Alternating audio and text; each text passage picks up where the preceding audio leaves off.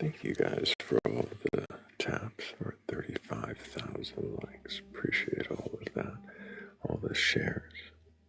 Looks like we're still, just over 100 there. Appreciate all of that.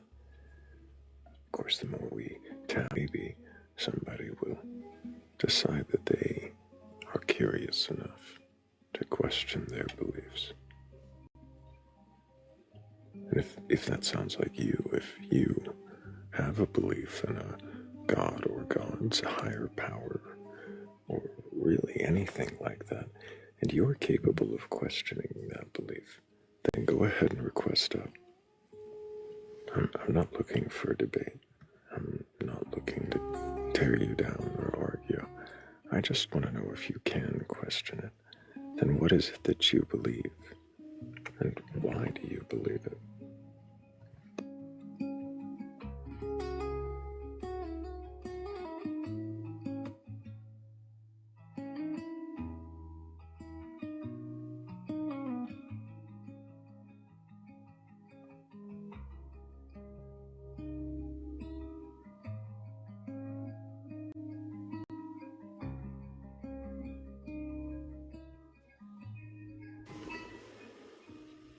Hello, Lauren. Can I get your age for TikTok TOS?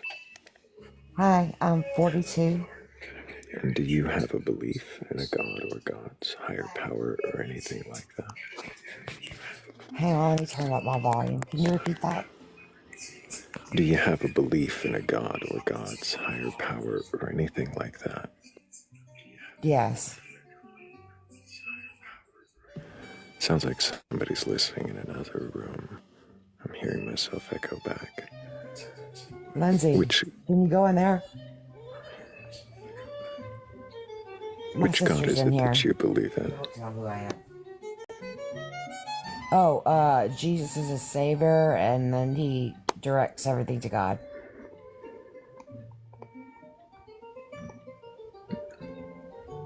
I'm Catholic, sorry. I'm Catholic. Okay, you're saying you believe in the biblical God.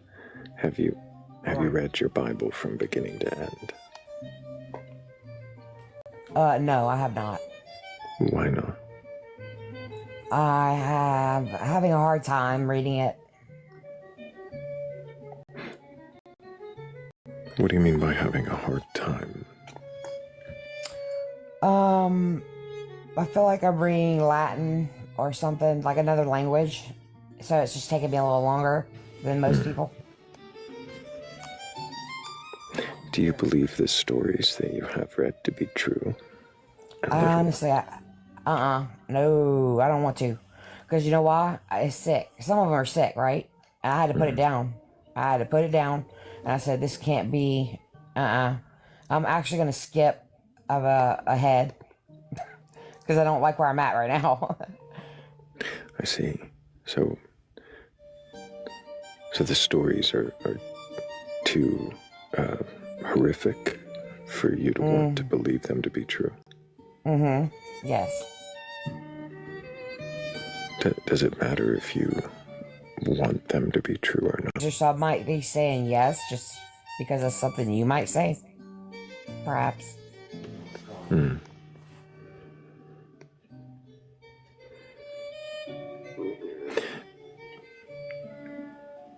Does it matter to you if your God exists or not? Not really, no. I've had a mental break with reality, so I'm good to go. I'm pretty stable, like, in terms with that.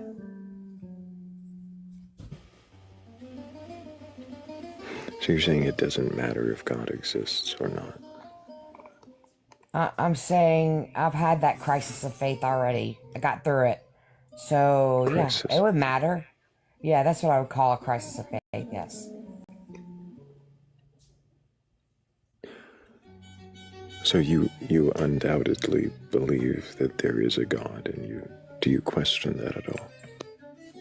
Where's my purse? I question his ways. I don't understand them. But yeah, there's a God. You don't question his existence at all? No. It ain't me doing this powerful shit around me. Excuse my language. Powerful shit? I deal with a lot of crap, man. You have no idea. I'm tired tonight, but I want to jump up here. I want to jump up here to say hi So, and goodbye. Thank hi you. and goodbye, I guess. So you're not here to question your beliefs. If anybody does have a belief in a god or gods and you're capable of questioning your beliefs, well, that is what I would prefer than a hi and bye. You can do that from the comments.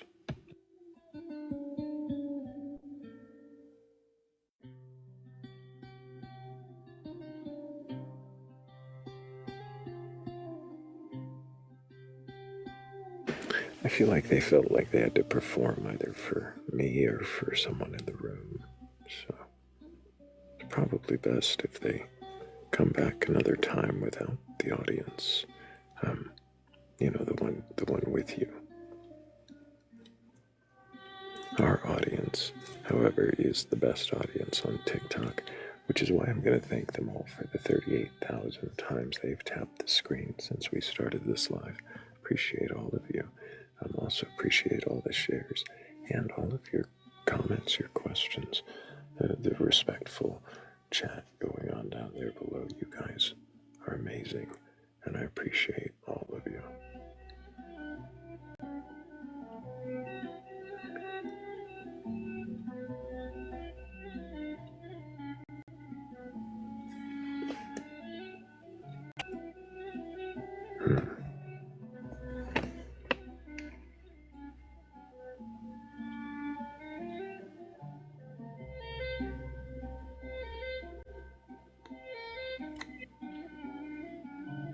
Hello, Hospital Sushi. Can I get your age for TikTok TOS? Hey, what's up, bro? I'm 25. And do you have a belief in a god or gods, higher power, or anything like that? Yeah, I am a Christian, so I believe in just one God. Have you read your Bible from beginning to end? There's probably some parts I haven't read, but I'm pretty sure I've read most of it. Do you believe the stories to be true and literal? I think some of the books, depending on what genre they're written, were meant literally. I think others were meant, like parables, for example, to like convey a message without actually being literal, if that makes sense. Parables to convey a message without being literal. So, Right. the 6-day creation, for instance, is that literal or a parable? I think that Genesis 1 is literal. Genesis 1 is literal. What about Genesis 2? I think Genesis 2 is more of a creation account explaining what the purpose of each creation was, and less about the Giving chronological reasons order for of each thing. events. I'm sorry, what? I see. They're giving reasons for each thing. Yeah, kind of like why animals were made versus Right. chronologically when they were made, that sort of So thing. saying kind of that because, and so he makes man and a mist, and then the plants, and then because the man is alone, he makes the animals. And then when he can't find the right helper, he makes Eve. Yep, yeah, that's right. I don't think like that was meant to be literally chronological, like some people will try and like Don't point the out reasons, though, contradiction with right, Genesis 1. Well, it is clearly, says that he's made before the plants and before the animals, and gives reasons for the plants and animals. So I'm curious if you're saying it's because of the reasons that it's there, that the chronology doesn't matter, then why do the reasons reflect the new chronology? I don't know. So then, is there anything true at all about Genesis 2? Yeah, I think the reasons why God decided to make certain things. So he makes animals because man's alone, even though he made animals before man in the first chapter. No, I don't think he made animals because man was alone necessarily. I think he made them to have a specific relationship regarding man. Like I said, the Then why does he say it is not good for man to be alone? Because God is eternal, and he knew that before he had even created man. He knew it wouldn't be good for a man to be alone. So he's not saying it after he made the man, when he's put the man in the garden, after he's told him not to eat from the tree.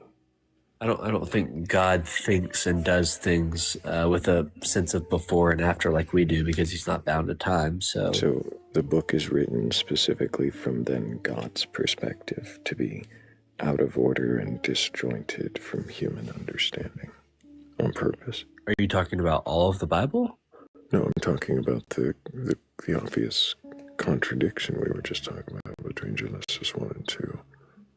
No, I think it's pretty simple. It is not when they were made. Why does it tell us when they were made with reasons why? Why are there reasons why about the when? I don't think the reasons why are about the when. That's my whole point. Is this a debate of like Bible contradictions? No. It's to see if you can question your beliefs. And so you're saying that you don't have any question here about the orders of Genesis because you don't see a contradiction in Genesis 1 and 2. Yeah, I see what you're saying, and I agree it would be a contradiction if Genesis 2 was trying to lay out event. Determined that it wasn't trying to lay out chronological order when it gives reasons for that chronology. Second day on the third day, whereas Genesis 2 tells us why things were made, specifically the reasoning for it. Mm-hmm. And when I compare those two things, it's clear that Genesis... I'm sorry. The reason things were made were not related at all to the chronology that they're given. To an eternal creator, no, I don't think it matters like it does to you and I who exist within time and are bound by it. You're trying to apply God, the creator, to our human understanding and existence. I'm just asking about the book. So you think God directly wrote the book in this contradictory way? 2 Timothy 3:16 says Scripture is all inspired by God. So when you ask me if God directly wrote the book, I would say God was not the one who physically put a pencil to paper. It was human beings who were inspired divinely by God. And they were inspired divinely by God to write a contradiction to the chapter they had just wrote. Is this the same author, or do you believe these are different authors? I mean, that's a loaded question, because you assume there was a contradiction when I've already pointed out that there's no contradiction because they're not both trying to lay out chronological events. I don't know, like, if you want me to keep saying that before you understand my stance, or if, like, what do you want me to say? No, it's not a contradiction because they're not trying to lay out the same thing. What do you mean they're not trying to lay out the same thing? Well, again, can you stop for just a moment? I don't know if this conversation is going to continue much farther, because you seem to be approaching this hostile, condescending tone that I'm not going to put up with any further. Everlasting, if you have any questions for this guest, this is your opportunity. Okay. I start with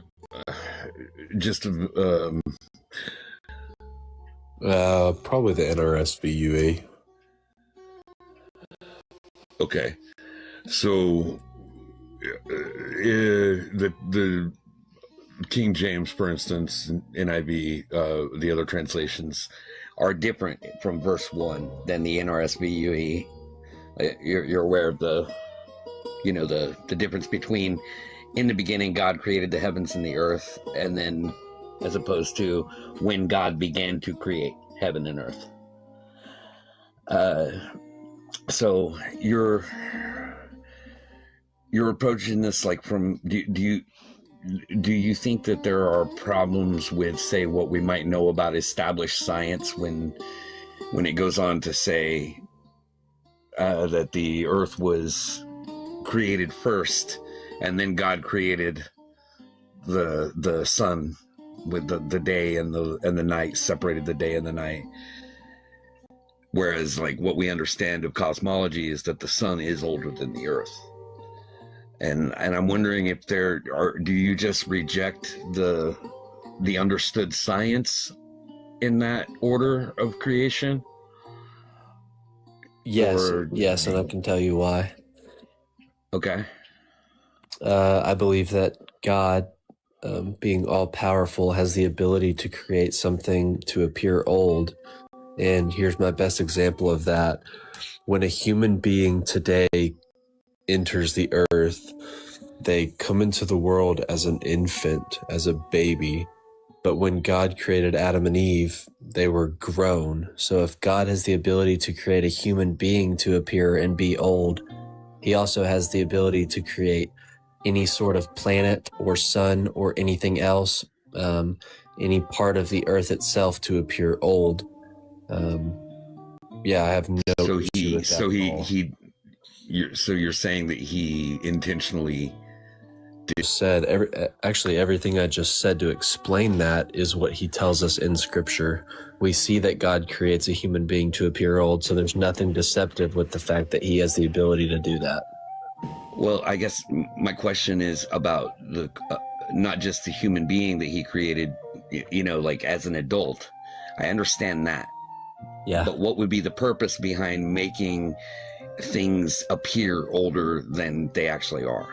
Is there is a motive? The only thing that could mean to me, and I could be wrong, but like he's trying to mislead us in some way. If he's making it appear older, like why wouldn't he just make it appear young? If indeed it's young, he could have. He didn't tell us why he chose to do that, so I don't know. I'm not God. There's not really an answer for that. I don't know. Is it fair that he did so knowing that it would deceive humans? Well, God knows everything, so if any human being ever is deceived, then God knows that they would be deceived, but I don't think that God does that with intent to deceive them, if that makes sense. I'm not really understanding that. If he knew that it would mislead and people would misunderstand the age of the earth, the age of the sun, the age of the solar system, so on and so forth. Like, I don't understand why he would make it appear young or older than it is when it's actually younger. So, well, sure. I see. That's really my only question. If you don't see that as deception, I'm not going to try to convince you that it is. I'm just wondering how it could be, how there could be any other explanation for it, if that makes sense. I think I see what you're saying. Let me kind of press that for just a second. Could you, and you can use yourself, I guess, if you want, but could you give me an example of any specific person who is potentially deceived by the fact that the earth seems older than it actually is? Like, who are you concerned might be deceived? So my understanding in, what the pretty much established consensus in cosmology is that the sun was created, I want to say like 5-6 billion years ago, something like that. And then the earth was not far after that. Like the Earth is 4.5 billion? Or no, I could be wrong. I think the sun, they say the sun is 4.6 billion and the Earth is 4.5 billion. So it was like a relatively close amount of time, but because we can observe the way that other solar systems form, we can see how balls of gases that, ignite with nuclear fission, form a mass, attract an orbit of debris that clashes into one another until accretion disks are formed. Like, you know what I mean? Like we can see how solar systems are formed. Sorry to cut you off. I think I may have not been super clear on the question. I was asking, who is it that you're concerned might be deceived about the age of the Earth? Is it yourself? Is there somebody else specifically who you think might be deceived by God about the age of the Earth? Who is it? Hospital? Stop? Why are you asking? Because if you heard the point before, what sense does that question even make? Because his entire question was, why would God make something to deceive someone? And I'm asking, well, who is the someone he's concerned about? Anyone. Is it Why would God make something to deceive anyone? Well, Instead of trying to flip the questions, why not just actually answer them honestly? I did. I don't think he has deceived anyone. Why did you request up here? To answer your prompt. Which part? Well, the first one was my belief. It would be Christianity. No, stop. I didn't ask you to answer it. I asked which part did you come up to answer? So just the what and why. All of them. Can you question your beliefs? Yes. What does that mean? To ask if what I believe is actually true. To ask in what ways do you question your beliefs? Currently, right now, it would be eschatology laid out by Scripture.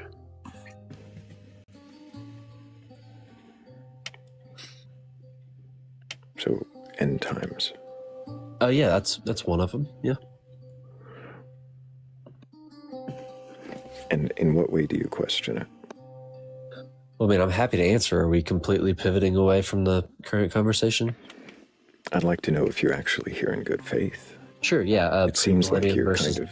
Premillennial versus post-millennial stances, historic premillennialism versus dispensational premillennialism, even amillennialism is one I'm currently studying through, reading through Daniel, Thessalonians, Matthew, and Revelation. Okay, slow down.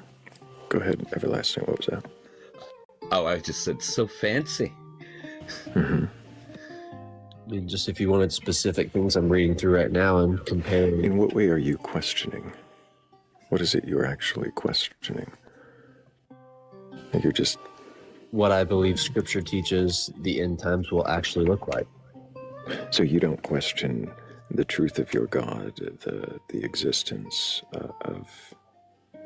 Well, I do. You just asked me for an example, and I give you one. There's many ways I question my beliefs. I can't list all of them to you. Is that a problem?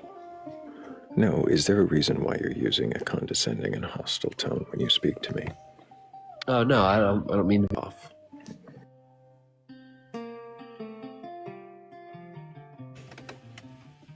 Not the part about giving the reason, but the way in which you should do it. I didn't find that to be a pleasant conversation in any kind of respectful tone at all. I felt like every question was met with condescension and hostility.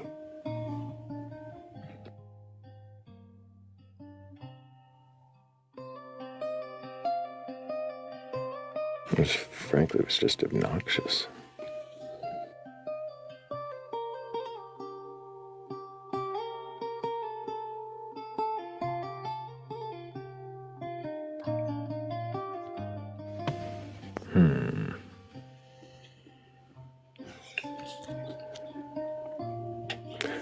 Trace, did you mean to request that? Can I get your age for TikTok TOS? 51. You were very quiet and I didn't hear that. 51. And do you have a belief in a god or gods, higher power, or anything like that?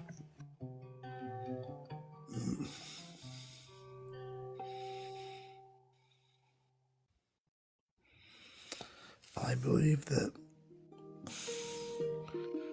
we peek at things and then we hopefully get to enjoy it.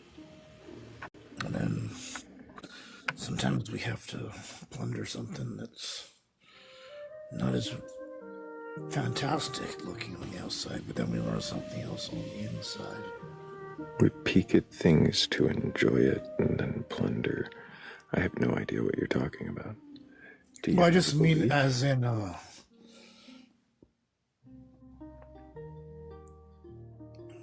perspectives on. What were we talking about? Perspectives on God again, or was this something else? No, I just asked you if you had a belief in a god or god's higher power or anything like that, like I do every guest when they come up. The Draconian samurais and the knights of the Round Table or the Quetzalcoatl. No, just no.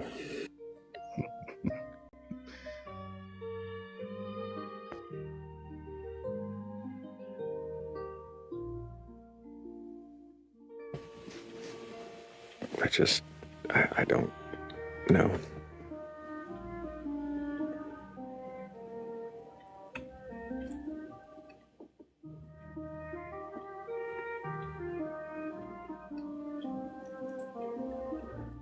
Now I have Monty Python, Knights of the Round Table stuck in my head. Neat.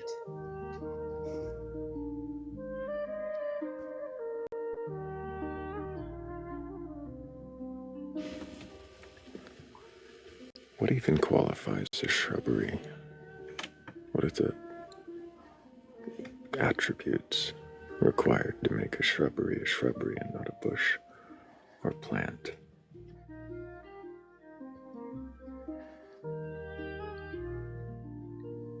I don't know, it kind of seems like a hobbit version of a tree, maybe.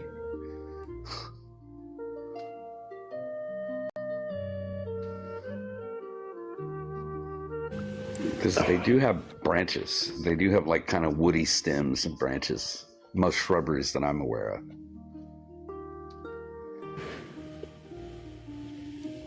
I don't know if that was caps worthy, Morgan, but apparently shrubs don't have flowers. I don't know. I've never seen a shrub with flowers, but that doesn't mean they don't exist. That feels like a black swan fallacy. Is it part of the descriptors? Like shrubs don't have flowers and look like hobbit trees?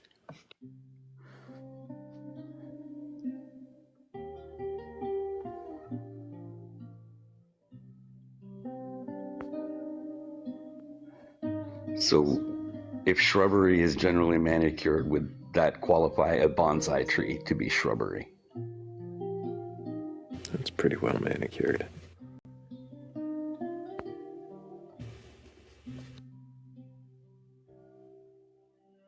Morgan says yes.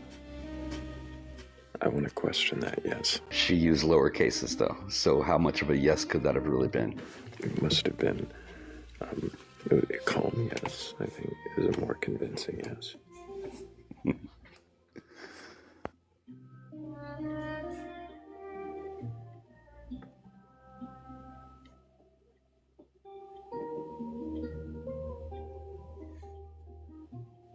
%47.5% yes.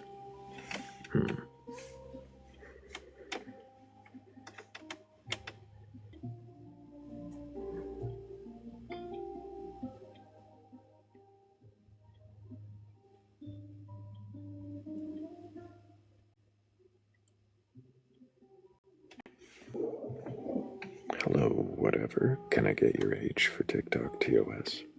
Well, we've talked before. I'm 60.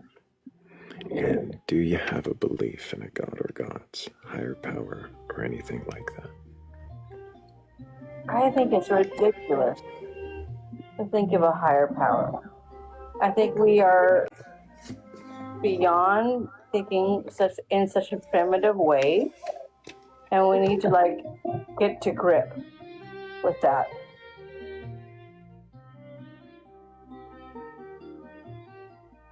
Hello? You're saying we need to get to grip that thinking of a higher power is ridiculous? Yeah, Why is it ridiculous? it's obvious. You actually believe in the same thing I do. I've been on many lives with you, and I think you agree with me.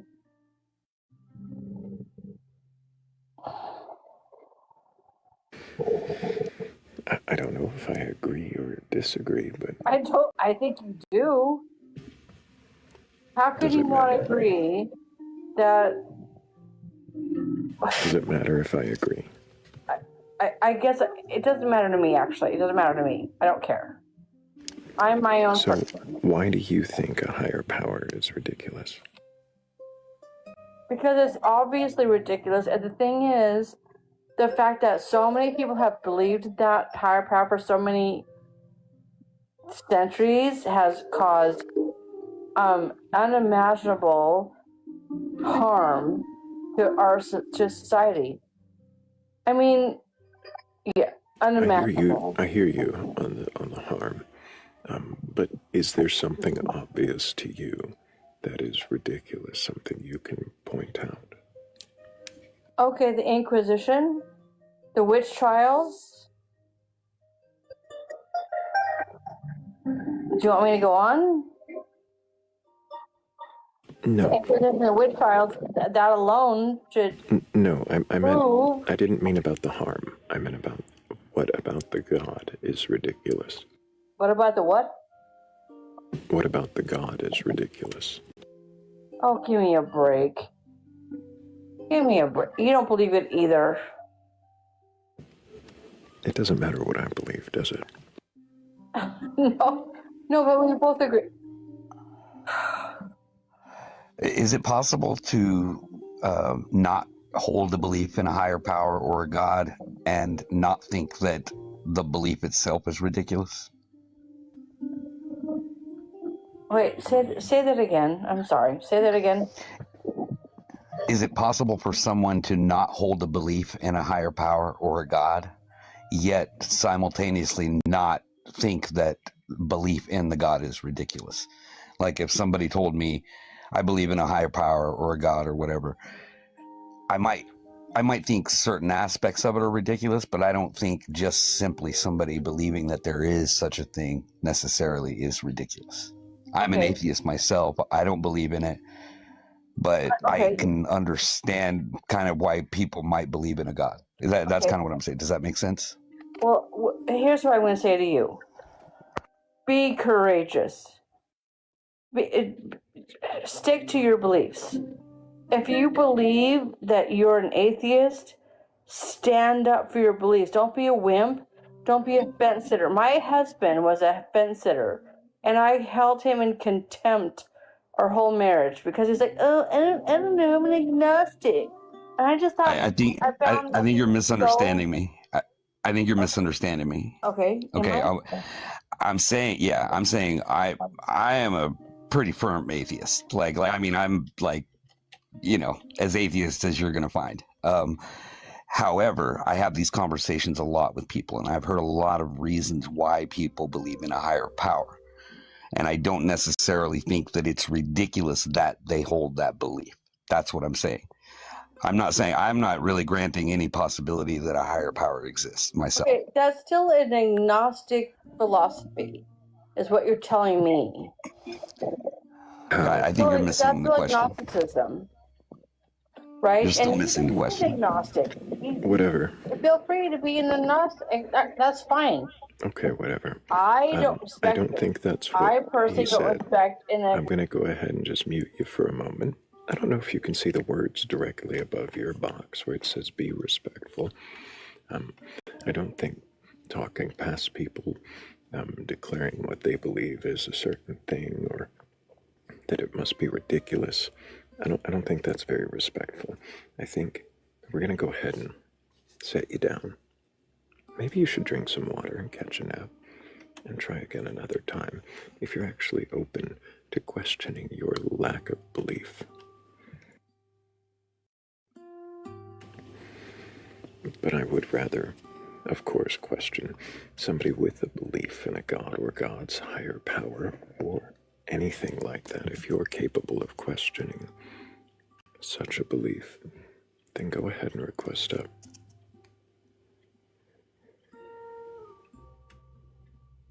She sounded rather strident, says Fibonacci. Well, that's an interesting word to use there.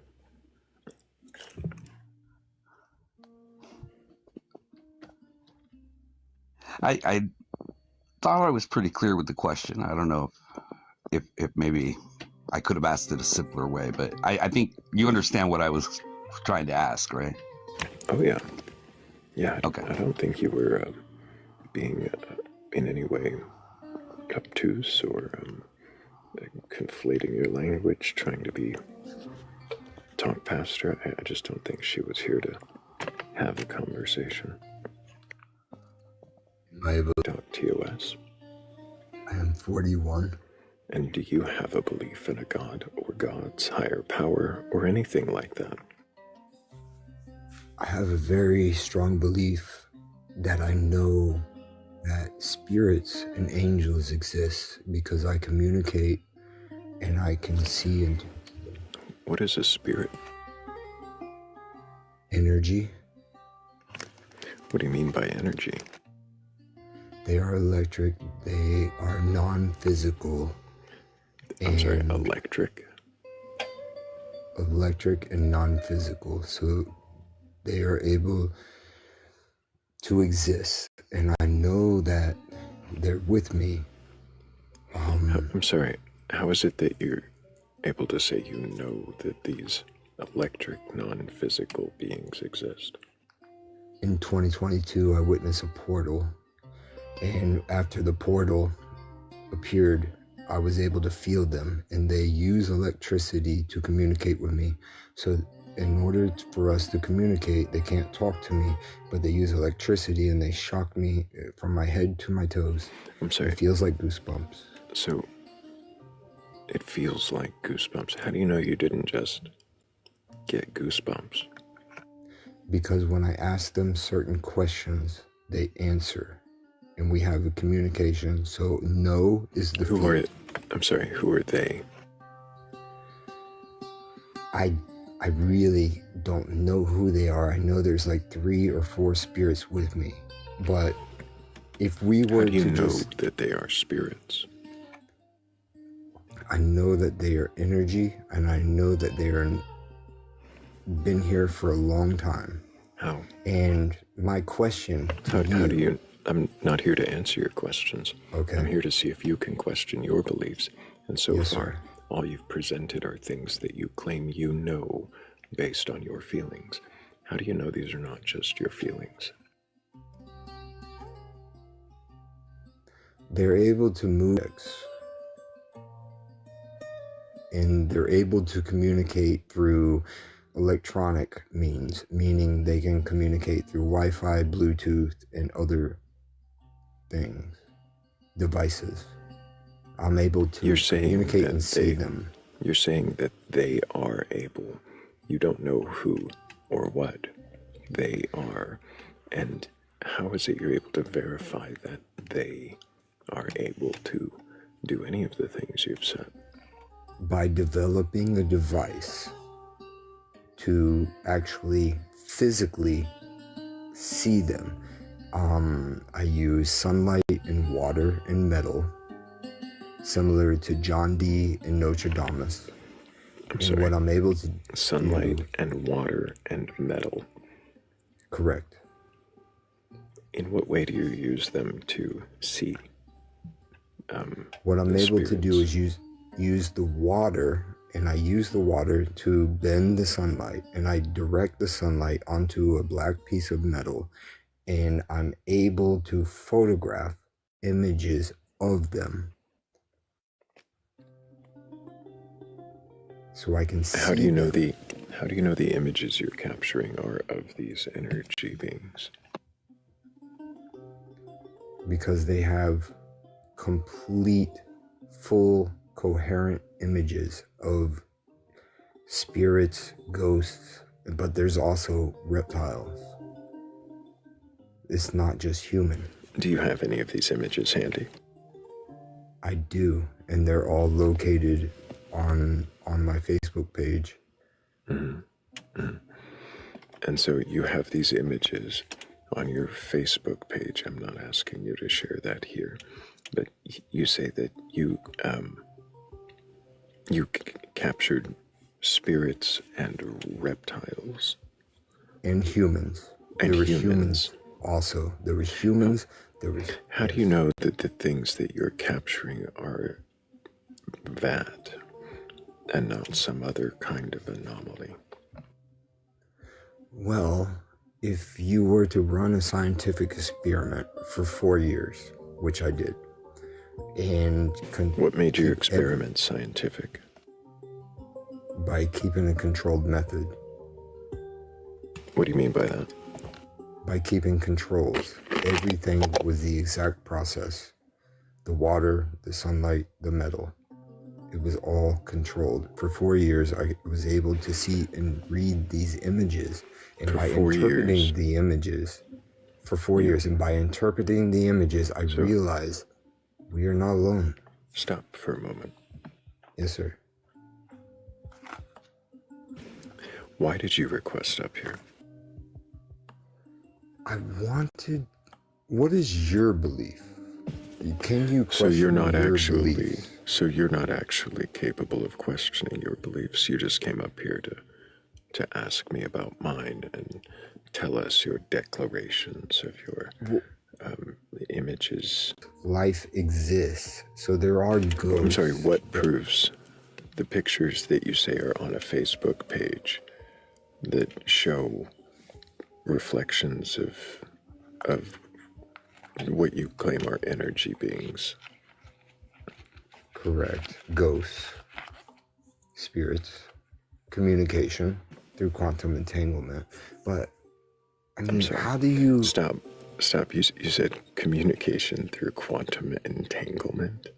Correct. That's how are you? Quantum physicist. Oh, really?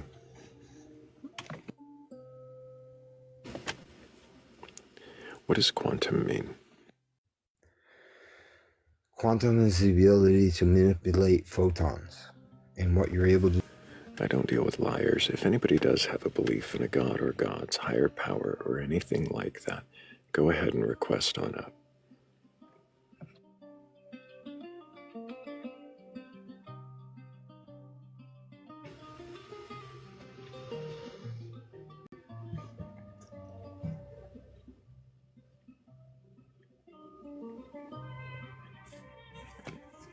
We're not here for your advertising.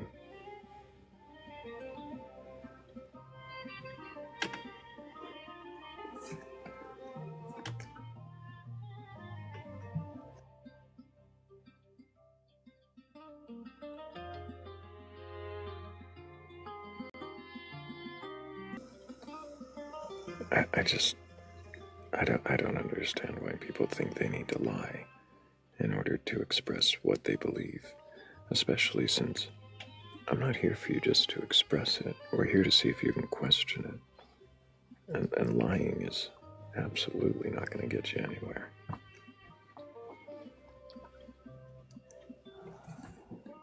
I had an Art Bell flashback. Oh, yeah.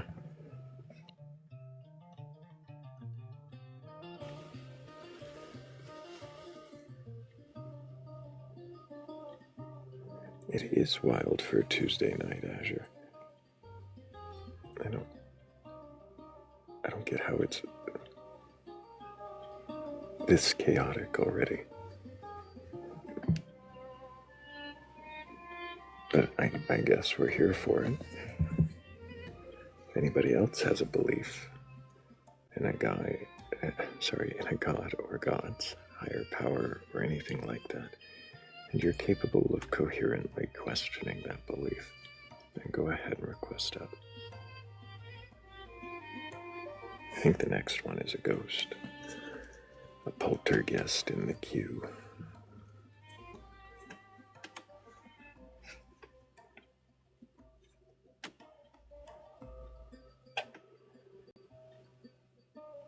In a guy. Yeah, that's what I said, Azure. I meant God. If you've got a belief in a guy in the sky or something that imagines all of reality, Or maybe you've got a belief that it is all of reality and somehow intends and wills for all of this to happen through it in some, I don't know, pantheistic way. Well, go ahead and request on a. I'm not here to burgle at everything, God. I'm not sure the shed is big enough, but I am here to see if you can question your beliefs.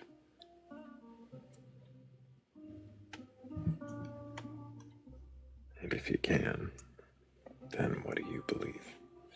And why?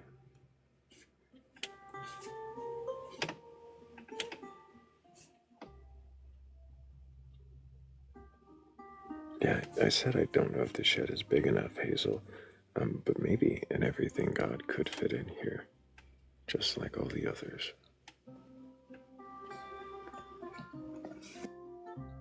Is that a God with all the seasonings on it? I think, yeah, it's got like sesame seeds and all the seeds and all the seasonings. Yeah.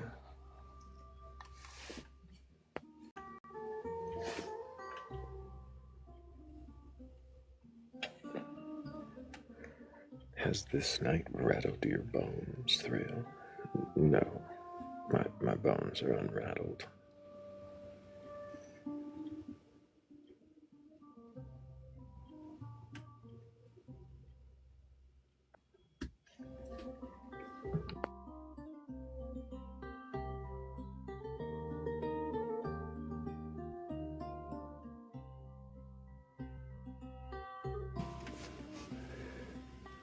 In retrospect, I probably could have given the condescending guest a little more leeway.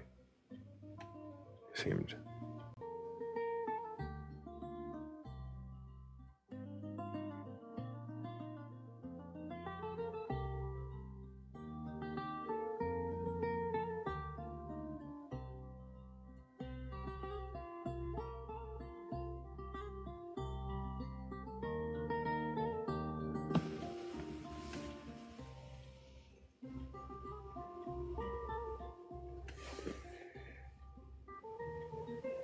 yeah, I had a feeling that's what was coming, Majestic Moose.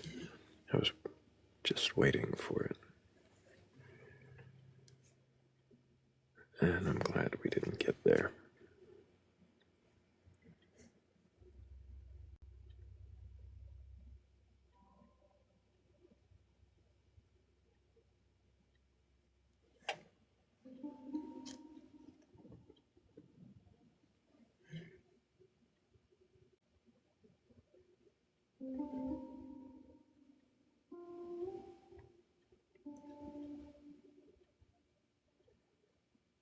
I think we're in danger of the music putting everyone to sleep. Maybe we need something a little different.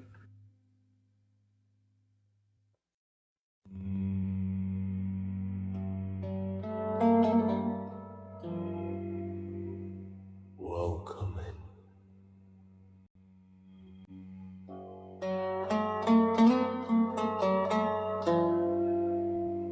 Can you question your beliefs?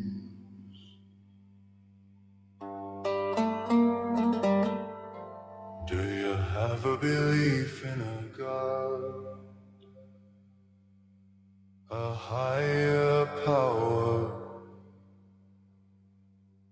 or anything like that?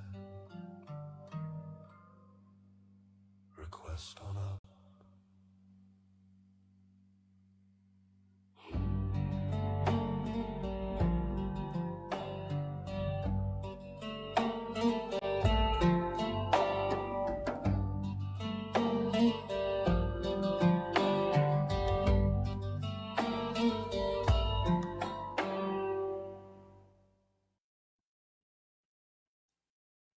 Okay, that one wasn't as lively as I thought it was going to be, but still, we're still more upbeat than we were.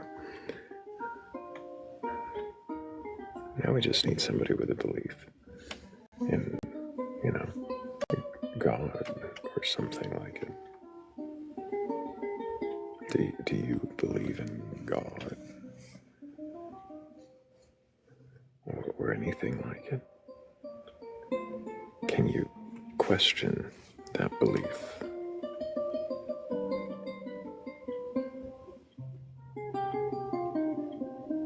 What does questioning mean to you?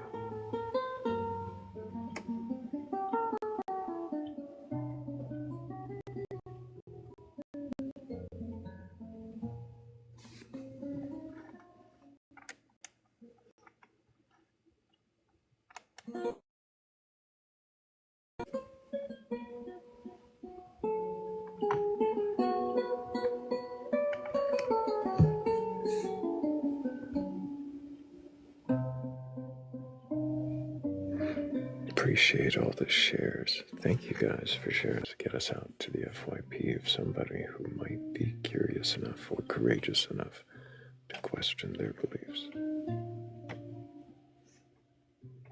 And hopefully when they do scroll across the live, they see that we're not here to debate. I'm not here to tear you down. There's no prompt up there that says that your God is a liar or he doesn't exist. I'm not trying to instigate a fight. I really just want to know, if you can question your beliefs, then what is it that you do believe? And why do you believe that at all?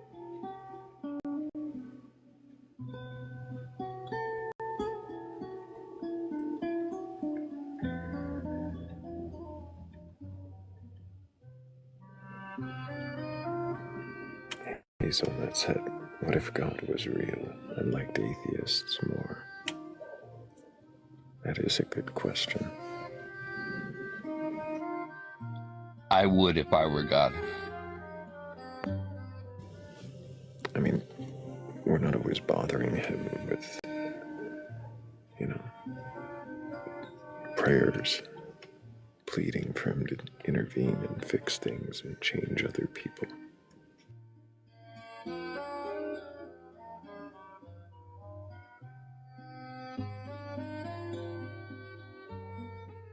I mean, unless there are atheists out there praying that I don't know about.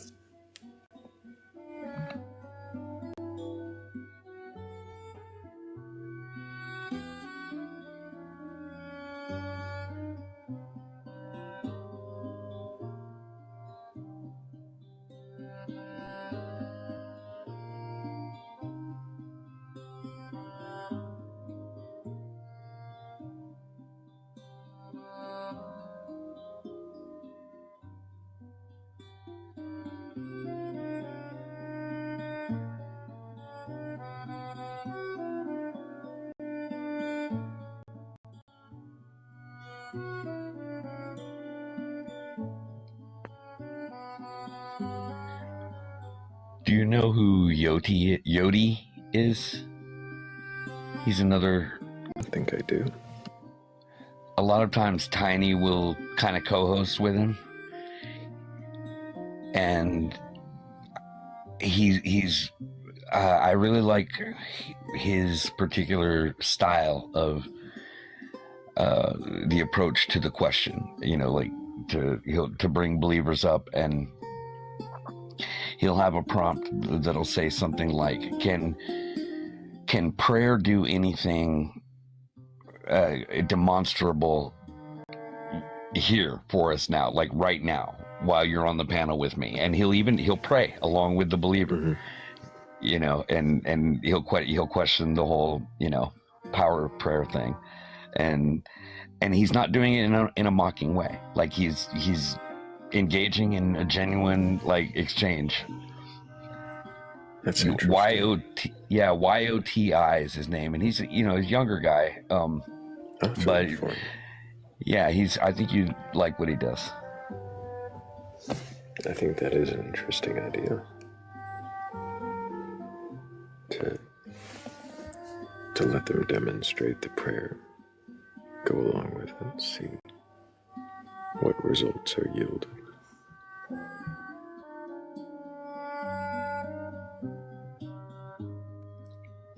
Yes, that's the one, Fibonacci.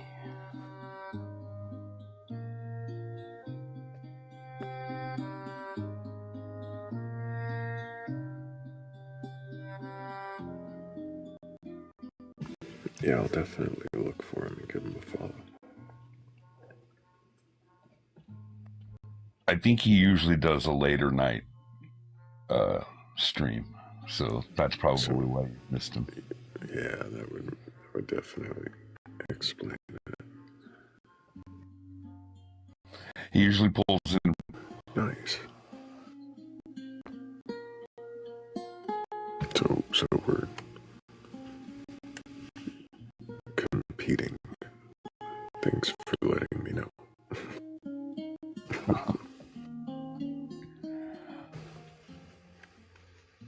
No, I'm sure he's doing great over there. I'll check.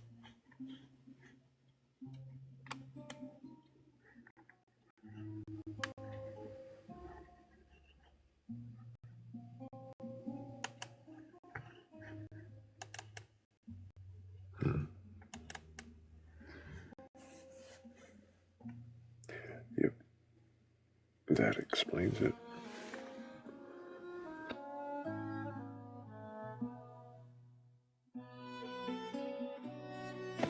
That would be why I don't see him, because we're live at the same time. But yeah, I wish him all the best, and I will look for him. Maybe on my next night off, I'll pay him a visit.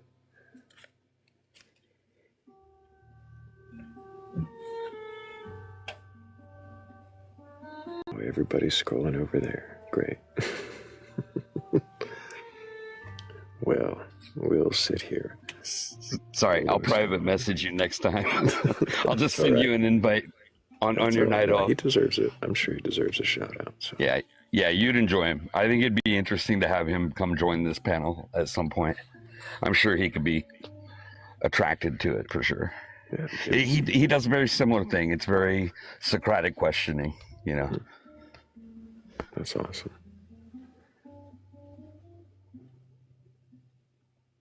Well, if anybody here's got a belief in a god or gods, higher power, or anything like that, you're capable of questioning your beliefs, go ahead and request up.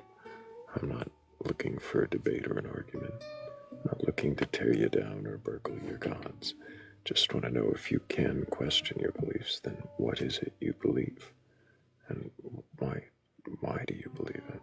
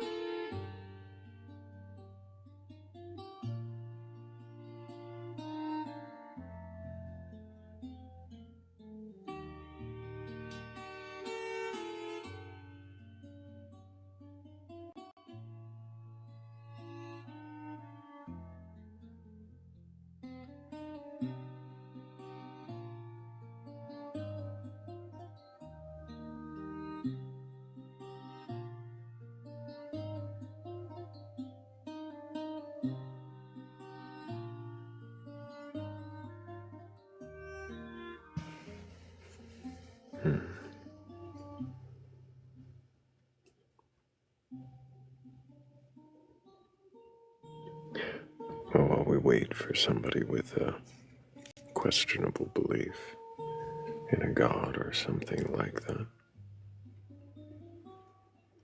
I say we listen to another one of those great Michael V tracks that I've come to.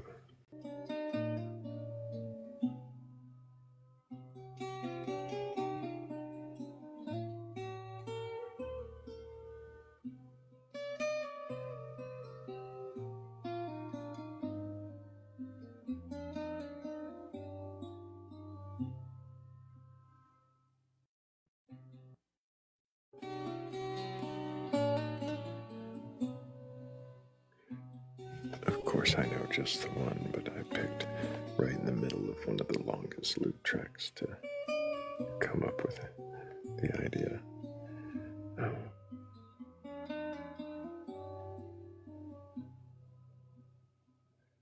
Hazelnut, what I'm really saying when I say I don't know is I don't know.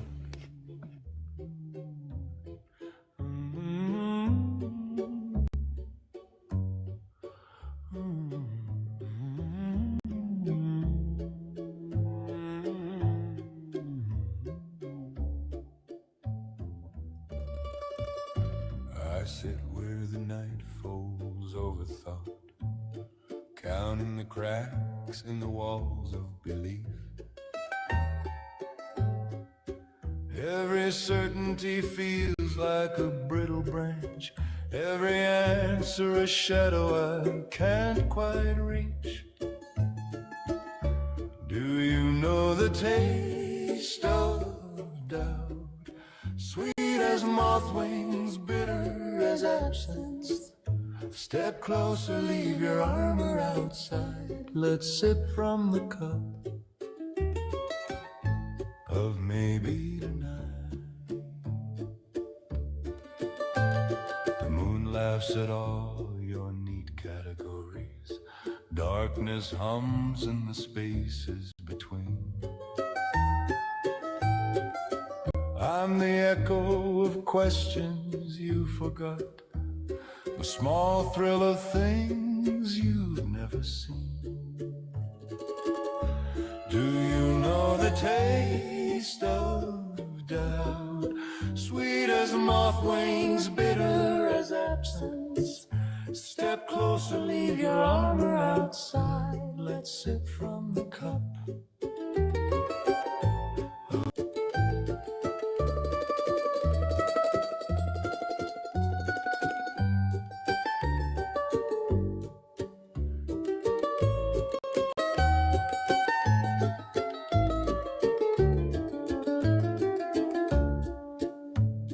Nothing is final, Nothing is true, just shadows and whispers.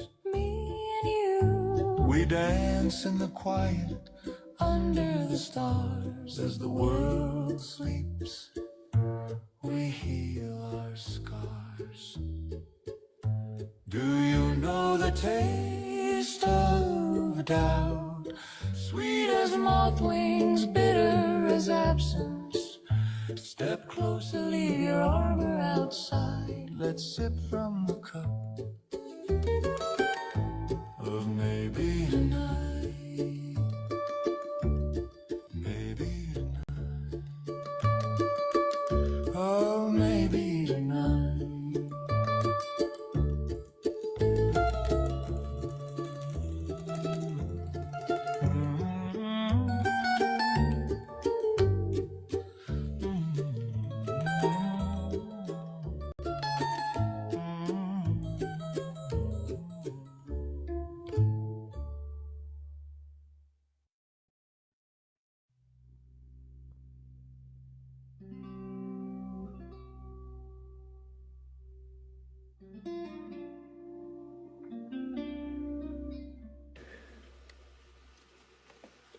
I really, really like that track. I love the imagery in it. I still don't know why moth wings would be sweet, but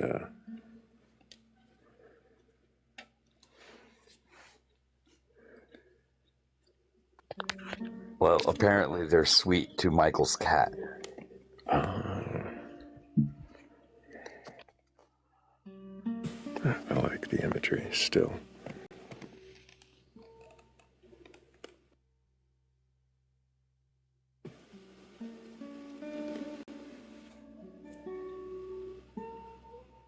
Well, thank you, Big D, Capital B. Appreciate you.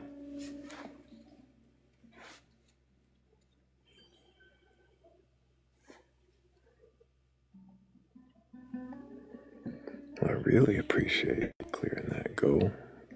Thank you.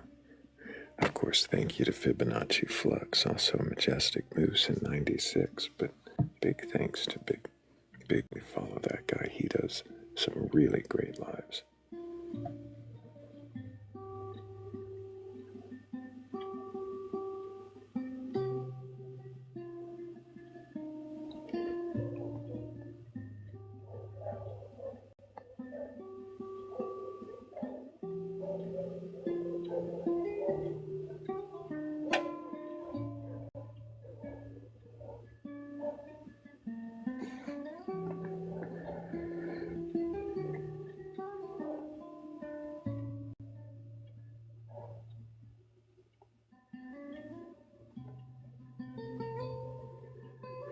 Do I not have enough evidence? Is it less likely? How could I know?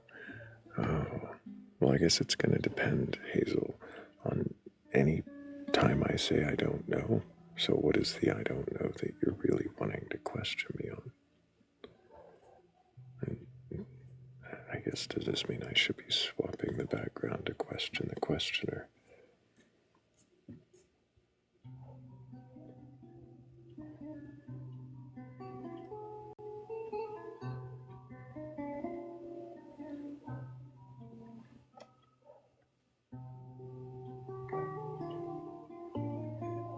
I haven't run mom this early in a while. Usually it's like 4 a.m. before I'm even thinking about a question, the questioner.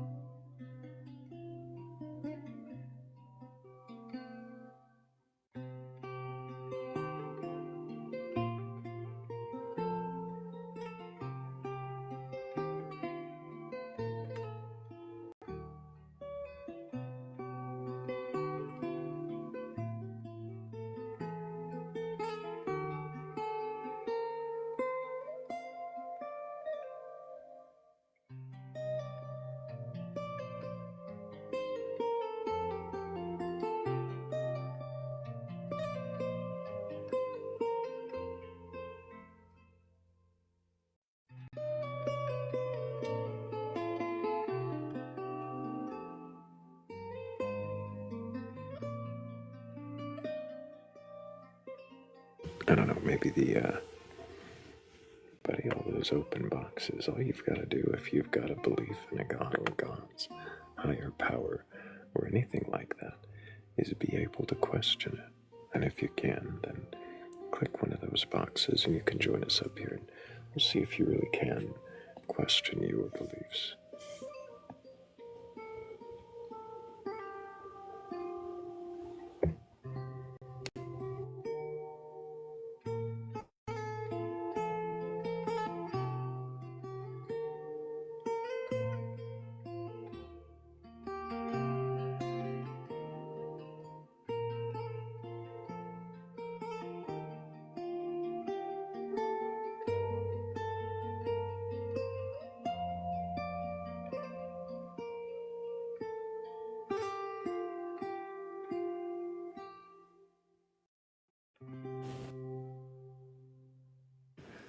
Yeah, it's looking more and more like that's what we're gonna have to do.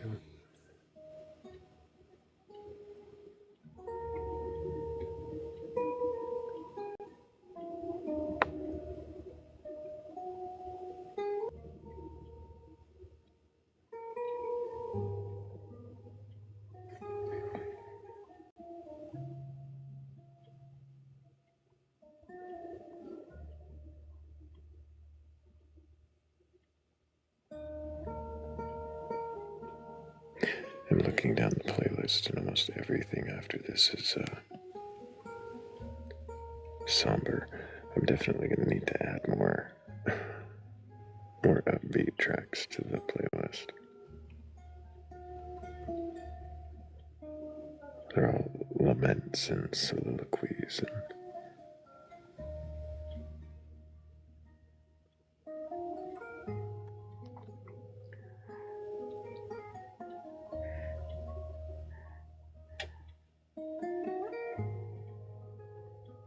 wait. Do you know who Tahir is, right? Just like Vaguely, yes. Yeah, she passes around a lot of the atheist deconstruction lives. She had a really good, just music session the other night. It was 2 nights ago. She was just taking requests and chilling and playing music, and I don't know. I love those lives sometimes, just a chill space. Quiet, chill space, yeah. I've been around in a lot of those lives. We've hung out in those lives before. I try to stay as focused as I can here, which does mean that we get a lot of quiet in between. And it does suck. It didn't used to be. It used to be we'd get flooded with believers and everyone's looking to argue. I think they've slowly learned that I'm not big on the argument.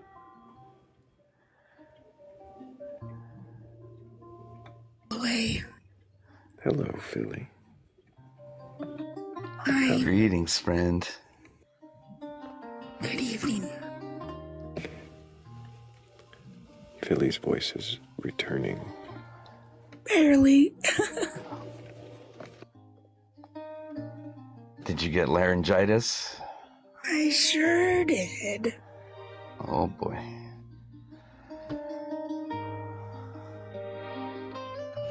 That'll really help bring in the believers, right? It might. It's easier to talk over somebody that can't talk very loud anyway. Right? You have a little bit of is it Winona Ryder in, is it, trying to remember what movie it is where maybe it's Edward Scissorhands, when she's the grandma.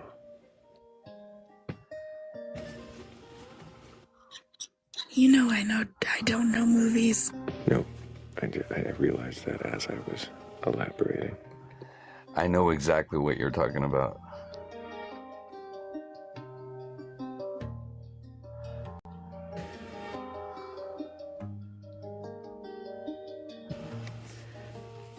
Light Over Dark says, Philly Red, the only way to fix your voice is don't talk at all.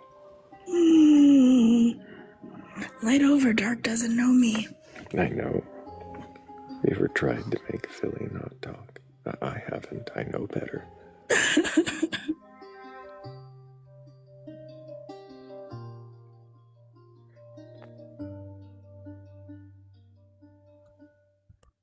I don't always talk, but I talk when I want to.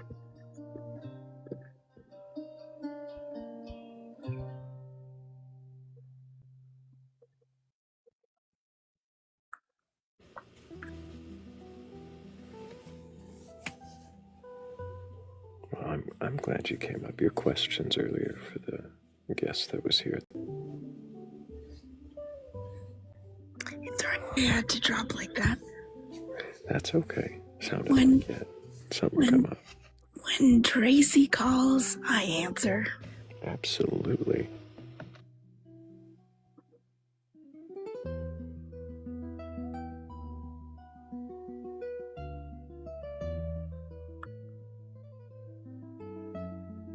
Did they last very long after I tried to drop? No, they left too. I couldn't believe it when they said,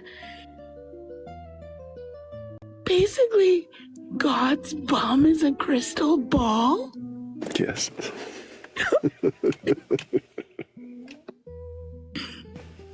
I don't know if Godstopper was here for that part, did you? No, I missed that. Oh yeah, God's backside was a crystal ball. Because Moses had to hide behind a rock, apparently.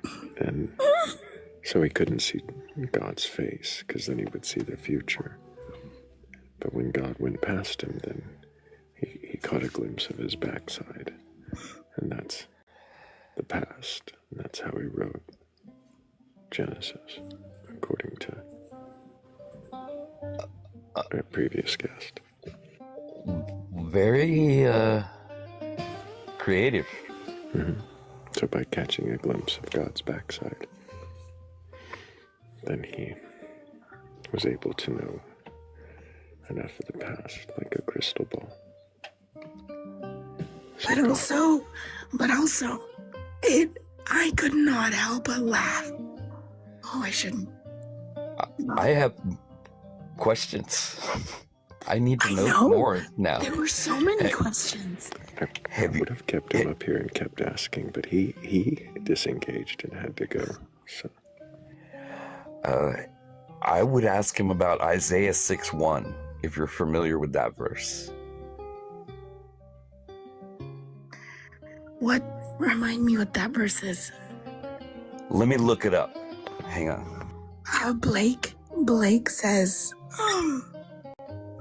he said backside and we are filling in the lines. I don't know, Blake. I think we might be filling in the cracks.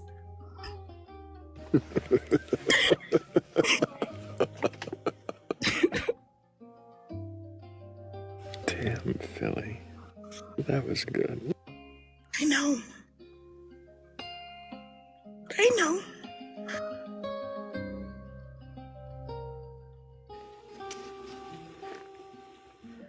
So Isaiah 6:1 is the one in the year that King Uzziah?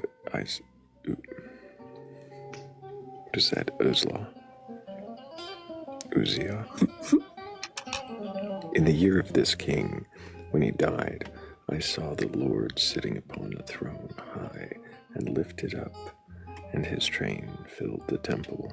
Above him stood the seraphim. Each had 6 wings. With 2 he covered his face, and with 2 he covered his feet, and with 2 he flew. And one called to the other and said, Holy, holy. Yeah, this is... Anyway, so somebody's looking at the Lord, not their backside. It's the seam of his robe filling up the temple part. Oh. So His train filled the temple is what this one says. I have to get another translation. yeah, let me see. I wonder what the Hebrew says.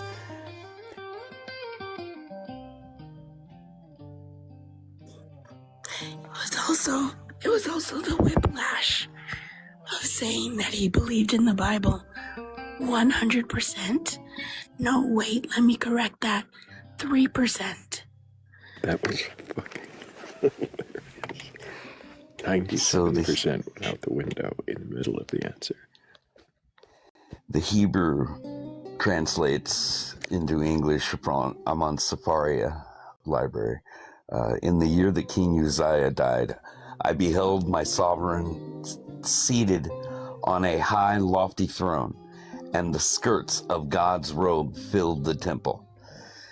Now, the skirts, multiple skirts. Yes. So, Francesca Strova, how do you pronounce her name? Do you know who I'm talking about? The Bible scholar. I know. She wrote a book called The Anatomy of God.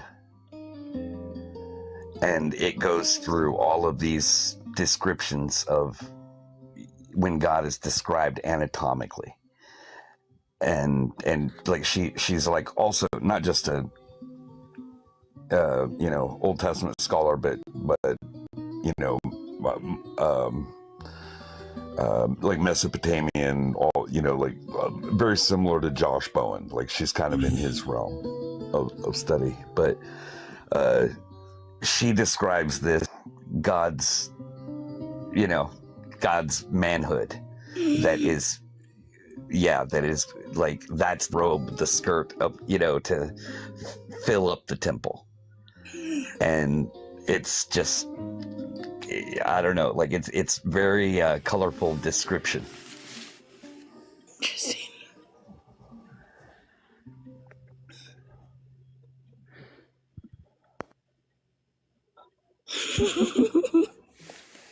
Working.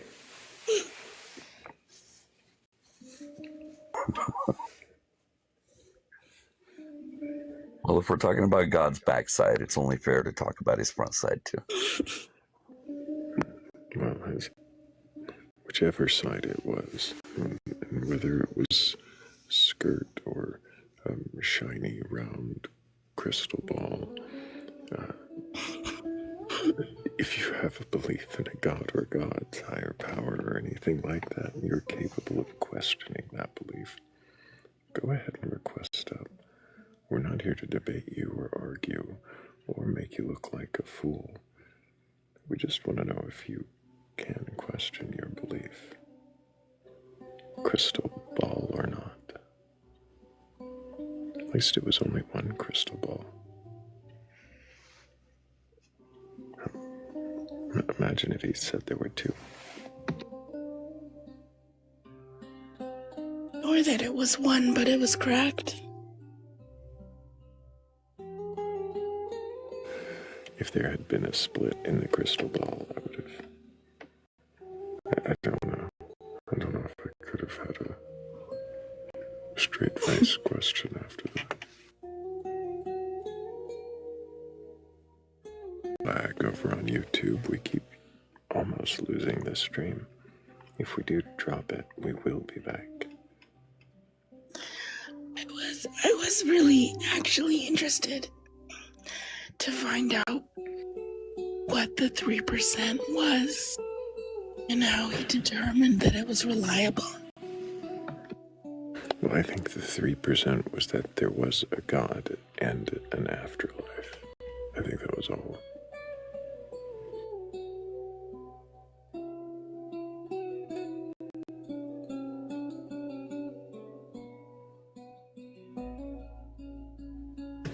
Which is why it took me a second to totally reset. Just ask him why he believed in a god. And I don't remember his response, but that's when he left. It was right after that.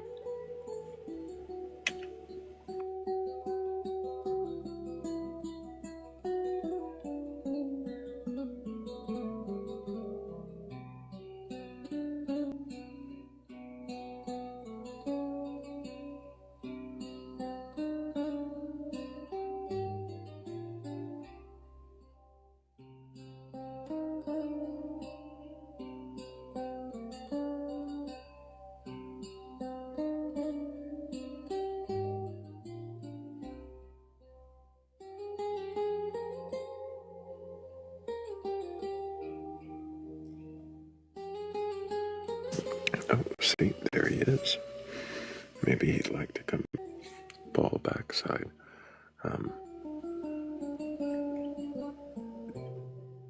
Or maybe anybody else who's got a belief in a god or god's higher power or anything like that and is capable of questioning that belief. If that's you, then feel free to request on up. We're not here for a debate. I would be interested. Welcome back. Welcome back.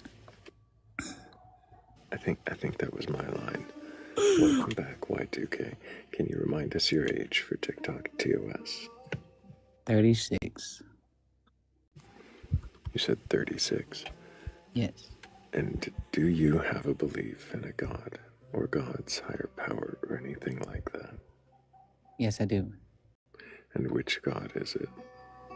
The God of the Christian Bible. Earlier when we spoke, you were asked how much of the Bible you believed. You said 100%, and then you dropped that back to 3%. Yes. Is that percentage still hovering around 3? Pretty much. What is the 3% that you believe is true? You have Genesis, you have Revelations, and then you have Deuteronomy. Those 3 things are that's pretty much what I believe in. So just those 3 books are true, nothing else. As it is stated in the Bible, yes. So the Bible is broke down in Can you repeat which books those were? Genesis, Deuteronomy, and Revelation. what makes those the 3 books that are reliable? Deuteronomy is the book of law. The entire 20 some odd chapters is nothing but law. That is real. We still use it today. Genesis is the creation, and then Revelation is the judgment. Thank you, Shell.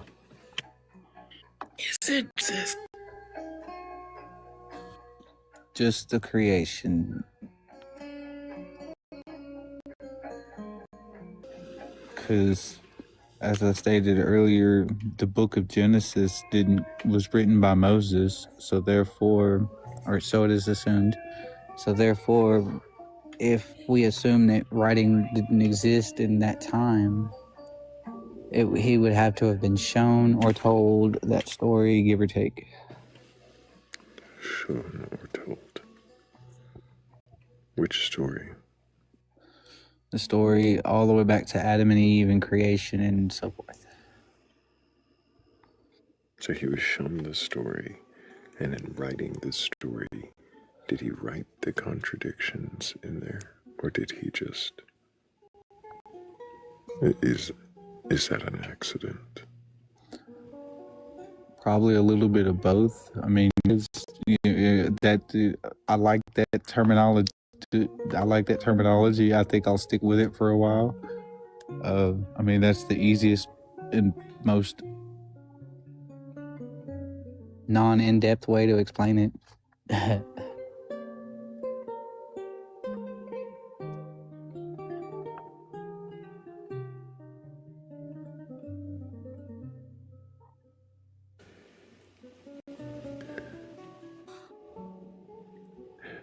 So you believe he either made mistakes or a combination, just wrote it that way on purpose to be confusing, or because that's what the crystal ball backside showed him. In Exodus, I mean, is that not true then? If you only believe the 3%, that's Genesis and Deuteronomy, and like once the story starts to include Moses, is that no longer true? It's not literal, no. Some of it is. So they say that they found chariots in the Red Sea. So that would say that would show that the crossing of that was true. But where are there chariots in the Red Sea? I would have to Google that to know the exact location, but it is a visitable place, and you can, yes, they have been found. Is it possible that you are recalling something that was mistaken? That's always a non-factual information. Right. From a source that I can't reliably remember. If you recognize that possibility, then wouldn't it make sense to verify that information? Yes, it would.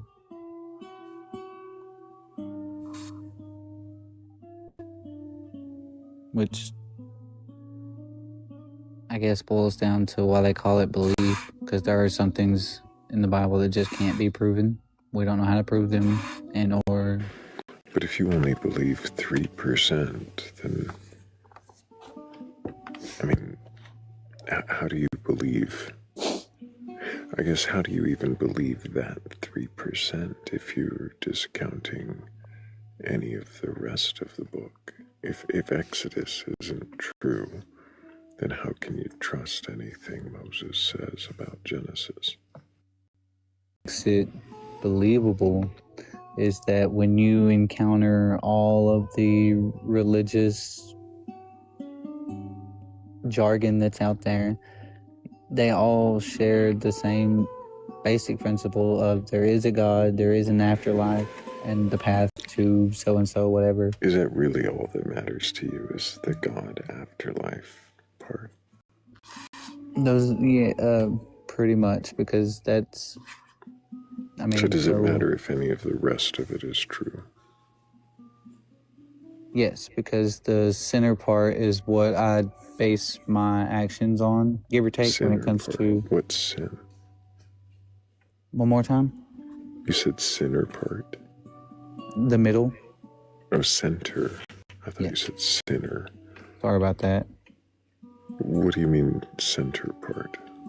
Okay, so everything in the Bible is supposed to link from the Old Testament to the New Testament to be a foreshadowing, a metaphor, or an New Testament. There's a few things that don't, but I mean, so in one of our last talks... do you believe that Jesus is your Savior, Y2K? No, that is the part that I don't agree with. No. But you believe in the Revelation story? Yes. Is Jesus not a character in that? Well, he's the adversary. He would be the Antichrist. He's the false prophet, which is why I take my 3% stance, because the rest of the Bible is the foreshadowing of the prophesied Messiah, the chosen one, the anointed one. And if we're wrong in choosing him as the prophesied Messiah, that makes everyone heaven invalid. Well, because if he is the false prophet and you claim him as your savior and he's not. How did you come to these conclusions? I had to build them in my own mind. I mean, Philippians, 4:12 says, you must seek out your salvation with fear and trembling, because the choices that you believe in are what you're judged by in Revelation. So if you pick the wrong side, you're just out of there.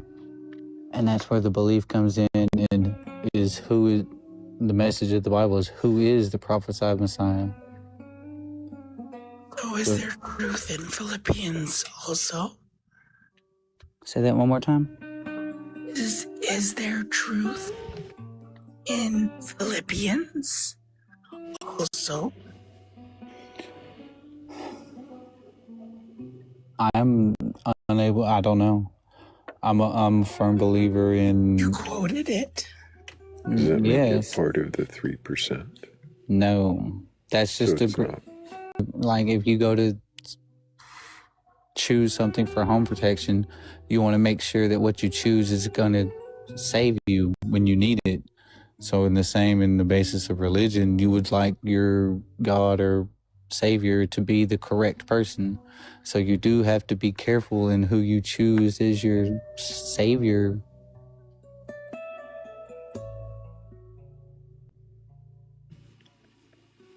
So you're just saying that Philippians is good advice, but... Yes, that's all that I can verify, is that it is good advice. Reads well and sounds good too. I mean, it's great standards to live by, I guess. But Why? Go ahead. Why do you need a savior? Well, because we have leadership here, there will be leadership there. And as quoted, it would be God who's the leader. So, yeah. Is it actually a savior?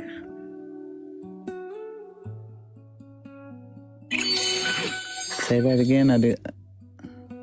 So does this leader have to be a savior?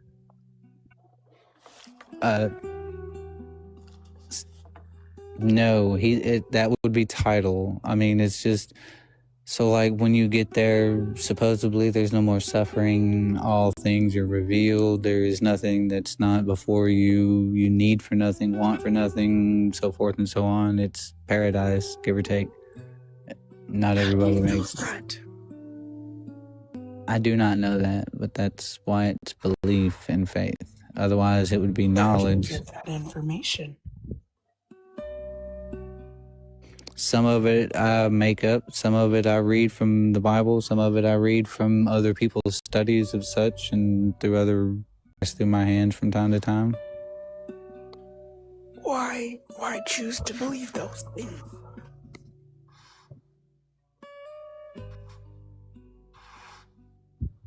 I guess the easiest thing would be for purpose.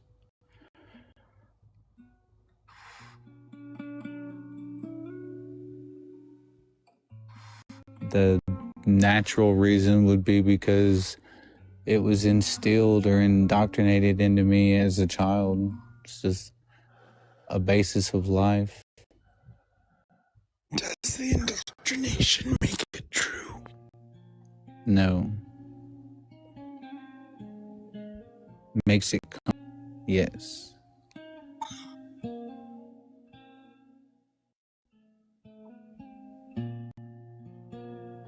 Is it worth questioning, challenging to see if your indoctrination is true, even if it is comforting? Yes, because the truth is what matters. Because if I'm wrong, it costs me my eternity. So I do have to find the truth. I just don't know how to. How do you know that the truth costs you eternity? Well, because if I try to pick one and I'm wrong and I don't make it, then I will be left aside.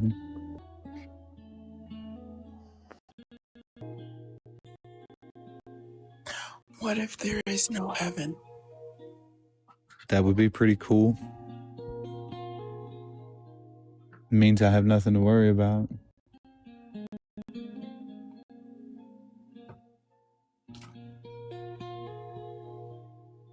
What do you worry about? I worry about enduring the Pandora to the God that I've had faith in for so many years.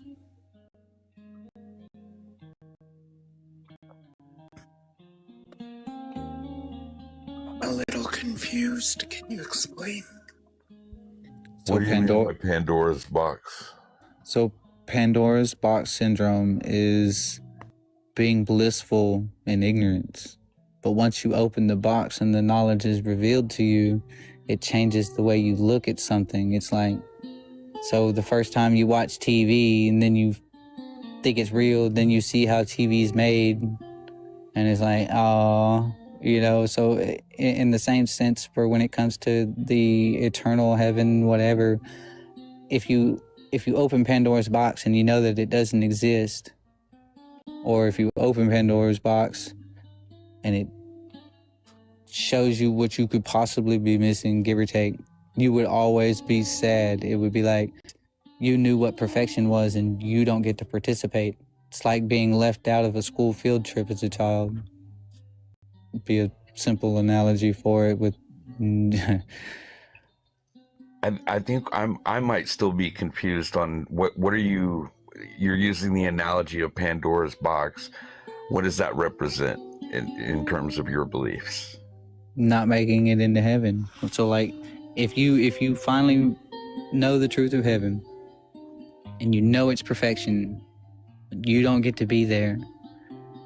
There's no worse punishment than that. So I use Pandora's box. If you never open the box, you never come to know that knowledge isn't there. And you have nothing to miss. So that would be my equivalent to whether or not heaven and hell is real or not.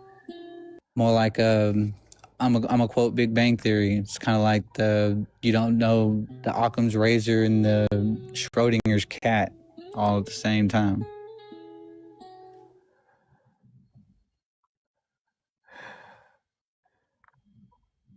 So is it the questioning whether or not the belief in heaven is true, Pandora's box is, and you just don't want to open that box? Well, the box is going to be opened eventually. But if you learn it before your end, it changes everything between now and the end. But if you don't make it, and you finally see... Did it occur to you that you might be in Pandora's box right now? Because that's what you're here to do, is question your beliefs, right? Okay, yes. And the one who... Okay, so depending on the religious text of... Okay, so most people translate Exodus 3:14 as I am, or I am who I say I am, or I am that I am. the Jehovah's Witness Bible be a more equal term as the one who is supposed to be the prophesied Messiah. So Jesus came to earth, was a human, and then became God upon his death. And his Is this the foreshadowing you were talking about earlier? Yes.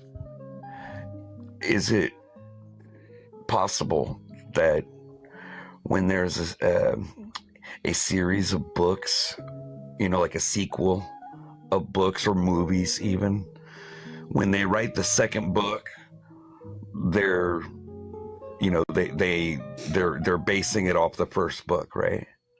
Yes. Is it possible that the Bible could have been written in a very similar fashion, where the newer authors were influenced by the older writings of the stories we read there? Yes. So would that make it a foreshadowing, or is that casting something back into what was already written?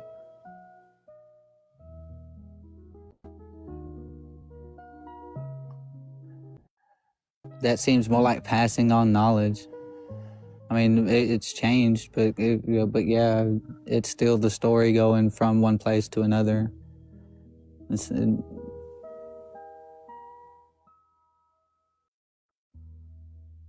So I once made up this joke. Okay, so the multiverse. Someone asked me what an eternity is. I said an eternity is the amount of time it takes for every option of every person, for every choice at will to be made in every possible scenario throughout a multiverse of every different thing, down to the height of however long it takes for all of those options to happen, would be the length of an eternity, give or take. Is that what you believe?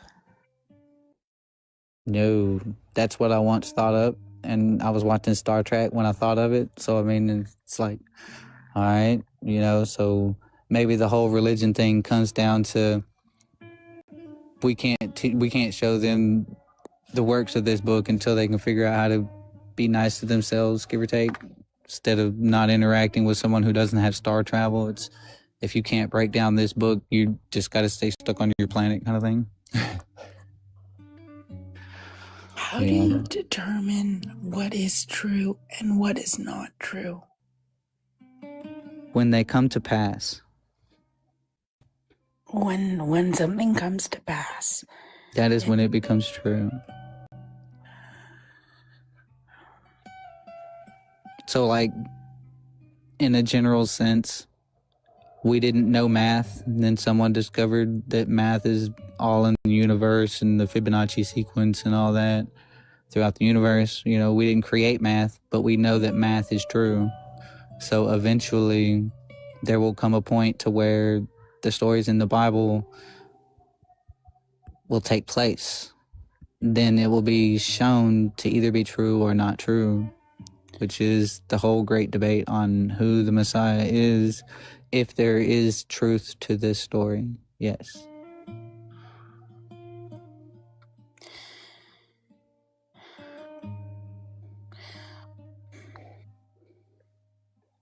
What does a Messiah mean to you? The chosen one, anointed, the one who is set aside.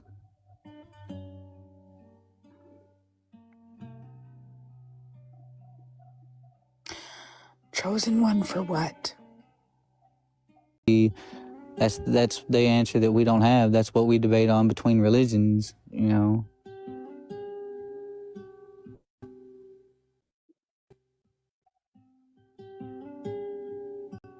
What do you think if there was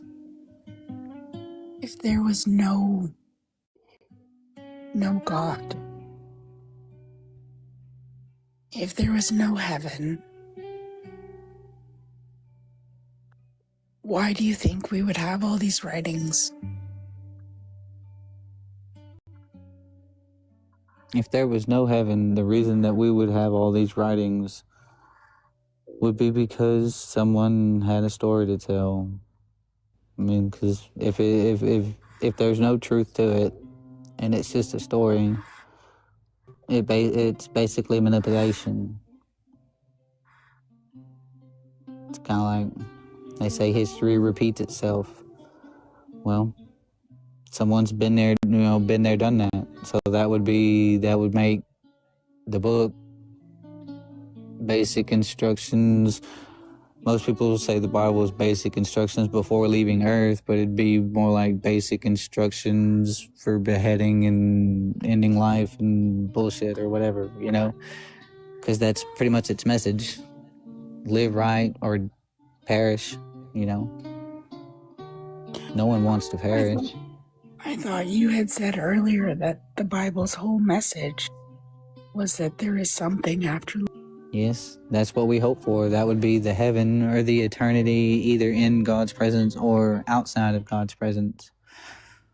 But like everything the light touches is ours. And if you had to be, the hyenas didn't enjoy being in the elephant graveyard because it sucked. So if you know the perfection of God and then you don't get to be there, it is just writings. Someone's having some great entertainment watching us. I mean, you don't leave instructions and then not follow the record. Why do you determine that the Bible comes from God and not from humans? Because to try to write out the beginnings of the universe in a book with no knowledge of the known science world today, how would you get the things that he got? I mean, it comes down to picking in the order and all of that. So it would be, he wouldn't have the knowledge to even make up that story without someone telling it to him. What do you mean? You don't think people have creativity? There's a limit to it. I mean, we moved more in the last 50 years than we did in our first supposed 6,000, give or take, however many, whatever people want to call it. So it's like creativity has to expand. Back then, there probably was a very limited, they started with nothing, supposedly, in a garden with no houses, no shelter, no weather, no clothes. If you look into the story of Genesis, like, were they immune to weather? If they was just running around naked and winter hit, like, wouldn't they freeze to death?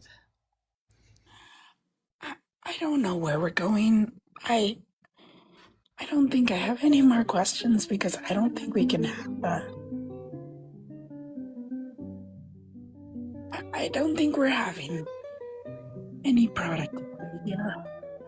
Maybe someone else has questions. I have a couple questions. So you made it clear that you're very focused on the afterlife. Is that fair to say? Okay. Well, that's the whole basis. So, yes. Like, I remember at one point you said that, like, if your beliefs are wrong, you'd be sacrificing your eternity. I believe is the word you used. So I'm wondering if you've considered that you might be sacrificing your finite existence. And what I mean by that is it possible that you're not placing as much value on your existence as you're present? That is because correct. You're taking your focus away from that and you're putting more value in The an next eternity life that is unknown. Yes. You're putting your focus on something that you have no way of knowing. Yes, that is why they call it belief and or faith. Otherwise it would be my knowledge. question is it, do you think it's beneficial to devalue your existence in the present? Yeah, I should it is bad that I devalue my present more value here than in the next life. Supposedly. In the next life, like, the descriptions of what you will be doing in the next life from the Bible really don't sound all that awesome. You know, like, but it's better than being not there. That scares you, the idea of just not existing? Not existing would be better. I'm confused. I feel like I just heard you say two different things. Well, no, what I believe in and what would be better, what seems more logical, there's two different things. Having the knowledge to understand that makes the difference, and so the ability to actually question it. So it's like, okay, so what if I am wrong? I do have to understand that there are other things, other values, there's even other teachings that go against what I believe, you know, so it's like, and then getting there. Specifically, maybe I can help describe it. This is usually the way I describe what I'm trying to ask. Are you aware of the law of supply and demand? Yes. Like if there's an abundant supply of something, then it's not as valuable. And if there's a limited supply of it, it inherently has more value. So that's what I'm wondering about your focus on an afterlife. If you're holding on to a belief that there's an abundant supply of a conscious existence, it inherently, do you think it? Okay, that's the only questions I had then. Okay.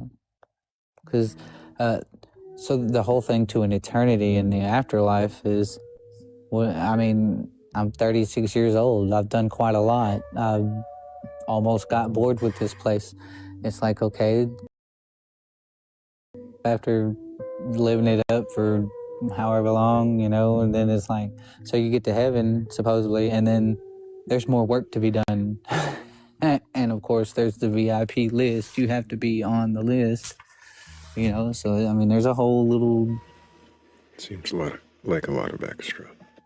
It is. But we do extra for the things that we find value in, I guess. You find value in being on the VIP list. In a place that you don't really want to be forever. Kinda, yeah. How is that valuable?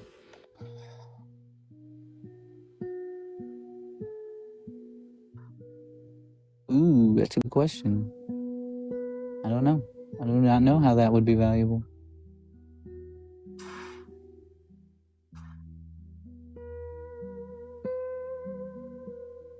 And then if I tried to place a value on it, it would be very low to begin with.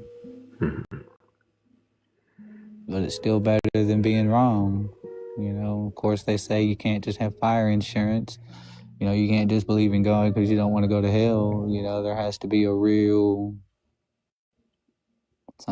attachment, a bond, and something that makes you qualify. Why do you think, go for it? Why do you think that God would send anyone to hell?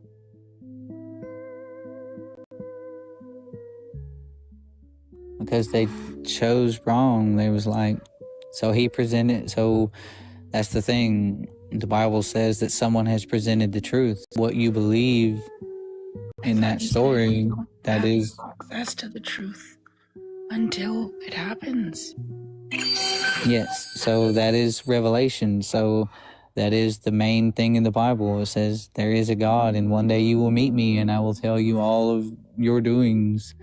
There will be a great revelation. It says that the last shall be first, and the first shall be last.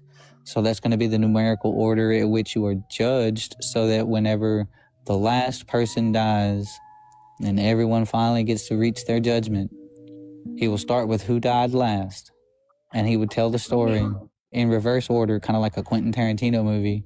And by the time he got to you, you would already have the understanding Y2K. and there would be no Y2K, questions. stop.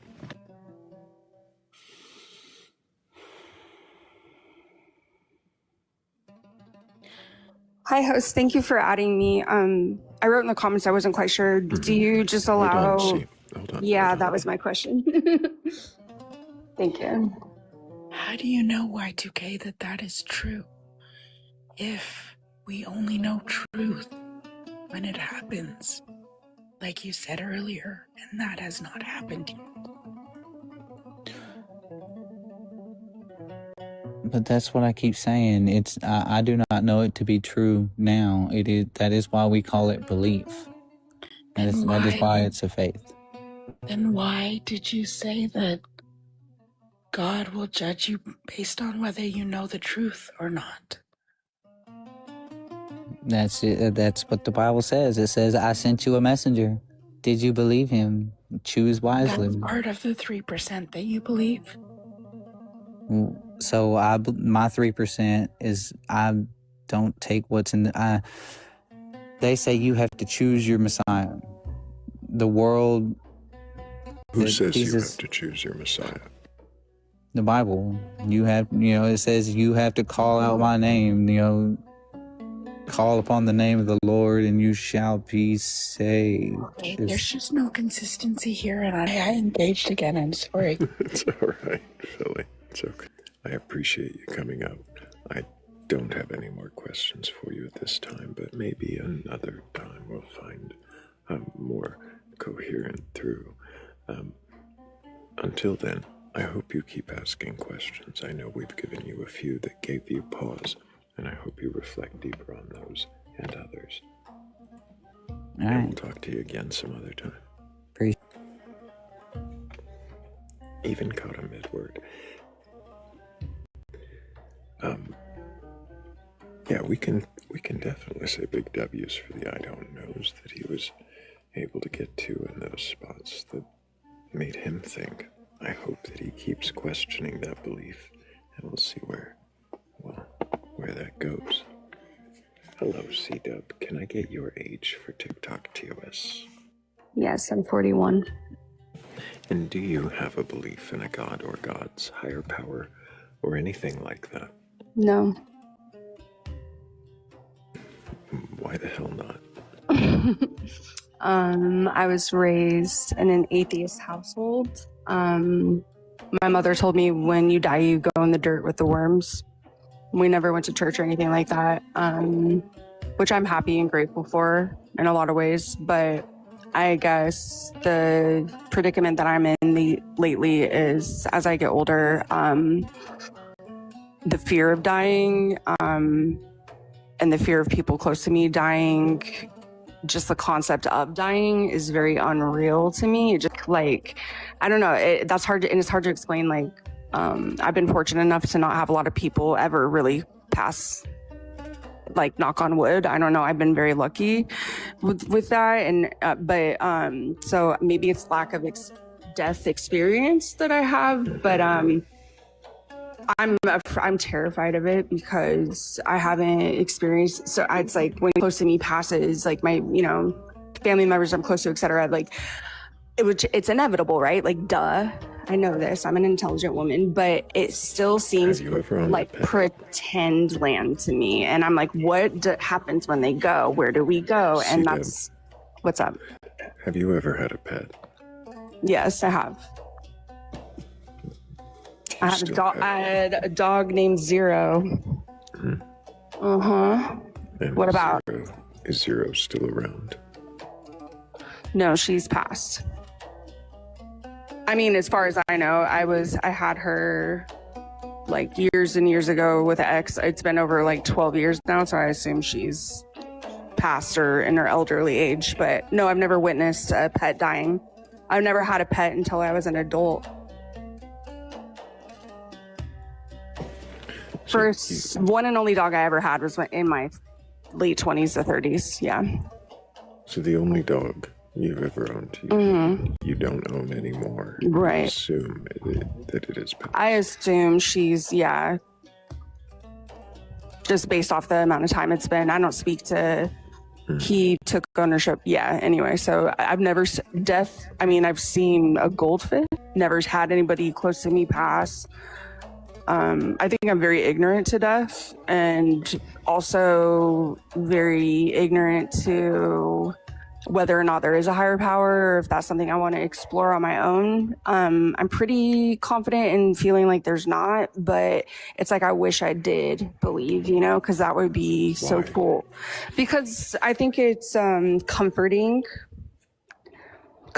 Like, life doesn't scare me, death scares me. Like, that's What do you think might compel you to believe in a god?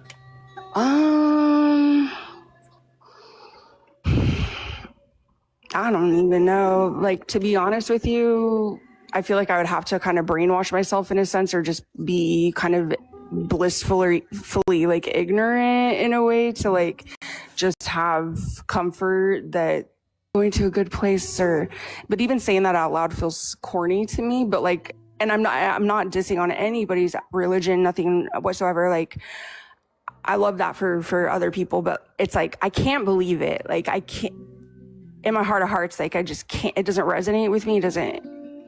But the death thing does, and that's scary. And then I'm like, where do we go? So I'm like, I'm just not satisfied with like where I'm at. You know, I'm not comfortable. Why? I hear that. Why is it scary? The unknowing, for like, just surprise, you're dying today. Like, I don't know. Just like when it happens, just being like, I didn't do this. Like, I have so many things in my mind I want to do, and places I think the world, obviously it's horrific right now. And it's always just like, there's so many things I want to do. And like, I'm just worried. I'm like, I wasted my time. I feel like I wasted my time. Slow down. Okay.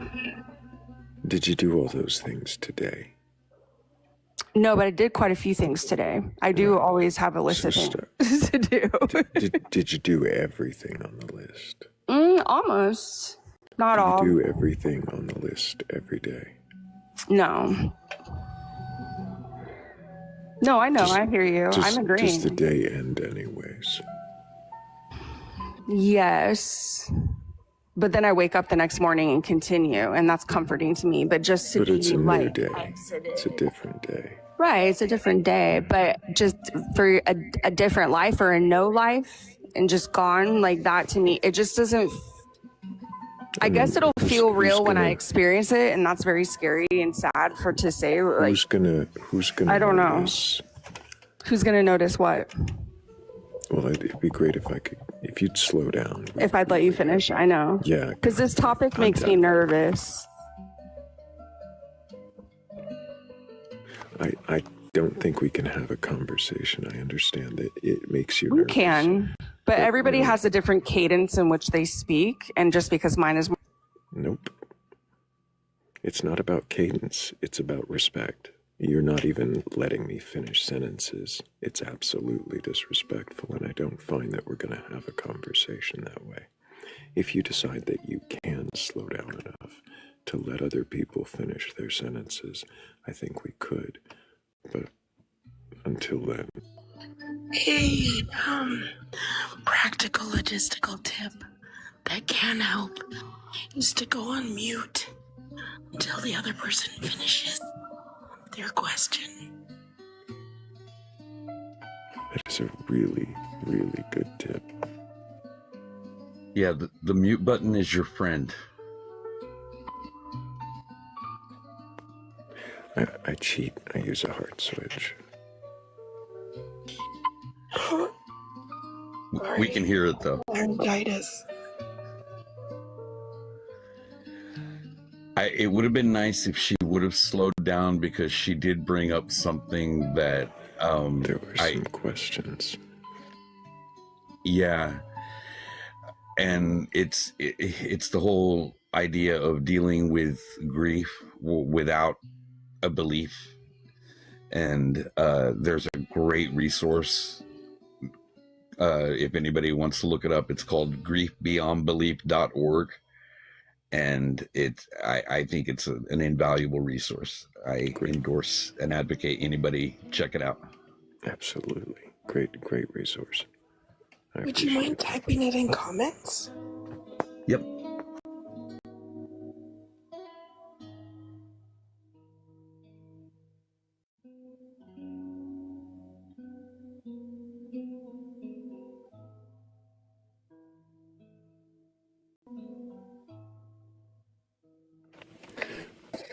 Wendy, did you mean to join us? Hey, how's it going, bro? It's going pretty good. How are you? Good. I love that last chick, man. I'm not gonna lie. She was awesome. Can you remind me your age for TikTok TOS? Do I have to? I'm over like 18. It helps if we narrow it down just a little bit. Okay, so I'm above 40. And do you have a belief in a god or gods, higher power, or anything like that? That's questionable.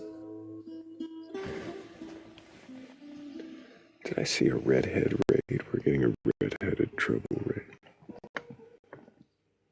Hell yeah, I appreciate you for the raid. You said it's questionable if you... I mean, I lost like 7 family members in the last 2 years, so it's hard for me to believe. Is there a God? Maybe, but I believe still that there is love inside of us, and there is more enough inside of every single one of us to give. And the more we give, the more we receive. The more you give, the more you receive. So what does that have to... Okay, let's back up just a little bit. I asked you if you believe in a god or gods, or anything like it. Can't really say that I do at this point. Why not? Well, I lost 7 family members in the last 2. Does that mean that there isn't a god, or does that... No, that does not mean that at all. Then why don't you believe? Well, I believe that absolutely there is something, but at this point, it's very hard to me. It's very hard for me. Sorry.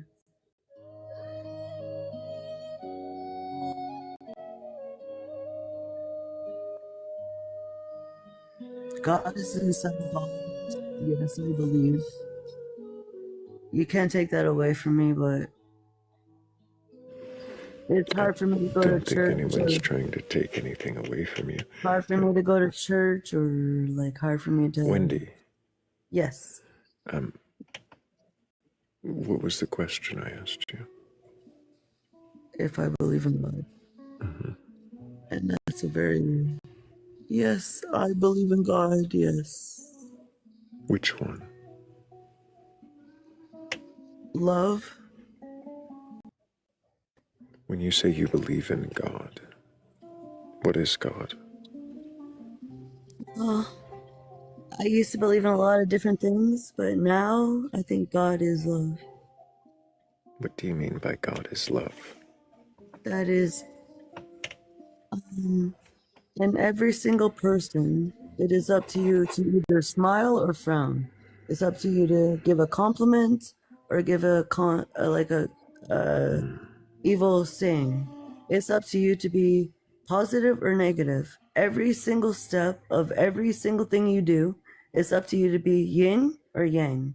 So You it's up can to label me it. to do things, but what does that have to do with a God and God being love? That doesn't quite follow. And really, if God is love, in what way is love God? Does it create things, care what we do? I believe it's inside of you, and it's an expression of your love. That is God. And people will reflect on that, and they will cherish on that, and people will be drawn by absolute personal. I'm not talking about sex, I'm talking about love. Pure love. Slow down. Yeah. Sorry, brother. It sounds like you're just replacing the word love with the word God. I was using both, I think. I'm curious. Why call it God? Why not just call it love? Right? I would, but he was asking my religion. So that was my answer. Why is that a religious answer? Why is Because that what you you're asked my calling God? religion, and it's not my religious answer. Because I told you I don't have religion, but I also You said, didn't actually. Wendy, sorry, why but did you request that? I thought that you guys were cool people, but maybe I'm wrong, man. Maybe I'm wrong. Yeah, definitely, Yeah, you guys have a deafness, or mock me if that's what that was. I think it was about me, and that's okay. I can take it. Really kind of childish. Good evening, everybody. Hello, Blake. How are you doing? Good evening. Good, just on break for a while, so figured I'd come hang out with you. Hell yeah. You know, we're just doing what we do, questioning the beliefs of those that believe in what they do. That was a coherent sentence, right?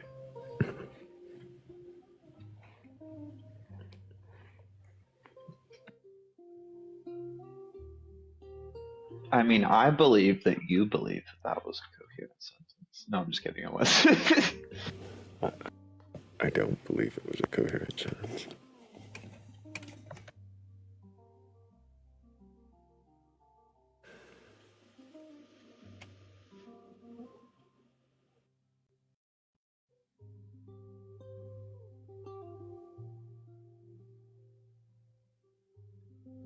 So, I had to resist so hard earlier when the concept of what's the difference between a shrub and a bush. I need you to be proud of me that I did not come up and derail the entire lines about plant etymology.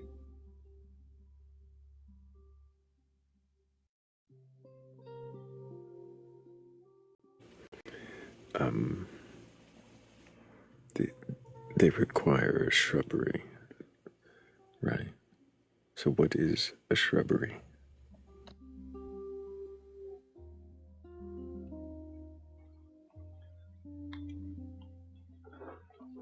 A plant that is not small, but not too big. And that's about it. That's like what a bush or shrubbery is. It's kind of like the culinary category of like vegetables. It's like really hard to define, but you know it when you see it.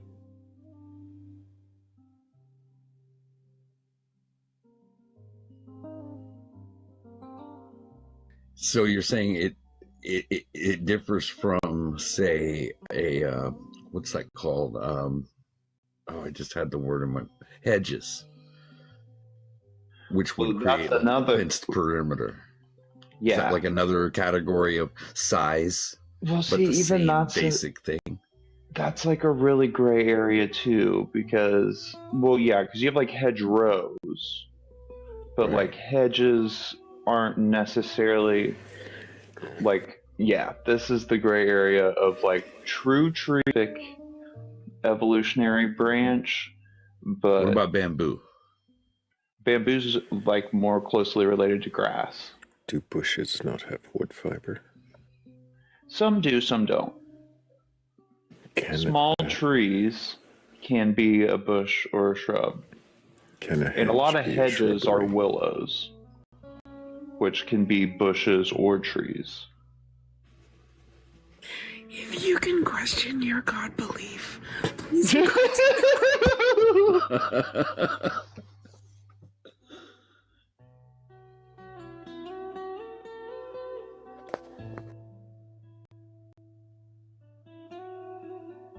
I love you, Blake. I love you too.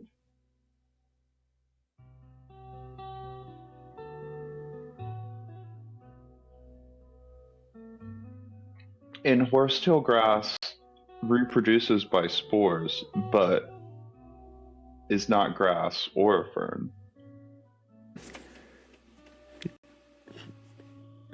If it's not grass and it's not a fern and it's reproducing by spores, is it really a plant?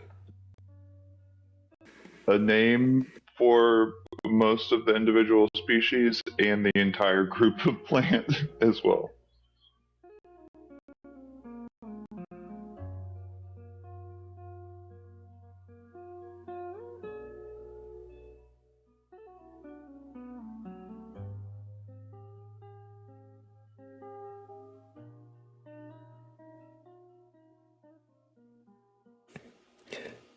That is a hell of a name in the comment.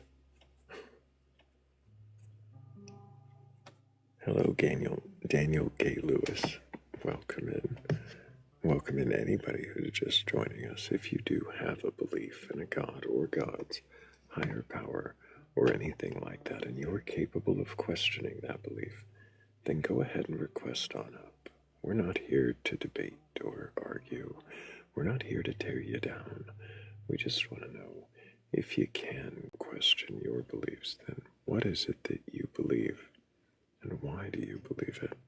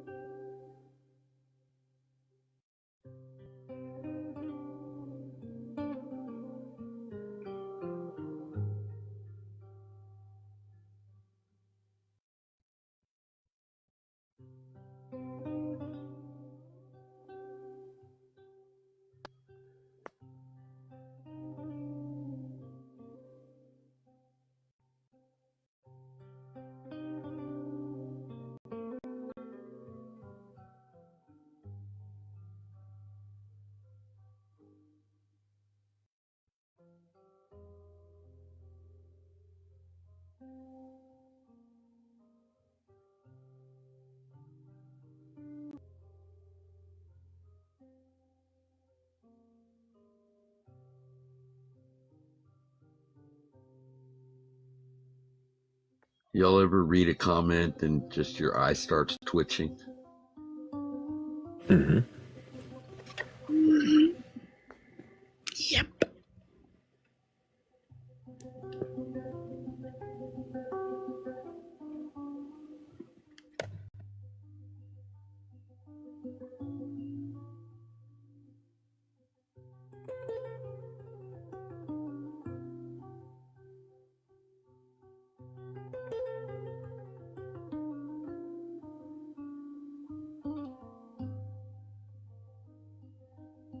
We all do it from time to time, Trip Trip.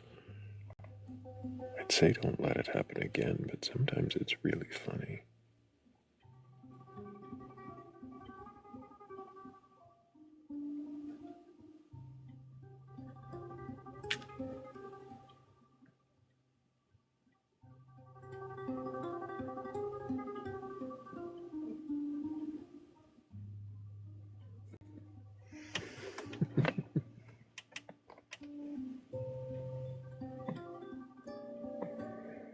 We're in the somber end of the playlist, I think.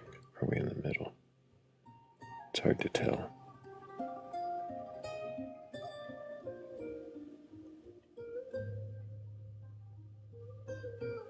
I'm telling you, you need to get Fandango.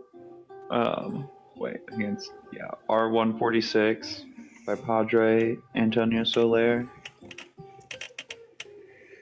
Yeah, the tavern will be bumping. Bumping. We're trying to stick to stuff that I've the rights to use.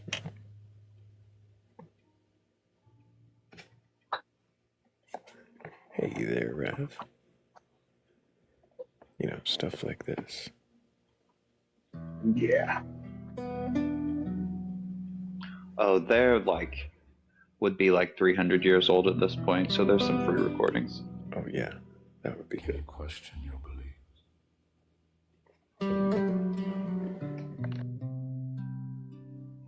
belief in a God, a higher power, or anything like that, request on Hello, Lilycat. Can I get your age for TikTok TOS? Hi, I'm 29. And do you have a belief in a god or gods, higher power, or anything like that? Yes, I'm a Judeo-Christian. Judeo-Christian. That's an interesting distinction. Is that different from a Christian? Not too different. I worship on Sabbath. I believe that the Christian church came from Judaism, and we still have a lot of things in common with Judaism.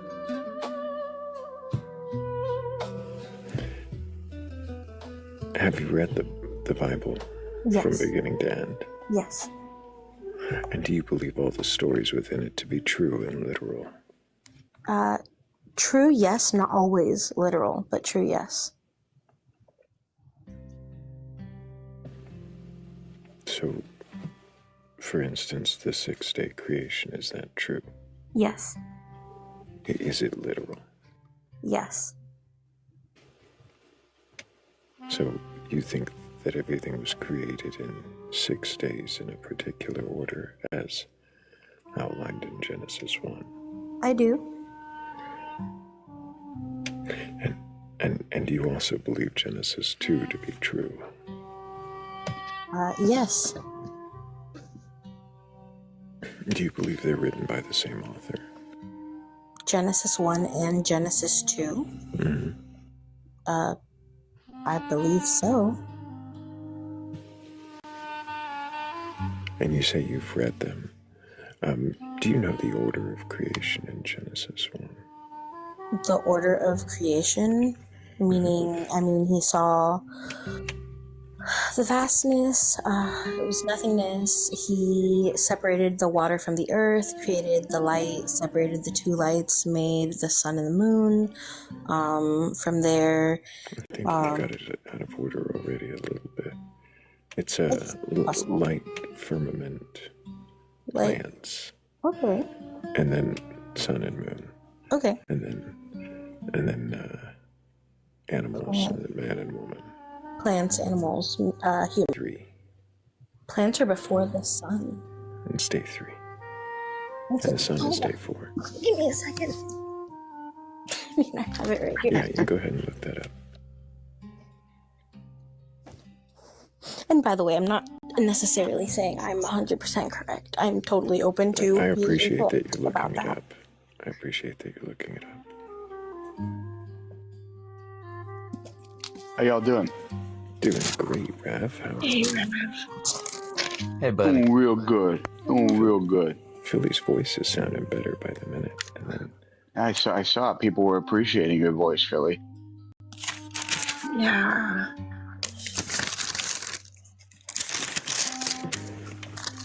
I keep wanting her to tell me that it didn't used to snow here. God created the heavens and the earth. The earth was formless and empty. Darkness was over the surface of the deep. You don't have to read the whole thing out loud. Oh no, I'm sorry. But yeah, if you as you want to scan through there, see that they're around. Day 1 ends on verse 5. Just so you're aware. There you go. Day 1 ends on verse 5. Day 3 starts around verse 11. And then if you read from there, you'll see the sun and moon come after the plants.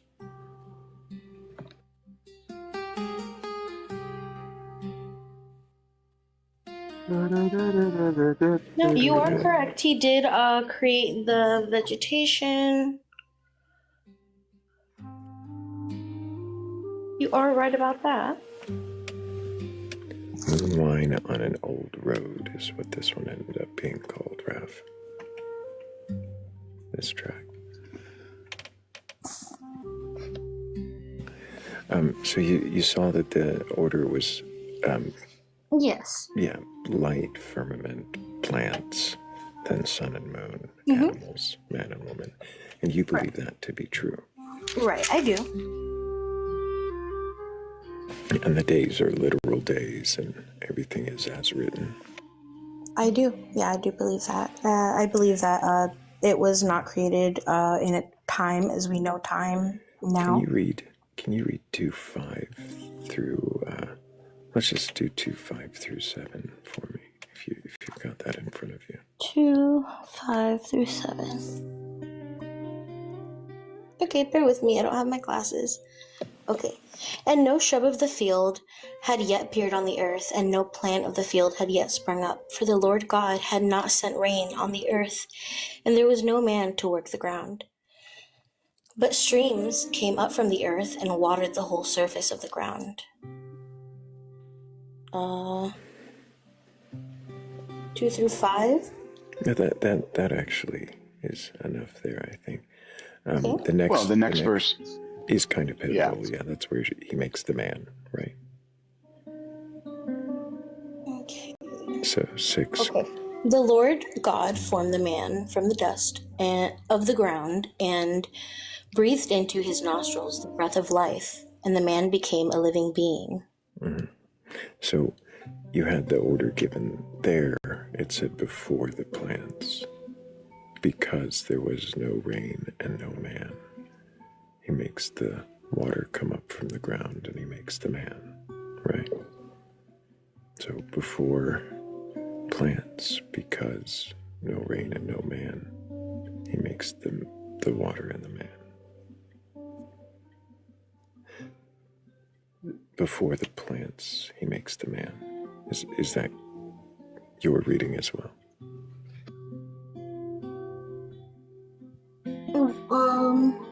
Are you okay? He makes the plants before the man. That's what you just said? The other way around. The man before the plants.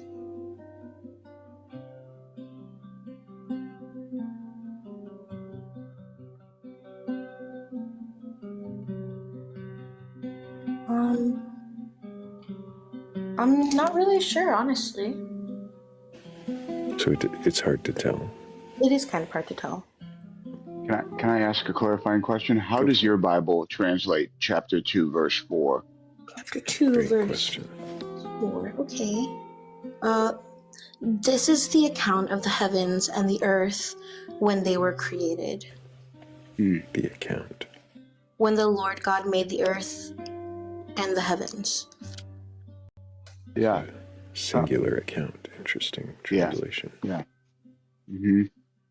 Do you mind? I actually got this from my grandfather's church. It is a King James, I believe. It's from the Apopka Highlands Seventh-day Adventist Church. So King James, I believe, is the version we use. Actually, I'm wrong. It's the New International Version. Although, regularly, I am used to using a King James. Can you look up Genesis 25:19? Yes, sir. I promise there's like a rationale. Mm-hmm. I'm not opposed at all. I actually really like this type of conversation.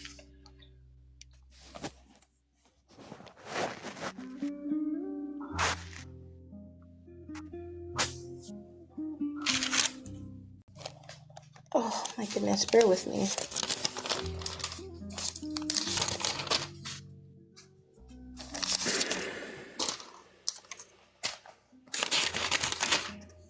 It sounds like you're almost there.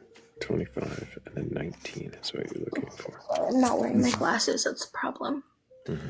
I believe this is 19. These are the names of the sons of Ishmael listed in the order of their birth. Do you want me to read them off? No. He just wanted to know what it said right there. These are the... Actually, that's 13. I'm so sorry. But that's interesting that you chose that one, because that's also an example of that. But I'm curious to see what 25:19 says. Yeah, let's see 19. Violet, stop. Okay, this is the account of Abraham's son Isaac. Account again. Fascinating. It's a singular account. Yeah, right. So, Lily, the Hebrew says the word toldot. I'm actually curious to see how it's translated in the KJV says here in this. generations. Yeah, and it says history is how TikTok translates it. History. Yeah. Where do you want me to find that? Oh, no. I typed it in the chat just to see what it would translate in the in TikTok. But okay, so Genesis 2:4 and Genesis 25:19 and a few other places throughout Genesis have this phrase Eila Toldot, and then it will give sort of a list of names or genealogy, so on and so forth. Right. Like these are the generational stories. But the key here is the word toldot. Tolda would be one story. Toldot would be multiple stories. The ending ot has a plural ending. And so if you're looking at 2:4 and you read it in the way that I'm reading it, I'm wondering how the meaning changes between Genesis 1 and Genesis 2 and 3. Meaning, if we look at the verse, chapter 2, verse 4, reading it as these are the generational stories of heaven and earth. How does that change? How does that? So it goes from these are the generational stories to this is the account of the heavens and the earth when they were created. So it could, I guess the account of the heavens and the earth when they were created could be a compilation of stories. Yeah, I guess maybe what I'm suggesting is maybe a better reading would be these are the accounts. Right. Multiple. Right now, definitely. I believe that a lot of things have been kind of like blurred in translation. When you read it in Hebrew, it actually, you get a lot more meaning out of the message. Bits of, I don't know, there was this thing I saw the other day about,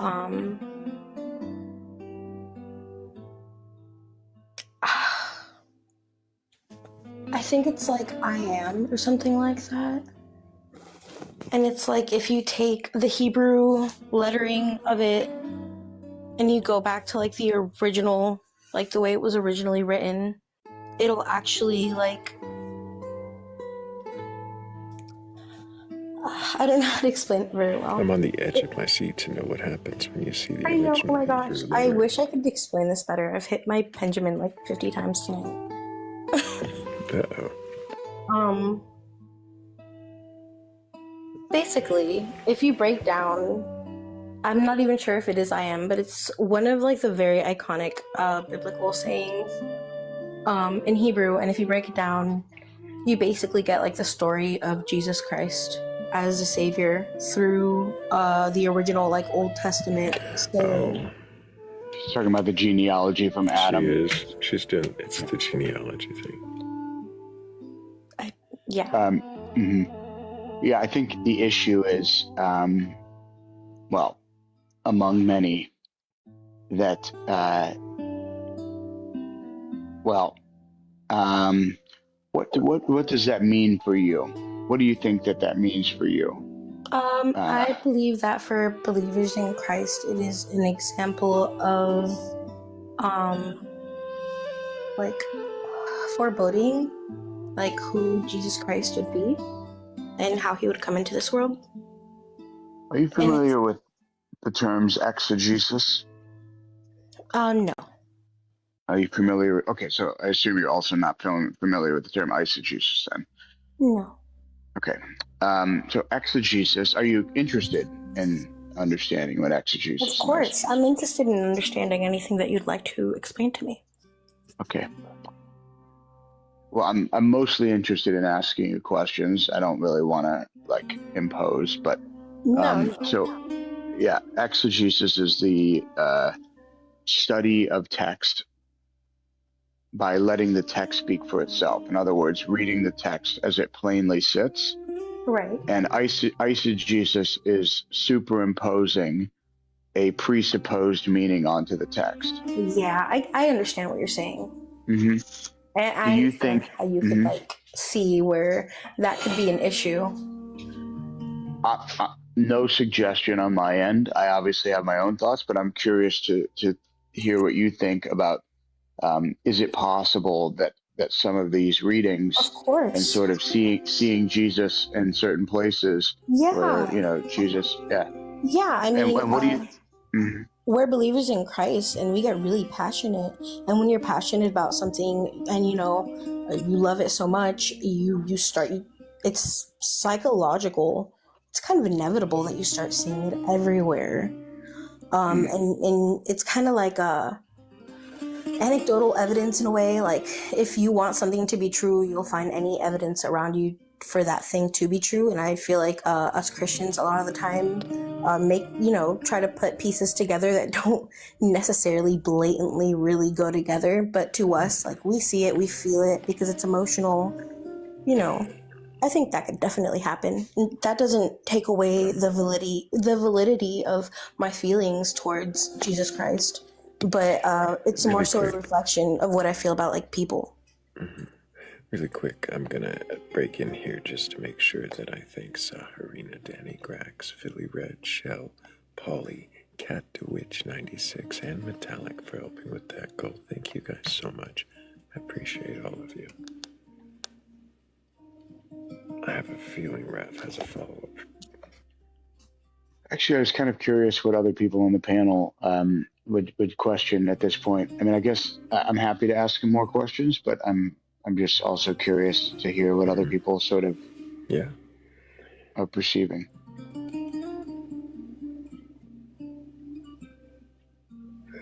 Lily. Oh, actually, Philly's got a question. Go for it. You mentioned that you have passion. What is it that you have passion in your belief? I have a passion in my faith, and basically I have passion in my love for who the person that Jesus Christ is. Of my daughter's wedding, and you make me an offer I can't refuse. You make me an offer I can't refuse. How do you know? How do you know Jesus? I don't think there's really a textbook logical answer to that. It's more personal experience. It's supernatural. It's not scientific. It's not something that has like concrete evidence. I know Jesus because I've had spiritual encounters with him. I haven't only had spiritual... What does that mean, spiritual encounters? Spiritual encounters? Yeah, what is that? I mean, I've seen really bad things, and I've been... What does that have to do with spiritual? Saved from them, protected from them, from a higher being that is Jesus. I called him by name. You said you've seen Jesus. Go for it. I called him by name. But how did you know that it was Jesus to call him by that name? I felt it in my heart. I felt it in my subconscious.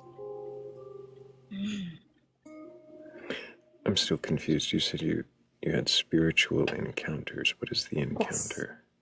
I had like some really messed up, like the demonic stuff happen to me when I was younger. What does demonic mean? I had a really, I know a lot of people don't believe in this, but I had a very aggressive demonic attachment and manifestation when I was in high school. I don't know what that means. What do you mean, demonic attachment manifestation? There was an unseen entity oppressing my existence. I don't know what that means either. Unseen, oppressing your existence. What is it? How is it oppressing you? Psychologically, like psychological torture. Psychologically? Yeah. And by the way, I'm a very perfectly normal person. I have ADHD. I don't know what normal means either. I'm a neurotypical person. I have ADHD. That's about as bad as my mental health goes. I don't have any type of history of psychosis or schizophrenia, and yet I was having experiences that were also shared with members of my family, like my siblings. Okay. You're saying you had experiences that you had demonic attachments. Yes. I still don't even know what that means. Okay, so imagine you have a person who's trying to like mess with you psychologically. Person. Yeah, let's say for Pete's sake, it's a person. I don't think it's a person, but let's say it is, and it's a person you can't see.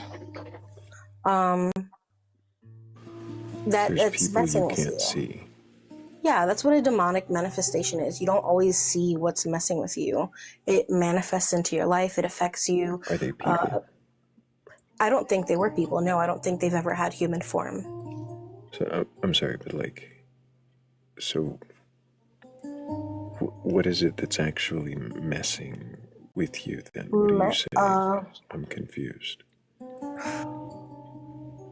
It'll like move things around you. What is it? I don't, you know? You said it will. Even amongst Christians, that is a really debated topic. We don't all agree on what they are, what think that they're the disembodied spirits of the children of fallen angels with humans, of course. These seem like explanations for something that you haven't even described what the thing you're explaining is. How much better would you like for me to explain it? I mean, I really would like to explain it in a way that you understand it. When you say that you've had a demonic manifestation, like an oppression. An oppression, what does that mean? What is the thing doing the oppressing? What is the thing doing the oppressing? An unknown entity. How do you know there's an entity there? Because it moves things. It changes things around you. It can also moves things. Like it could pick something up right in front of you and throw it across a room. Or so you're saying that you witnessed unseen entities shake your yeah. Like I used to share a bed with my little sister sometimes, and it would like shake the bed that we would be in, like playing Xbox, and it would literally like violently shake the bed that we were in. And it couldn't have been your sister shaking the bed. Definitely not. My little sister was literally like 8 years old.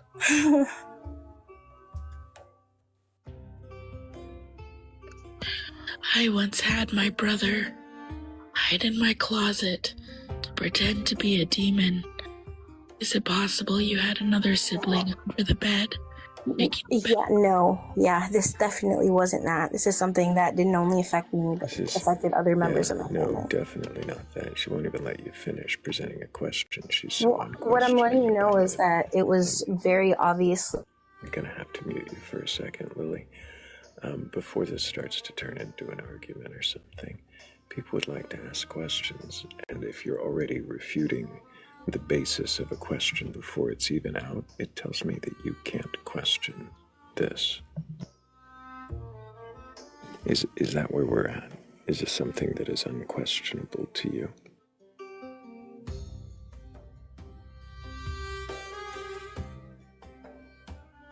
You're muted, Lily, just so you know. I'm so sorry, I didn't even realize that. I definitely don't want to argue. That's for sure. And I am comfortable being pushed on this. I just wanted to rebuttal that. No, there really wasn't a possibility of it being another person. Why is it not possible that anybody else could have been involved?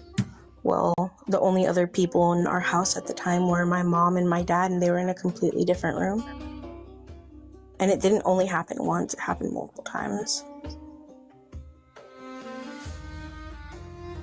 And the person that you corroborated this with was your 8-year-old sister at the Yes. Yeah.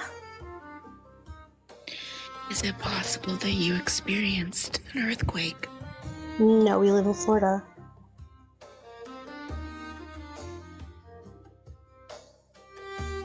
I mean, let's say it would be possible. Someone else would have felt the shaking, don't you think?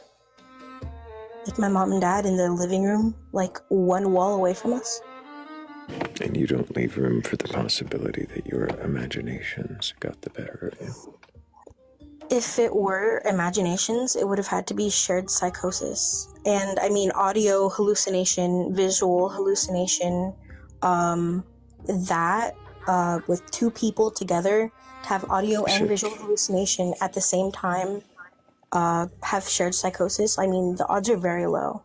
The odds are low that 2 young girls couldn't play make-believe. I mean, you could look up the odds of 2 people having an audio-visual hallucination at the same time and see for yourself that the odds are very low. How old were you at the time? My little sister was 8, so I was 14. 15.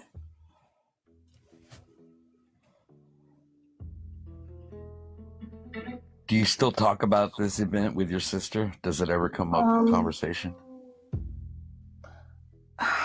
We try not to. Every once in a blue moon. Maybe like ever since it happened, like 2 or 3 times. I was an atheist, you know, despite the fact that my family, I come from a family of like pastors and stuff. What does atheist mean? I didn't have a belief in any God. I thought that it was all like evolution, and when we die, we're dust in space. You know, one day this Earth is just going to implode on itself. We're all just going to be stardust. You know. What is evolution? Evolution, adaptations. It's when animals adapt to their surroundings, generation by generation, causing genes to be selectively. I don't know, you'd say like genes to be selected for better. Yeah, so sounds like you have a fine understanding of evolution, and you're saying that that's not what happens. I'm not gonna say that's not what happens necessarily. I believe I leave space for that to be something within God's plan. In a way that we don't understand, in a way that might not even make sense. But do I refute it to people? No, because although evolution is not 100% proven to be true, it does make a lot of sense, and I could see why anybody would believe it. So, Just like, I'm not trying to, again, just curious, when you say it's not proven to be true, is this sort of a commentary on the idea of a theory versus a law? It's a very popular and logical theory, I think. That makes a lot of sense, but no, it's not proven to be 100% true. And are you familiar, like, sort of what goes into formulating a theory? Yes. You make a hypothesis, you test your hypothesis, right? Great, yeah. So, I mean, and then other people test that hypothesis. Right, of course. You have to have peer analysis. Right, and rinse and repeat times, you know. Yeah, of course. A lot. Okay, Yeah. so, okay, so I guess when you're saying that it sounds like you fully appreciate the amount of work and effort that goes into scientific achievements. Yes, and also, I love science. Cool. Me too. But it also sounds like there's a distrust or maybe this isn't. This doesn't add up, or I'm leaving space to say that I don't know or understand everything, nor would I ever have the capacity to know or understand everything to perfection. And I also leave space for the fact that I have faith in God, and that everything in this world ties into His ultimate plan and creation. and I don't think that there's anything wrong with saying I don't know. In fact, I think it's a pretty important thing to say. Epistemic humility is a pretty dope thing. And my only question is like,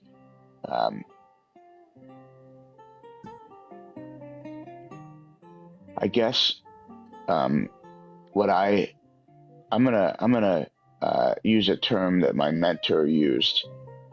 He called it humbition, where it's humility plus ambition. Okay. And I'm wondering what your best understanding is of.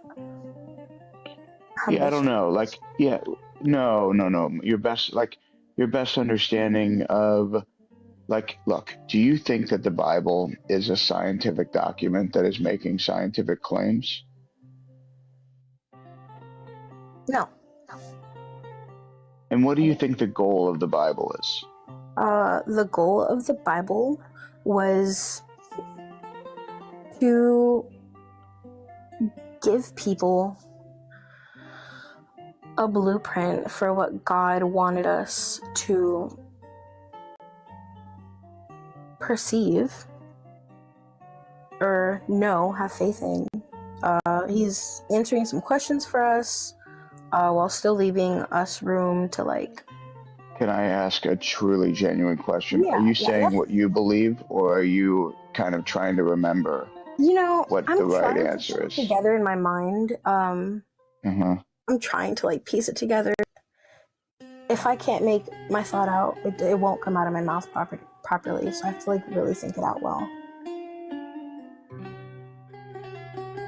Can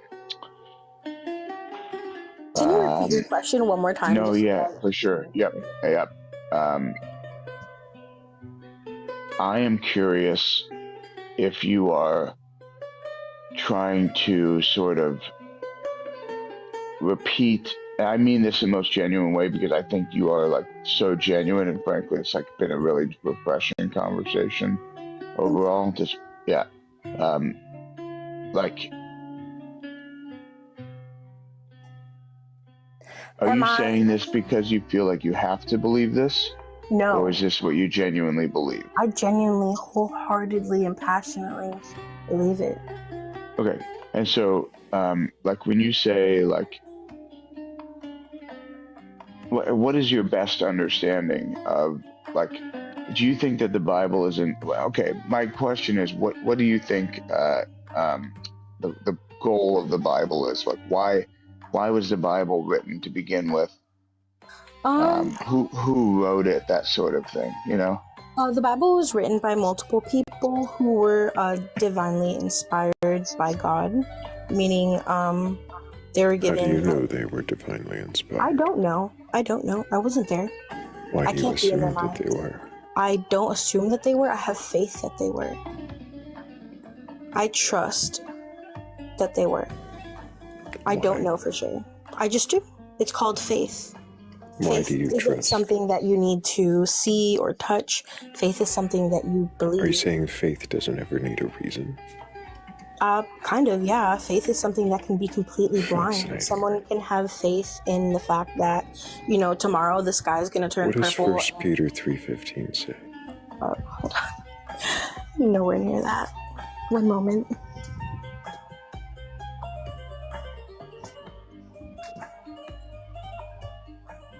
And of course, I'm not an encyclopedia. I won't be able to like regurgitate. No, I did to look it I'm up. sorry. And that was. Can you repeat?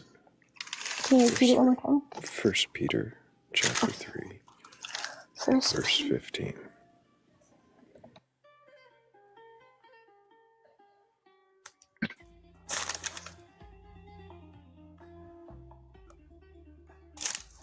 Oh no. I'm so sorry. No worries. I think I turned Okay, the First music down Peter. too quiet. I actually appreciate the fact that people are reading from a book. I read from a book a lot. I like books.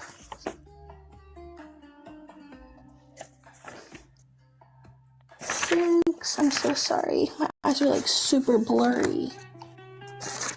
Okay, I'm almost there. past it.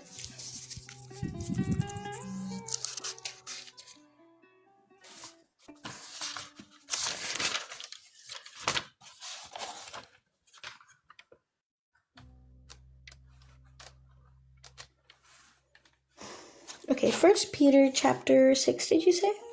3. 3. 3. Okay. Yes. Verse 15. Verse what? 15. 15. Sorry, that's a video from 2000. So. Oh my gosh, I'm so sorry, guys. Let me try to salvage my broken glasses really quick because I really can't see like little verse numbers.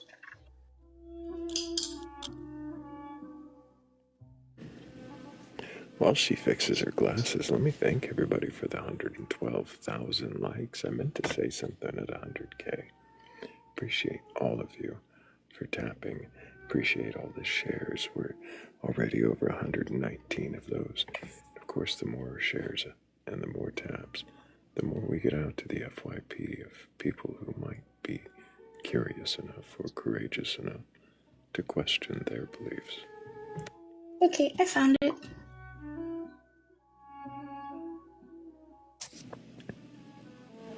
You were saying that faith doesn't need a reason. God's will that by doing good you should silence the ignorant talk of foolish men. Live as free men, but do not use your freedom as This a is cover. verse 15. Yeah. Peter. Oh, I'm so sorry, 2. That's 2. So sorry. Peter 3. Okay. First Peter specifically. First Peter. Okay. But in your parts, set apart Christ as Lord. Always be prepared to give an answer to everyone who asks you to give the reason for the hope that you have. But do this with gentleness and respect, keeping a clear conscience, so those who speak maliciously against your good behavior in Christ may be ashamed of their slander. It is better. Lily, you don't need to keep reading. 15 was plenty, but I understand and appreciate the context. So, do you get what it's saying there in 15? To be yes, prepared, that we should be ready the reason. In many translations, it'll change hope there to faith, to give the reason for your faith. Does it not seem like faith should have some kind of reason then, at least according to this? Of course, but I'm also going to say I'm not a perfect follower of Christ. I'm not a perfect person or a perfect, as you would say, Christian. And at the moment, I don't, I didn't really know the answer to that. That's fair. I wonder why you would not rather just say then, I don't know. I gave you my interpretation of why I did, I told you why I have faith, but why... Because that was the question I was asking, was why. Why do I have faith? Well, not as broadly as you would probably be answering now. We were discussing more specifically. But I'm curious. Let's pick a specific. So in this case, the belief in Jesus, you believe he is your Lord and Savior. I do. What does that mean? I believe that he died on the cross as the ultimate sacrifice for the forgiveness of my sins, for which the price is sacrifice. Yes. So he's a human sacrifice. Yeah, he is the ultimate sacrifice for the Okay, so in the ancient times, the Jews used to sacrifice animals for forgiveness for repentance of their sins. So you're saying Jesus is like an animal sacrifice? He was the ultimate sacrifice. He was the perfect sacrifice that would cause there not to be any need for sacrifice after him. Why? He came to this earth to live Sorry, perfectly. just to clarify, you're preaching instead of actually waiting for the question. Well, I was trying to clarify my answer because it does elaborating more than that wasn't too necessary because it's not clarifying what I want to know, though, but it's not clarifying what I want to know. So, which is your God required sacrifices, blood sacrifices. Yeah, at the beginning, yes, correct. He used to, so he stopped requiring them after Jesus. Correct. So he accepted Jesus as like a... He sent Jesus. He came to this earth in form of Jesus Christ. Right, so you're saying he came as... Jesus, correct. Jesus, and that he accepted this sacrifice of Jesus as a human sacrifice. Yeah, his like self-sacrifice through his carnal being, yes. Sorry, what is the sacrifice if it is himself? Because it's through a carnal vessel. He came to this earth to live perfectly in a carnal vessel, in a human vessel. What does that mean, perfectly? Perfect, without sin. In holiness. Hang on for just a moment. Rav, are you still with us? I think we might have put Rav to sleep. I'll mute him for just a moment.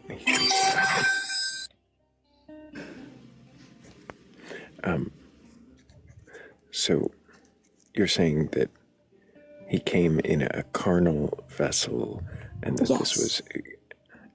this was him coming to sacrifice himself for the rules that he made. To sacrifice himself, yes, to fulfill Mosaic law. To himself. So he's a God that accepts human sacrifice, but only the one that is him that came down. Yeah, he is the human sacrifice. The only human sacrifice he accepted. So the only human sacrifice he accepted was himself. Correct. And are you sure? Yeah. Are there no other? Did you read the whole Bible? Yeah.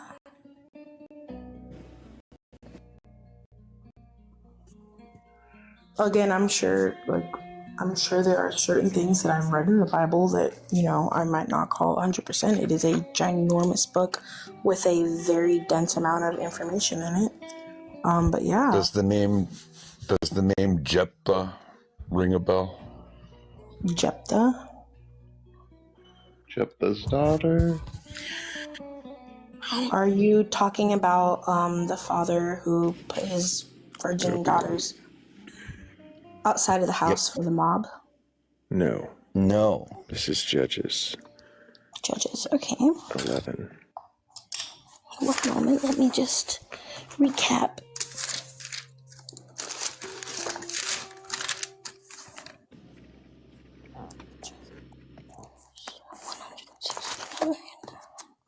So, but you read the Bible, you would know the story where Jephthah says that if he's granted victory upon his return, he'll sacrifice the first thing out of his home. Okay, well, let's read that in context.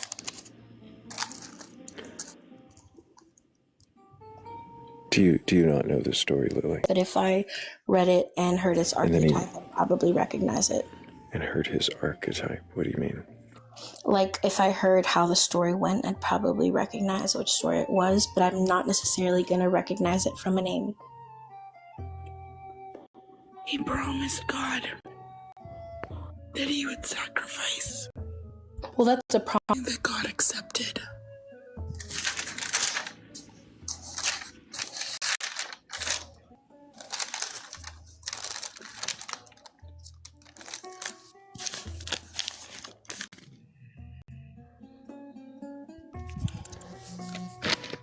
Judges 169. Chapter 11. Chapter 11, thank you. Okay. right on it. Jephthah, the Calebite, was a mighty warrior. His father, his mother was a prostitute. Okay. Also,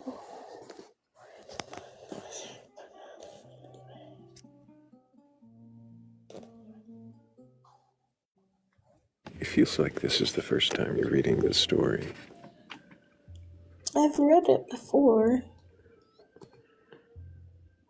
Do you know how many stories are in the Bible? It's kind of, gotta clarify, because it's really easy to get like two stories mixed up. This one's pretty memorable. It's pretty memorable when a guy says, I'll pretty hard to sacrifice get the first tangled thing. up. Yeah, I'll Yeah. sacrifice the first thing out of my house when I get home if I'm granted this victory. And then he gets home, and the first thing out of his house is his daughter. And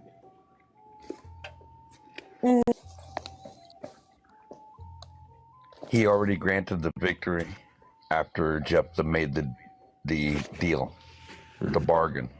So he accepted the bargain by granting the victory. Maybe it was a Jephthah lesson. he had to hold up his end of the bargain.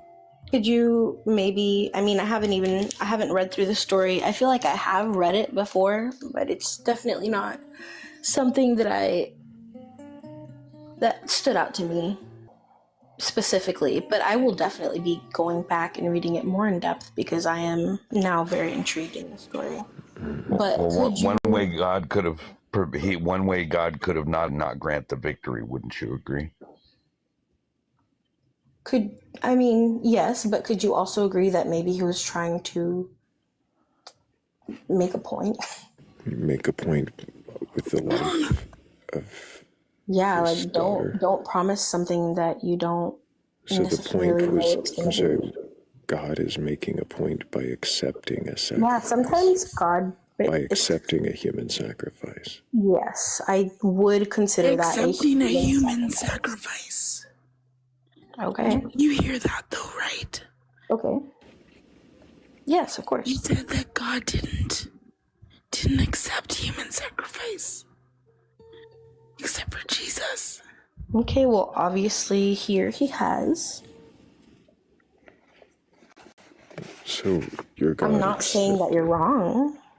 So your God accepted human sacrifices and animal sacrifices, and then came down and did another one where he got to be the sacrifice, and this is the God that you worship. Yeah, the one that it is. accepted Jephthah's daughter. I believe that we don't always understand why things happen, and we don't always understand the nature and purpose of the things that God does. But our understanding of His is very limited. And I'm not gonna go ahead and say that God is a bad, being for doing these things. I wasn't trying to get you to say he was a bad. But yes, I still believe in my God, even though He has accepted this It human wasn't sacrifice. what I was trying to ask either. Go ahead, Blake. Yeah, if your knowledge of this God is so limited, things that you believe about this God are true. Well, like I've already said, faith has very little to do with what you can see, feel, or, know. Faith is a feeling. Faith is something based in, I believe that What is faith? everything that I do know off of the Bible, which is not a little bit, I wouldn't say I'm an expert by any means. Can faith ever be a bad thing? To have faith in the wrong thing, yeah. I believe that maybe faith without discernment can be a bad thing. So blind faith. In a way, if someone's faith can often get clouded with someone's own desires, so I guess if somebody isn't making sure that they're actually putting their faith in something that isn't just their own desires that they box into something like, oh, God is talking to me or something like that. In that aspect, yeah. And I believe that a lot of Christians do that. Like, their God is basically just what they believe is best for them in their head. And I think Well, in that, like earlier, you had said that Jesus had protected you from demonic oppression. yes. And they had protected you through other things. So why is Jesus not doing that same thing for everyone all the time? Why is it? Because we're separated from him by sin. And sometimes when we don't walk with him, we're left susceptible to, attacks of Do the you enemy. see how that's parallel to what you were just saying? You have the special connection. You're doing the right thing, so you get the good stuff. But other people that aren't getting the good feelings from it, they're just not doing the right stuff. If they're not protected, they're just not doing the right thing. Sure. I mean, I could think that you're not doing the right thing, but what difference does that make in the way I live my life? I'm not going to treat you differently because you don't believe the same way as I do. Do you see how thinking that you're getting this special protection is akin to other people believing that they can directly communicate with Jesus?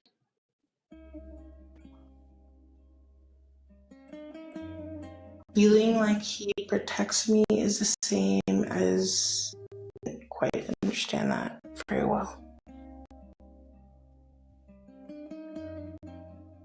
Like, could you clarify that question? Yeah, do you see the parallels in how, like,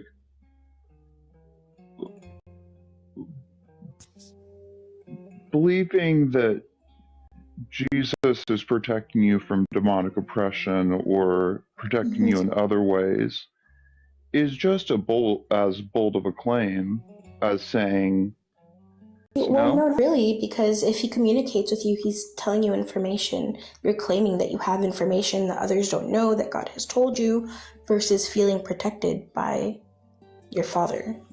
I feel but protected. How did you know that it was Jesus?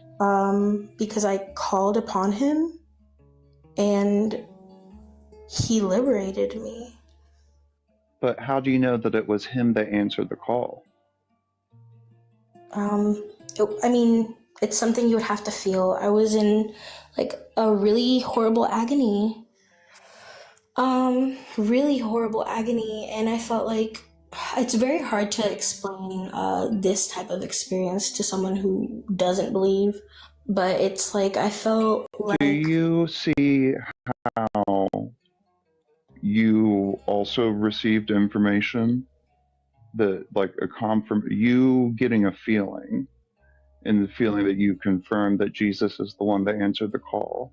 That is a form of getting communication from Jesus, no?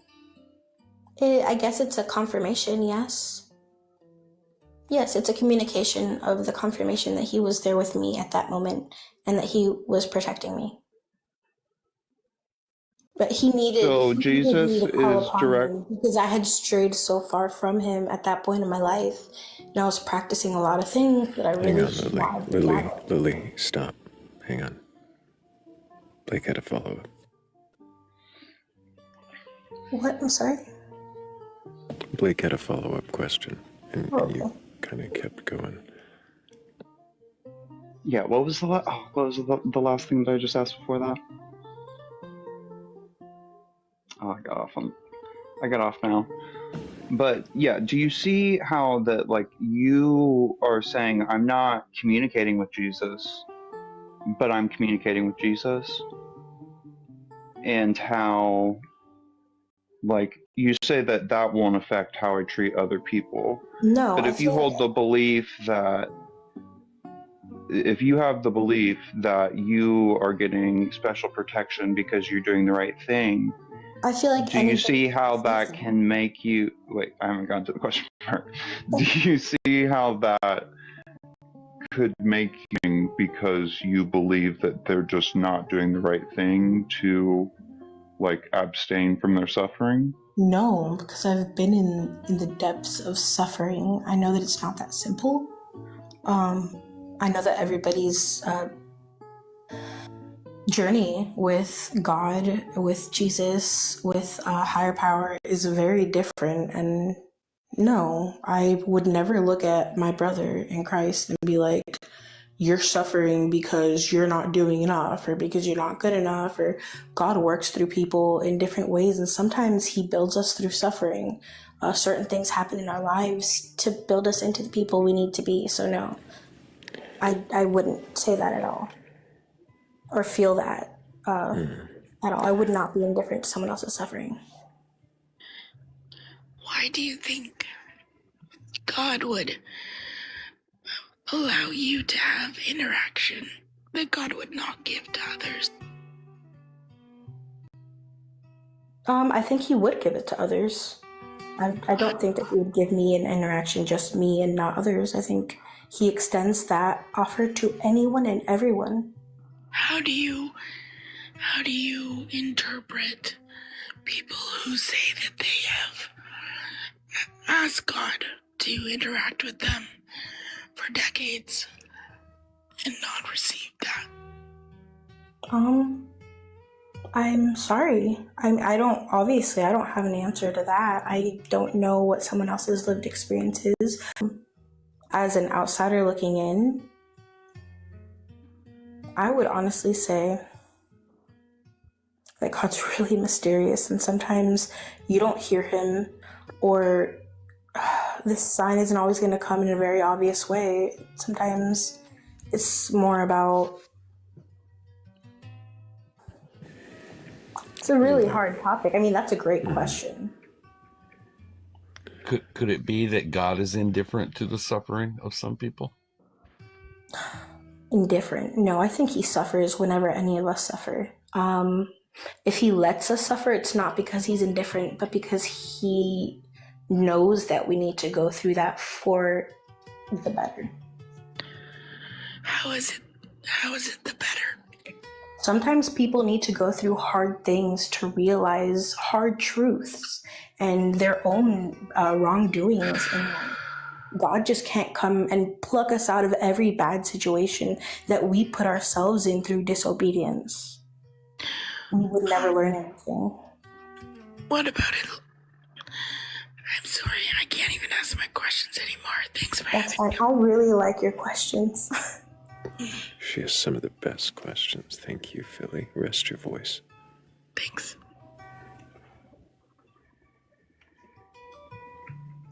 I thank you so much for having me on, you guys. I really love this conversation. I'm gonna go ahead and give you a follow, but I am gonna head off now because I'm like really tired.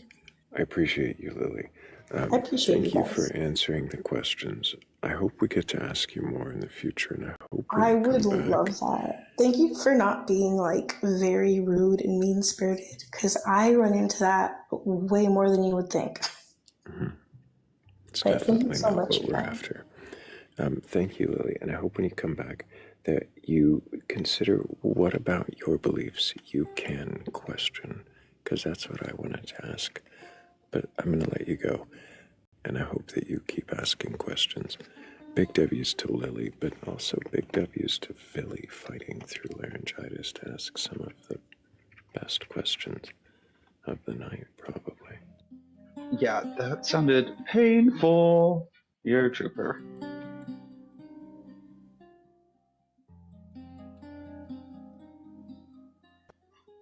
I just gave a W, double W's. Double W's works. The one question I was curious that I wanted to ask, and I'll just kind of ask it to just have it be asked. But when it comes to the sacrifice part of, God taking human form and then enduring this human sacrifice, prior to this, why couldn't God just take the form of an ox, or whatever the best? Because the entire thing's a MacGuffin. The entire thing's a MacGuffin. MacGuffin. That's exactly what it is. The MacGuffin. The Did you hear me say crucifixion. that the other day? Yeah, I've heard you say Blake- it more than once, Raph. Oh I'm no, I've asking just if Blake heard me. always. Oh no, it's Love just that. that's exactly what it is. It's a MacGuffin. It's a plot device that could be anything, but it is this ridiculous thing for some reason. Just like the totem in an Indiana Jones film, it could be any artifact. What artifact it is not important. You're there to watch Indiana Jones fight Nazis. Yeah, that is actually the best the answer to that question I think anybody could possibly give. When two people independently have the same thought, to me it's like the greatest, most affirming. Like that's so Digital Air 5. Literary confirmation. Yeah, exactly. Well, I just feel honored that me as a rube had that idea, and you are so much more learned on this topic than I am. I hope that wasn't the implication I was giving off. Yeah. Oh no, that was me self-chastising. I gotta keep myself in check. Hollywood in there, by the way. Uh-oh. I think there's usually one if you want there to be one. Yeah, especially if you're looking for it. I guess I just mean to say, like, movie device made famous by the Torah and Alfred Hitchcock.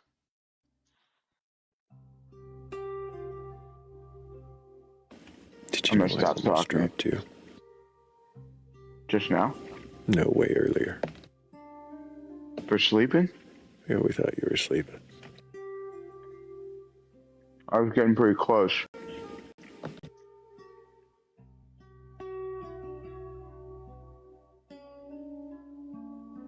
The conversation got real chill.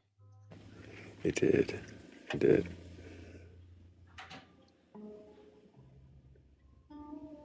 We got Willard joining us. Willard, can I get your age for TikTok TOS? Willard, did you mean to join? Probably not. No, I'm gonna guess not. Appreciate Willard, you be joining us? Willard, you.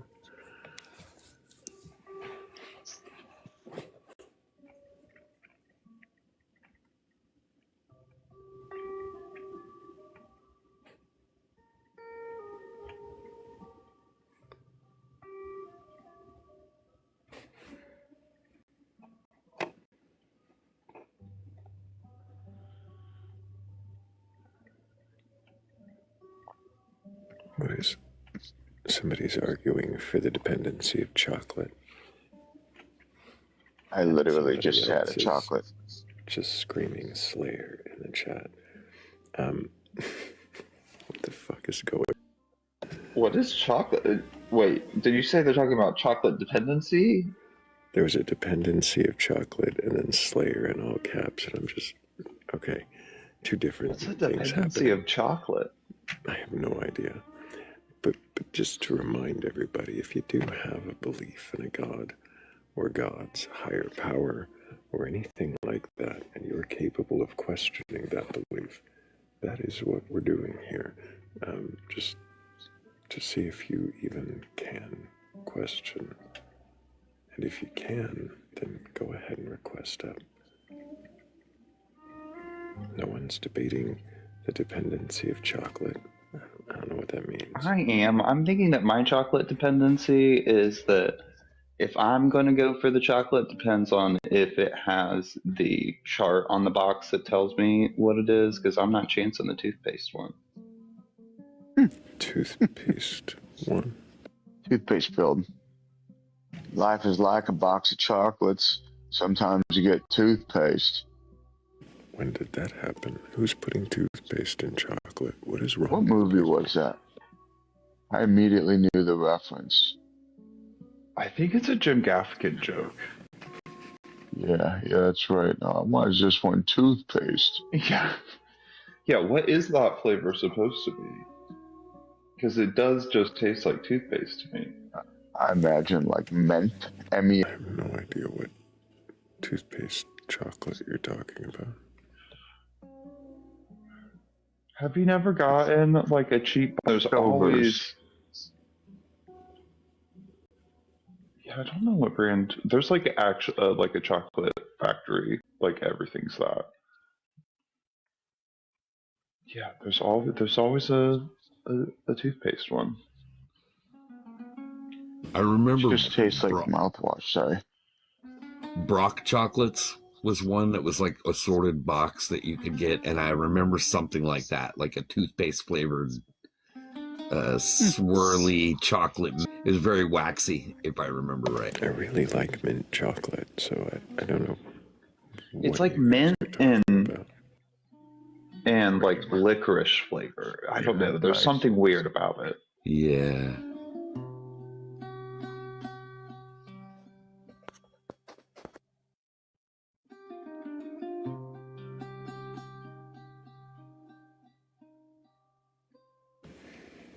I don't understand what's wrong with people, why they would make a toothpaste flavored chocolate. But I would question. Bertie Bott's has every.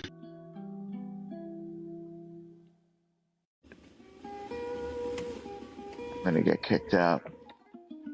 Probably not. I don't know. You've tried before. It's worked like once.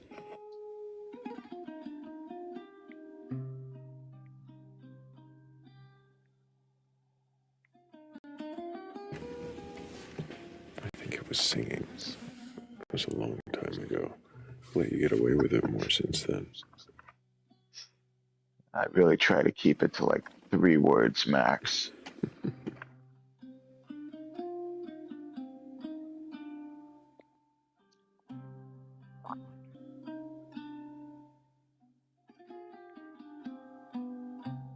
Jason Johnson wants us all to know that he brushes his teeth with chocolate. And that's, I mean, you know, that's a choice. It's a questionable choice, I might say. But then that is what I do, question. And if you have a belief in a god or gods, higher power, or anything like that, you can question that. And go ahead and request up to join us. Questioning is all we're really doing. Not debating, not proving you wrong, not here to teach you the error of your ways.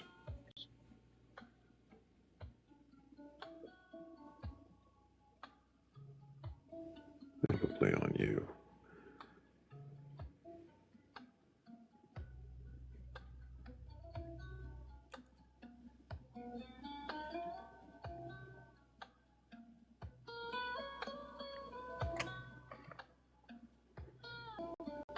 I need the whole backing track to be like this.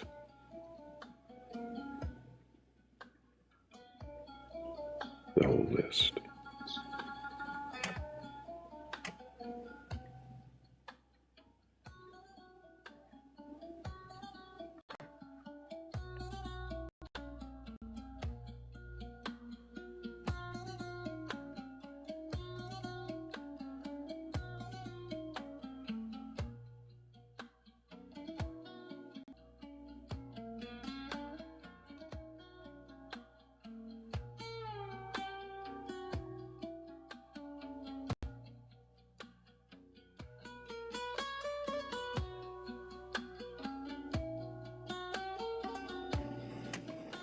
I almost didn't include this because the hand drum.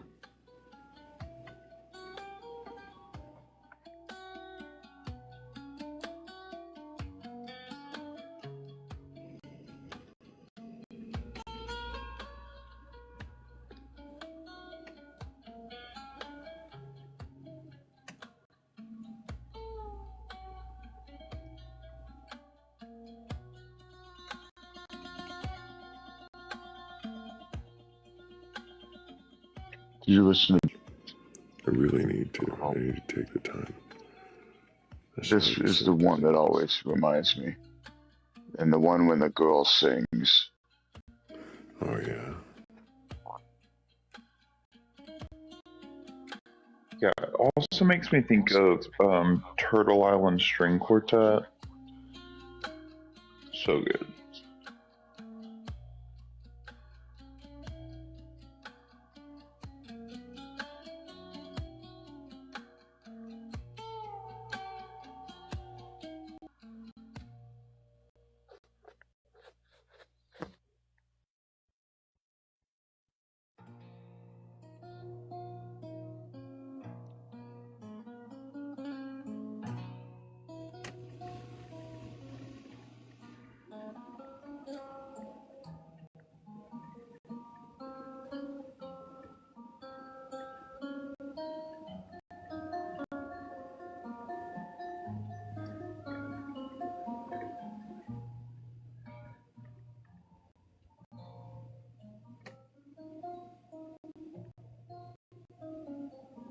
I think we're about to lose the... You see no data? Now it's back. Welcome back, YouTube. We almost lost you. Found you. I mean, they're right there, and then they're gone again. The whole time. No, no one to. Oh, we have somebody now. Okay. We do. Hola. We might. Hello, Alicia. Can I get your age for TikTok TOS? 24. Do you have a belief in a god or gods, higher power, or anything like that? No. I don't I'm agnostic. I believe all gods exist, but I believe none of them give a shit about us. That's interesting. What do you mean they all exist? I think that they're all existing. I think that's like omnipotent, but I think that they're all like they don't give a shit. They're like, you know what I mean? I'm trying to say there's a word for it though. It's like an uninvolved God. Like you can disprove it with this is God's plan or whatever. It's like, well then does that mean free will doesn't exist? It's a paradox. Okay. So you believe that a god or all gods exist, but that it doesn't give a shit about us? Yes. Do you mean it sucks, deism? but I mean, Is it deism? Is that the word you were thinking of? I'm the what? Deism. Deism? Nah, I don't know religion like that. I don't. But I do think like I used to be an atheist. And I think that's why the whole God thing too, because I'm like, yeah, I think they exist, but none of them believe like Do you think that all of them necessarily exist? That Thor and Loki and Zeus and Apollo and yep, every single one. Well, okay, well that's like a whole nother conversation, but yeah, just I believe that yes, gods do exist, like all of them, every single one of them. In what way do they exist? Just by the word of mouth, like people talking about them, and like they exist in our minds, then they do exist to some certain extent. And so it like I do believe that God does exist, but it just doesn't give a shit about us because that's just like the universe. And you might as well be atheist because it doesn't change anything. Does anybody have questions for this guest? One question. Are you saying it's just atheism with extra steps? Yeah, fuck yeah, just like Rick and Morty. Okay, that it's was just my only slavery question. with extra steps. Fucking economy. But it's not that. I am not racist.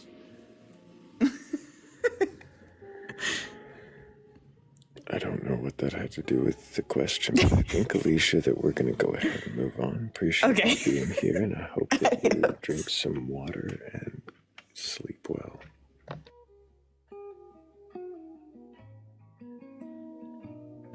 What was that John Denver song? Rocky Mountain High? Mm-hmm. I was about to say she's all hopped up on hard agnosticism. What is that, some kind of new seltzer? Mike's Hard Agnosticism?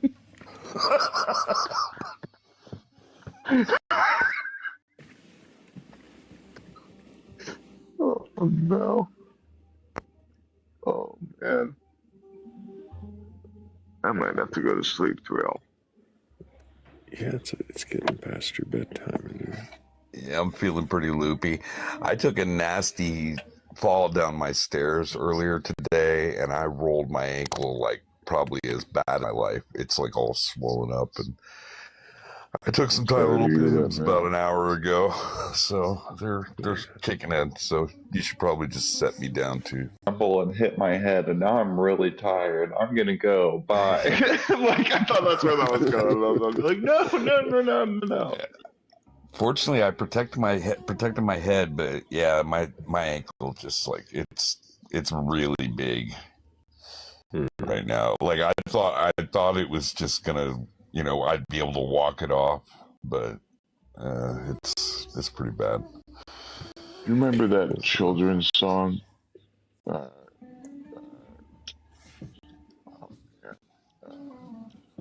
Rain, rain, go away, come again. No, not that one. Fudge. I think you might have had the rain, rain one. Am I right? I think it was rain. Come again another day. No, it's like the man who bumped his head. Yeah. And didn't. And he didn't get up. How does that go? At the end, I remember. Yeah. That part. Yeah, no, I know what you're talking about. Morning.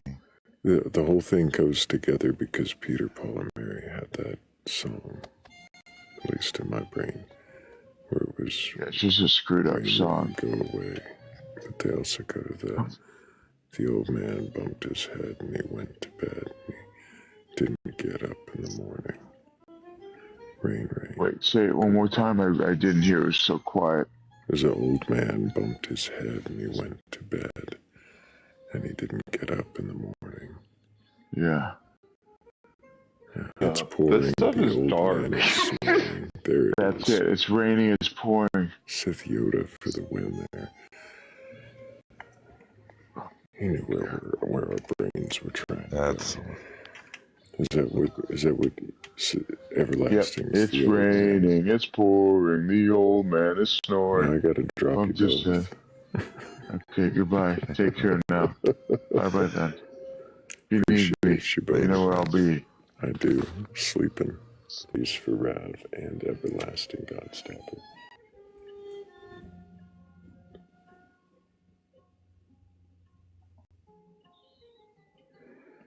Yeah, I feel affirmed that I was like, yeah, no, it is just a MacGuffin. It is. Hello, Fairy Queen. Did you mean to request a... Well, I saw that Everlasting and Rav were going to drop, and I was like, will you let me... Because I know I'm on the friendly side and not on the opposition side. Is there an oppositional side? Well, no, not technically. Not with the...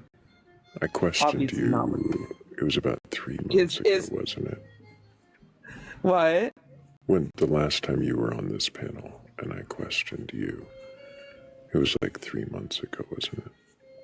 I've actually been here a couple times. Like the one time we talked about things was probably months ago, but I was up here maybe like... I always ask you when I come up if I can stay because I know that you usually are looking for people to come up that want to talk about the topic. They want to question beliefs, yeah. I mean, I'm always happy to question beliefs. I just don't know that.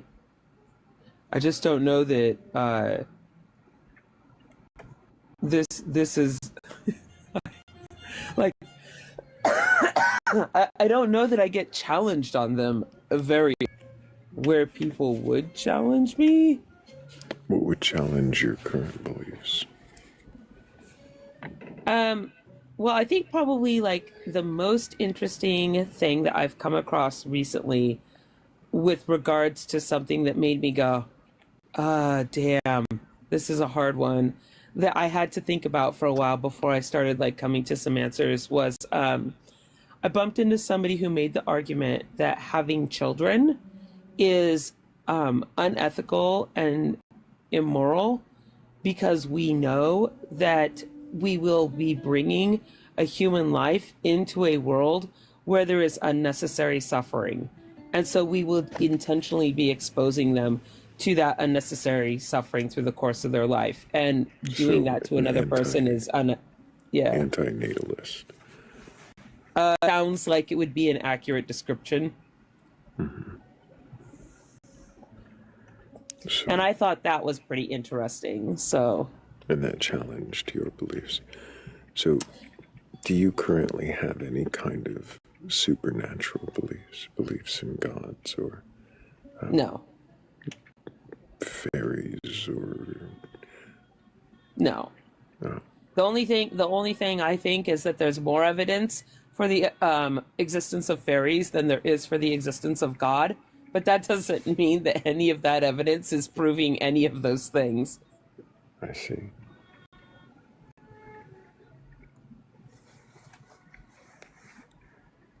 I have ideas on what's happening when people are experiencing supernatural phenomena, but I don't think that it, or what we would call supernatural, because I actually don't even like the word supernatural. I think it's kind of a dumb word, but, you know, outside the realm of explanation, I guess. The natural world, if you will. Mm-hmm. So, I mean, I could talk all day with people about various hypotheses about what's happening when people have experiences that they would otherwise describe as supernatural, but I'm not sure anybody can really come to any, you know, super hard conclusions about it, right? Do you want for there to be anything supernatural? That's an interesting question. I think that depends on what type of supernatural thing we would be talking about, right? Because would you consider, say, psychic phenomena to be supernatural?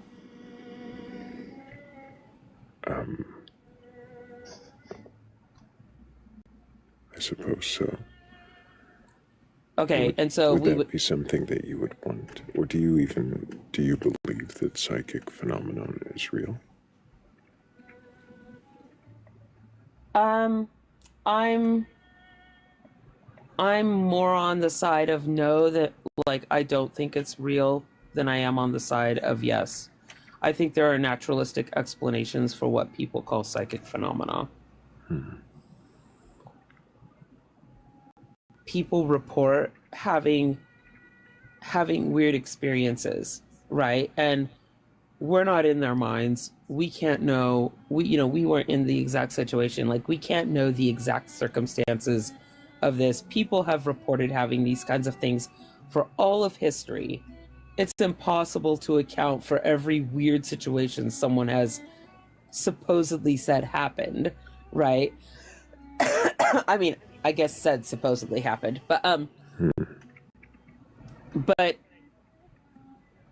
that to me is not evidence of its veracity. It's evidence of an experience that somebody believes that they had.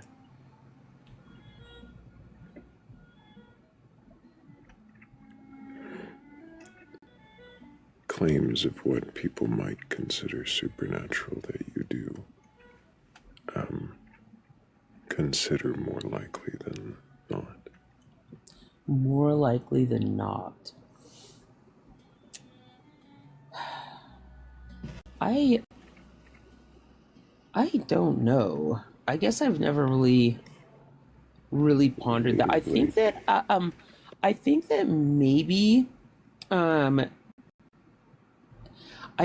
maybe something like telepathy I might think would be, or at least be more probable than some of the others. Maybe different forms of what, like, there may be some naturalistic explanation ideas there that could be true, right? That would describe some of the experiences that people would call psychic, less to do with seeing the future and more to do with how do I want to word this, like having an insightful connection to another person, if that makes any sense. Okay, so there are the types of psychics that you would see, say, in a TV show, where they're the psychic that helps the police force solve the murder, right? You're and saying those aren't likely. Working with a psychic, that there can be an established human connection there that allows them to have maybe a deeper insight into that somebody may even have into themselves, and thereby be able to make predictions about attributes of that person's life, because they can correctly ascertain how that person will behave, if that makes any sense, or at least more correctly. And that this more appears like to pattern be recognition. Yeah. Pattern recognition, empathy, mirror neurons, things like that are Mirror happening. neurons. Yeah. Mirror neurons are what give us empathy, essentially. It's what allows us to be able to look at another person, so like fear and pain and happiness and love and all of that. And okay. Yeah. I just want to slow us down here, because I think, while I appreciate you coming up, I think I'm going to go back to one-on-ones for a little bit, see if there's anybody who's actually got beliefs to question. But thank you, Fairy Queen, for your, for answering the questions you did. And I hope you keep asking questions.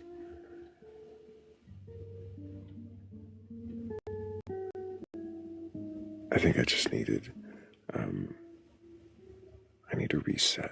Not through live, of course, we're going to keep plodding along. There's 134 of us in here with 133,000 likes. Those numbers almost match. Look at that, they keep going back and forth.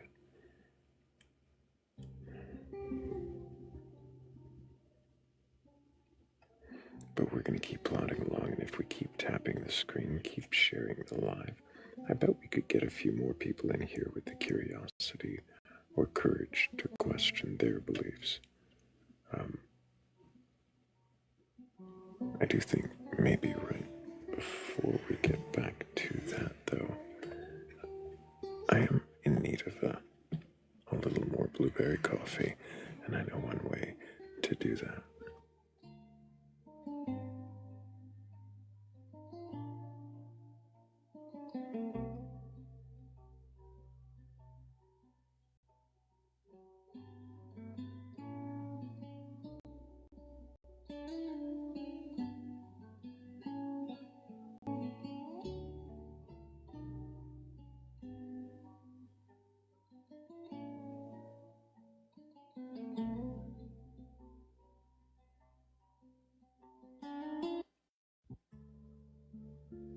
Knock my door at dawn.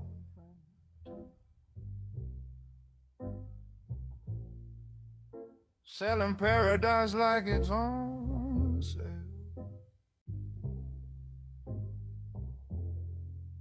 Got a pamphlet in each pocket,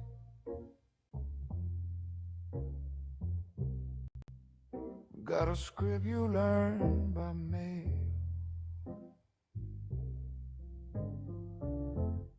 Tell me this, oh holy salesman, if your truth is carved in stone,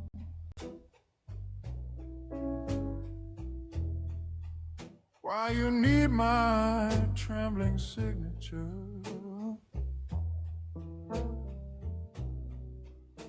to validate your own. Riddle me your savior. If love is free, why the cold on soul? If your heaven's so sure, why the hard little cell? If you're walking with the light, why you yelling about it? You say I'm born already broken. Need your club to make me whole.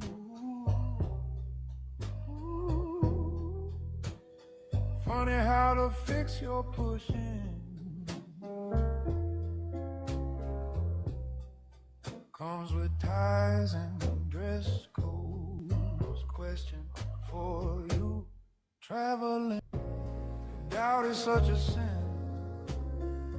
Why'd your founder speak in puzzles and draw questions in the sand? Riddle me your savior. So, if love is free, why the hard little cell? If you're walking with the light, why you yelling about it? If your God can move a mountain, can they handle my no thanks? Or do they need your raised voice and my name inside your ranks? If faith is such a fountain, why you guard it like a gate? If your cup is overflowing, why you scared I won't taste? Tell me, riddle me your savior. Show. If love is free, why the portal on soul? If your heaven's so sure, why the hard little cell? If you're walking with the light, why you yelling about? Hey, so keep your script, kind pilgrim. I'll keep questions, you keep trace. If your God can't stand one skeptic, maybe they should call you back.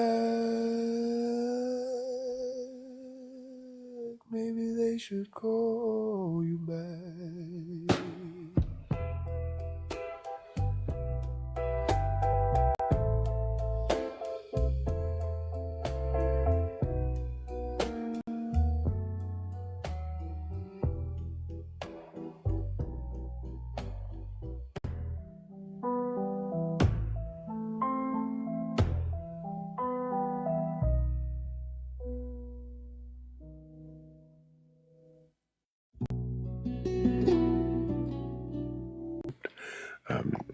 Let me just really quickly thank Angela Bats, Philly Red, Insomnia, Heather's Descent, Polly, 96, Garu, and also Cat DeWitch. My brain just stopped while reading that list. Thank you guys so much. I really appreciate all of you. I do. And of course, we are waiting just for somebody who's got a belief in, well. Can you question your belief? That's where we were supposed to go. You have a belief in a God, a higher power, or anything like that.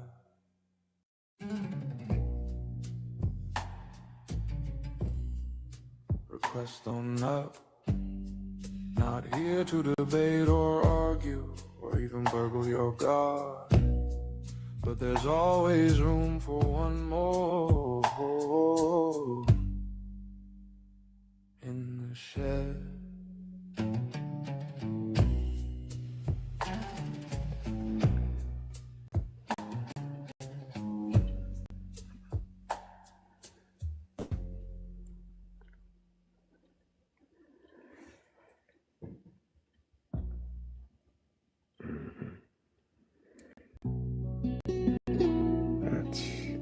that's more how that was supposed to go.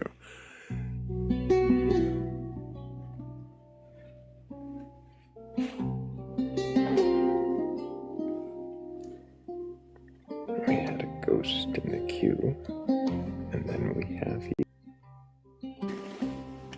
Hello, Christine. Can I get your age for TikTok TOS? Did you mean to request up? Oh, I see. You haven't loaded in yet. Well, that's okay.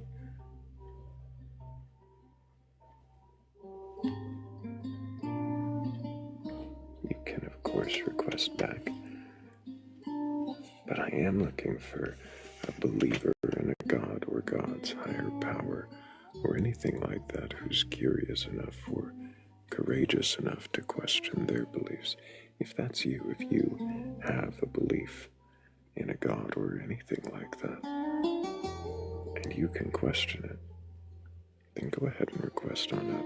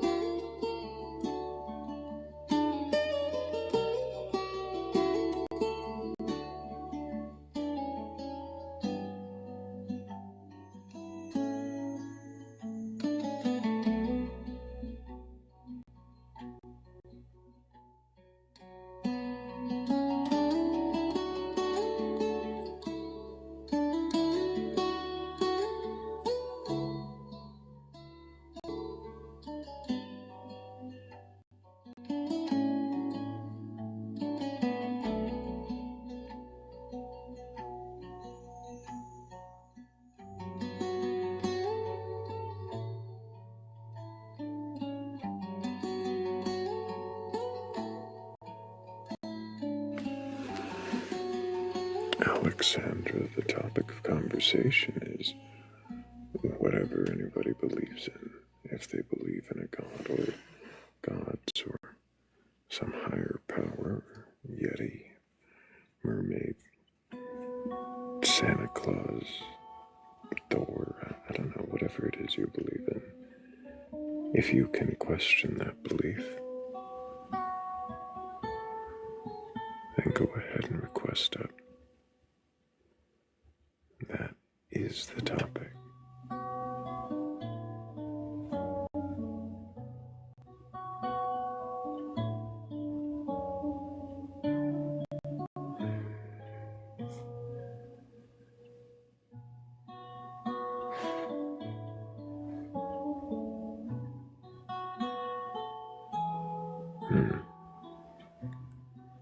Take it in a theoretical stance, I suppose. If you feel uncomfortable, you probably shouldn't. But then maybe that is more reason you should question your beliefs. But yeah, nobody's forced to be up here.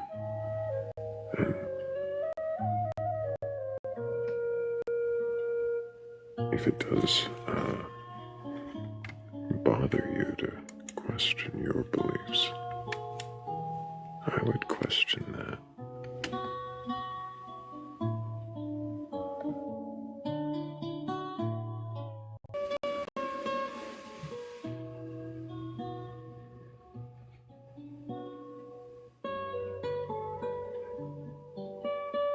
Moving your legs is important. Make a, yeah, everybody, if you've been sitting for a while, make sure you stand up. And if you've been inside, go out. And if you're outside, go in. You know.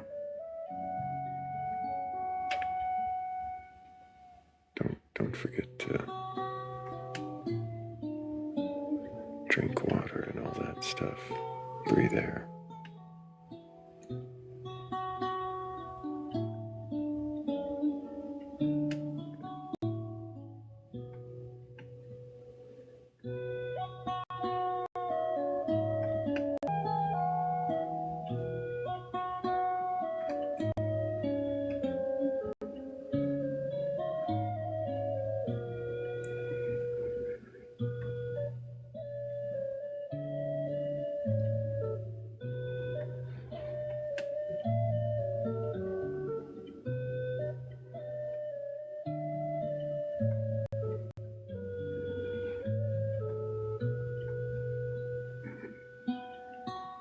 Yeah,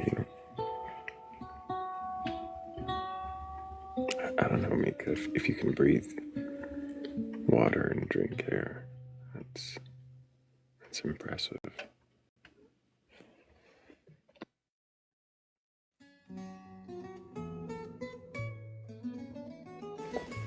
And I'm not here to take anything away from anybody.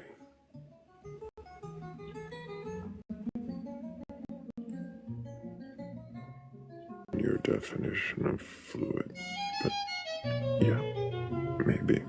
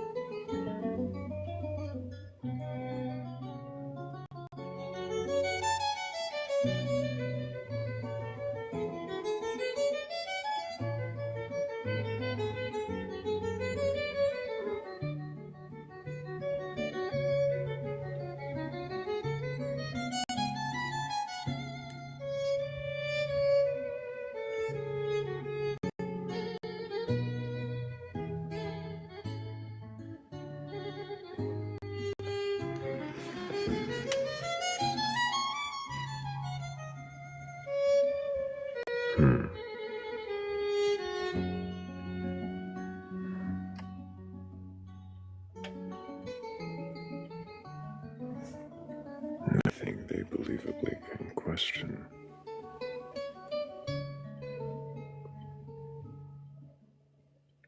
It's an odd time for there to be none.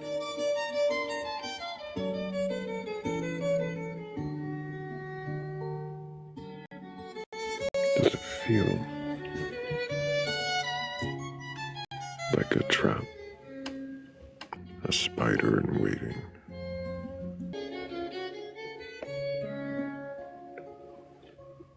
Or you cause some kind of trepidation at the thought of questioning your beliefs, or is it just being questioned by me?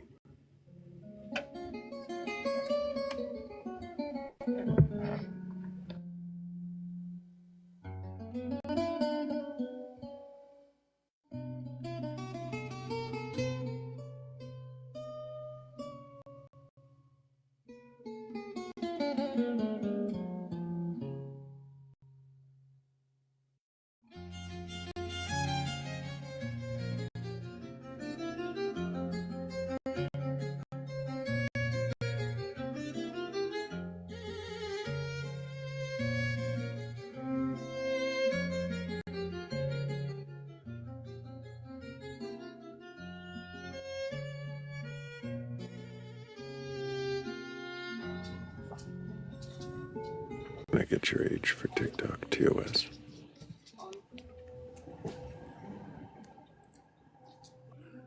Did you mean to request out? Guess not.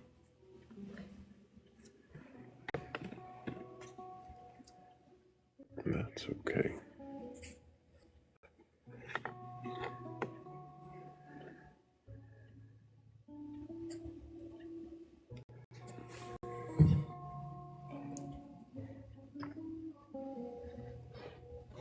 Yo, what's going on? Hello, AMI. Can I get your age for TikTok TOS? Yeah, it's 21. Do you have a belief in a god or gods higher Yes, power? I do. Yes, sir, I do. Interesting. Which God? I believe from beginning to end. Yes, I have read it in Arabic from beginning to end. And do you believe all of it to be entirely true and the word of God? Yes. Why do you believe that?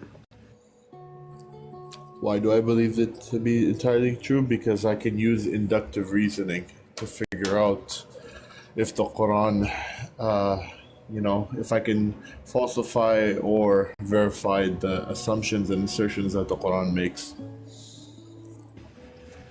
So you can use inductive reasoning to verify or falsify the claims.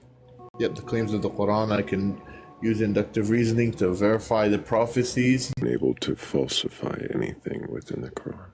Fortunately not, no. You say fortunately not.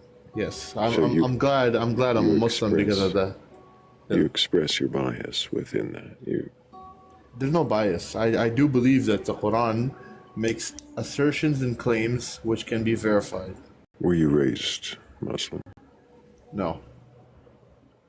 So I was raised agnostic. You were raised agnostic. Yeah. So a revert, is that what it is?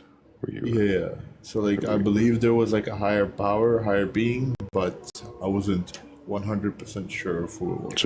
So you've always believed there was a God? I wouldn't necessarily classify it as a God, but a higher being, yeah. Because God picks out different things in different contexts within different religions, right? Higher being. Yeah. And just to address the prompt, can you question your beliefs? Yeah, I question my beliefs all the time. Right, but I was still talking to you, so I don't know why you decided to talk past me to answer that. I was still determined. I answered your question, then I went to the prompt. Why? Why do I believe there's a higher being? No, why did you go right to the prompt? I said I answered your question and then I went to the prompt. Right, instead of waiting for the next question. Because the prompt is what the host put up and that's what I came to address? I am the host. Oh, wait, is this your second account? They're both my account. Oh, my bad. I thought you were just a guest. No, but I believe host takes more importance, so I was under the assumption you were just a guest because, the accounts are different. No worries, go ahead. What were you asking?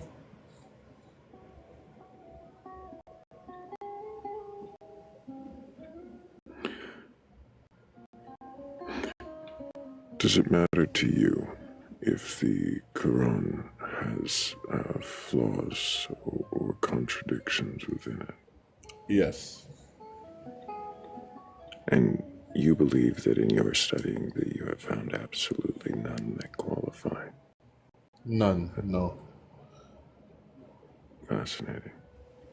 Are there any that come close to being concerns as far as contradictions or questionable passages?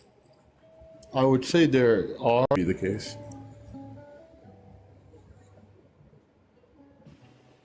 You don't believe? No, I said I believe there are some that can be that come close to being problematic, right.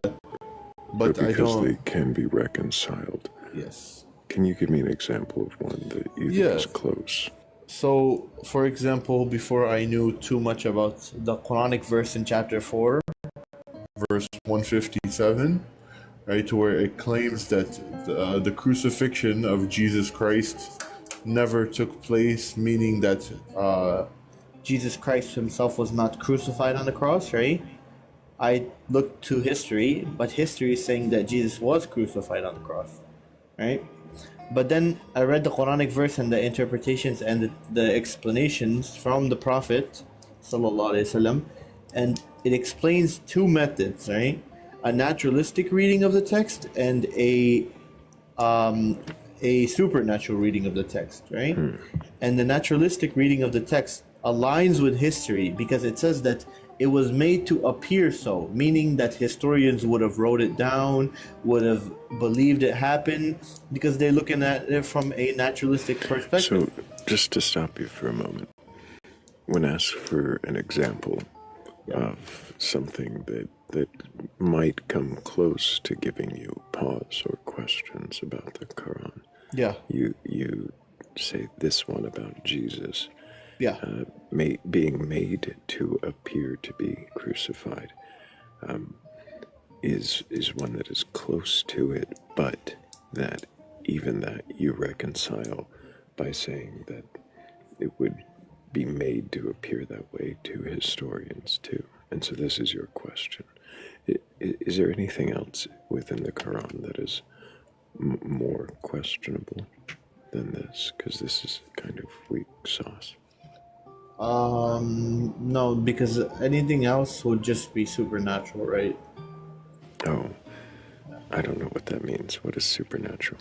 So, well, I believe there are naturalistic perspectives and supernatural perspectives, and the only way to prove supernatural perspectives is by using supernatural evidence. So, for me, like if there is something in the Quran that I cannot prove naturalistically, right, I would have to go to the Quran, figure out if the assertions and the prophecies, things, the criteria which make the Quran true or false are true.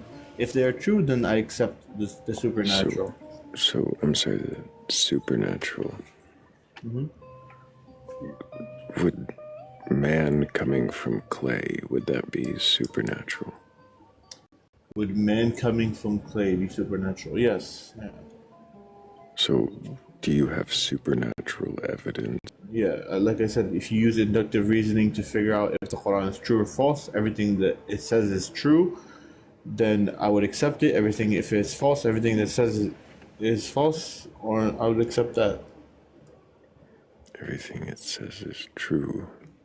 I'm confused about what you keep saying there, because you're not actually answering my question. You're just saying everything's true, everything's true. No. Can you stop for a moment? And the question was, is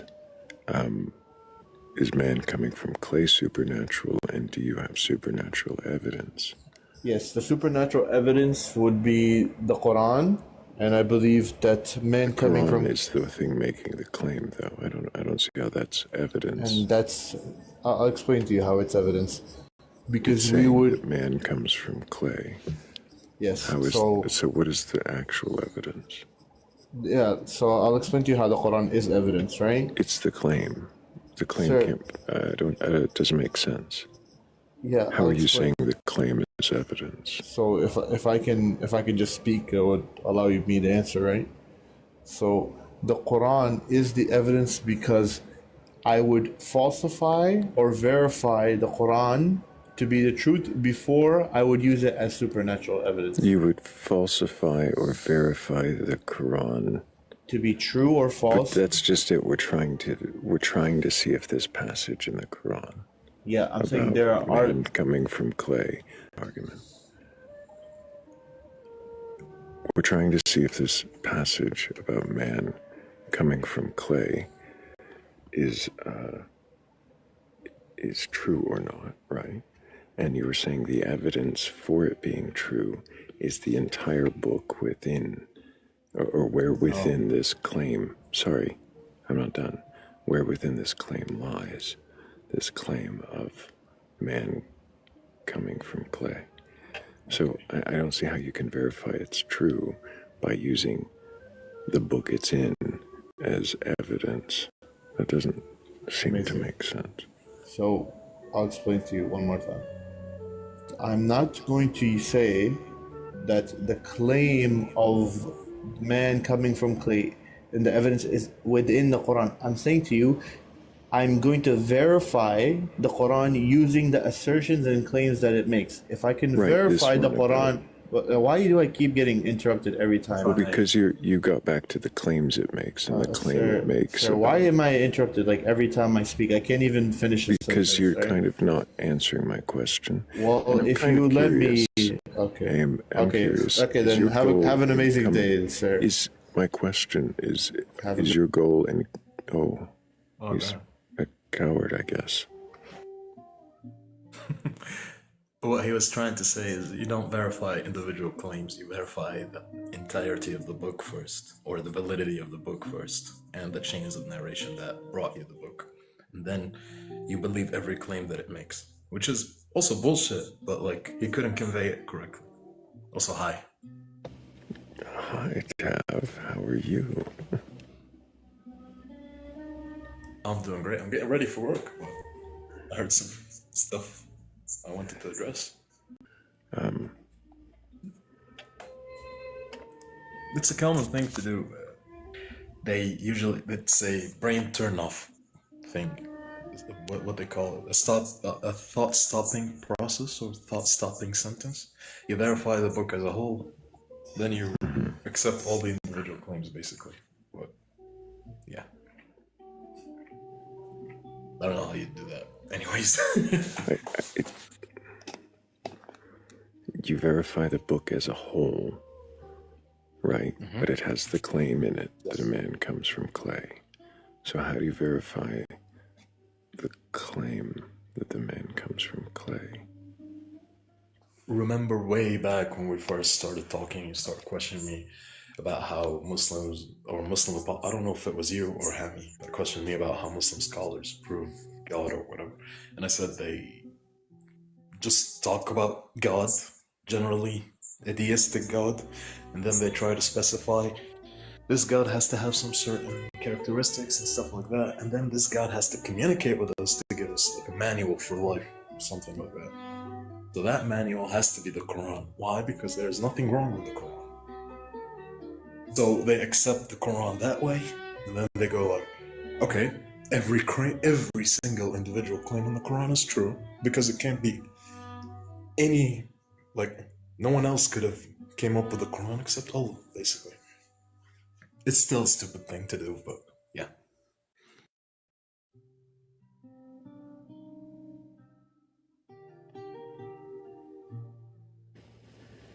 It's wild. I don't get it.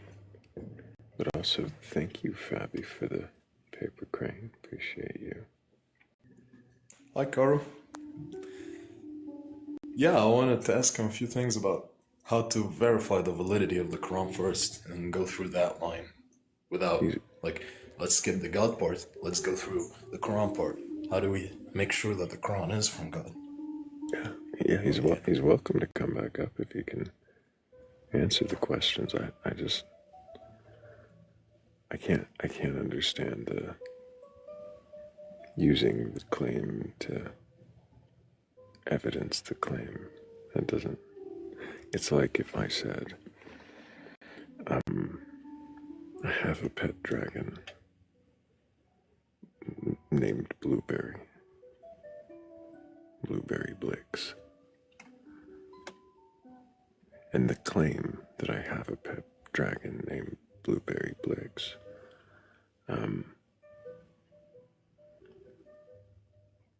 that's the evidence. Is me saying that you have a blueberry dragon? Blueberry dragon. Yep, I said it. That's the evidence. Yep.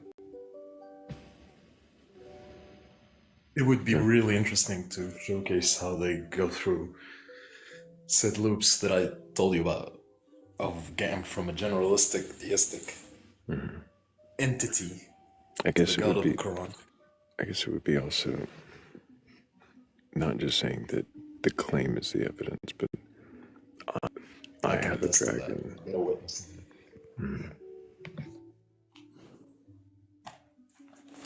Because keep in mind, one of the things they go through is the fact that the Prophet had some companions. They attest to his honesty and loyalty and whatever. This is one of the proofs. And you have the companion, you know. There you go. Blueberry the dragon is real. Prove me wrong. Blueberry Blix, yeah. Blueberry Blix. We gotta come up with a lore now. Well, he sits on the pot of gold held by the leprechaun in the tavern.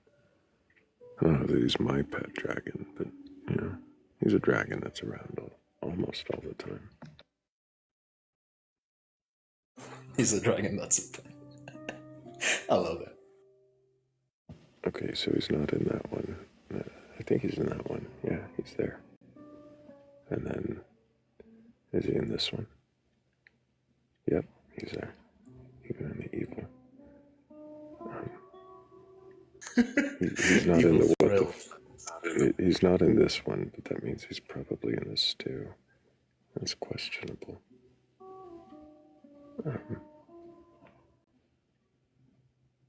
Or divination. Or sin. Or the pagan. He's there. There he is. Oh wait, no, he wasn't. How many what the fuck strings do you have? Is there like a folder? 40 something, yeah. There's like a lot of them. Damn.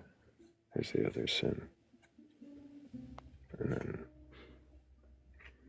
divine, he's not there. What is He's not in the what the fuck are you talking about? I think he's in this one. Oh wait, no, he's not. I don't know.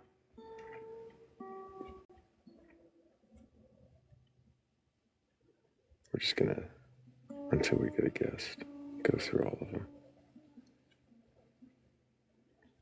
So where's Blueberry Blix?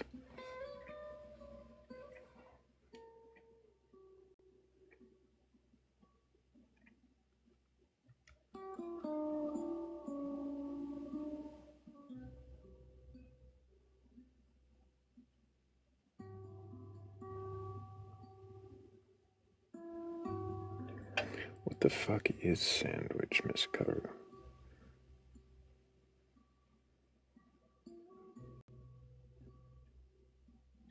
Oh, he's not there. He was not a You're gonna make sense. And he's not in the sandwich either.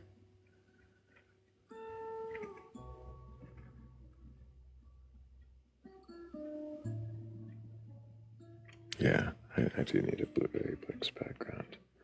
It's a little more focused. Every character seems to get their, doing something different.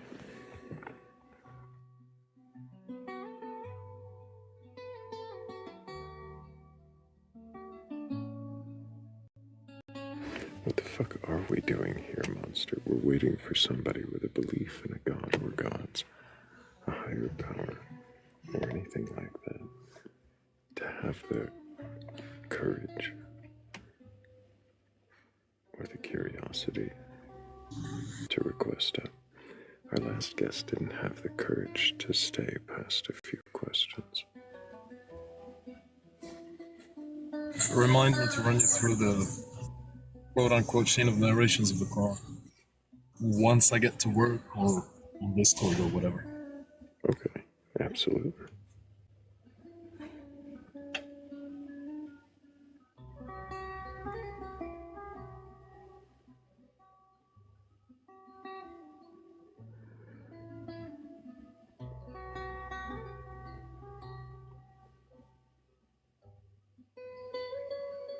I also like how you went through it. That was the first thing.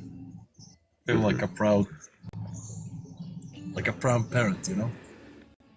The clay, yeah. I was gonna lead through, but I wanted to start with the man from clay.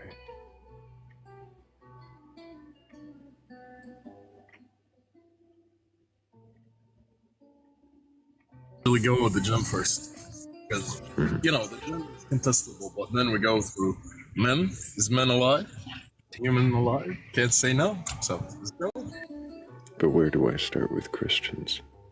Creation. The Genesis contradiction, Genesis 1 and Genesis 2. So, it made sense to start with the man from clay.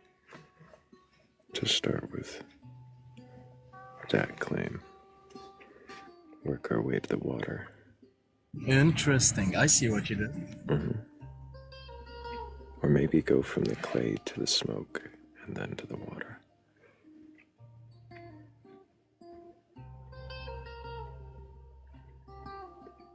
just to see where the questions really take us.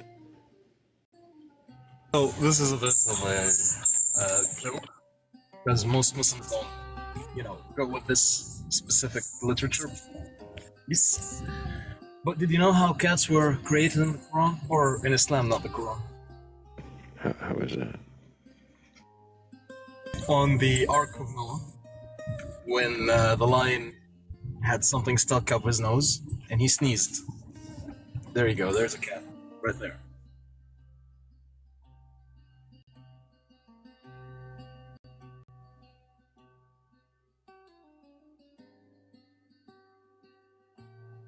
The lion sneezed. When the lion sneezed.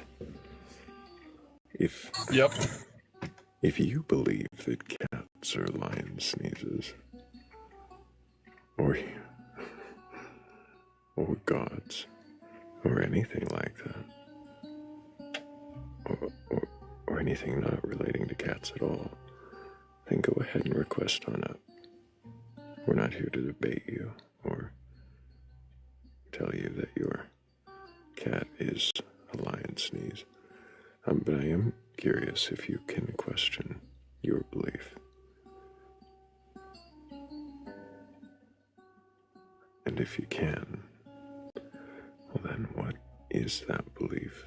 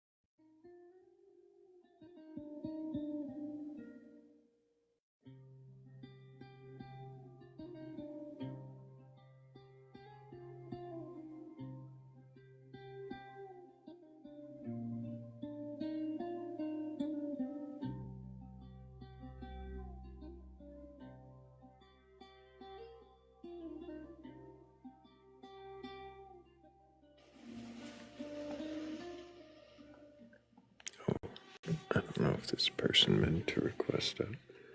Just saw they were in the queue. Probably not.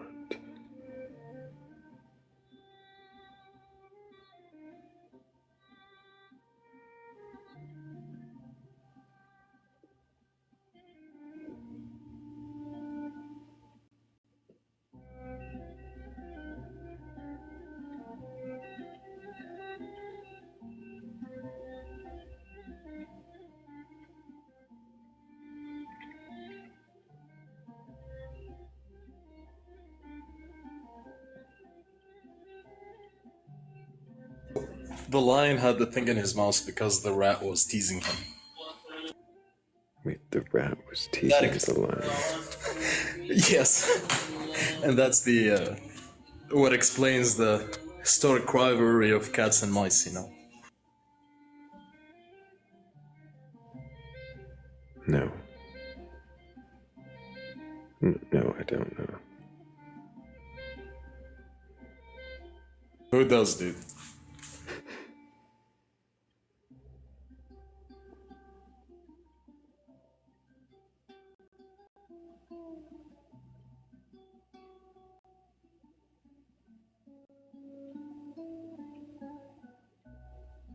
I like how everyone in the chat is like, no. Just no.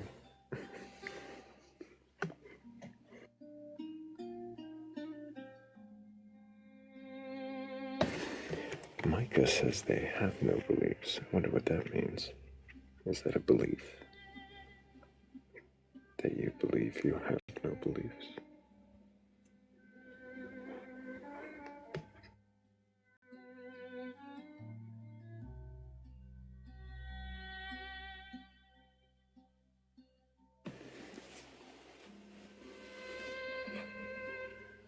But if anybody does have a belief in a god or gods, higher power, or anything like that,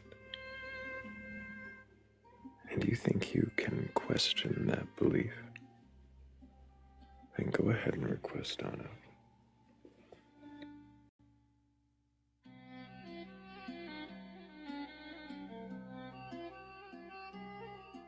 I gotta say, I love the new music. I disappeared for like a couple of days and came back to this whole new vibe. Mm-hmm. I'm adding new instrumentals all the time, and I get new submissions from people in the community for some of the more upbeat songs. I like the one that's going to play, well, here in just a second, but I think you've heard that one. You'll know it when you hear it. Just a creepier voice than mine. Encouraging.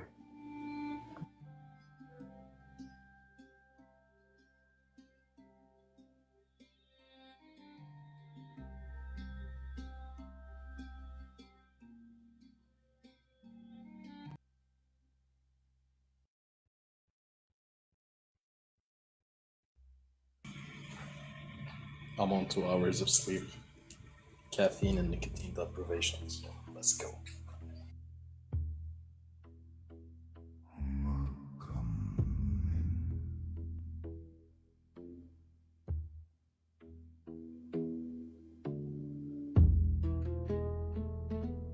Can you question your belief?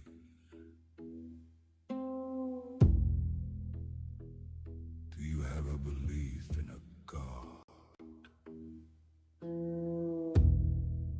A higher power? Or anything like that?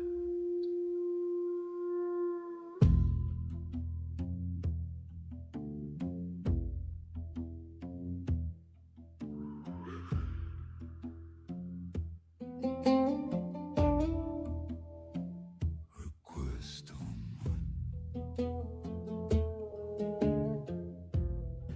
I think this is my favorite of the Michael V segues.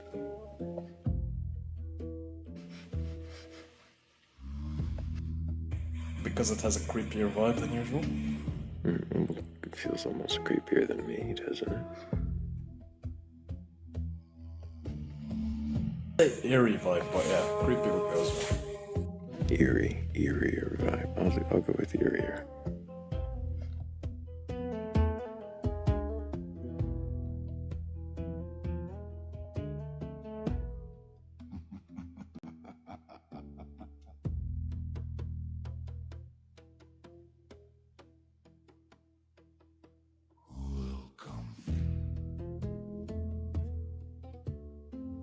Can you question your belief? Do you have a belief in a God? A higher power? Or anything like that?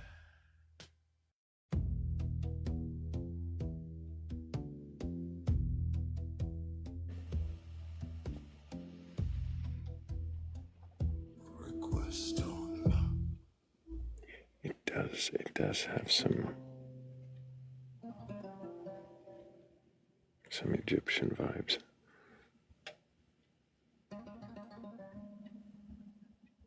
It's brilliant, to be honest. Michael's very brilliant. Mm-hmm. He is.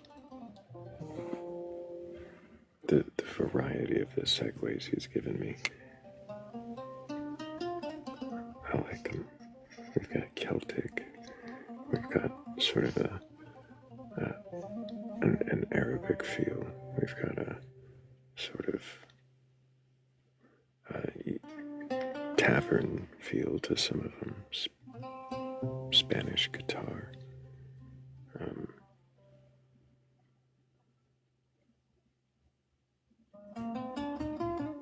There's even one with like auto-tune. I've heard like a couple of these, the first few that he ever submitted, they were really cool.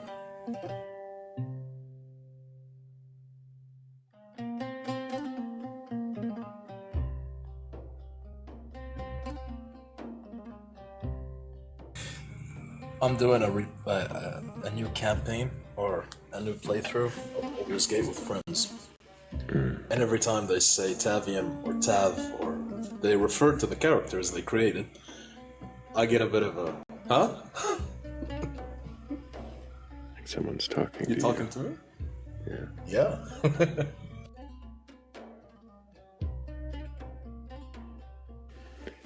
I don't get to hear Thrayle very often unless it's directly referencing me or I misheard somebody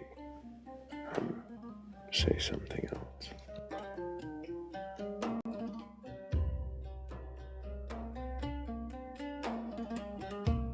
One of the friends I'm doing the campaign with,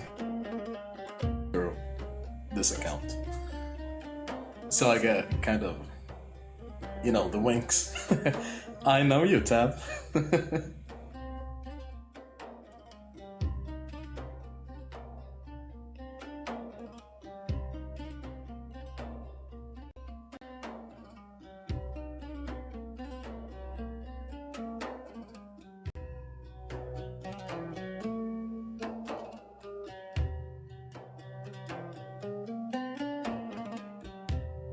Are you saying you're gaining a little celebrity status? Well, to be honest, we created the accounts together. So, not really celebrity.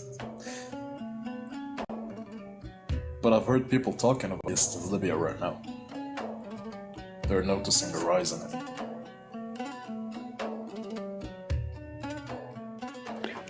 I hope that that's a good thing. It is. I hope the rise The fact is that a they're good acknowledging. It is. The fact that they're acknowledging the existence of atheists in their community is like a jump, Well, that's what I mean is I hope that it's an acknowledgement and not a cataloging. The funniest thing, one of them was, I think a few weeks ago at work, one of them was referencing someone I know from my niche community. He didn't speak well of him.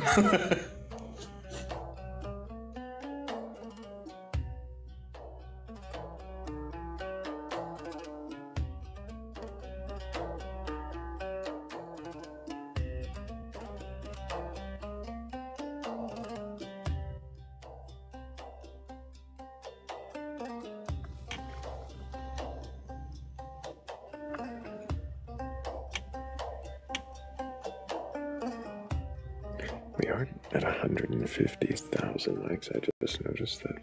Thank you guys for tapping us up to 150K. That's really awesome. Of course, the more taps, the more likely we'll get out on the algorithm to somebody with a belief in a god or gods, higher power or something like that who can question their beliefs. And maybe they'll have the courage or the curiosity to request on up.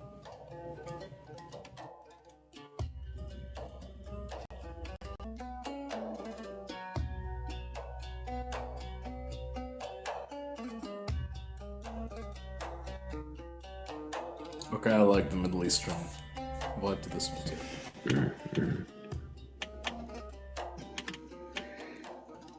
Dunes beneath the castle wall. That's what this track is called.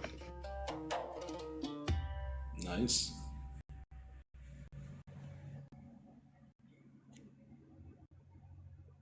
The instrument, I don't know the English name for it. This one that's playing right now. In Arabic we call it al-oud. My father is a lute. Oud. Oud, lute. Yeah. It's like a guitar but rounder. My father, we're fasting here. It's Ramadan. So after breaking our fast, he usually goes to the garden, drinks some water, light up a cigarette, and brings up his oud. And he jams all night, like classic songs even. Something from the 70s, the 80s. Hmm. The That's vibe is awesome. really, really there, you know. I think that is the next instrument I would like to tackle is the oud. It's a lute. It's very similar to a lute.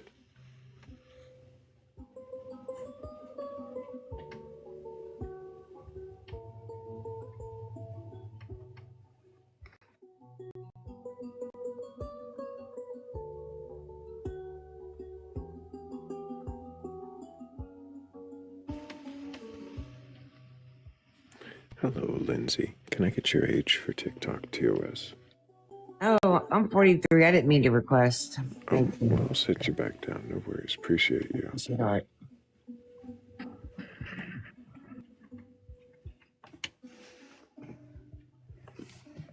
It's this one. Mm-hmm. This is called the lute? Oh, interesting. That's what we tend to think of as a lute.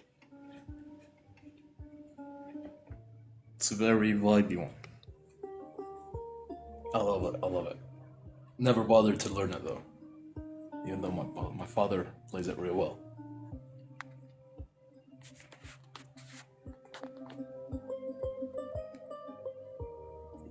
I think there are some subtle differences between them, but I can't be sure. Hello, Imperfect. Can I get your age for TikTok TOS? I am 57. And do you have a belief in a god or gods, higher power, or anything like that? I believe in myself, and I believe in you. So why don't you believe in a god? What do you mean you believe in them all? I respect them all. I respect their ideas. I respect the thousands of years of traditional religious beliefs that have fueled mankind into a new age and a new paradigm. Sure. Do you believe the gods exist, though?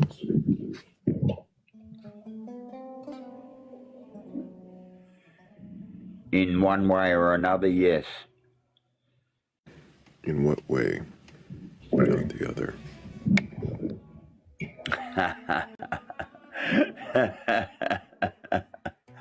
Clever.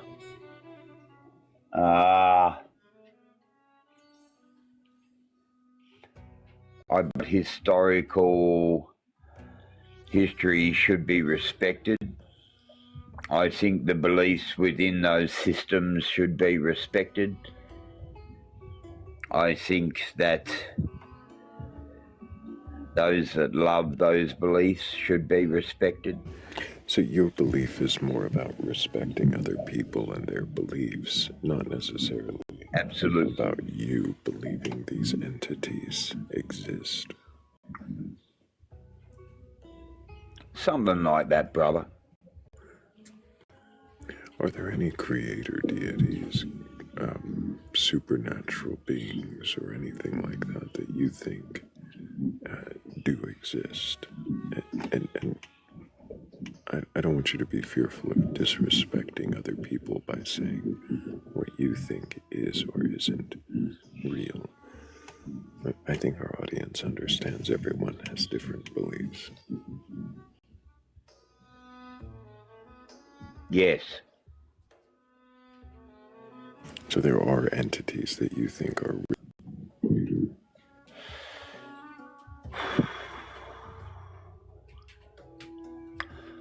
I think that all entities that exist are connected to humanity. All entities that exist are connected to humanity. What does that mean?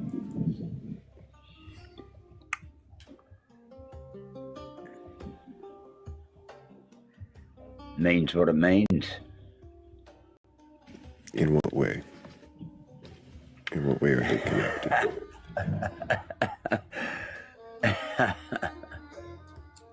We are connected through...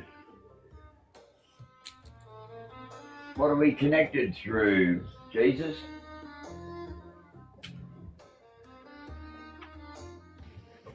Do you believe in Jesus? Do you believe in Jesus? What I believe doesn't make any difference to this conversation. You can't ask me if I believe in My housemate said, you can't ask me if I believe in myself.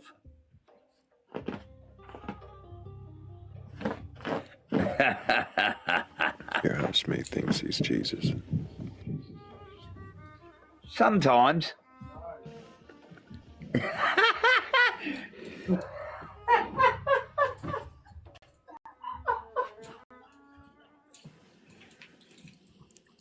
Do you believe Did in you Jesus? say yes or no, Jesus?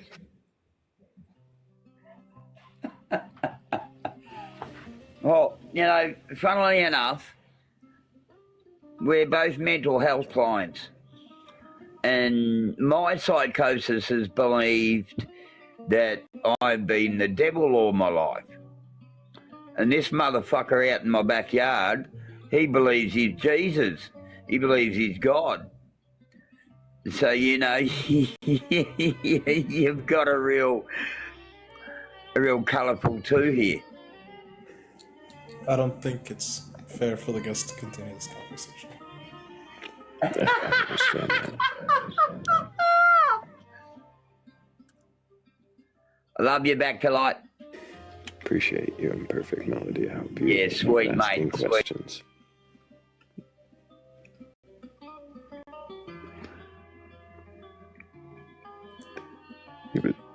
He was fun. He is. He was. The laugh was kind of just a tiny bit irritating, but no. we could question God and the devil and Jesus living together as housemates in Australia sometime, but it did sound like there was a little more involved, and maybe another time. wasn't there an experiment that had 3 guys thinking they were Jesus shoved together in a room or something? Mm-hmm. I remember hearing something about this. I don't know if it's an anecdote or if it's... I'm gonna look it up. Give me a sec.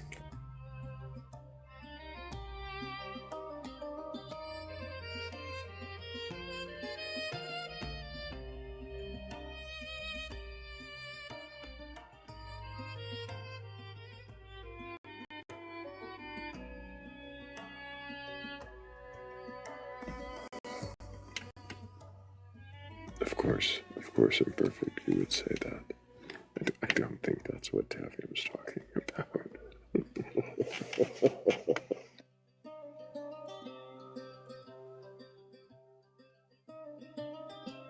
This is the name of the book written about the experiment.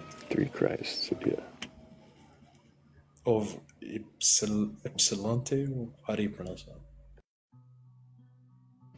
Ypsilanti. As far as I can tell.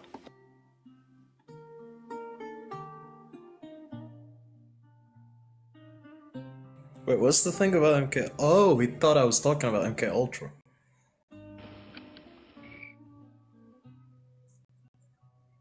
Yeah. That's what I think. Imagine having a name like Ypsilanti. That's a cool name.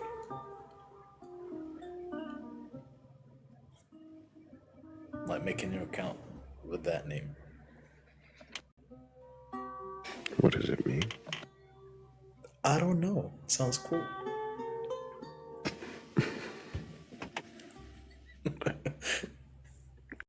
Seems like a flimsy basis for a name change. I go with the rule of cool, dude. I don't care. If it's cool, I'm going with it.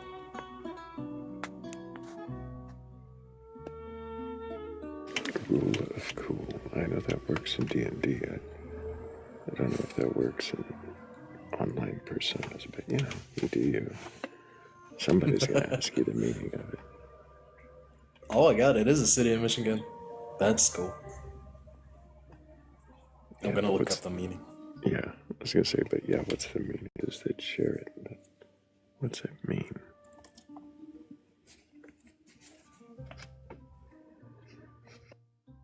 Says the guy whose name is a mouth utterance that I didn't bother looking up.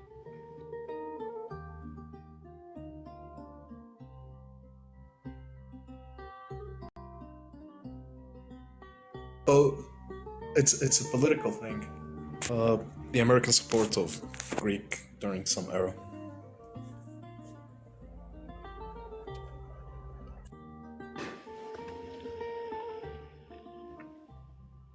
Hello, Sonic Wind. Straight up there. No. Did you mean to All request I it? know is it's a little dickhead there. That would be What? I don't know, dude. Did you see the profile picture? I didn't look, no. It was of drinks. Bottles of drinks. Oh, yeah, that makes absolute sense. Yeah. That's why I'm laughing. Was that the roommate? Is that Australian Jesus? Possibly, yes. Australian drunk Jesus.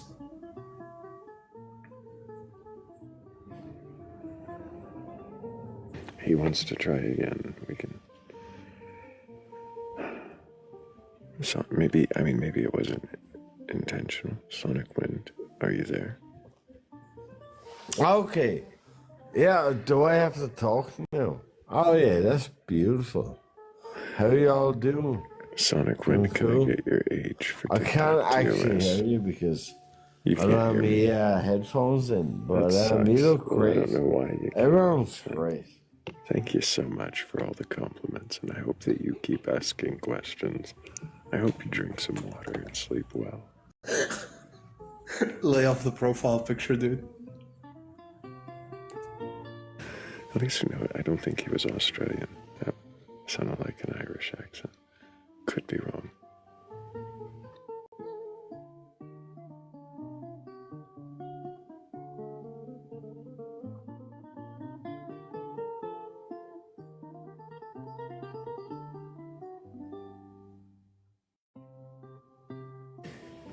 But at least we solved the mystery that it wasn't Australian Jesus.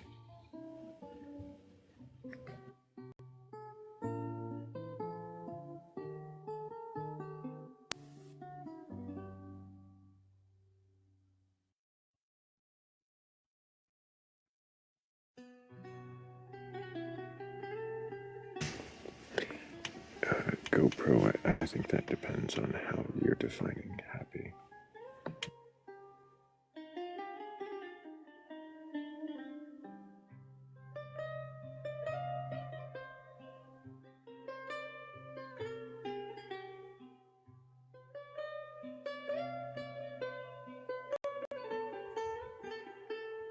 Are you joking? A perfect melody. Are you joking or are you being serious? I'm fairly certain he's joking. He's playing into the humor of it. It made him laugh, so.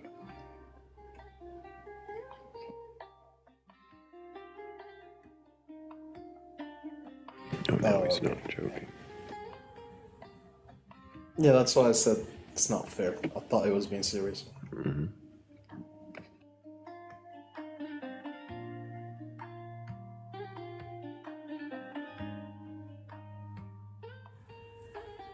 The song that's playing right now, I really love it. It sounds really good.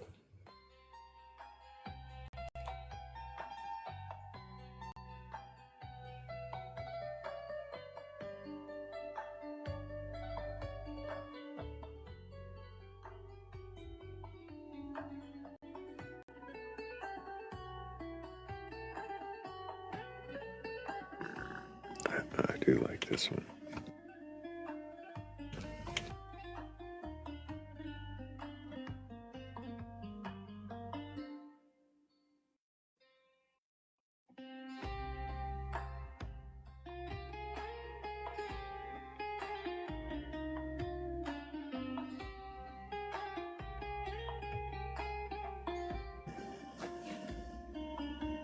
Hmm.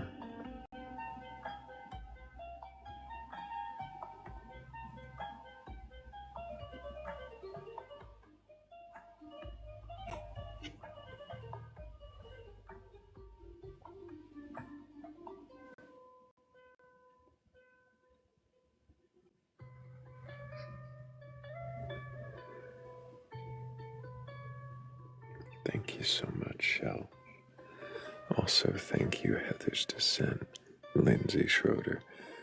Thank you, Cat DeWitch, and 96. You guys are all amazing. Appreciate you.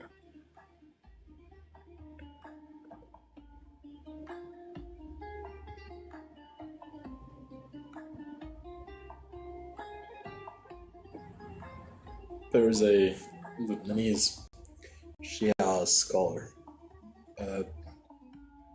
Hassan Nasrallah, I think his name. He's pretty famous. There is a funny story to him. During Ramadan, people in his paramilitary group, you guys probably know them. I don't know if I can say the name or not. But anyway, people in his paramilitary group were rioting because they couldn't smoke. He said it's halal because it's not something you swallow.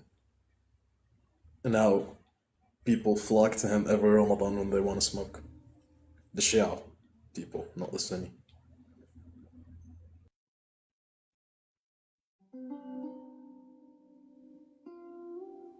Wait, because it's not something that you swallow. Yep. Instead, you inhale it. Yes. See, the line is very blurred on what breaks your fast, because it literally just says anything that goes through your mouth. So people got creative in how they take their drugs, medicines. One of them, like one of the ways was through the other way, the downstairs way. Another was like just crush it in water and do the IV route. But lately, some Sunni scholars, which I found very progressive, they gave the ruling that it's halal if you like, it doesn't break your breakfast if you took some drugs, especially if it's really necessary, like a life or death situation.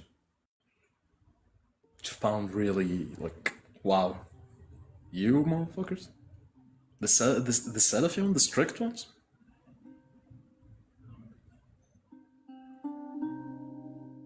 That's, just sounds like people will make any excuse they can to do whatever they want and then say it fits their religion.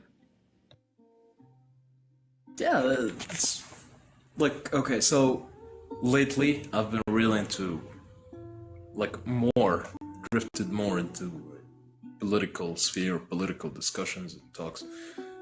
And the thing I hate the most of the people I know, because they're ex-Muslims, every bad thing in the universe is because of Islam.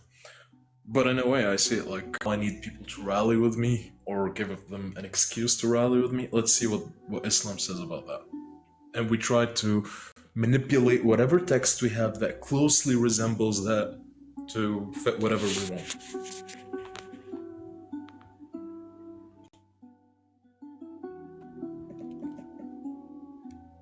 To answer your question, Sheikh Zulu, honestly, I don't know. Shia's been like a minority.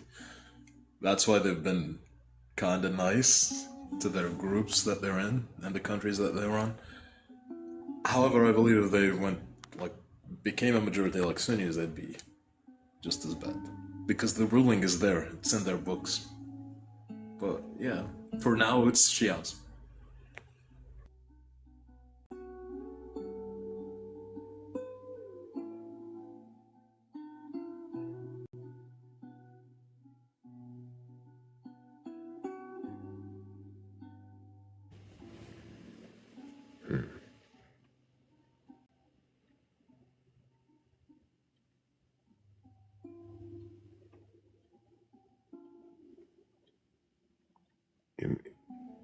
Well, I almost almost want to ask you to elaborate.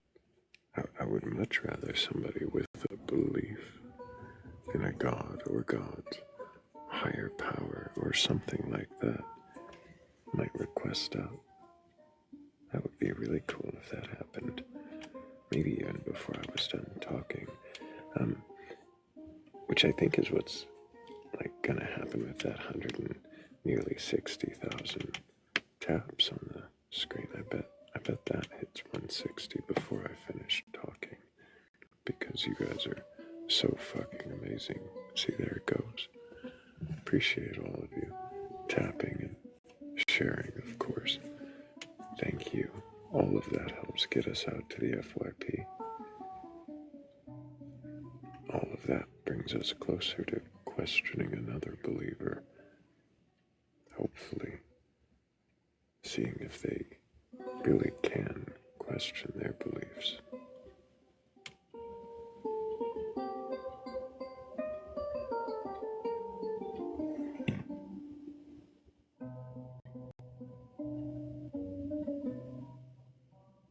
I would say how much power they have in the society they exist in. Shigzul.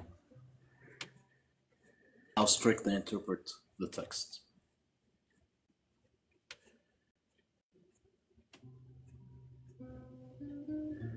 Definitely could be different in the future. Like, we could look at historical examples if you want. Every empire that risen up with Islamic values, quote unquote, either Shia or Sunni, was very oppressive and very not nice to live in. Let's say that. However, there were a few empires that risen up, correct using, arose, that were Shias and Sunnis, but strayed a bit away from the rulings. And they were very nice, like very good to live in. Like, Andalusia. That was a very nice place to live in. Because most of the scholars were Mu'tazila and Shias, and they were debating most of the times, so no rulings. And the king was very much going with the Mu'tazila ruling, even though the Mu'tazila can't be really counted as Sunnah, but they're still Sunnah adjacent. Proto-Sunnah if you want.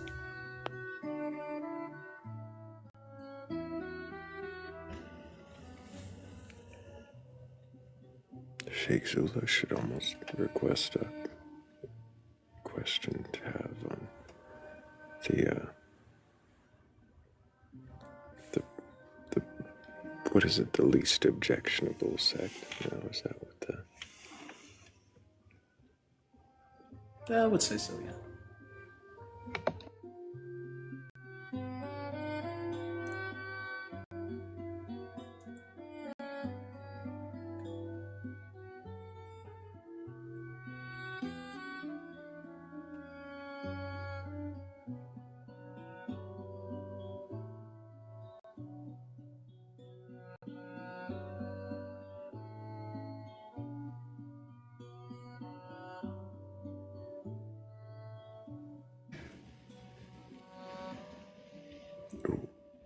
It worked.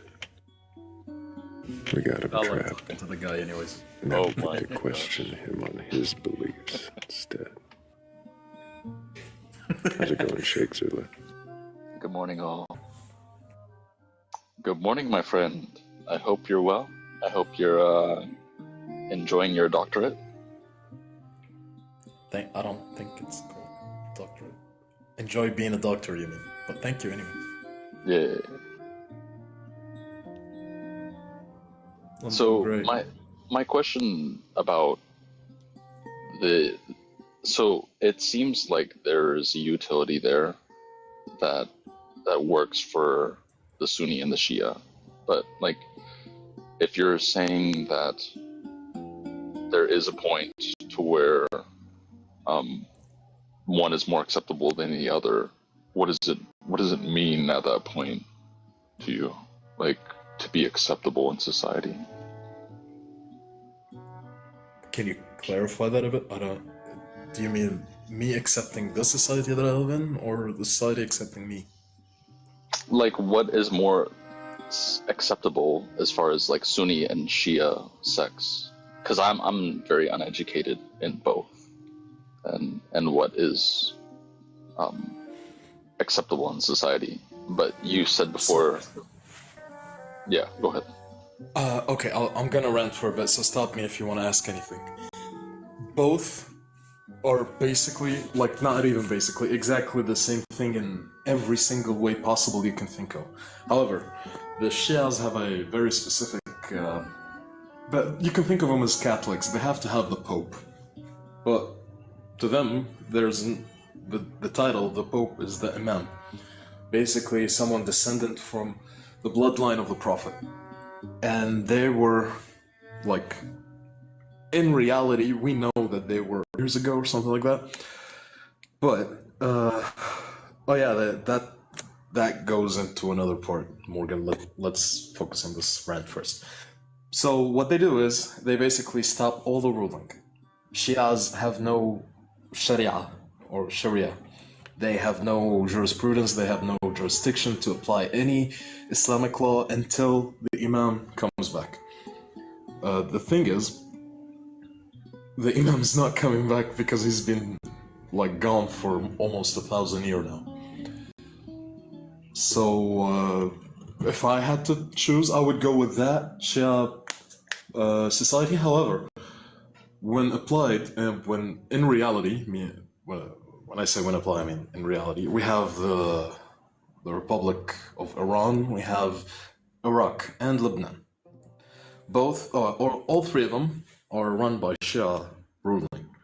And in Iran, the Ayatollah, the first one, not this one, came up with a ruling that he says should bring or should force the Imam to come faster, which is basically preparing the world for him, giving him his throne or whatever. That would encourage him basically to come out of whatever place he's hiding faster. So they basically apply every rule, but basically beating in the streets of people who are not wearing their hijab correctly. You get all of these. But in Iraq, it's like less tight, so you see a lot of atheists emerging and a lot of Sunnis living there peacefully and multiple sects living there. Like, you know. So do you think there is sort of this, a sort of progressive alignment in Muslim culture out there? Interesting. Do you mean progressive as in what we think of when we say progressive, as in accepting of the LGBT community and stuff like that? Or do you mean some progress? Any acceptance of any other cultural identity,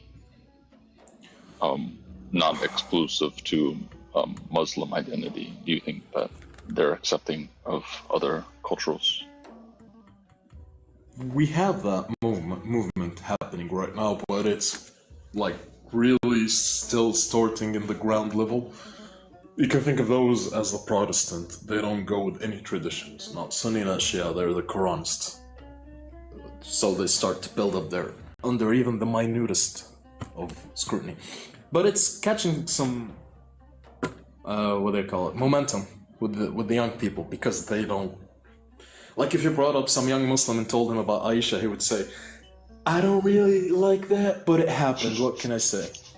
If you expose, if you expose them to a Quranist, like the ideas of a Quranist, he'd probably say, yeah, I'm leaning more towards that because that's something from God, the Quran. It's something from God, and the Hadith is just the blathering of some dudes, you know? So there is a trend going to the Quranist only, or the Quran only. Some would say Quran only fans, but I'm not gonna do that. Oh wow.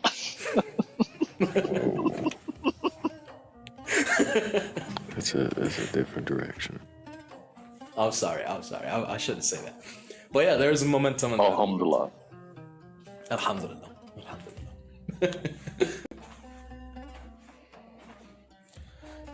These people are more accepting, but not to the extent that you would think of as progressive or accepting or tolerant. They just, I don't care, I just want to live my life. So, socially libertarian if you have to map them somewhere. That answer your question? Appreciate all of that, all the information. Do you think that in the future, Muslim culture will be more accepting of other cultures? Or do you think that... They are. They're kicking to the future. Happening right now in Arab atheist communities. They, like, for an example, let's go with the Azhar, the Islamic authority in the North African region. It's a college in Egypt. A few years ago, they were like a female, genital thingy, FG. You know what I'm talking about. Yeah, FGM. Yes. They used to say that this is a huge part of Islam, and if you drop this is what I'm talking about right now is like 3 years ago, or no more, about 20 years ago or something like that. They say that that's a huge part of Islam, and if you left it, it's exactly the same as if you've left the Salah or the prayer or the Quran or something like that. So we have to grab on with it to everything. Now, like literally now, I think a few months ago, there is an article that says, it's from the head of that college, that says FGM is haram and whoever does that is no longer a Muslim. So there is a progress. Oh, wow. There's a huge progress. Wow. Yes. That's huge. Yep.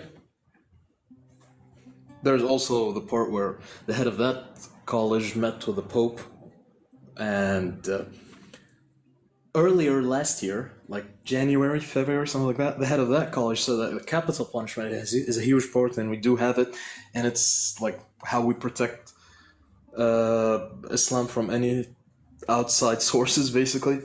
This year, he dropped another article saying, yeah, this is not a part of Islam. This is bad translations and interpretations and whatever. And my apologies, so this is like the equivalent of a pope. What do you call this person? Sunnis doesn't really have... Yeah, I'll give you the quick rundown. Sunnis really don't have any sort of a pope figure, but he's like a huge head in a specific sect that if he said a word, that word will go. Even if not... He's an imam? The head of imams in the Ash'ari school, basically. He's the main religious authority of that school right now.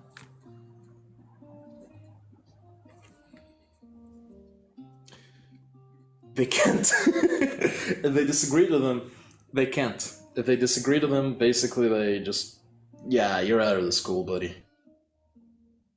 Go create your own school or whatever.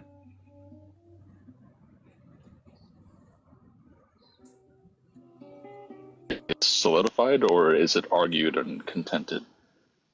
Oh yeah, it's argued a lot, especially from the Ash'ari school, because the main school that's going on right now is the Salafi, but just like in online spaces.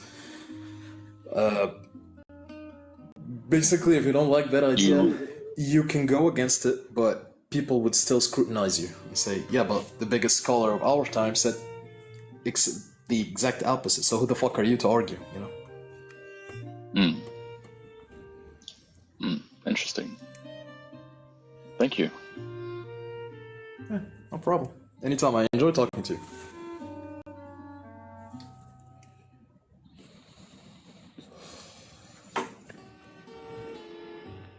And we still don't have a believer to question. Not a one. They're all terrified of calm conversation, I guess. I'm not sure what the fear is, but there's got to be a reason for it. I was hoping we would get some Muslims out of the conversation we're just having. Mm-hmm.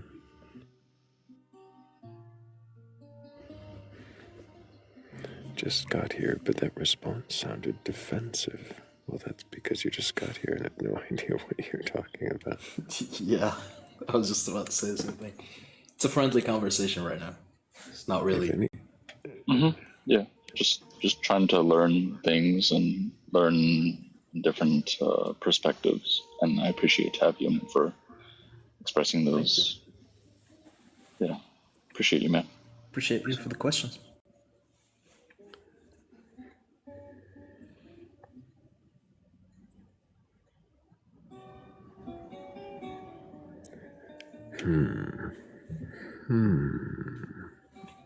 Oh, we have a requester. You can bring them up.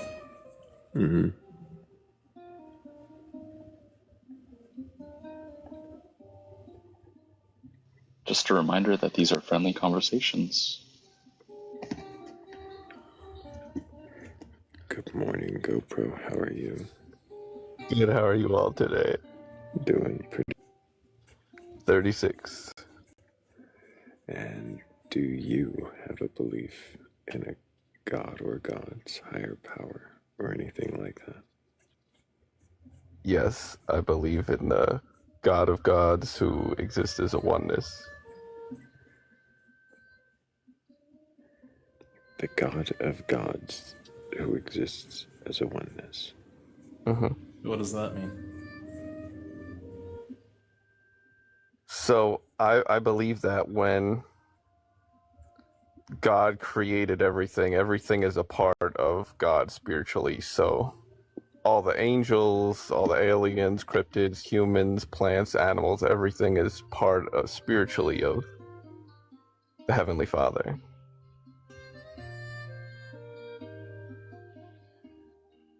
Also other gods.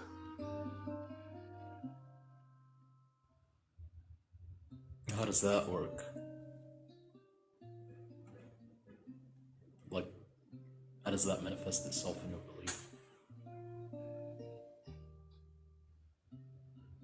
So the questions were, how does that work? How does that manifest? It means that since everything is interconnected, that means that in a way separation is an illusion. It also means that there's a network that connects us all.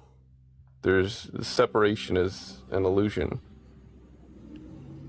So, what you're saying is basically everything is God, right? Yep. What makes God special then?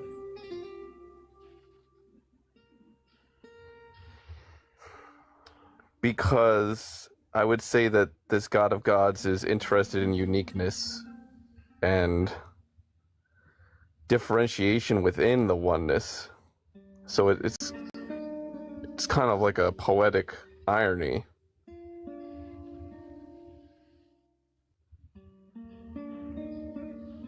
Zula, I think you have a question. Yeah, differentiation within the oneness. What do you mean by that? So like look at the spectrum of light, right?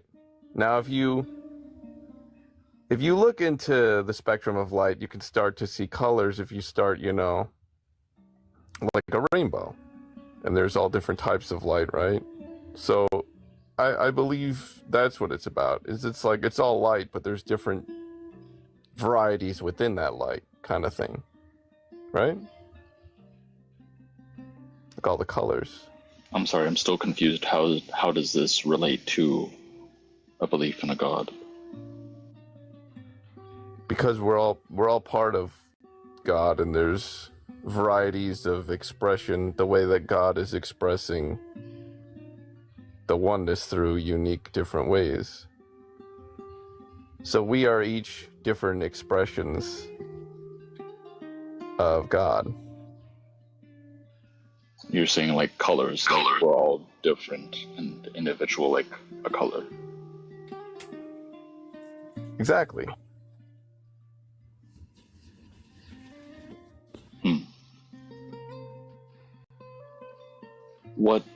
What does this, so like this individuality, this sense of individuality, it provides you with this God belief?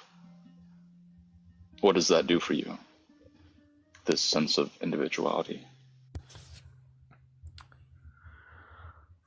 So yeah, there's two ways to look at it. I could look at it as what's the oneness, and then the question that you're referring to is the other side of the spectrum. How am I unique?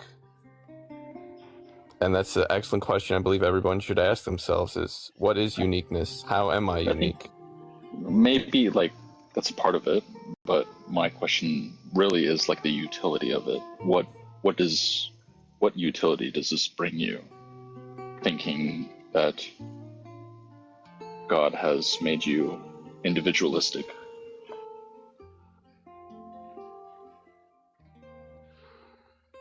So you're saying, what is the utility of uniqueness? Yeah, from like a God perspective, from a religious perspective, what does that bring you? Foods and painting. I mean, the more colors and flavors there are, I think the more fun and interesting life becomes. So perhaps there's utility in how interesting and fun it is. This is interesting because you didn't mention God in any of that. You just mentioned experience.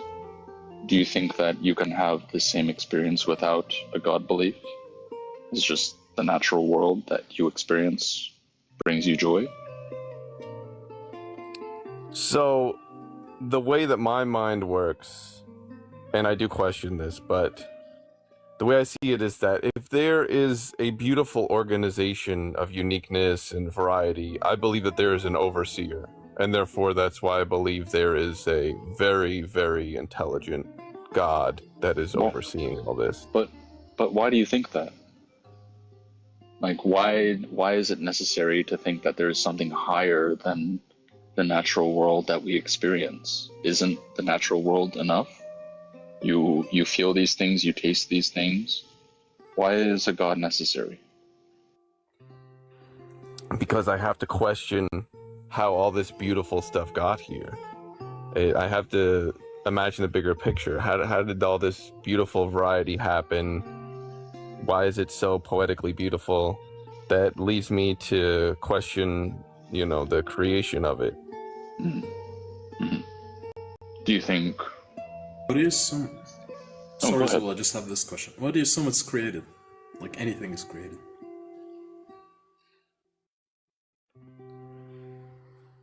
So it's the thought, like if I walked into a museum and saw a beautiful piece of art, I would imagine that there was an artist based on the beauty and poetry of it. It's the same feeling. It's like I see something, and so because it's so beautiful and poetic, I believe that there is an artist. It's the same logic. So then, sorry to interrupt, guys. So how then does all of that apply to your idea of God and the oneness?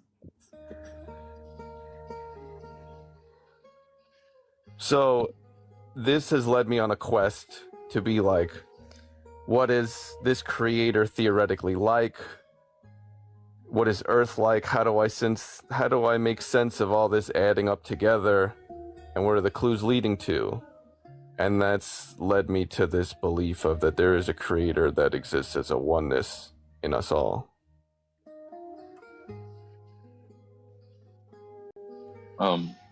Is an artist necessary for value?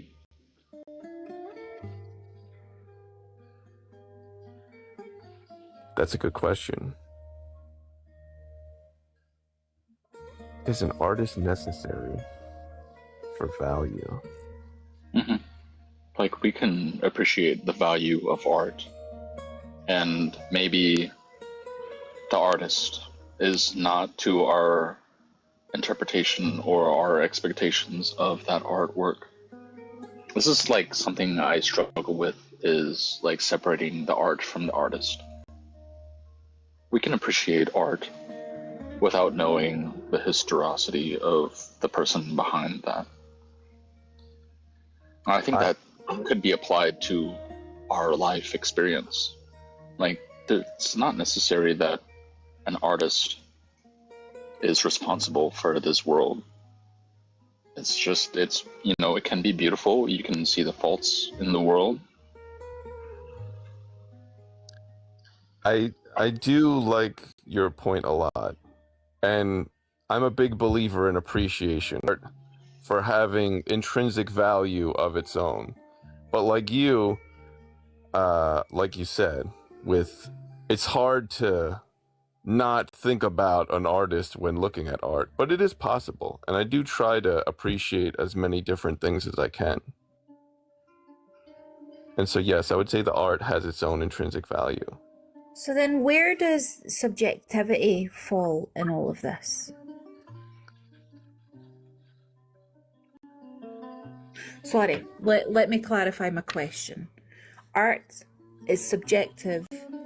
The value that we place on the art is also subjective because it's how we interpret it. It's how we experience it as an individual, not as a collective. So, with each of us being unique, that is true. That means that within our uniqueness, we may each have different perspectives, which would give us very different subjective views. That's very valid. That's a great point. And I do believe we all have different perspectives. And I think that's a beautiful thing that we have different perspectives.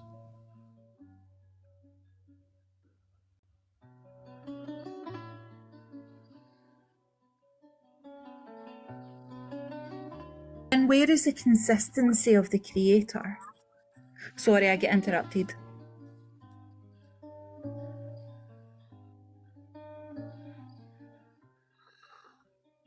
Maybe the creator would rather have variety. And I do question that, but... See, I struggle with that idea because you would expect some form of consistency. And if the creator is relying on variables, I don't know, doesn't sound very cohesive to me. Well, the creator could have just given us one food, right? Theoretically, but has decided to give us all different types of foods. It's like that. That's how I feel about it. Variety is fun. Do we think that variety is not ideal? Or is variety ideal? It's not that variety isn't ideal, it's that consistency is key to proven validity. Mm-hmm. Yeah. How can you have variety with consistency?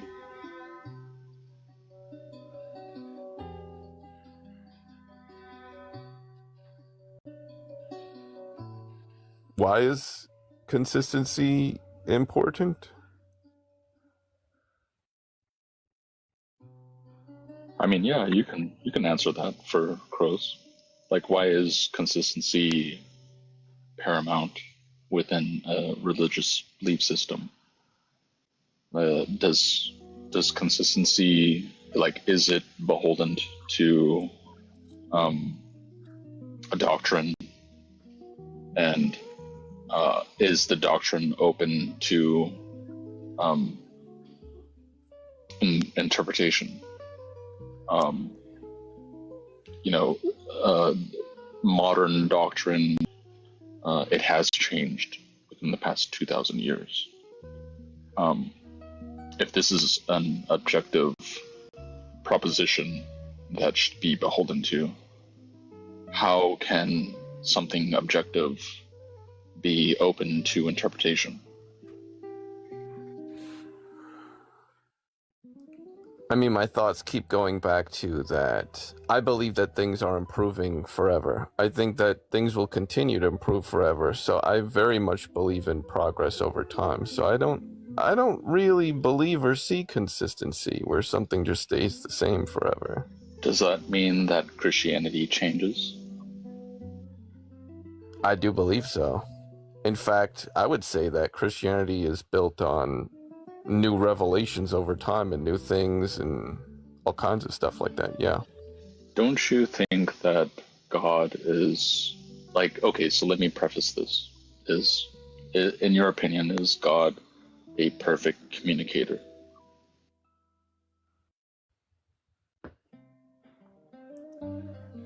I think God is a perfect communicator. I do think so. So why don't you think there is congruency within his message? Why are there so many different denominations, so many interpretations of what people think God is? Why do you think that is? If he is so constant. There is a proverb that goes something like this. It says it's the glory of God to conceal things, and it is the honor of kings to seek out mysteries. So it's Why do you think I think that's it's set up as a necessary though? game.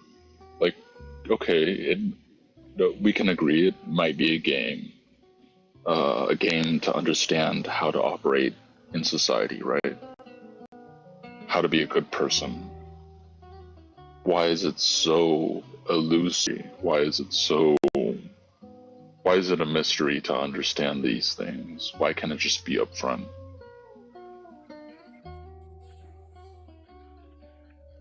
In a way, I would say I believe that the God of Gods is very into reciprocation. So I think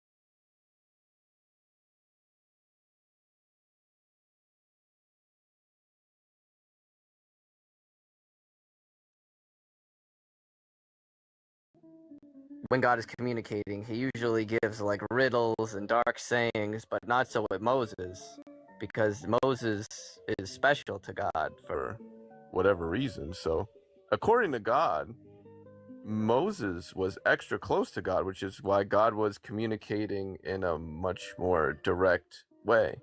It's not that God isn't willing to communicate with others, it's that I think their reciprocation was so strong. And yeah, based on that, it makes you wonder, well, how does one get a better friendship or get closer to God to have more direct communication? It's a great question. And I do question that. So I have one last question. Do you think that Christianity is necessary to be a moral agent in society?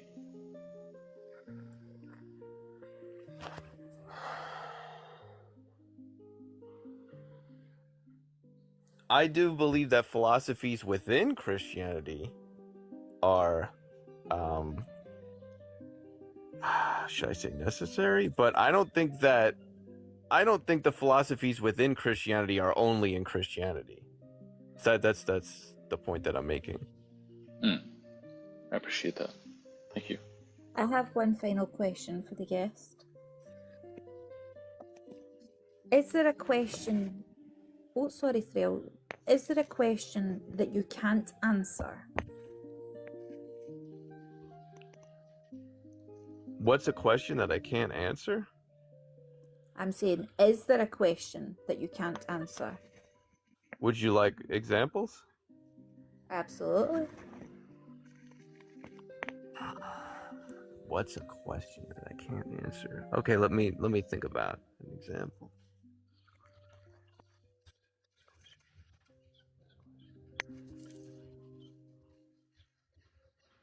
Yeah, the question that I can't answer is, I don't know why this certain... What's funny?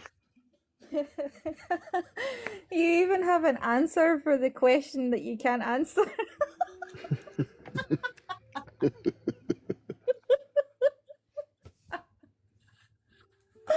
I'm sorry, Thrayle. You've piqued my curiosity. Continue. So yeah, the Bible seems to state that before this universe was created, God came up with a plan, and that like Earth is his plan. Of all the things that God could have done, God went with this. So I love that theoretical question of, why is this the ultimate reality for right now? That's the question that I'm thinking of that I That's don't the have an answer question to. that you don't have an answer to. Yes, I don't have that answer. GoPro, I appreciate you coming up, as usual. I think we'll have more questions for you another time. But I appreciate you, and take care. I didn't do the flat Earth thing, right? We didn't question. We didn't do that. Oh, he was a flat earther? The last time I checked in, he said, I don't know. Has telepathy, guy. Of course he's a flat earther. There's the telepathy thing, too. We didn't go there. Crows dug into that last time. It was loads of fun. That's the guy with the antenna. Yes, that's so good.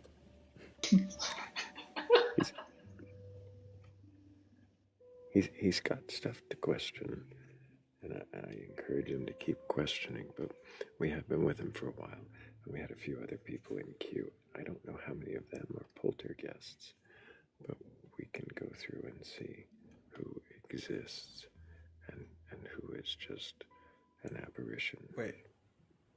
Thrayle, well, he said he believes in aliens and spoke about aliens when he first came up.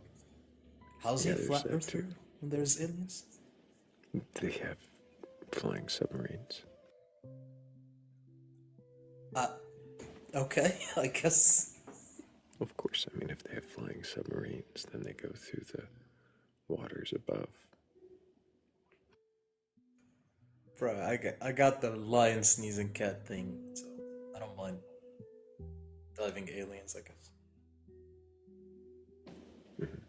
I really enjoy GoPro as a guest.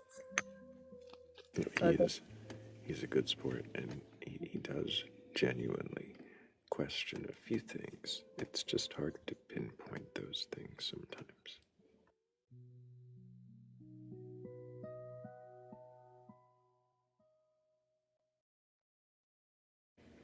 It's looking like most of those requests were ghosts. This one was very vocal in chat. Maybe they're still around.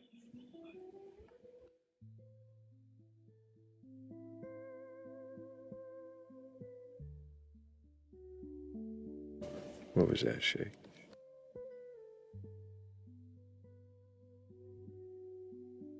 Those bars. I thought it was my bars. No, it's him. He's got another one.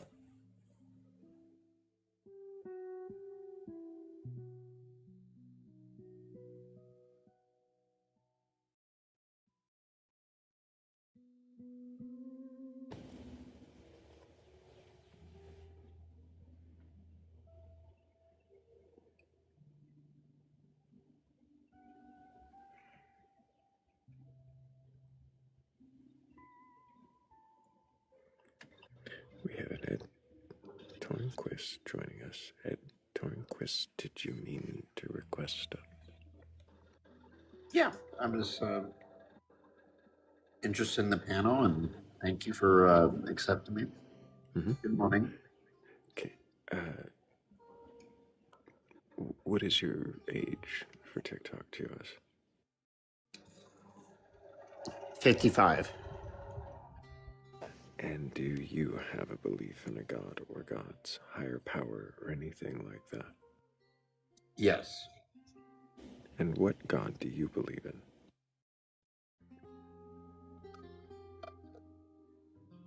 in? I'm a Gnostic Christian. What does that mean to you, Gnostic Christian?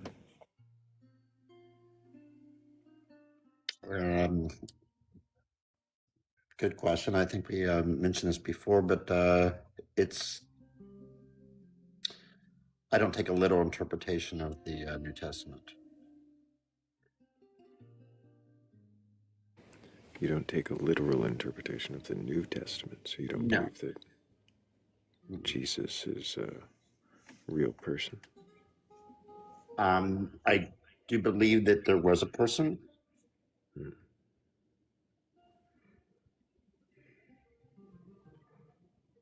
Just that there was a person? He was maybe some defined as a prophet. That's how I would say it.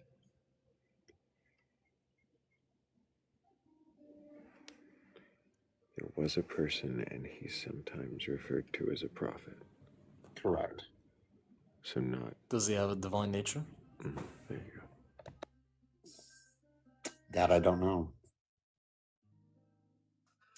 What makes you Christian? Good question. I was asking one of the chats, and it was intriguing.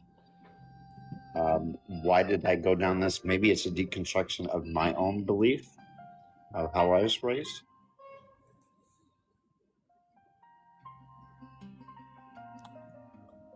So, okay, so identify as a Christian because you were raised as a Christian. That's it. Maybe so.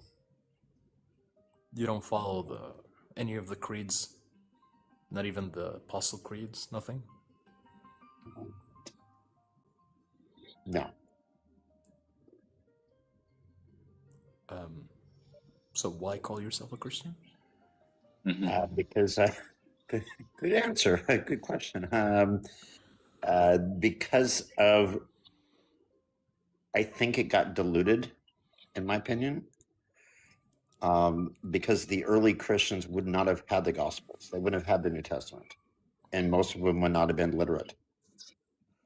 So they would have had the Old Testament, or the Talmud, as we would call it today. So no, I don't think it's important. Oh, Zilla, I think you had a question. No, I'm just listening. Sorry.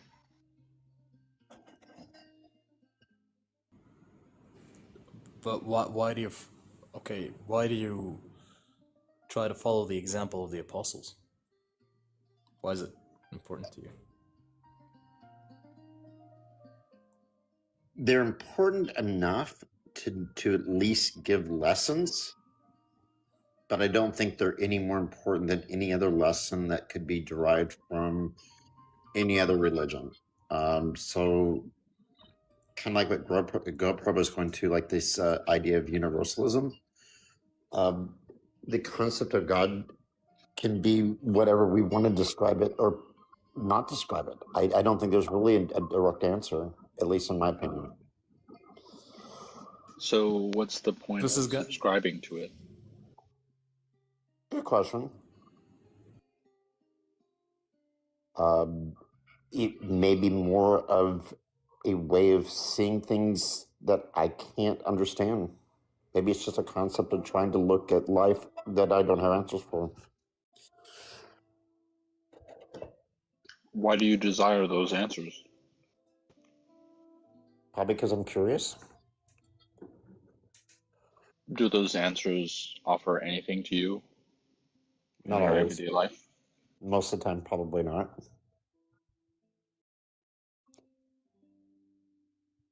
So what's the point? Good question. You're good. I like that.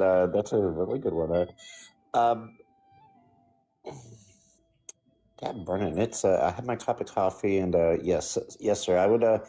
I would say probably because there are so many opportunities in life where we can look at possibility versus probability.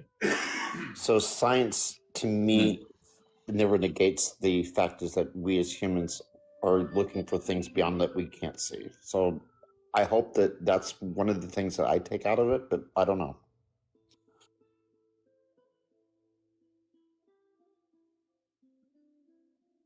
Okay, that's fair.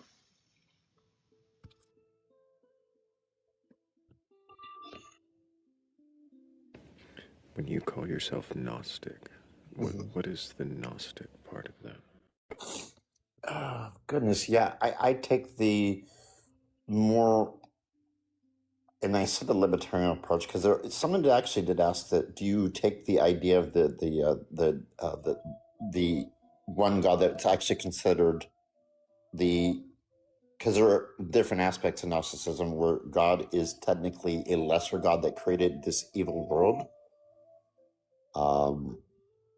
And then there's the higher God that is unknown. Do I take that part of it? No, but some do. And I get that. But I look at Gnosticism for me in a different pathway. I look at it as a teaching tool. That's how I kind of look at it.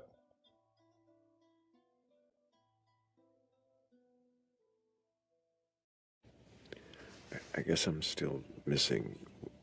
When you say Gnostic, what does the word mean? It's knowledge in Greek. To know. And so when you say you're a Gnostic Christian and you don't believe in the literal Bible, so you don't know Jesus existed, you don't know Jesus as a savior, then what is the Gnostic part? Good question. When, as for example, there are certain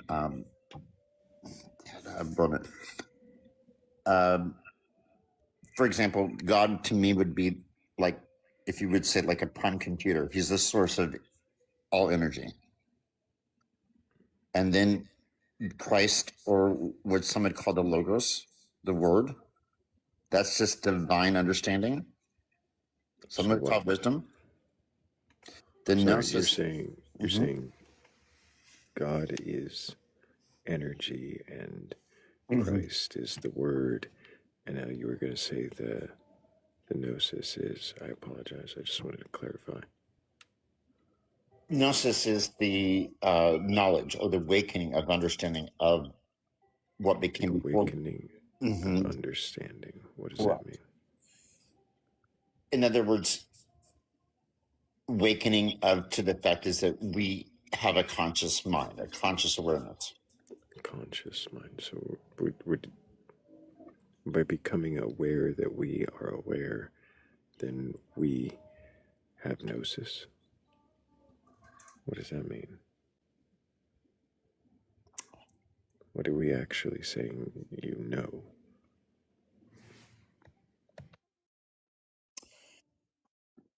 There, also the opposite could be true. That the more that we think we know, the less we do know.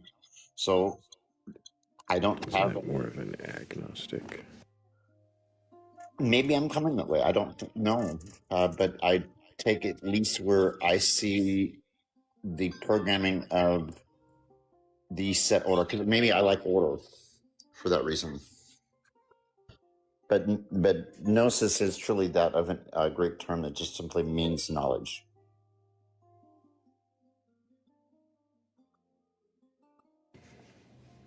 But what is the knowledge? The awakening to our inner self, the awareness of the Logos. That's the Christ. That's the Christos. That's the Word. Thank you, Sheikh Zula, for being here. Appreciate you so much. Sorry, the knowledge that you have that makes you call yourself Gnostic is the Logos. That there is a word. Correct. Because when Christ said he was the Word and the Word became flesh, the Logos. But do you believe the Word was flesh? Do you believe Jesus was real? I just said yes, he was a human. Why do you believe that?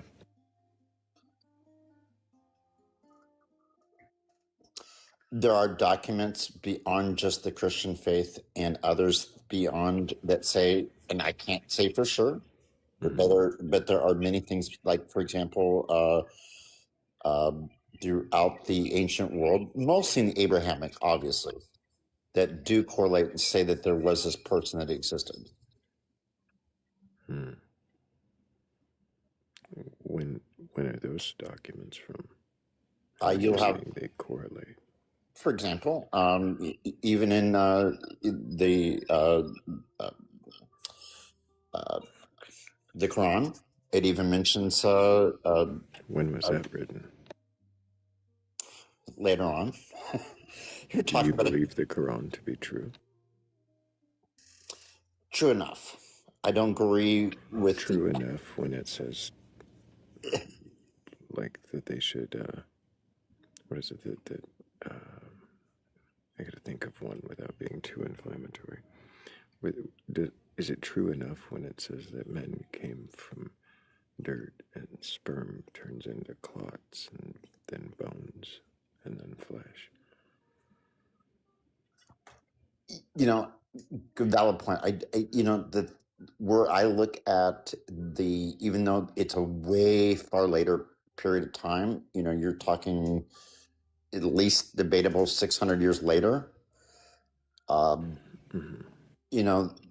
I think there's enough that they, as humans, looked back in documents in history, and sometimes oral history is still forgotten. So is it possible that they were relying on people believing in Christianity for them to believe in Islam? Like they perhaps built it on it. Yeah, I think so, and that actually would go back to the Abrahamic faith. But the world is much bigger than the Abrahamic faith. So I do think that the one gentleman that was, I don't know if he was a doctor or not, made a very valid point when it came to like Hinduism. Because we discount that there are many, many people, billions on this earth that have a whole different faith structure or belief system.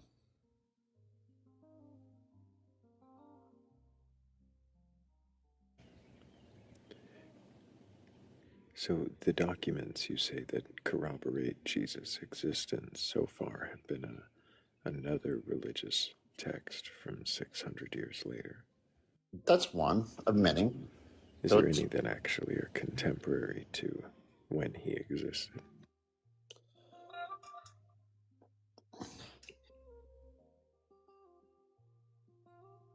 Is there 100% definitive proof? No. No. That wasn't what I was asking. Okay, sorry. Can you rephrase them? Is there anything from around the time he existed that corroborates his existence, other than the Bible?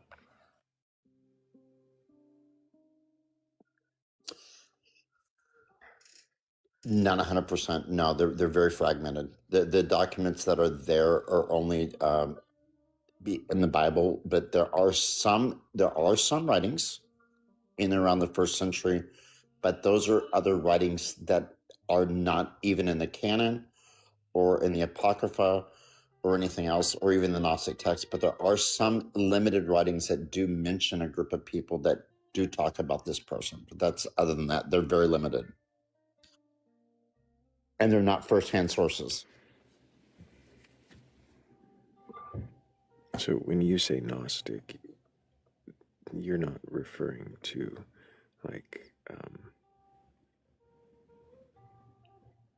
are you referring to the belief in a demiurge, evil god that created and is separate from the God that is Jesus' Father? You brought up a very good thing. That's what the teaching of Gnosticism. Yeah, the demiurge would be the god that would be the duality part. Yeah, the demiurge is the creator god that, and then when you have the higher deity, do I take the demiurge as some do? No, but there are many in Gnosticism that do actually believe in the demiurge. I do see where it could be taken literally, but I don't. I see it as more as a teaching that there is two parts in one, that there is a kind of a yin and yang, if you will.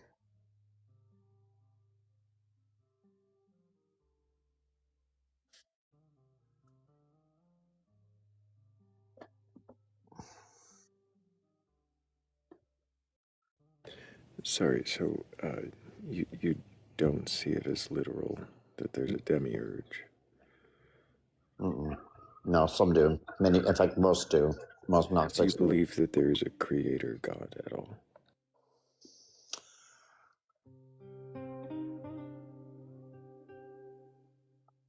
I would say it more of a higher power, but I don't know what that higher power would be called. And I think that higher power is related to all myths or belief systems around the world. And I don't really know what to say or call that name. I think God is just a generic term, if you will. It's more like saying, like, okay, am I buying Kellogg's Fruit Loops, or am I buying the generic version? I would just say it's just a generic term to relate to something that we don't understand. But you think there is something there, just a thing we can't describe? Correct.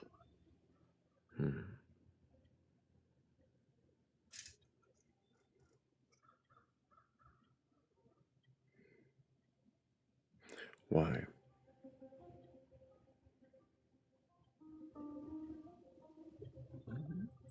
Valid point. I don't think it has to be, but it is maybe a concept that we do see throughout beyond even from my belief or non. We see a concept of humans. Correct. What about humans conceptualizing something implies that it must be.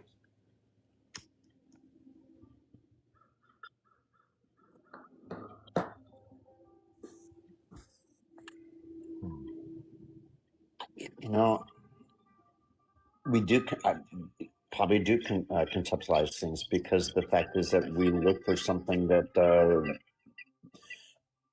I'm going to use this probably as an example that may not be correct. Before modern civilization here in America, many native groups have oral and faith traditions, and they're multifaceted.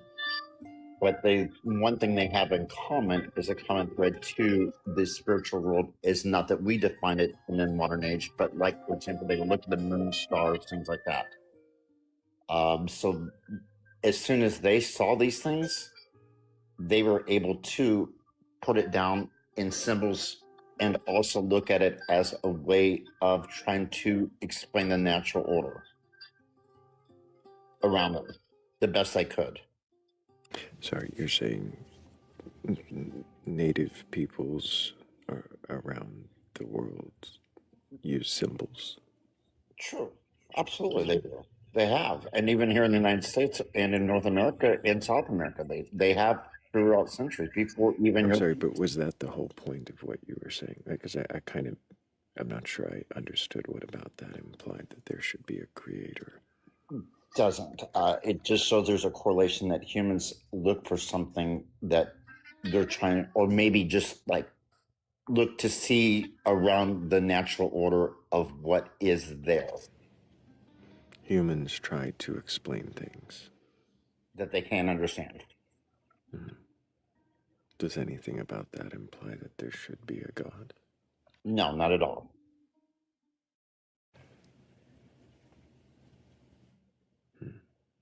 I wonder if Gross has any questions for you before we move on to our next guest. Oh, by the way, hey, Crows, I think you're such a lovely person. I love your voice. Are you crazy? And thank you. No, I am crazy, but hey, I am, but I'm good. I hope I'm good crazy, but yes. I got my coffee and a cigarette this morning, dear. Good, good, good. Happy for you.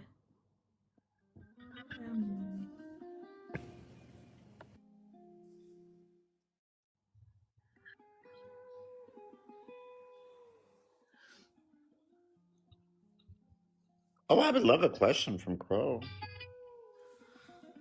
Honestly, a question from me would be not a question that you want. The question I have isn't, it doesn't seem very nice. It seems quite inflammatory. The question would be inflammatory, or your thoughts about his belief system? I think the question might be inflammatory. I'm not sure. It's a lack of understanding for me on my part. So I don't want to ask it because he's a nice person. I think Ed can take it. Oh, I can take it. Oh, yeah, no. I'm not offended. No, whatever you say, that's fine. It's cool with me. All right, okay. I don't understand how you can claim the title of a religion, not believe in it, not practice in it, but still hold the title. And I know you've just spent the last half an hour trying to explain it, but I just don't understand it. So I guess it's not a question. It's a statement. I don't understand. Do you know what I mean? That's it. Oh, absolutely. In fact, I have as a daughter. She is a practicing into Wiccan. She's I call her a Spican out of kind of joke because she's a baby witch. Because I said her spells can't bounce off a moonbeam if she wanted to. Bless her heart. She's a really sweet person. But I have no separation between what would be any other's practice or faith, and even to those that practiced for thousands of years ago. I think all interconnects. Yeah. If that makes sense. Yeah. But why would you hold the title? Why would you keep the title in something that you don't believe in? I mean, fair enough. Good point. I like that that you asked that. That's a very valid point. And maybe because I am, damn it, maybe because I'm a Virgo and I just like. If you were a true Virgo, you would be all over that shit. You would be well organized. Don't be giving me that.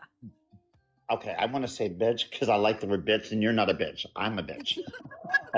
I am a very tough cookie sometimes, so I like order. I like structure.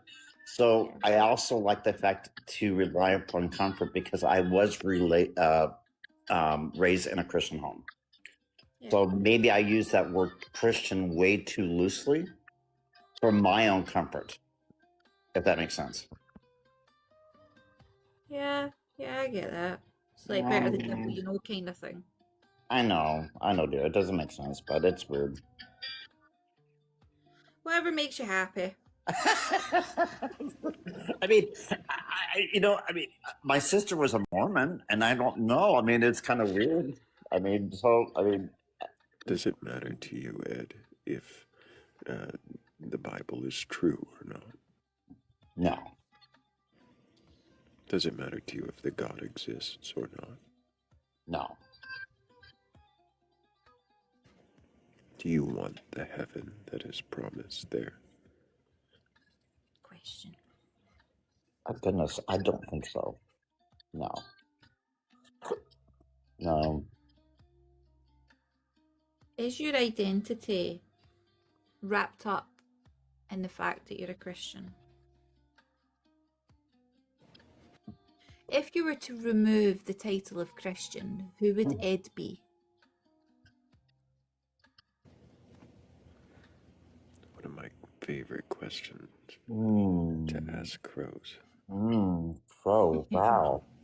She knows it. Oh, goodness. I love it. That's a good one. Damn it. I was going to... Goody. That's a good one.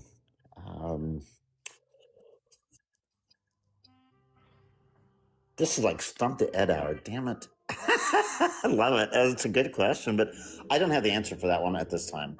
I would probably... Okay, I'll tell you what. I would probably say I could get rid of the word Christian and just say maybe I'm a more or less a universal deist and use the Gnostic practices for my own well-being as a way of looking at how to connect things that I can't connect. Maybe it's more of a psychological tool. Maybe that's all it is.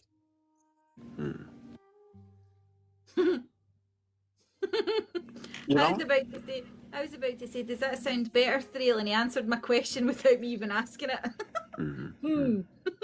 It sounds familiar, doesn't it? No idea what you're talking about.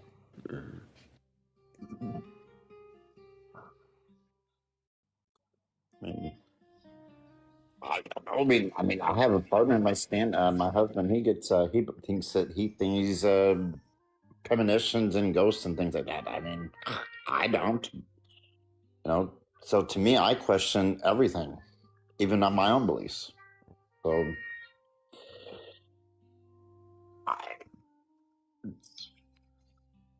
and by the way, oh shit. he does. He believes Oh, do you know what, Ed? Just come to the dark side, sweetheart. Your daughter's a witch, your husband's a witch. Just hurry up and move over, please. Well, I do have some creepy dolls that move. Does that make sense? Oh, for God's sake. See, you're already there. I do. I have a creepy doll from my grandmother. They do move. They do move. Just light a candle and come over to the dark side, sweetheart. It's fine. It's fun over here. We have cookies. Okay. Before we run our I like to guest dabble. off, I like to dabble in the dark. Does that make sense? We need to pump the brakes. Okay. Really quickly. Tariko, are you with us, or are you looking for an escape hatch? Because you're on a teacup there, and there's only a few minutes before the app takes you away. I'm sorry, I didn't hear. Torrico. Oh, Torrico. I like the name though. I don't think they're with us though. Hmm. I'm gonna go ahead and set them down. They can come back if they meant to be here, and so can anybody else with a belief in a god or gods, higher power, or anything like that. And now we're getting a big echo on your head. Oh, sorry.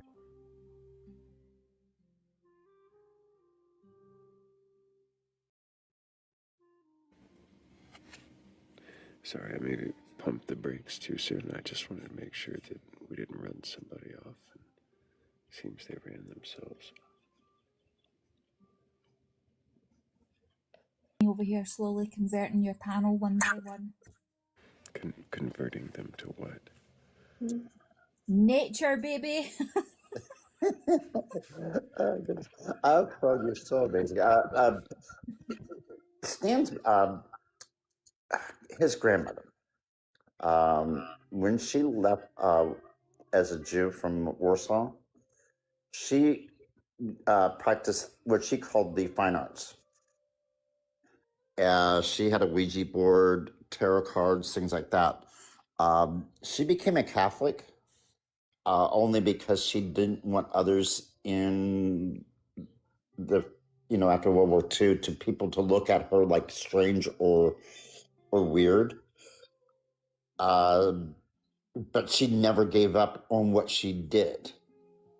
Is that correct, Stanley? Am I saying that correct? And she still believed in it up until the very moment she died. Yeah, she still practiced Judaism. Still, she practiced a lot of, I would say, a lot of what we like Kabbalah, and also mysticism. And she practiced witchcraft. Scottish witch. I hold no judgment.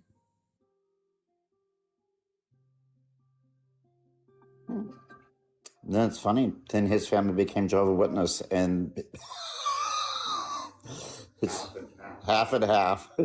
So yeah, I don't. It's kind of a weird mix in our family. So that's why I believe in the totality of all things. But yeah, you asked valid points, bro. What does that mean, totality of all things? Just the everything that is? Is that all one somehow, or is it just what is? Oh, Stan made a valid point. He says, "What?" He always intertwines. He always asks the question because he was he was raised over witness, so he would always ask and say, "If there's only one God, why are there so many religions?" And it's why he never became AJW at all. Why do you believe that there is some oneness, or is it not a oneness? It doesn't have to be oneness. Maybe that's a hope for something that, yeah, it's just a hope it's a hope of, it's probably like GoPro. I'm probably too idealistic but what does idealistic mean to you?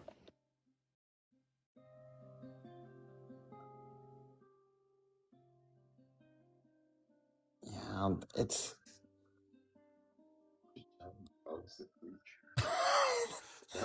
yeah, no. I've actually mentioned my dad was a preacher, but I think idealism is this concept that we create in our own self of what we want things to be, of hope that we don't understand, and I'm just wanting a better life. But goodness, I don't know.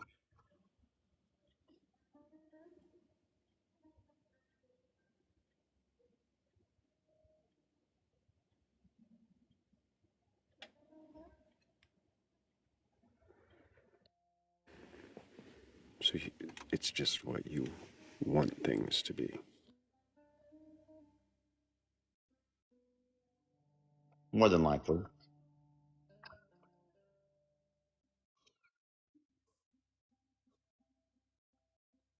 And not every day is a good day. So there are some days where I just want to scream and shout and be normal. Like there is no a definite answer, and nor do I claim it. So I like to hear from other people from different backgrounds, different ideas, and even if that means like looking at other, like when we say look at the darkness can be scary, but yet at the same time too, darkness is part of life.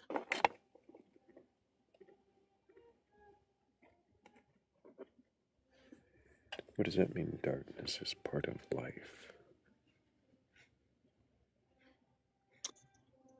I didn't understand this until my dad was blind. My dad became legally blind. And in his blindness, it made me realize that even though one can't see,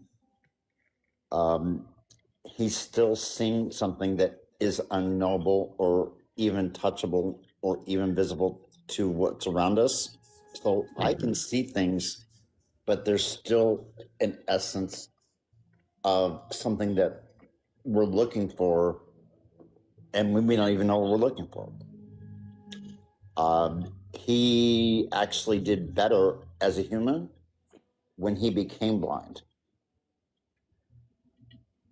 At least my observation.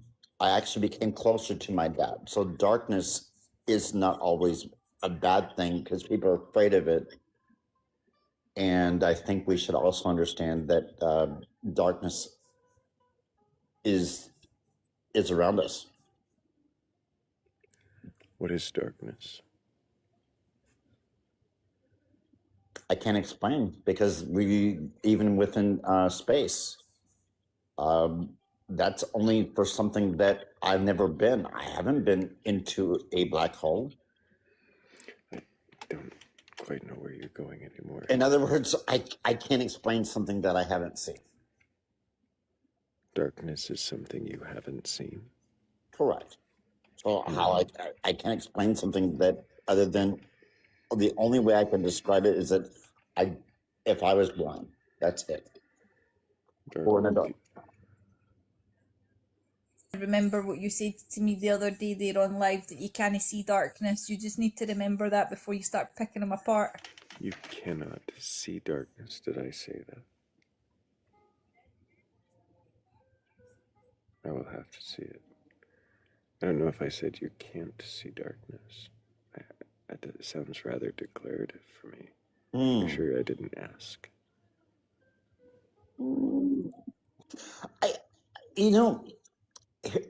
Maybe I should say it this other way. How I could probably say in the world today, in modern age, because I believe in science, darkness we didn't see before because we only saw the light that's above us. But in the modern age, we also see below there is communication, and in that communication is It sounds dark. very poetic, but it's not really answering. Fair enough. The what is darkness?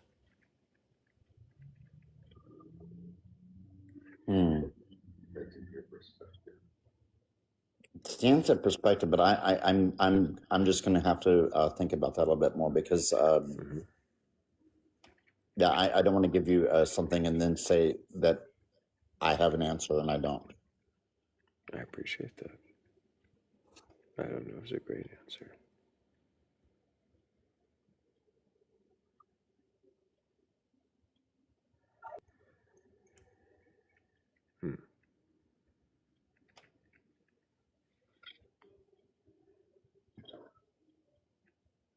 Oh, did I already thank Shell and Gabby, 96 and Big D, capital B? Because if I didn't, thank you guys so much for helping with that goal. Really do appreciate you.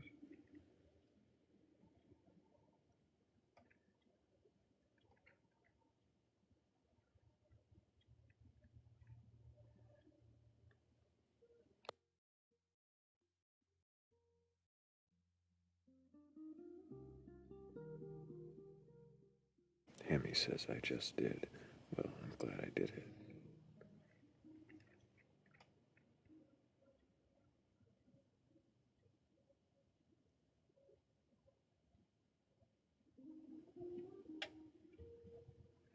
I can imagine a world in which I didn't do that, and that would not be ideal. But I don't know if that would be darkness, because I'm still not clear on what that is, unless it's an absence of something, in which case is that something that can only be theoretically absent, as that is implying? Or is there something more to the absence?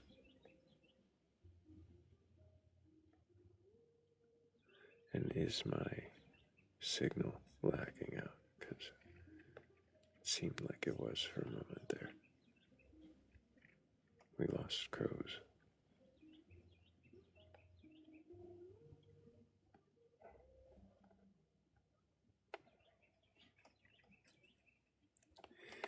Ed, I think I'm going to go ahead and set you down just to see if it doesn't entice a new believer to request up. But I do appreciate you, and I'm sure I'll get to ask you more questions again in the future. Oh, anytime. Hey, my pleasure. Thank you. Appreciate you. I hope that you take care. Big W's to Ed. He is questioning, and he while confusing sometimes, does do a fine job at it. So I hope you keep questioning.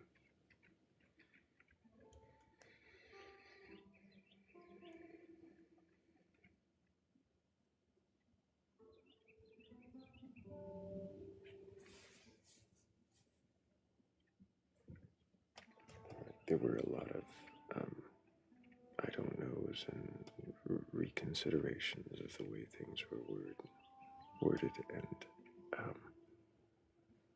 yeah, I think Ed does an excellent job of really thinking through and thinking again about what it is he believes.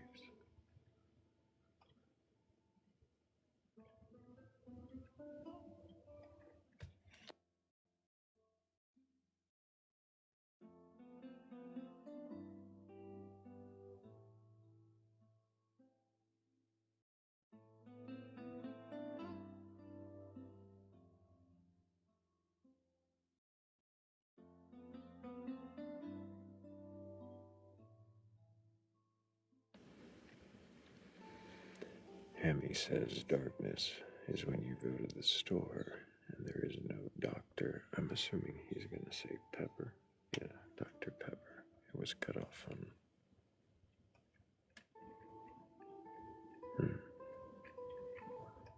He couldn't just add the pepper and write the whole thing again and then say Pepper.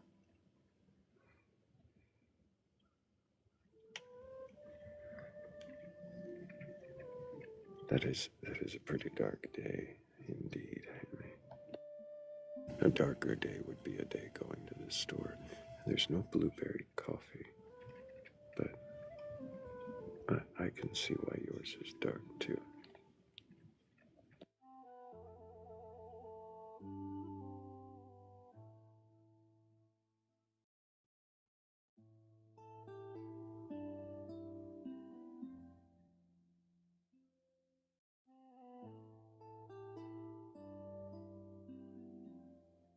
I'm probably not making the best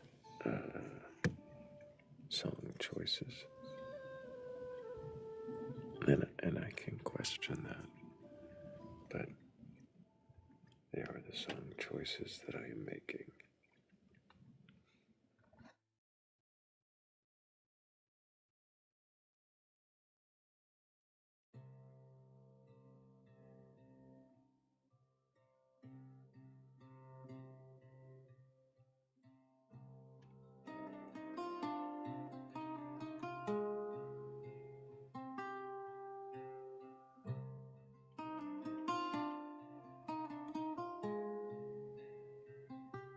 Who carved these crowns in your sky?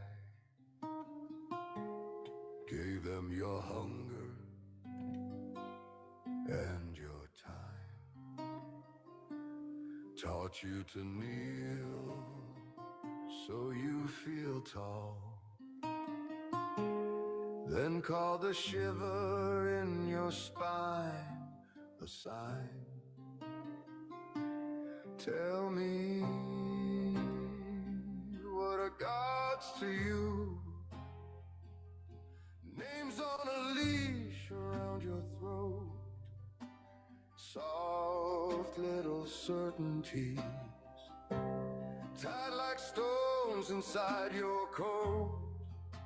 If doubt is such a holy crime, why does it feel so sharp, so true? Tell me, what are gods to you? The cage is made of words you never choose.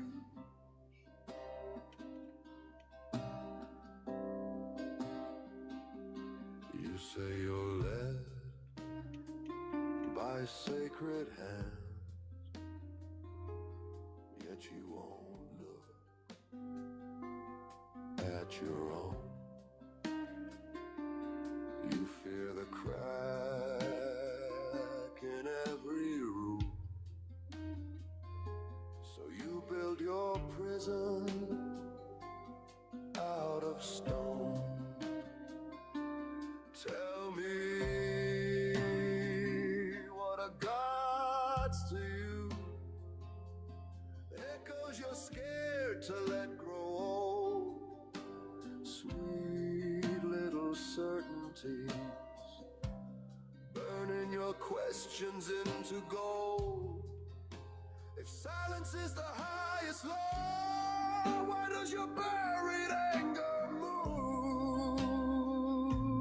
Tell me, what are gods to you? But change your kiss, afraid to lose. What if the voice you call divine is just your terror, dressed in light? What if the devil that you blame is only you,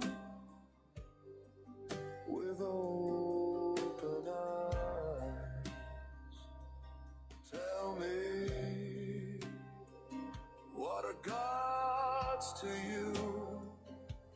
Masks you mistake for your own face, harsh little certainties, keeping you frozen in one place. If freedom is a whispered word, why does it thunder when it blooms? Tell me, what are gods to you? If not the key you fear to turn in you.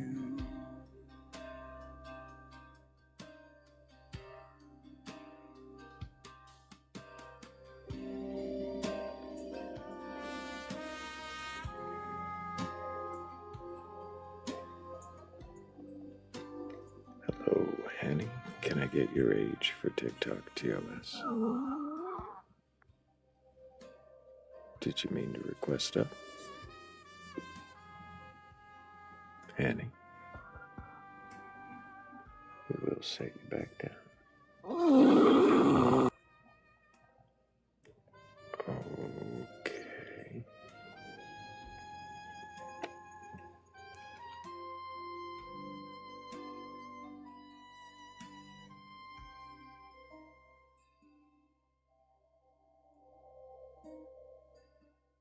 I think so too, Morgan.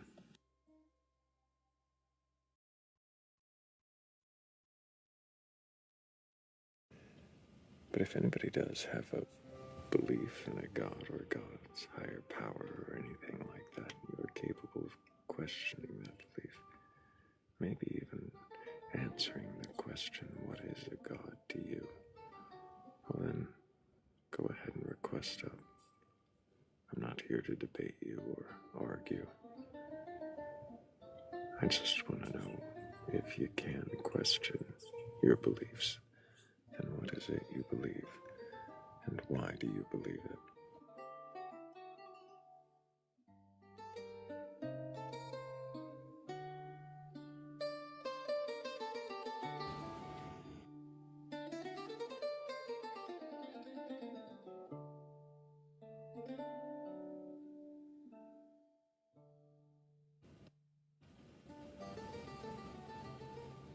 Joe Chupacabra, notes taken.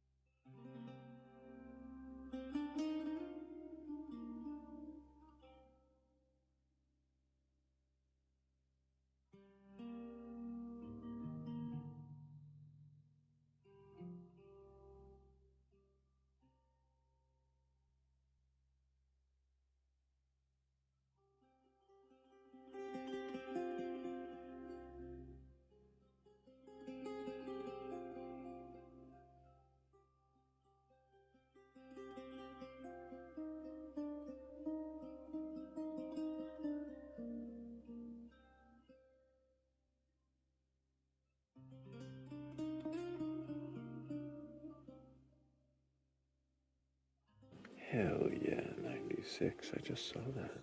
We're 191,000 likes. That's really amazing. Appreciate everybody who's been tapping. All of that does make a difference.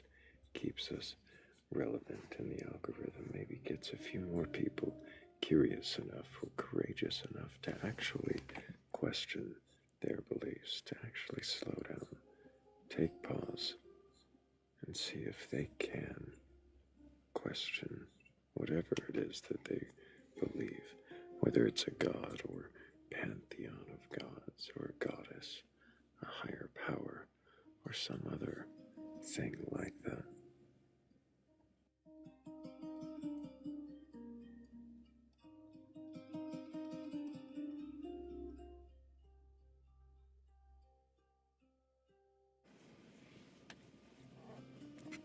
Hello, Corey. Can I get your age for TikTok TOS?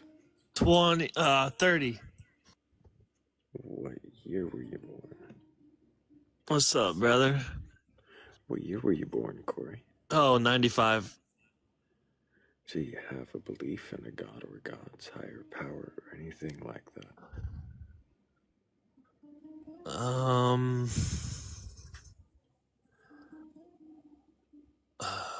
I think there has to be a creator, yeah. Is it a specific creator from any particular faith tradition or something that you've just decided must exist? I don't have a name for it. It's just something that created this reality, the humans, animals, the earth. But what is it? Why do you say that there's something that created this reality, humans and earth? Because of the way I've experienced how it's set up, like the hierarchy, like humans being at the chosen species to What do you mean have chosen? dominion over all the other animals. I'm sorry, why are you quoting the Bible? Are you saying the Bible is the truth? No, I'm asking you why you're quoting the Bible. I'm not. I'm speaking from experience. So if the Bible is resonating as like truth to you, then that's No, your it's belief. not. Stop trying to project onto me. That's really gross. Are you actually here to be able to have an honest conversation about Yeah. what it is you stop? I wasn't Yeah. done. I wasn't done. Why are you interrupting me? I'm sorry. You said you're 30? 31. I just had my birthday on Valentine's Day. It was 20, then 30, 31. I'm just not interested in having a conversation with someone who's too excited to hear the ends of questions. If you can slow down, maybe we could try that again. But for the moment, I don't think that was going to be productive.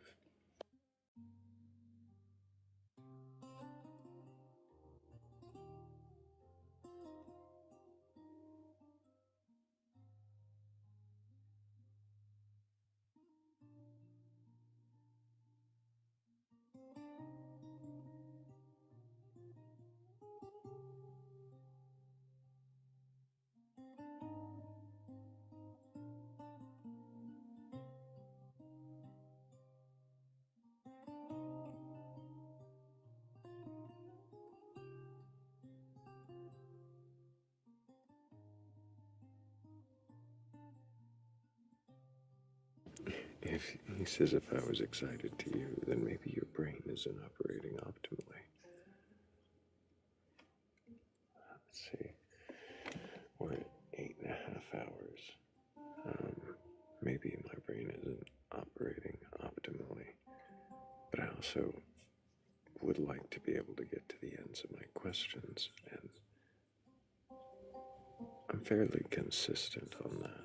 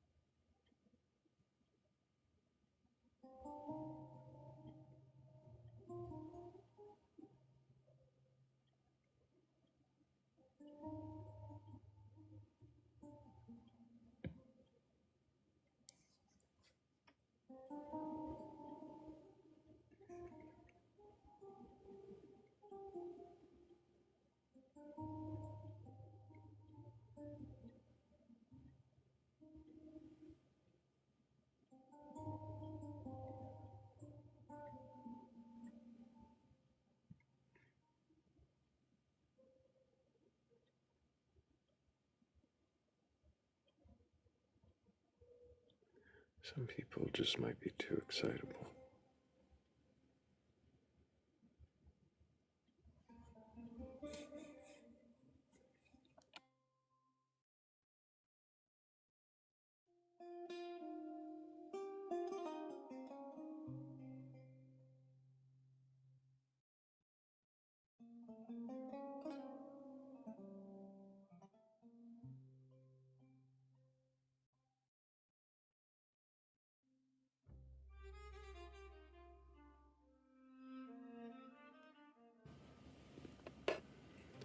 We don't know what to do with high energy this early in the morning. I mean, I know what to do with it, generally.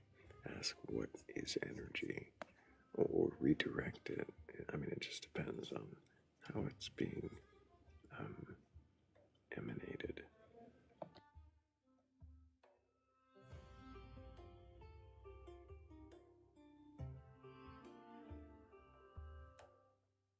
No, Hammy, never. Not once.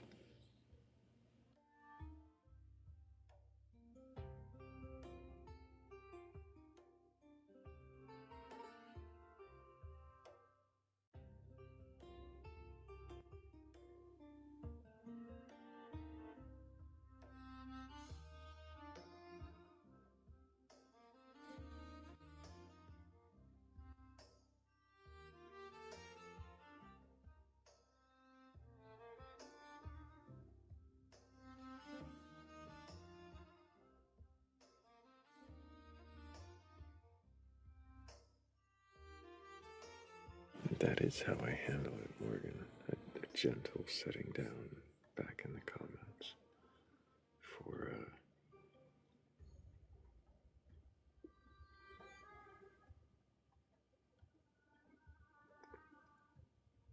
just for an easing of everyone's energy. Whatever the fuck that is.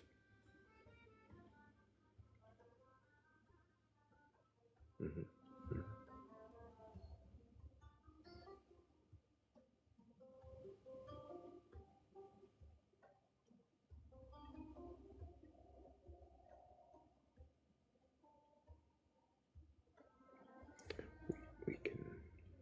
We can see who's there now.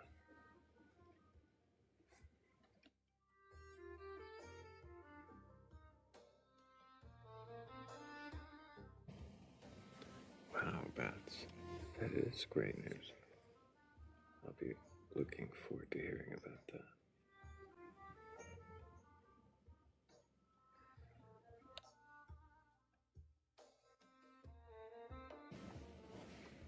Hello, Hazel. Good morning.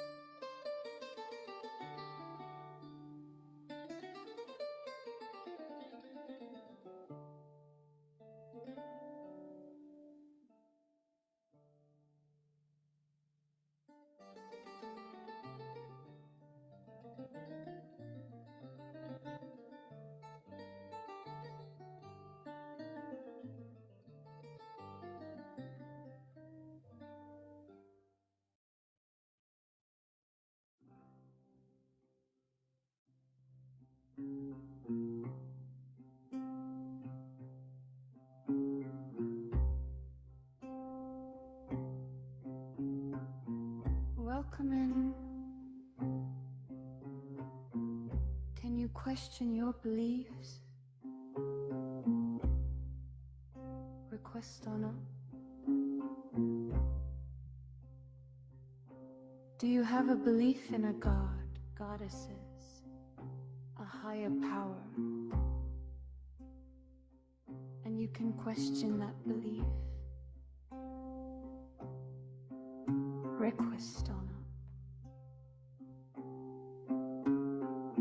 Perhaps you believe in aliens, Jesus Christ, mermaids, Bigfoot, Santa Claus, pasta gods, interdimensional wizards, or anything like that. Request on up.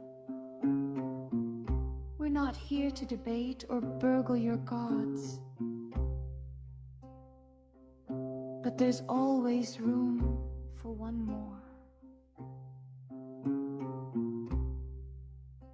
In the shed.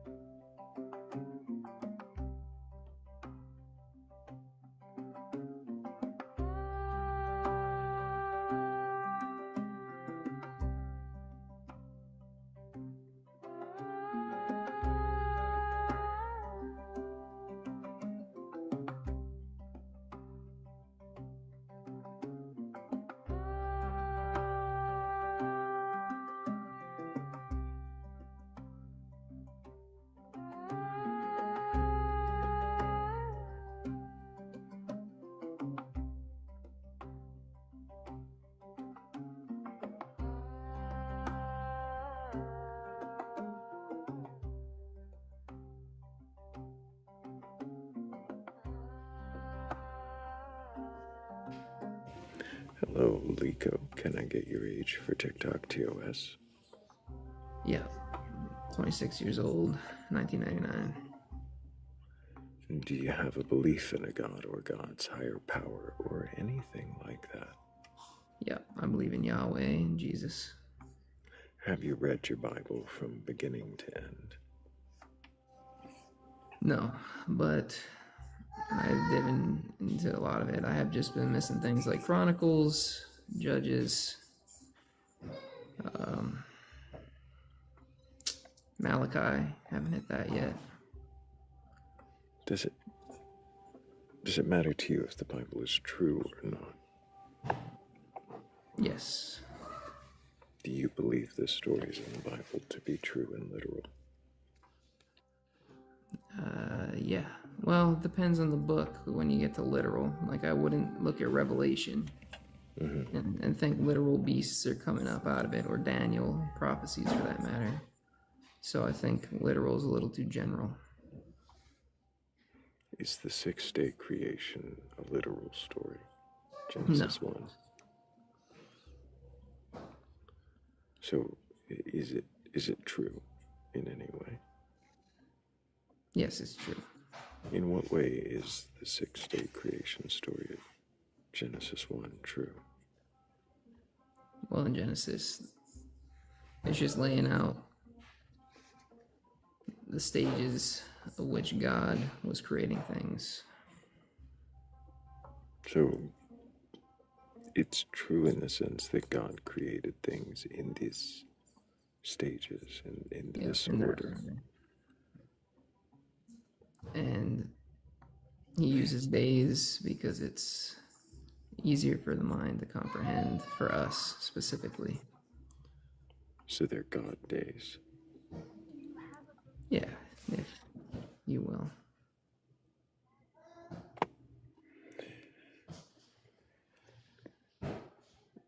So the order still somehow remains true, but the days themselves are not days. No.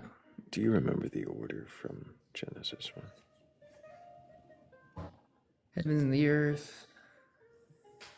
Heavens, earth. Animals. Oh, we skipped light and firmament.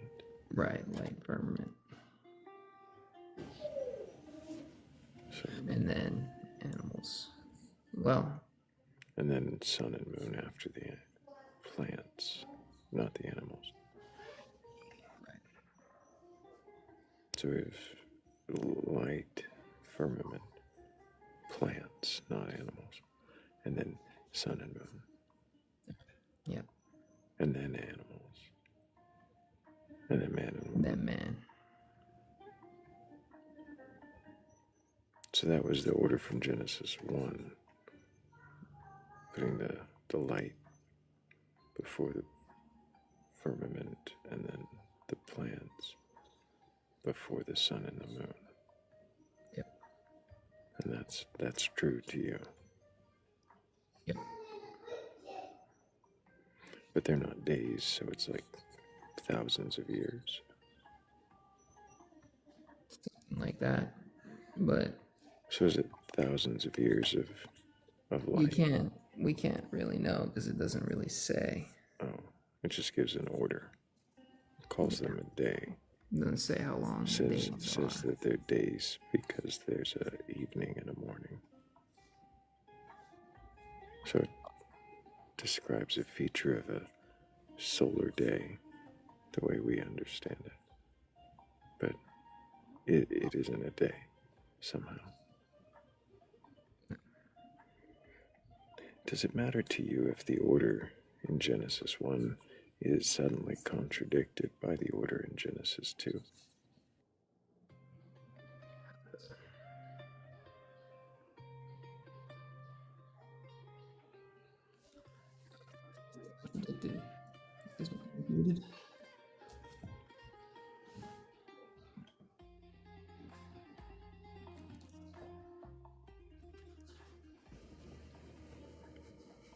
Did you hear the question I asked? Yeah, is my mic muted? I was asking how you would say that it's contradicted.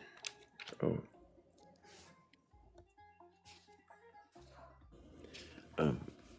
Yeah, so in Genesis 2:5, where it says that before the plants, because there's no rain and no man, he makes a mist and a man.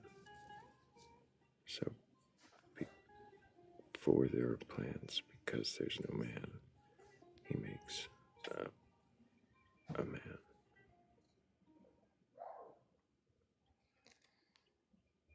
No, it doesn't say that. It doesn't say that. It says What that does he it then say at planted a 2:5? garden. 2:5. No shrub of the field had yet grown on the land, and no plant of the field had yet sprouted, for the Lord had not made it rain on the land. And there was no man to work the ground. And then? But the mist would come up from the earth and water all the ground. Then the Lord God formed the man out of the dust from the ground. So before there were plants, because there's no rain and no man, he makes a mist and a man. Before, because, and this and that. Before the plants, he makes a man.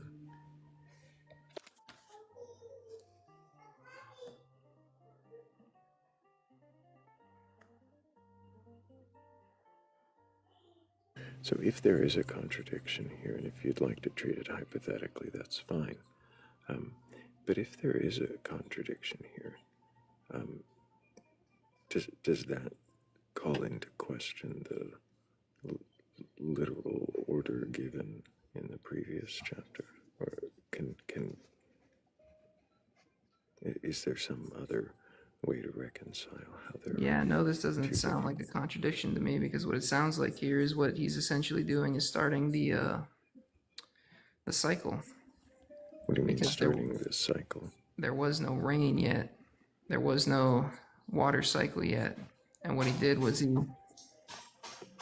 he lifted it up in a mist and got the water cycle going. You said he lifted a mist and got the water cycle going, so there's no water at all. But mist would come up from the earth and water all the ground. So he started the water cycle. He started the water cycle. Yep. Is that what it says? But a mist would come up from the earth and water all the ground. Yeah, that sounds like the water cycle began. So there's no plants because there's no water cycle, you're saying, and then he starts the water cycle. What about the part where it says, and there's no man to till the ground? Right. Why is that there? Hold on, till the ground. And the Lord formed the man in this realm with his nostrils. And the very next thing he does after the water is he makes a man. So yes, before there are plants, because there's no rain and no man, two reasons. And then it does the two things, makes the mist and the man. Yep. It sounds like before the plants, he makes the man. How does that not sound like that? Well, it doesn't actually specify. So the way this reads, you're saying it doesn't specify. How does so the way that this reads to me is that in the midst of his creating, there were no shrubs of the field, and no plant of the field had yet sprouted. And then he started the water cycle.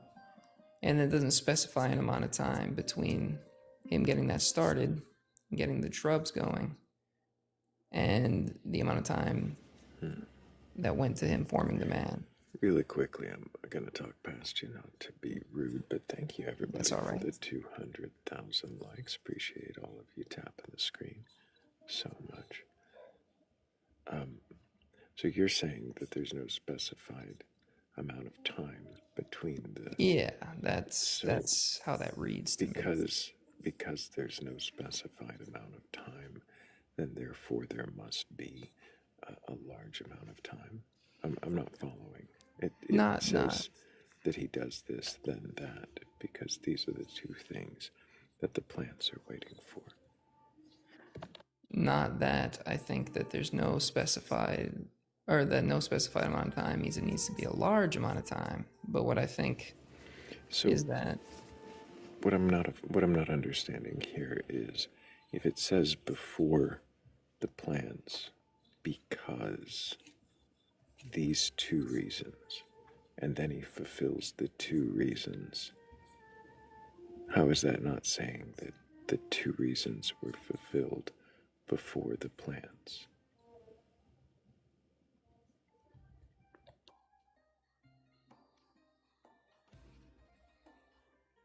well, and there was no man to work the ground. But then it suggests later God planted all the trees himself in this garden anyway. After the man. Right. And so what I'm taking from this, So he makes the garden itself. What does it say? After the man. Yes. What does it say? After the man. He planted the garden in Eden, in the east. So east of wherever he made the man.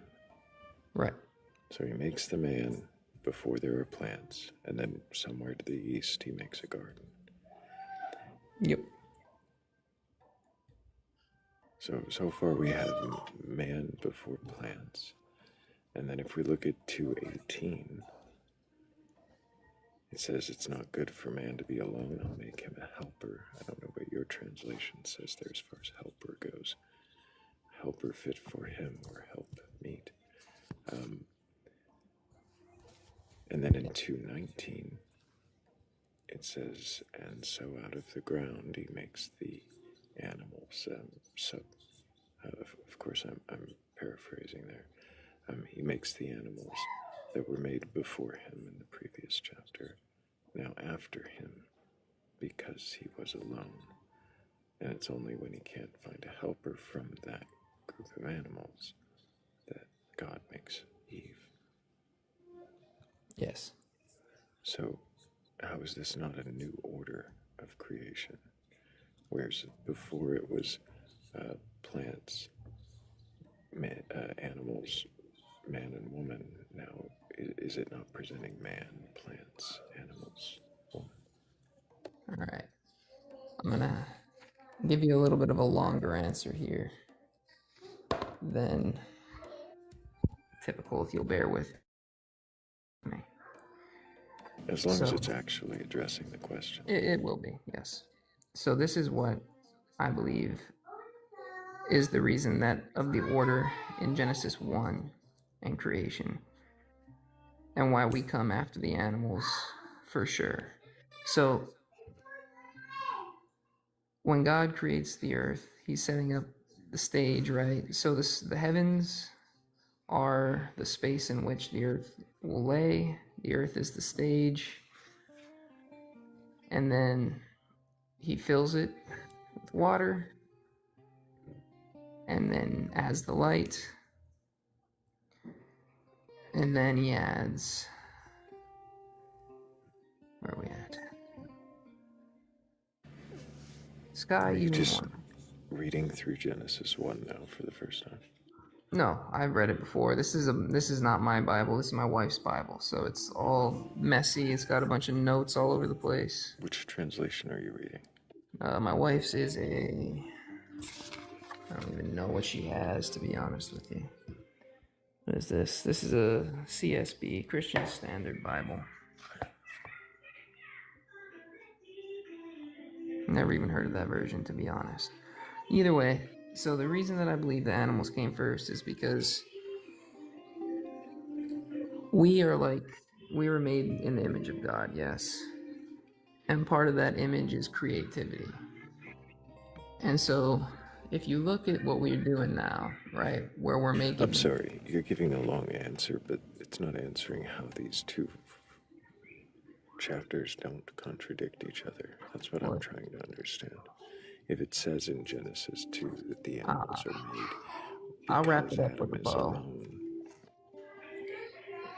but you'll have to go through the whole answer without interrupting me if you want to see that. And then if you want to try to No, poke holes in that. I'm really sorry. I'm gonna have to mute you for a moment. There's so much background noise. It's like a child screaming. A carnival is happening all at the same time, and you're not answering the question directly, which is, how is this not a contradiction between the two verses?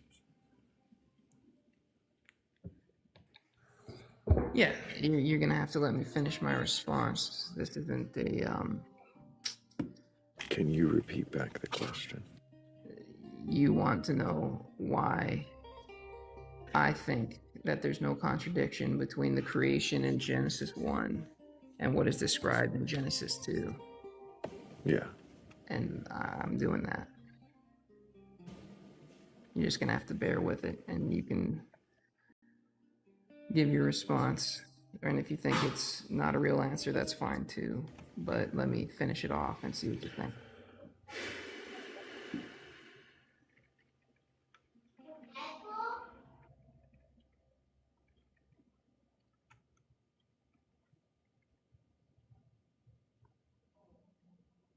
I'm not understanding. Did you stop? Yeah, I took a brief pause. All right, are you ready? I don't know. Is it gonna be an answer? That's the plan, yes? Let's try. All right. It's the best we can do.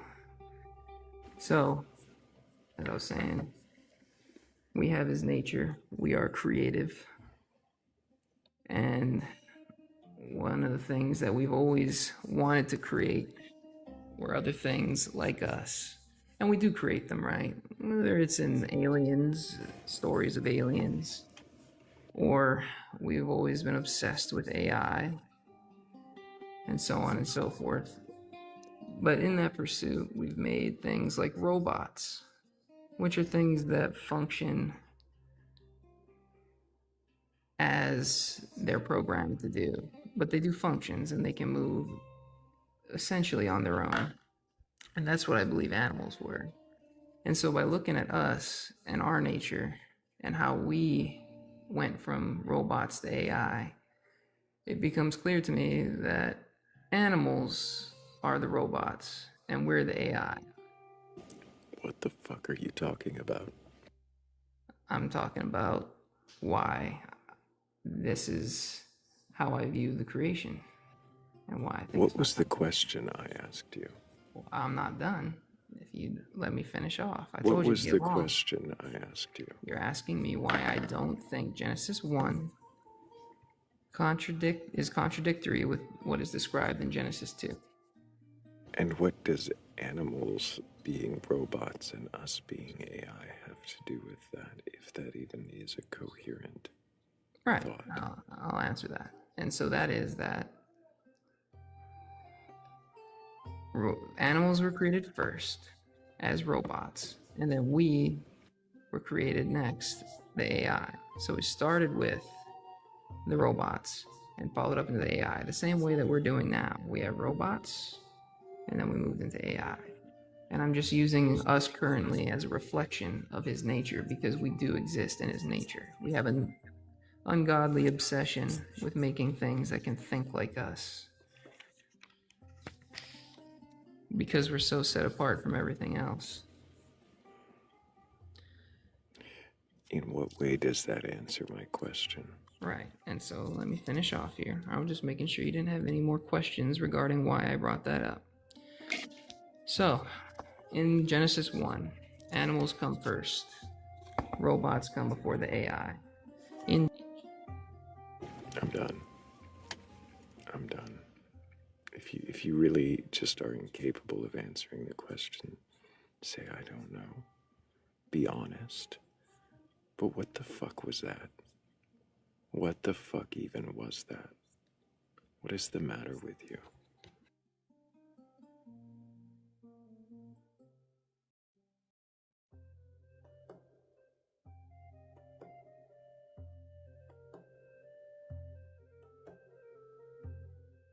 I would have entertained it if it had anything to do with anything I had asked. I might have asked about the robots. But he's using it metaphorically, and it's still not answering the question.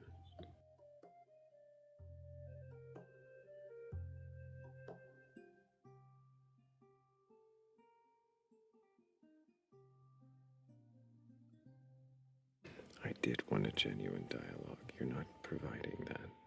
You're just saying random bullshit. You're not actually answering the question. And I find it disrespectful.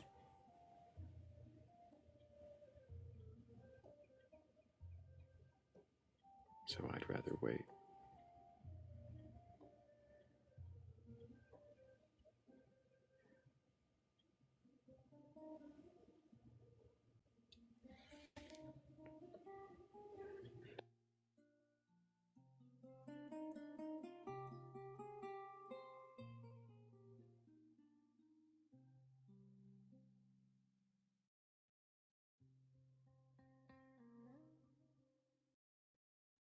Oh, I'm not afraid you'll actually answer the question. I'm bored with you clearly not answering the question. If your answer made any sense to you, you could explain it concisely.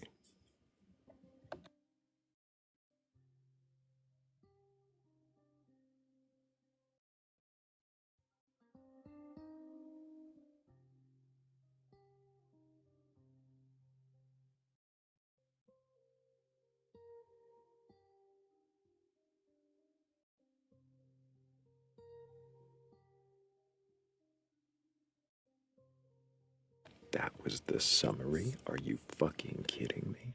That was not the summary. That was the thesis. Holy shit.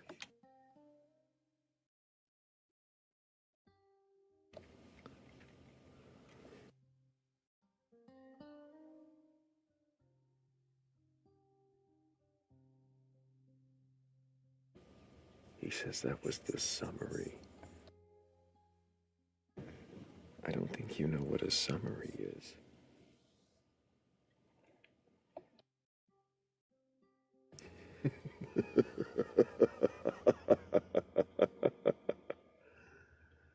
But seeing as I have a lack of patience, oh, me and my lack of patience.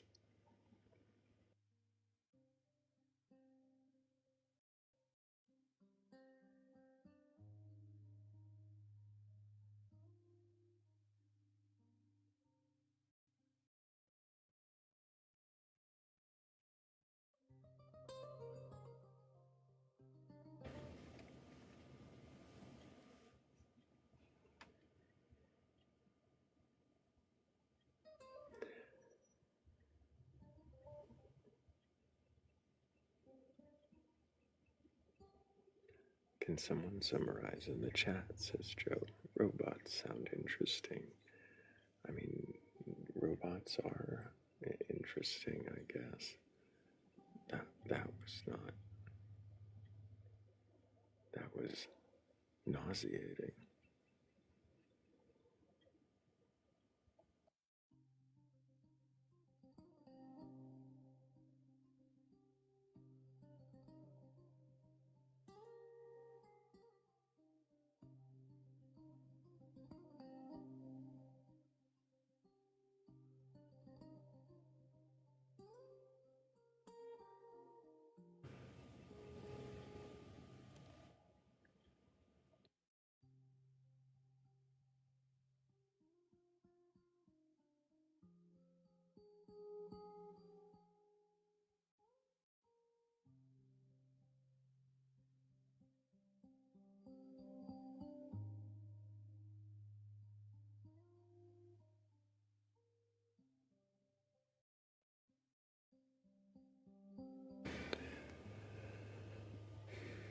An infinite regress of creator robots. That would have been something.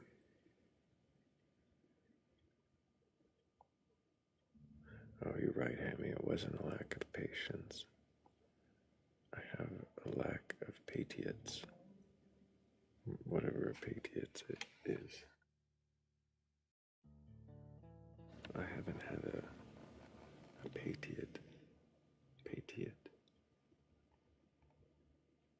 Is it a patient?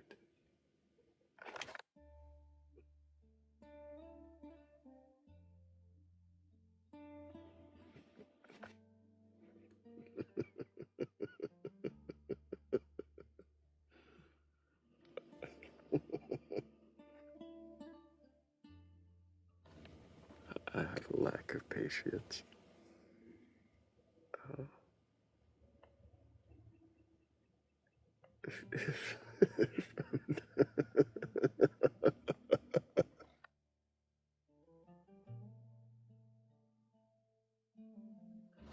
Oh, I have permission if his answer is not satisfactory about AIs and robots.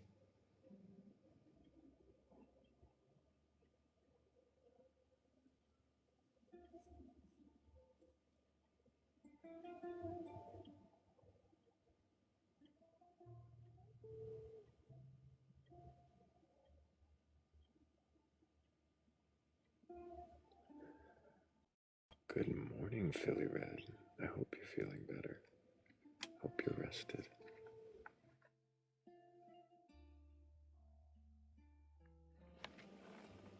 If you're up for it, maybe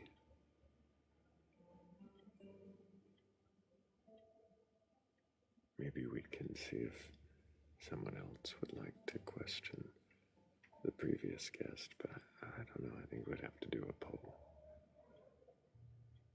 I'd want the audience to have their voice heard. Should we let him finish the answer?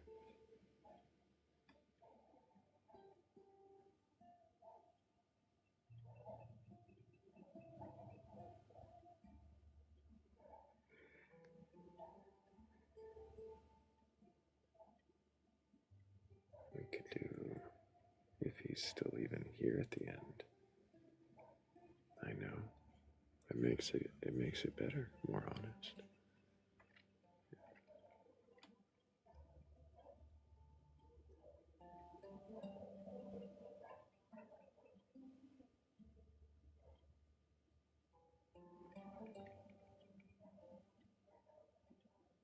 There is a poll in the upper left-hand corner of the screen, everybody. Of course, if the previous guest is even still there, then so far the vote is for him to be able to finish his answer. Yeah, he's still around. That margin's tightening just a little bit. 11 votes in, 12 votes in now. If you're looking for where to vote, it's the upper left-hand corner of your screen. There's a blue clipboard. That way you can vote on whether or not we should try again with Lico.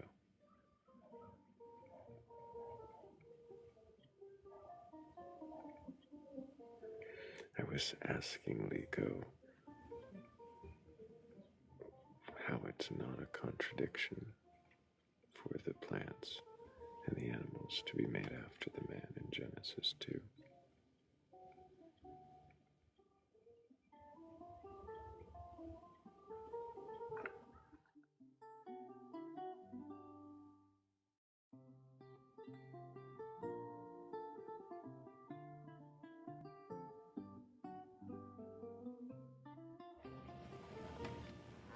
Yes. 18 votes.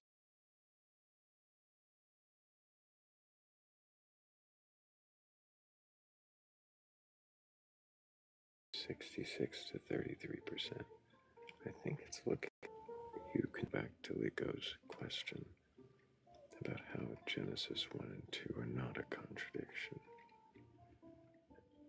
and how the AI is the humans and the robots are the animals. And that was going to explain somehow how it's not a contradiction. Because according to him, robots come before the AI. At least that was where we were when it seemed not to be answering my question, other than through some kind of applied metaphor that only makes sense to Liko.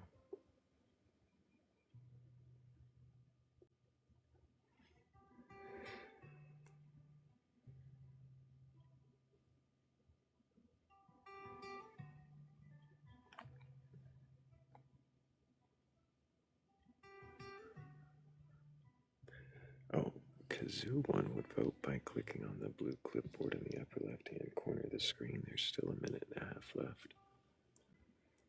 That blue clipboard up there, there's 20 votes in so far, 70% for yes, 30 for no.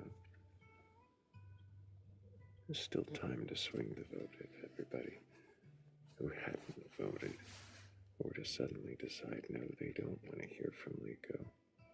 Well, that would be the way to do it.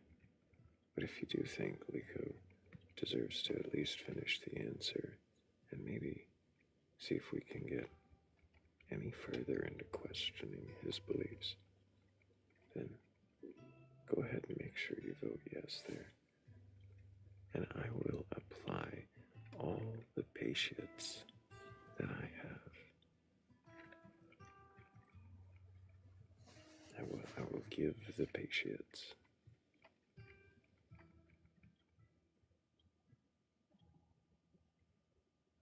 $30 seconds left. 20 votes. I mean, that's actually a pretty good number of votes considering the viewers. I expect more than half of us are asleep right now, so some of you are waking up, wondering what the fuck Thrayle is talking about.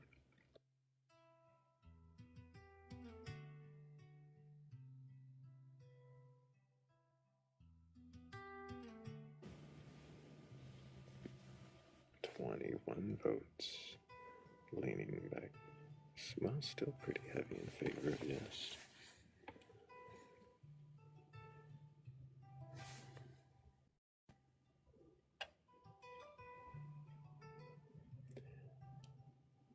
And that's it. So we'll go ahead and bring them up.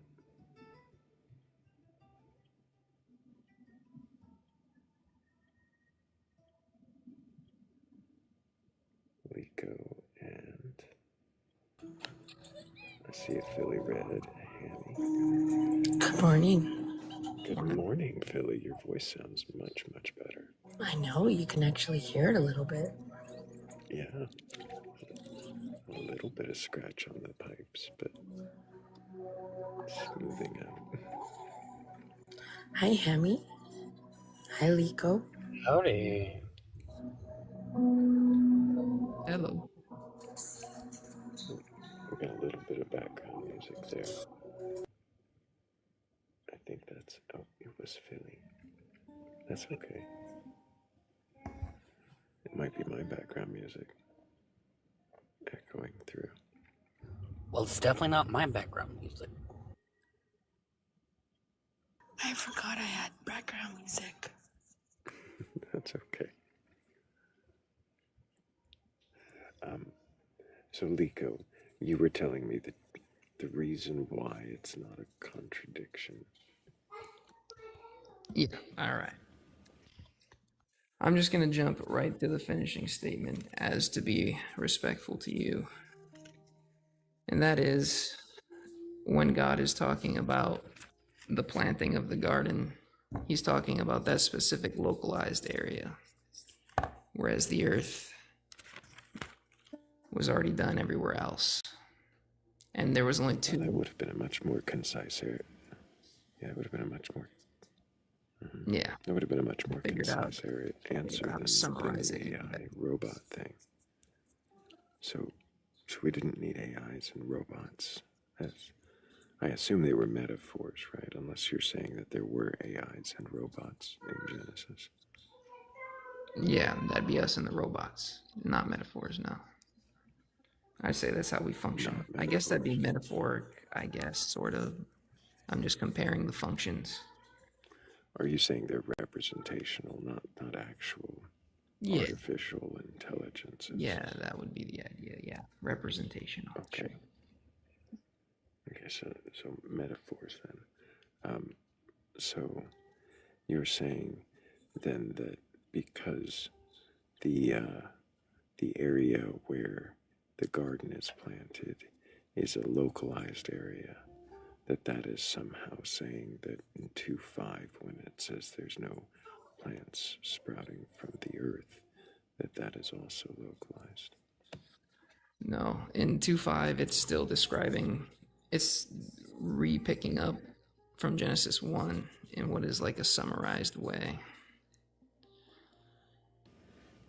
Picking up from Genesis 1 in a summarized way. So what do you mean by that? It goes, there was no shrubbery, and then the mist comes up, he starts the water cycle, everything gets moving, and then man. But it leaves out the animals here. But not that the animals weren't created in between that time. Oh, I'm sorry. Now you're saying that between the mist coming up from the ground, man being made from the clay, that now there's animals getting made. Yeah, because what I believe is going on here is this was a summarized. I think Heretical had a question there. Was that a question, Heretical? And good morning. No, I'm definitely coming into this very blind because I don't know what was going on right when you, I guess, dropped Lico. I came in. So he was going on a long-winded non-answer about how humans were AIs and animals were robots, and that was good, even though 2.5 doesn't talk about them localized plants being, after the man, and it also doesn't talk about animals being made between the mist and the man. Real quick, you made a mistake there. I'm saying 2.8 is localized. 2.5 is the summary of Genesis 1. How is that a summary if it's saying before the plants he makes a man? It's an attempted summary, but it's not saying before the plants. It's saying that. What is it saying then? So this is how I read it. And no plant of the field yet sprouted, for the Lord God had not made it rain on the land, and there was no man to work the ground. So the mist would come up from the earth and water all the ground. You're just reading it again. So to clarify the meaning there, right? Is it not saying the plants are not yet here because the mist and the man? So what are you assuming God means by work the ground when he says there's no man to work the ground? What do you think he means by that? What I think it means, as far as working the ground, doesn't make any difference. I think it does, yes. I'm curious, whenever you said that it was an attempt at a summary. Yeah, I wanted to pick on that. Yeah, like, do you think that it actually worked as a summary? I do. I just think that it seems to be rushed. It seems to be rushed, and so they got something wrong from the first go around. Or more so, it was assumed that you would be able to distinguish from the first chapter what they were talking about, so there wasn't a need to put more detail into the summary. But how do you know the intent of the writer? Well, would it be anything about detail if we're talking about things that are like out of order? So like if they're not out of order. If I tell you in like one day that I woke up, I took a shower, I ate breakfast, and I went to work, and then I go to summarize it by sitting there saying that I woke up, I ate breakfast, took a shower, went to work. Like, sure, I guess you could say it's the same message, but is that not still out of order? No, I think what happens at the beginning of Genesis 2 is more so like instead of woke up, brushed my teeth, showered, got dressed and went to work, it's like I woke up, showered, and then got dressed, went to work. So it's assuming that you'll fill in the blanks because you just read the first chapter. So it's... But it's not even like a fill in the blanks thing here because of the fact that it talks about the same exact stuff in both chapters. It's not a like I can get behind this explanation if it didn't give you the exact same stuff and then said and instead it sat there and gave you like maybe one or two of the list of things that happened and then just went on about the business. But this gives you an actual order in the first one saying this is how this worked. And then the second one it said this is how this worked. And yet the two don't match up. Could you be more specific of the two? Well, Thrayle, what was it that was made first, second, and then third in Genesis 1? Oh, in Genesis 1, as far as first, second, third, I mean, if we're talking about the plants, animals, and people specifically, it's in that order. Yeah. And then if in Genesis 2, it quite clearly seems to describe a person made before the plants and the animals, and then another person made after. So, like, this here is still, both of them have people, plants, and animals. Yes. And then, but they're out of order in the second go around. But then what came before the plants? If you could remind me. A man came before and the man. No, in Genesis 1. What was the... In Genesis 1, light and firmament. And then before that was... It depends on your translation. Water. Yes. Sky. It doesn't say he makes water. What does it say about the water? It never actually says he makes the water in Genesis 1.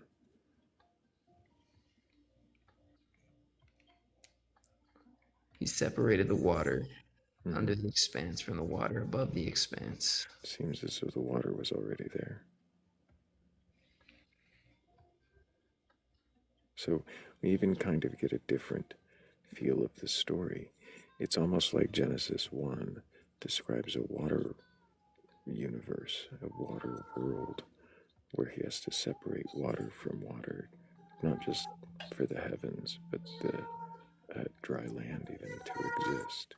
And in Genesis 2, he describes kind of the opposite, a desert world where there is no water, no plants, until finally he makes a mist water the world.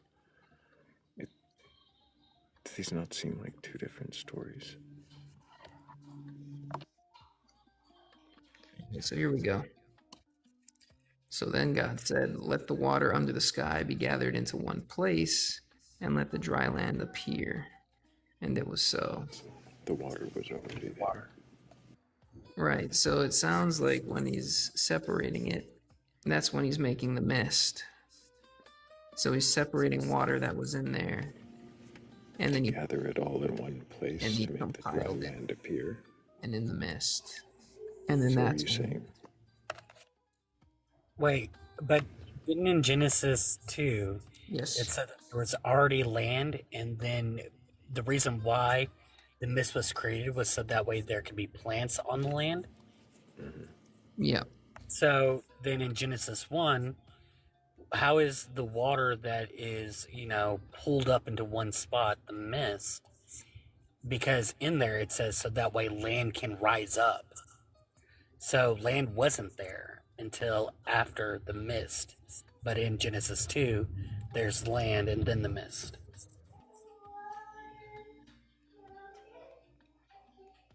In Genesis 1, he splits it up and then gathers it all into one. I'm sorry, I might be misunderstanding your question. So in Genesis 2, whenever you're talking about the mist, Yep. you're comparing that to the water that was pulled into one spot, so that way the land can arise, right? No, so like dry So the land, mist isn't the water.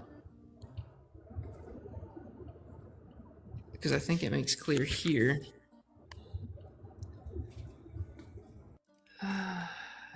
Second day, then God let the water in the sky gather in one place and let the dry land appear. Not that there was no land, just now the dry land has appeared.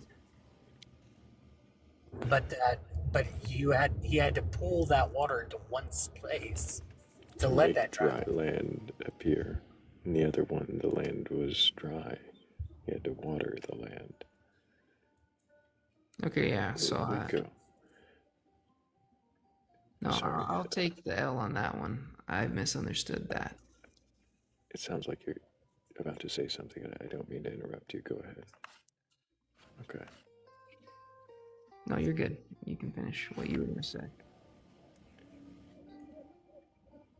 Do you leave room for the possibility that there are contradictions within the Bible?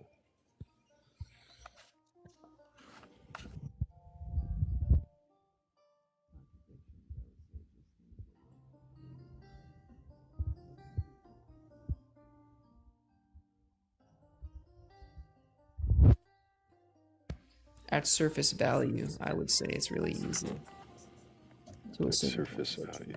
Yes. So nothing deeply contradictory is included. Like, I wouldn't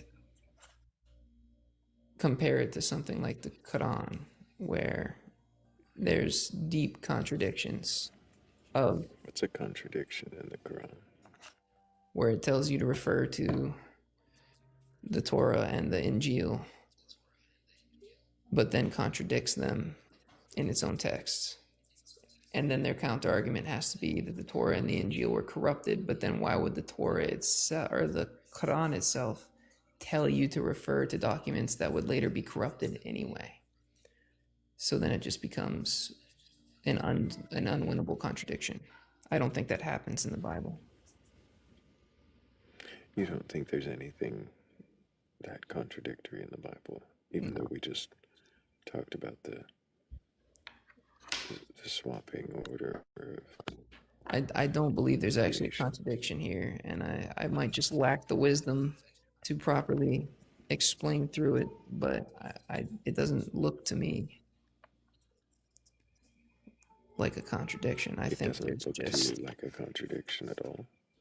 Yeah, I think there's a something lost in translation here, or like with the summary. If we were to, hypothetically, if we were to look at the original Hebrew language text, the oldest we can find, and we were to see what it said in Genesis, and if it were to still contain what appeared to be a contradiction, what appeared to be a different order given from Genesis 1 to 2, would that cause you any consideration? Would you question for a moment whether these are true stories?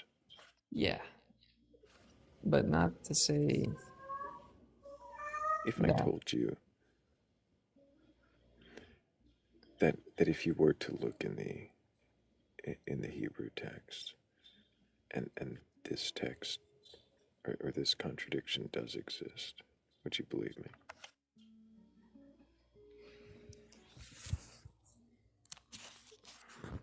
Well, I don't think there's a contradiction, and I think you misunderstood what I meant by lost in translation. I think, and What do you maybe I mean, just then? said the wrong thing. What I'm saying is, I just don't think that we're looking at it the right way. I think it's over summarized itself because it assumes that you understand the ordering from Genesis 1. It assumes you understand the ordering, so then it provides you a different order.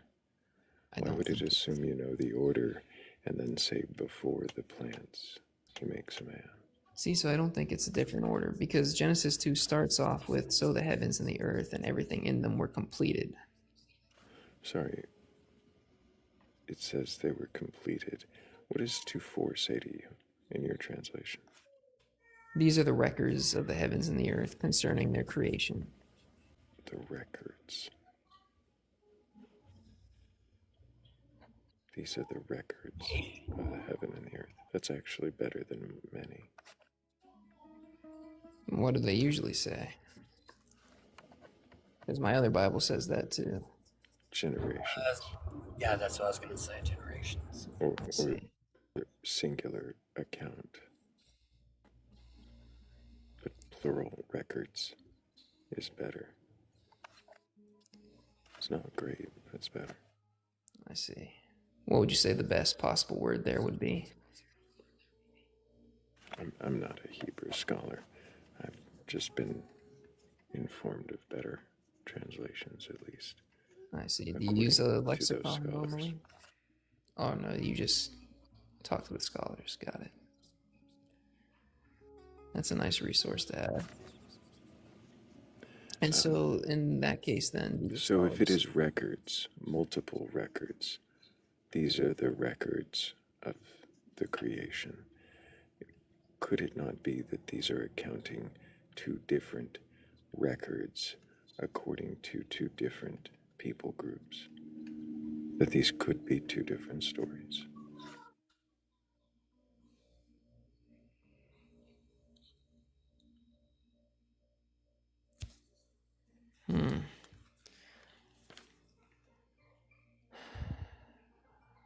My instinct is to say no, but I think I would have to read over everything again with that in mind and see how it feels when I'm reading through it that way. Okay. However, I can appreciate that answer, Liko. I can. And before you however it away, I'm going to open back up if Philly or anybody else has any questions. Indeed. Philly, do you have any questions? I always have questions. Good. Questions are good. I'm curious, Liko. When you say that you don't think that there are contradictions, I do not know. Do you believe that there are no contradictions at all in the Bible? Yeah. Do you believe that God is just and always acts justly? I do, yes.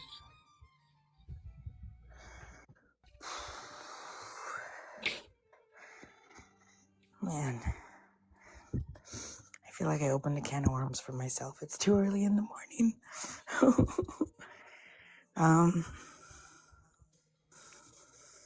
Now you gotta eat your worms, Philly. I know.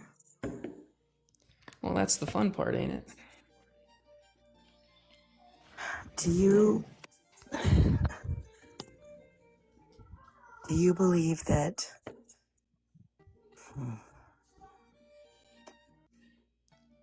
God, which one to start with? God would punish people innocent of a sin for somebody else's sin? I do, but not in the way that you might be thinking. Please elucidate me. So I think that there is things such as generational curses, which your generation or your descendants do inherit the problems of your sin. And for example, just a small one would be if a person had parents that did drugs, their life would be significantly harder even though they hadn't taken the drugs themselves. So I don't think that other people are spared from their parents' consequences, sins. right? That sounds like natural consequences. Do you think, however, that God would intentionally punish person B for person A's sin? I think if you're referring to the 2 Samuel, you may not be. There was plenty of points in this where they talk about stuff like this, but I think where the misconception in these circumstances is that God presents the natural consequences as himself. As himself. What do you mean as himself? As in he says that these judgments that are coming upon you are essentially coming from him. But I don't think that they actually come from him. I think that he's just using those as an effective judgment on them. I want to see if I'm getting this right, Yes. clear here. So you're saying that it would be a just thing for God to be like, Joe, you committed sin, so now I'm going to go punish Michael. You think that that's a just thing to do? No, sir. Let me try to explain this just a little better. So, okay. How I think that this works is a generation commits a sin, right? Let's just use Daniel for an example in 2 Samuel, because that's a rough topic to go over. And that is that Daniel rapes a woman, impregnates her, and then kills her husband. And so then God uses the destruction that comes from that sin of itself as the judgment, as opposed to him actually imposing a judgment of his own, if that makes sense. So in that case, though, and so parts of his judgment. What did Daniel's wife do exactly? What was her punishment? What was the ultimate sin that she committed for her to receive such punishment? You're talking about how she was raped. Well, raped. Can you stop saying stop saying those words, please? Yes, I got that. So graped. Yeah, like this is supposed to be Daniel's punishment. Right, and so what did his wife do to receive Daniel's punishment? Again, so I'll try to get this across. So, and I hate to do this, but I think David, I'm sorry. Yeah, David. I think it's the best way to get my point across here is that, so my parents were drug addicts, right? And I experienced rape at the hands of their friends. So then what sin should I have committed? That is absolutely horrendous, Liko, and I'm sorry you experienced that. We do need you to use TikTok-friendly language. Oh, he's gone. He's gone for using that language. Yeah. He was already warned about it. It's deliberate. At a certain point, it's deliberate. It certainly feels that way.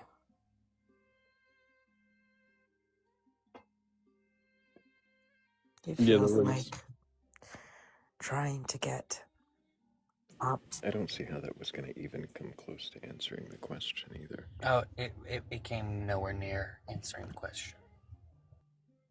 There were emphasis on words in that sentence if you listen to his voice, and was disturbing. It was intended. Yeah, it was intended to evoke response, not to actually answer questions. Yeah, that's disturbing from an individual.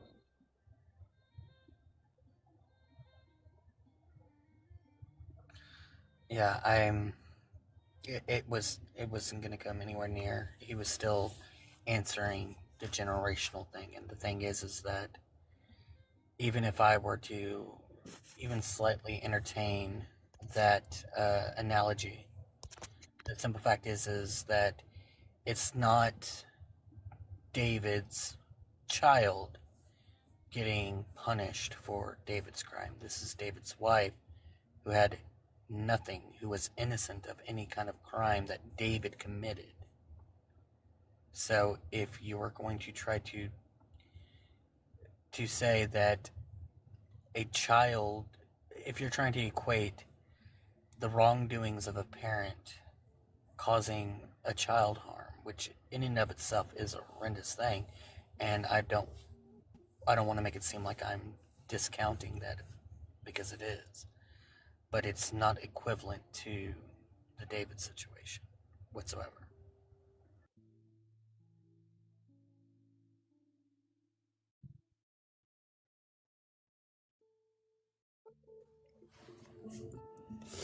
Hey, how's it going, guys? Hello, Tattoo. Can I get your age for TikTok? Tio. Yeah, 22. Wes. 22. And do you have belief in a god or gods, higher power, or anything like that? Yes, sir. And what god do you believe in? I'm a Christian, but I was hearing a lot of y'all's conversation. I just have a quick question that I was asking people last night, and I just wanted to know y'all's answer as well. We're not here to answer your questions. If you can question your beliefs, then we've got some more questions for you. But if you're just here to interview us for your poll, then I think you could do that from the comments, and people who want to answer will answer in the comments. But if you'd like to question your belief in a god or god's higher power or anything like that, feel free to request on up.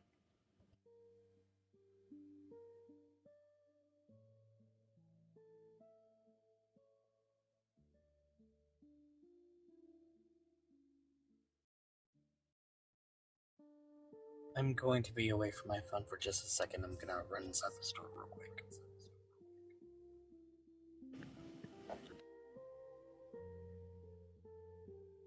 How dare you?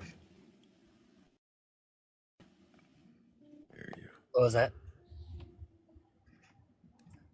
I said, how dare you, but apparently my signal's cutting out. Yeah, I know. How dare I? How dare I go into this gas station and get breakfast?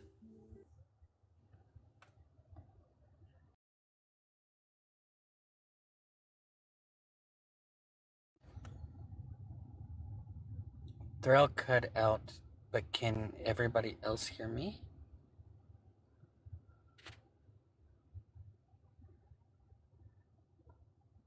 I can hear you, Henry. Okay. I wanted to make sure because I was about to set my phone down and he dropped. He's about to come right back up. I just wanted to make sure because as I was about to set my phone down and then pull my headphone out of my ear, I heard complete silence and I was like, uh-oh. I was like, is he just going to drop down or is the whole entire live going to get dropped down? But glad it was just Thrayle. Now we are in charge. And this is where if you have any beliefs in, what is it that you like, mermaids? Mermaids. Yeah, if you have a belief in mermaids, then request up so that way we can discuss the mermaids.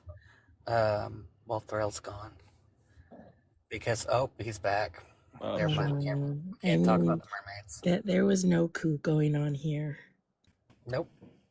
We were not trying to talk about mermaids. We were talking about belief in a god's higher power, anything like that. That's what we said. Yo, what's up again? Hey there, Tattoo. Can you remind me your age for TikTok, TOS? Yeah, 22. And you have a belief in a god or god's higher power or anything like that? Yeah, I'm a Christian. And have you read your Bible from beginning to end? Yeah, but I know I don't like know every little tiny thing about it. So I might not be able to answer everything, but yeah, I have. Do you believe the stories within the Bible to be true and literal?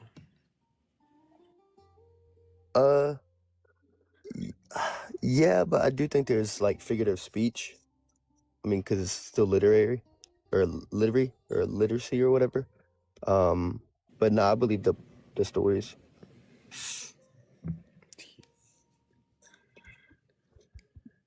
Do you believe in the 6-day creation? Yeah, I know what you're talking about. You believe that's a true story? I mean, yeah, I think there could have possibly been a tiny bit more detail that could have been added, but wouldn't really see the purpose of it. Yeah, I didn't ask for if you thought there should be more detail. I just asked if you thought it was a true story. Yeah, I answered your question. In what way is it true? I mean, if you look at just the evidence of it, I don't. Yeah, what evidence? Well, then I would ask, how did we get here? I just asked what evidence. I don't know why you would ask how we got here. That's not a response. What evidence are you saying there is for the 6-day creation? Okay, so it talks about how we'll have dominion over the earth, right? How we'll have dominion over the earth? Yeah, and how we are God's pretty much made in His image, prized possession, all that, right? What does that have to do with us? Like, you're saying we're made in God's image now? Yeah, I'm getting to my point. How is? Yeah. Okay. Well, then let's get there. Yeah.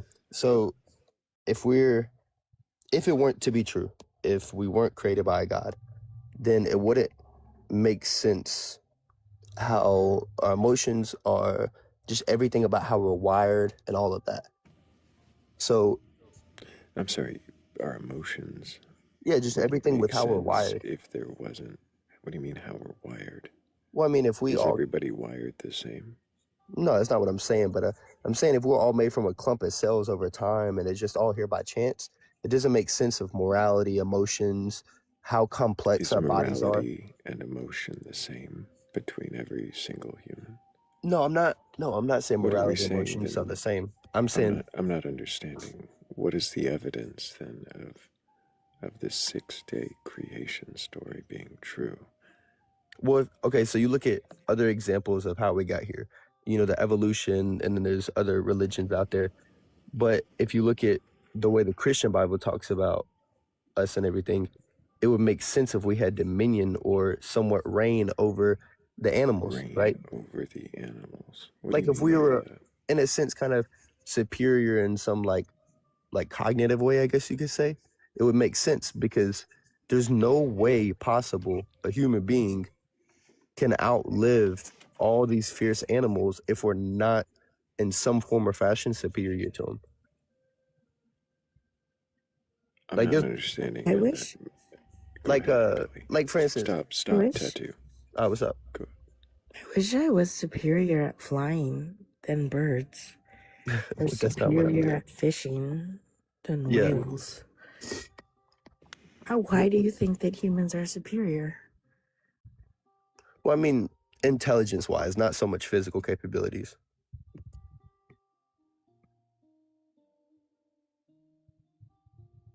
Sorry, did you hear me?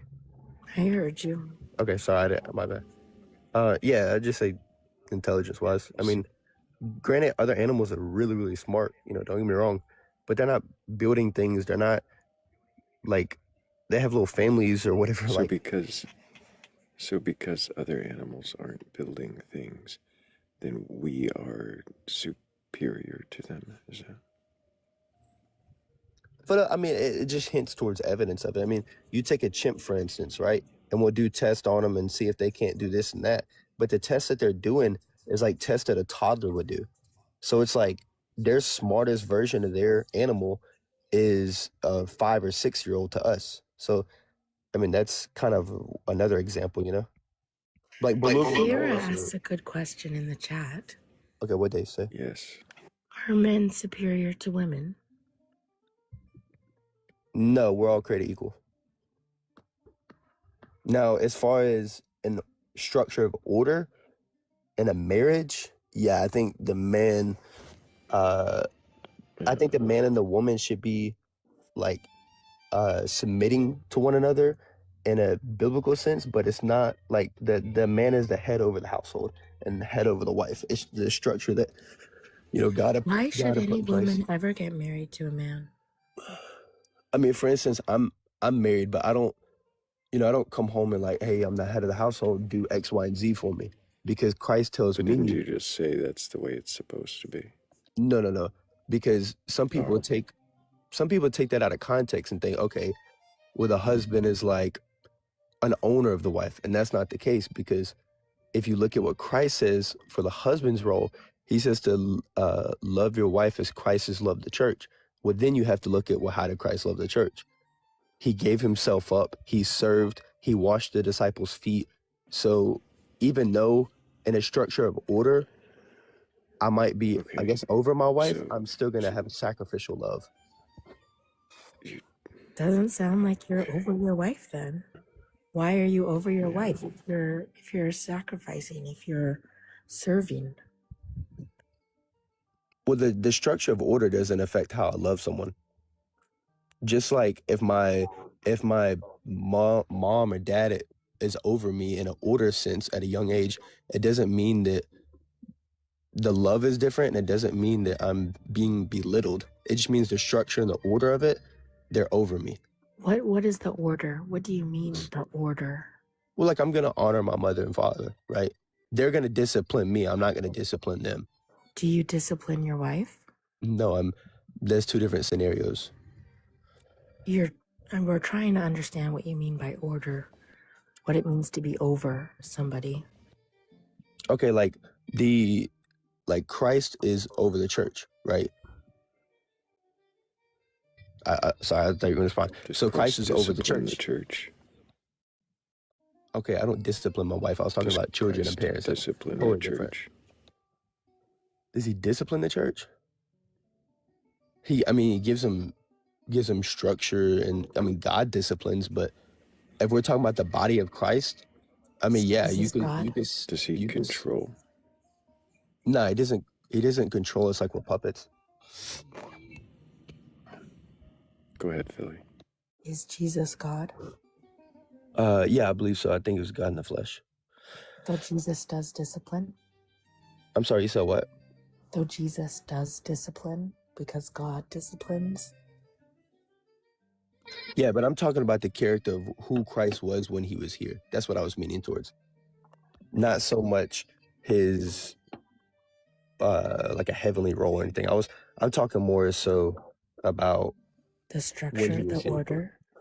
But but when he was here, like, we're not gonna go off of, if we said, hey, look at the structure of Christ in heaven, well, then our wives would have to worship us. That doesn't make any sense, right? Because Certainly doesn't. I'm sorry, you said what? Certainly doesn't. I'm agreeing with you. Yeah. So if we look at his life here, his ministry here, what he had done, his character, and the example that he set, that's what I'm talking about. So why does it have to be in order then? It sounds like two separate things. I mean, I don't know. I didn't put the order in place, so I don't know why. You follow the order, don't you? I mean, yeah, but not in some tyranny way or anything. It's just, me personally, I've taken on the role of working my butt off. To understand the order of what's been put in place, don't you think you should actually learn and understand it to its full entirety and not just, hey, I should agree with this? I mean, I see where you're coming from, but like, I don't have to understand every little thing about God and what he does to completely agree with it. Like, I don't understand how he created us and human beings. That doesn't make any sense. Why? Why don't you want to understand where a god or a deity is coming from before you start worshiping or before you start agreeing with what they do? That's what I would do with you. If you came up and said something controversial, I would either agree or disagree. And I would try to understand where you're coming from. But you saying that I'm just going to believe God because God, that doesn't make any sense. No, I see your point. I see what you're saying. I mean, I don't know. If you look at, to me, it makes sense why a man is commanded to do what he does. For a wife to submit to her husband? Well, if I'm not mistaken, like I said, I don't know every little tiny thing about scripture, but if I'm not mistaken, they're supposed to be submit to one another. I forgot where that verse and chapter is. I know Yes, that it does sounds say submit to one another. It also yeah. says wives submit to your husbands. Yeah, so like for instance, in my marriage, right? I work. I've given, I guess, a reason for my wife to trust me with like the finances and understand that, I'm gonna have things in control. Not in control, but like, hey, he's got this. He's not an idiot. He's got this. And then just naturally, it wasn't like, hey, you're gonna do this and you're gonna do that. It wasn't even that. It's just naturally she does more of like the household things, like laundry and cleaning. To be fair, she hates the way I do laundry. She hates the way I And do is that cleaning. submission? Is this what you're talking about when you say submission in the order of things? Uh, nah, I don't 100% know if I call that submission. I just see naturally, like we didn't have a conversation about, hey, when it comes to finances and retirement, and when it comes to these huge decisions. So I don't know what that loud noise was. When it comes to these huge decisions, we're both gonna have to say so, but I guess maybe because I'm older and a little bit more knowledgeable about some things, she just trusts me more and trusts my decision more. So I wouldn't say like, hey, you're gonna listen to everything I say. It just kind of came naturally, as weird as that may sound. I hope, Tattoos, Yeah, what's that up? your wife has absolutely every reason to trust you the way Yeah, she for sure. does. Do you recognize hmm that this attitude, this approach, if this is what's being taught, that this leaves many wives open to abuse? I mean, I think any marriage can lead a wife open to it because the man's just physically stronger, and when she goes and she lives with this man and there's no one else in the household, I think right then and there alone you're open to it because of the fact the man is stronger. But the That way is that a great recognition. yes, ma'am. You see how this teaching amplifies the possibility for abuse. I would Beyond disagree. just the physical differences. Yes, ma'am. Yeah, I would disagree. Only reason Why is is, that? ma'am, I'm sorry, you Yeah, said what?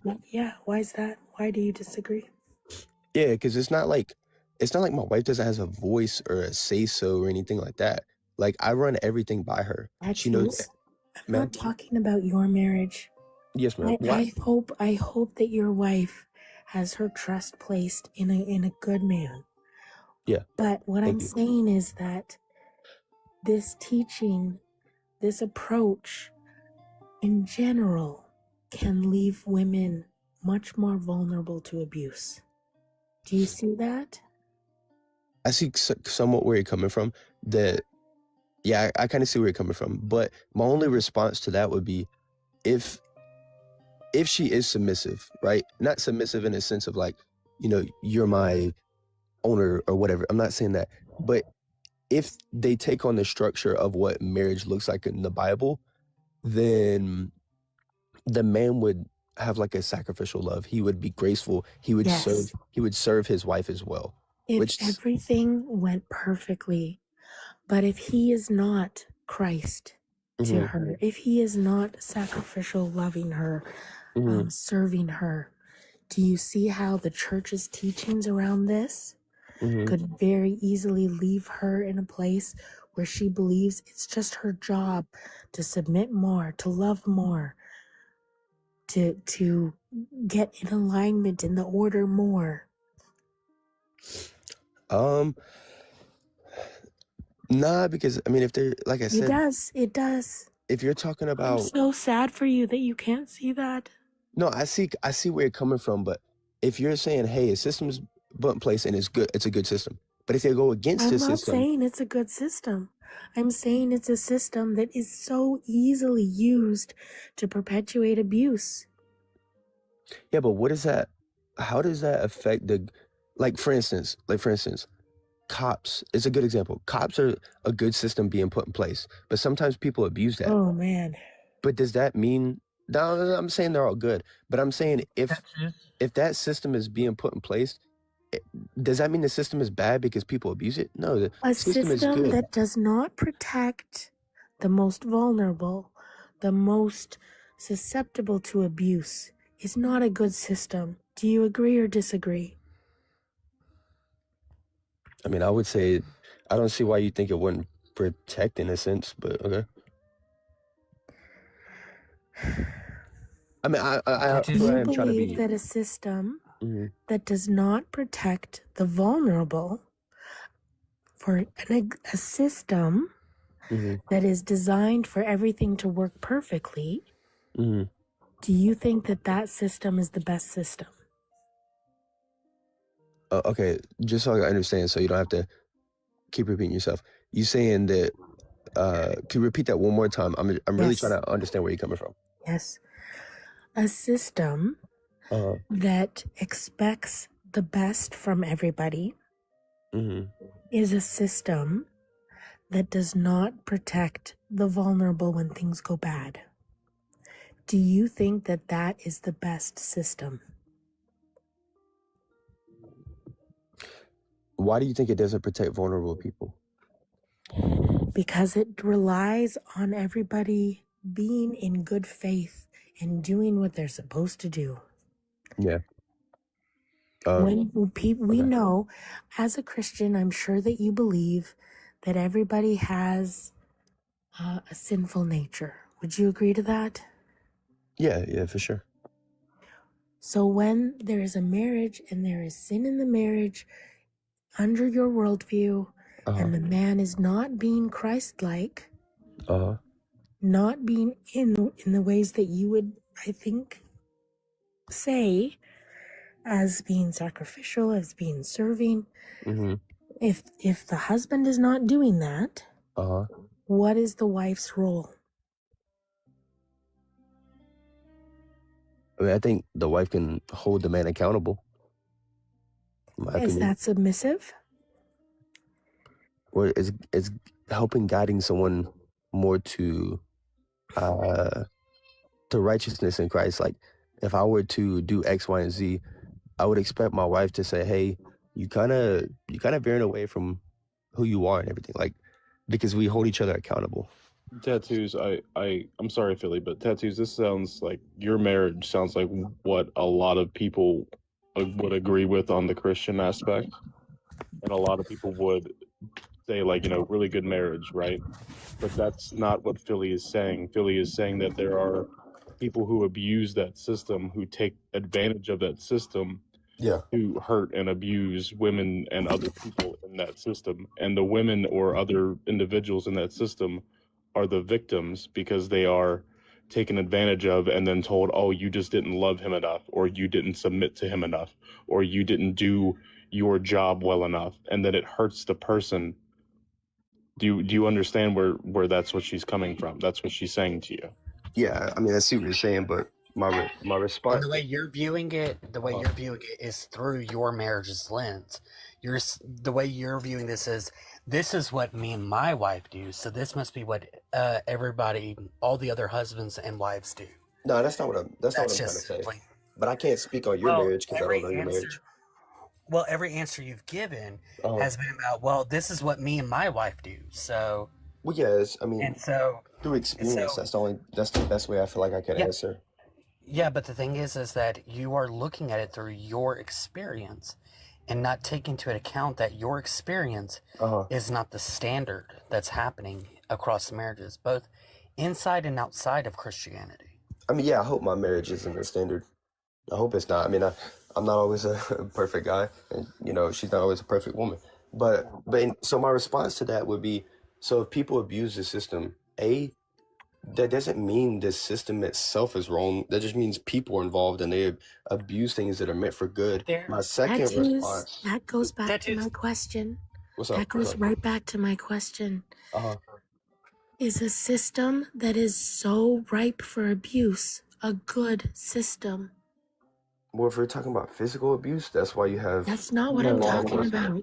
I know, but I'm just saying, if physical abuse, tattoos. Well, I was gonna get to mental abuse. Tattoos. First addressing physical. If a system, if a system is so easily distorted, is so easily, we will get around it. If a system allows for bad outcomes so easily, is that system good? Well, I don't agree that the system put in place. I'm talking hypothetically. I'm not Yeah, saying. so yeah, hypothetically that would be the case, but an axe, Okay, thank you. yeah. Now, why do you think that a Uh-huh. system that does not protect the vulnerable, or you're saying it does protect the vulnerable? I think it does. The reason why, if you look at Why? so if you look at Acts, it talks about how one like a Christian is supposed to hold another Christian accountable, and then if that And doesn't that work, can be in a you, marriage. That can be a wife who is supposed to submit to her husband can still also hold her husband accountable. so why do you think submissive means that she can't speak? I'm confused. I didn't say she can't speak. Then I'm if she can using speak, your she can hold her words. husband accountable. Like I want my wife to hold me accountable. If I had Tattoos. Let me put it to you this way. What's up, bro? I've known people from my church days. Yeah. Who they prefer to go to our church because the church they were at, the woman was actually getting abused, like both mentally, physically, and emotionally abused by her husband.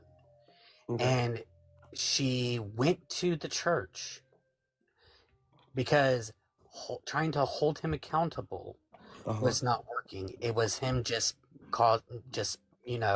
abusing her more. So she went to the church, and they said, well, you need to pray about this. And then when she finally sat there and prayed about it and said that the right decision was for her to get a divorce, and she got a divorce, she got the restraining order, she got all the stuff that she needed to make sure that he was far away from her. Yeah. The church shunned her because of the fact that she got a divorce. And they said, you could have talked to him about this. You could have done something more. This is on you. You're to blame for this. Yeah. So I've lost count. Hammy, I have lost count of the number of women that I know that have stayed in abusive marriages, entered into abusive marriages, been shunned for leaving abusive marriages in churches because of teachings like Tattoos is saying. It's so harmful. It's so harmful. Hold on, time out. I'm not saying that an abusive woman that's being abused should stay with her husband. That's not at all what I'm saying. No, And I'm but not you are also saying, are you not, Tattoos, saying that a wife should submit to her Christian husband? Yeah, but that doesn't mean she should put up with abuse. I'm totally against that. That is the thinking, though, that leads to churches that do the things that I've just outlined. Then that thinking is wrong and unbiblical. Thank you. I appreciate your How did you sorry. your condemnation of that. Yeah, that's not cool at all. How did you determine it was unbiblical? So I mean, yeah, Jesus does say, hey, unless your wife commits adultery, then and you divorce her and you marry again, then you commit adultery, right? So I see where Christ says that, but also at the I forgot the verse. I talked to a guy about this, and sorry, it's kind of loud in the background. Give me 1 second. I had to feed my dogs, but so I see, you're taking that scripture out of context and you're trying to make it fit a gender when it's an unmoral whatever. I forgot the scripture and chapter that this guy was using that I was talking to about that. But I don't think if safety is at risk, I don't think, you should have stayed in that. Like that completely goes against God's character. Sorry, sinus is killing me. But also it says that when he responded to the Pharisees, I'm sorry, where does it say that it goes against God's character for a wife to stay with an abusive husband? Where is that against God's character? Yeah, I'm not saying it's an actual verbatim scripture. And where is it against his character? Like, is there an example that seems to illustrate that in any way? I mean, God doesn't put up with, he puts up with wrongdoing, but it's just, if you look at God's character in scripture, maybe it's just my thought, I don't think, again, I'd have to go back to this conversation I was having with this dude, but I forgot what he was saying. But what I wanted to say, let me respond, finish my response and I'll answer that too. But when he was responding to the Pharisees about divorce, they were saying that, well, Moses said I can give my wife a divorce for any reason. And he's like, no, unless she commits adultery. So I this whole any reason was just like, you're just divorcing left and right. Someone who divorces and leaves someone because they're abusive is not just divorcing left and right like the Pharisees were trying to trap him with. And then two, I mean, I don't know. I'm not in an abusive situation, so I can't really like speak on that. Like if that was, Where does it say that if he doesn't commit adultery but beats you, that you can leave him? What also doesn't say Trinity in the Bible, but I believe the Trinity to be true. So I don't have to have verbatim verses Do you have anything that even serves as an example? Because so far you haven't given that. I don't know them off the top of my head. I'm willing to admit that. I don't know off the top of my head. Tattoos. Have you read the very first commandment that God had given down to Moses on the tablets? Yeah, no other God before me. Well, it's a little bit more than that.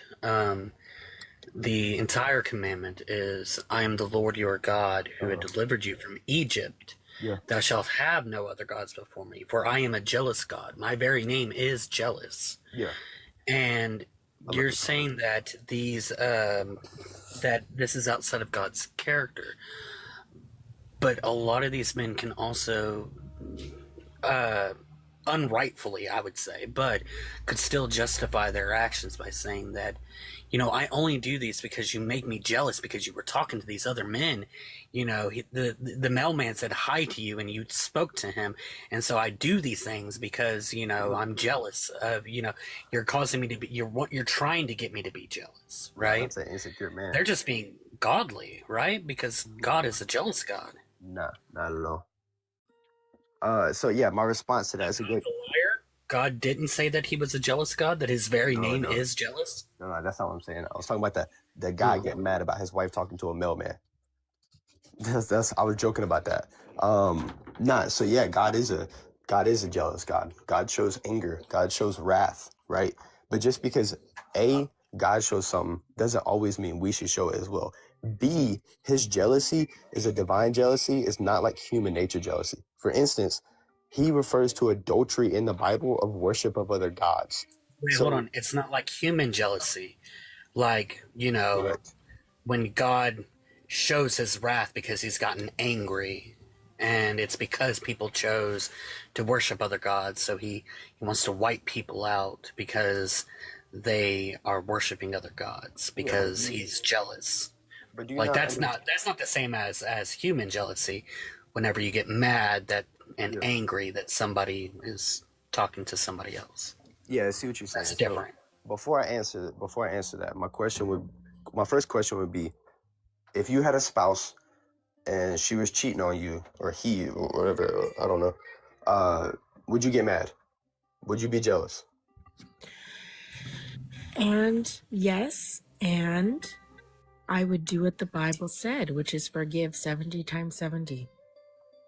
And that's great. 70. But you still be mad, that is right? not great. That is not great, Tattoos, because Well, if it you could find left. forgiveness or something like that, I respect that. I mean, I don't think I could, so I respect that. I don't know if I could honestly forgive my wife if she did cheat on me. I don't know if I could. It depends on the circumstance. That's such a hard thing, because my heart would be broken if that were the case. So The thing is that if the thing is like, I've had that instance happen to me. I was married. My wife cheated on me. I'm sorry to hear that, bro. I genuinely am. I Amen. I didn't get angry. I didn't yell. I didn't scream. I didn't holler. I didn't start flipping things over. I got calm. I sat down. I played my video games. What you play? To do anything and everything to forget about the stuff at the moment. I played Fallout. And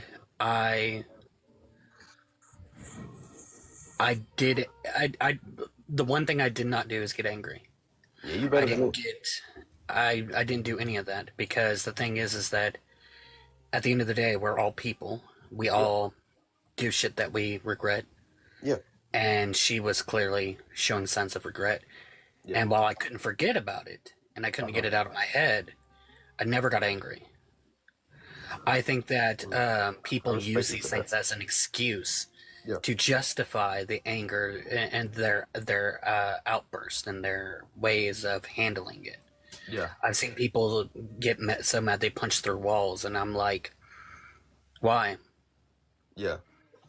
So I And want to respond to that real quick. So first of all, I want to respect you tremendously because the fact that you didn't get angry, that's crazy. Maybe, and just because I'm in my youth, I'm more mature and I'm willing to admit that. I don't know if I have that type of self-control yet. So I respect you a lot for that. I wish I do one day because that's very mature. I respect that a lot. That's crazy. In a cool way, that's crazy, not a weird way. But yeah, so my response to the whole jealousy, adultery thing, right? So first of all, why was God so mad at the worship of other gods? What these people were doing in their sinful practices, the things with the babies and all that, and everything else they were doing was, What is a sinful practice? What do you mean sinful practices? I mean, You they mean were in literally sense that's not a burning. baby because that's They just were. dishonest. I'm trying to be like TikTok friendly, so I was trying to imply it. I thought y'all would know. I get that, but what practices are you actually speaking on? Because I'd like to hear a little bit about that. The burning of them and like offering them to other gods, like that's disgusting. Obviously, God's gonna punish that, and if God doesn't, Where did you learn about that? What makes you think that was happening? like I said, I don't know. I can look it up real quick. I don't know the chapter and verse off the top of my head, but it is in scripture. I 100% guarantee you. I just don't know. I'd have to So why look it do you up. think that was true? Well, I mean, you're asking somebody who thinks the Bible is true. So, but anywho, I want to go back to my original thing. I was trying to respond to about the whole like jealousy of God, right? So, for God being a jealous God, he refers to adultery as worship of other gods, for one. For two, like I said, just as I would get jealous and mad if my spouse had cheated on me, then, or like, if I had a child. idolatry is different from having other gods before him.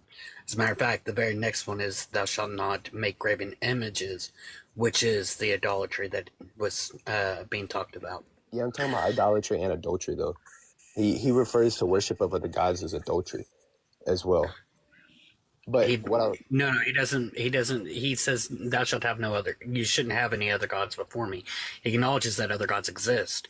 He's acknowledging that there are other gods, but he's saying that I'm to come first before them. But I know, but I'm saying he refers. Anywho, he refers to him. If you don't mind, I just want to finish my thing. So he refers to him as. I'd really like us to get back to questioning, and you haven't really. What you mean? Y'all been asking me questions about marriage, and then we got to this. Right. I haven't directed the conversation. I'm confused. You kind of are at this point, though, and I'd like to put it on pause. You're not really like. What is it you think you're responding to now? What question are you answering? Why is God a jealous God? Y'all proposed that question. I've been trying to answer for the last couple minutes. Was that question asked? I don't remember that question being Someone mentioned, of God, why he's literally a jealous God, talking about first commandment. So I'm just responding to that. I've been trying to respond to that respectfully. You're trying to defend God rather than. No, I'm not trying to defend. Answer a question. No, if I'm defending, I'll probably get a little irritated, like defensive. I'm not getting defensive. I'm just saying what scripture says. So I'm just trying to give an answer because they had mentioned something. Clear. I never asked why is God a jealous God. I never once asked that. How you going? So you can bring it up and you expect me not to respond? That's kind of. It's in the scripture, though. Like, why would you try to argue with it if it's in the scripture? Because I've talked to people. Hold on. I've talked to people at church about this, so it's not so much an argument. It's just they didn't understand why it said he's a jealous God, and I responded to that. I'm just trying to respond to this. That's all. Again, I didn't say ask why does it say that.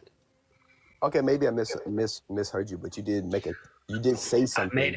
I did say something about it because you were talking about jealousy, and I was talking about how humans. You said that the jealousy that God shows is not the same jealousy that man shows. Correct. And then whenever I pointed out that it is, you're like, well, okay, yeah. I wonder if I could. It's just the same thing with love. Like, go ahead, Philly. Not all love. Stop talking, Tattoo. It's the same love. Go ahead, like Philly. God has. Shut up, Tattoo. Go ahead, Philly. Hey, Homer, you can be respectful though. Yeah, I was being respectful. I suspect that this conversation could easily devolve into a crash out. Nah, I'm chill. I love that. I'm thinking that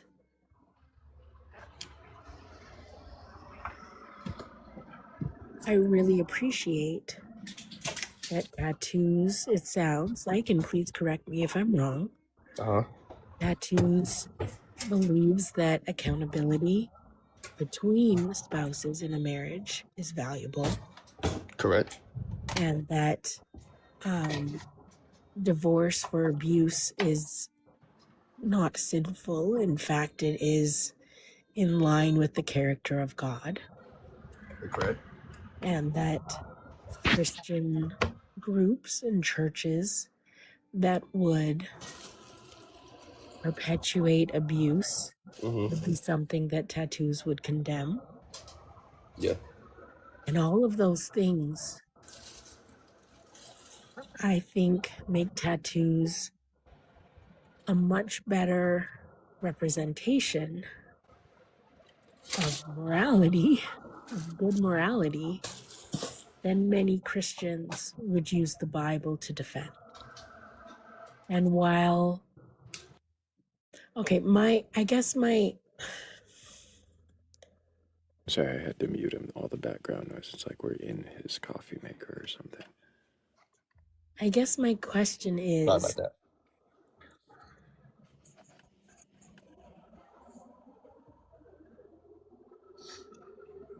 do you see tattoos that your interpretation and your morals do not represent Christian churches as a whole, and that many Christians would use scriptures to say very different things than what you're saying? Yeah, I completely agree with what you just said. My viewpoint of scripture, which I think is majority correct. I know there's some things I may not understand, but I think majority wise it's correct. So I think churches, like I said, who allow abuse, they're cool with that. And there's a lot of churches that do not represent Christ at all. They're, in my opinion, they're kind of disgusting, 100%. And I think people who use scripture to their advantage to do evil, I think is also disgusting. We might disagree on what evil is, that's a whole topic of the Old Testament. But yeah, I think people who misuse it to do wrong, that's disgusting. Do you think that it is a Christian's responsibility to call out other Christians? In a respectful, private manner, yes, ma'am. Not in a let me make it allowed that you're wrong and I'm right. I think that's wrong. Like if I'm sorry, you said what? Are you familiar with the biblical standard for correcting? Yeah, it talks about it in Acts. Yeah. Yeah. There is a time and a place for public correction. Correct. Yeah. I'm not saying there isn't, but it says that if someone sins against you or just sins, or you, I don't know if it sins 100% against you or just sin in general. You go to them in private and then you bring witnesses and then you take them to the church. I think that's the correct way to do it. And also, like, if I have an issue with somebody, I go to them in private and I pray with them. And I don't want to speak on the exact example of what I did that with, but someone had hurt my family tremendously. And I was building up a lot of resentment and everything. So I did what Axe said. I went to them, brought it to them, and said, I have resentment up against you and I don't like that. So let's pray about it. We're both Christians and we prayed together. And the reason why I bring that up is just because I think the way Axe talks about the way we should handle things is a beautiful way, in my opinion. Do you think that if there is I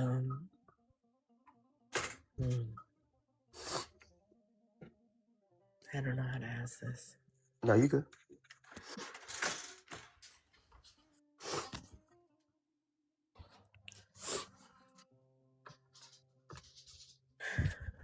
If there is And if you don't word it correctly in your opinion, I won't try to use it against you anyway, if that helps.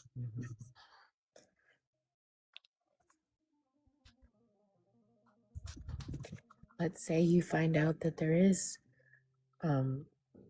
using your words, sin against somebody, else, not against you. Mm-hmm. And it is, um,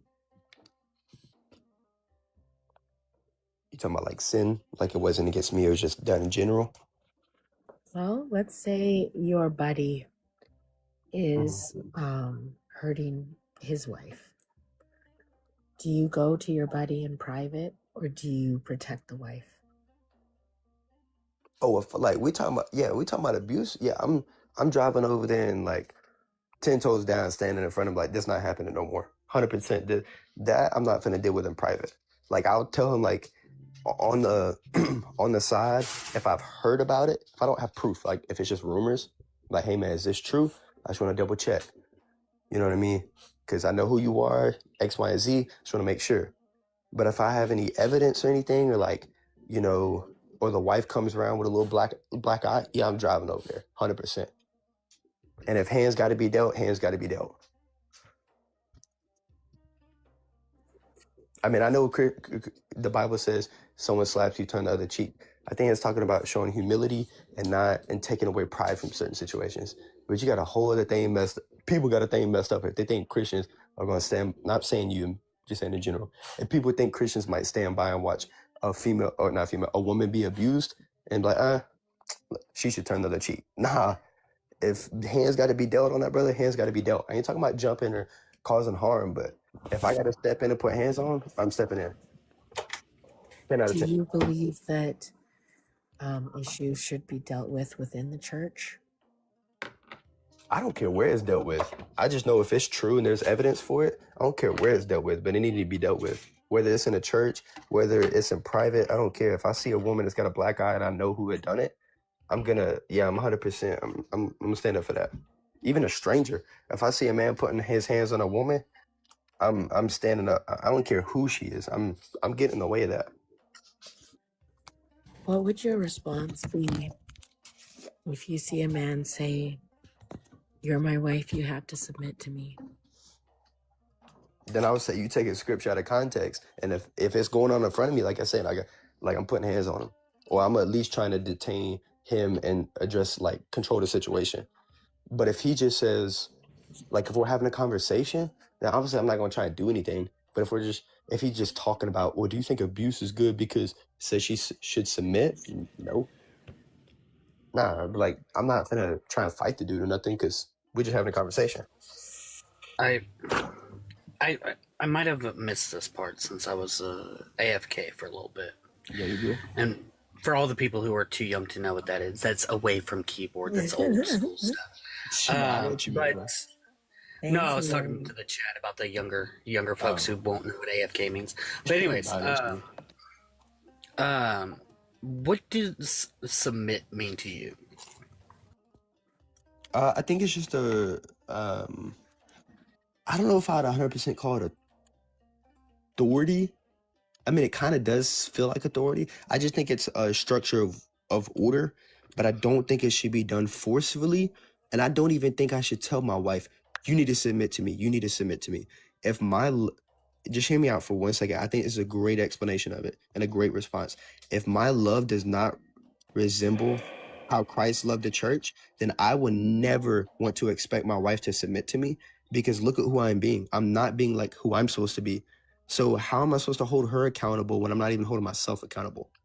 So I'm not finna look at her and be like, hey, you need to be submissive. And the whole entire time I'm not being sacrificial. I'm not serving her as well.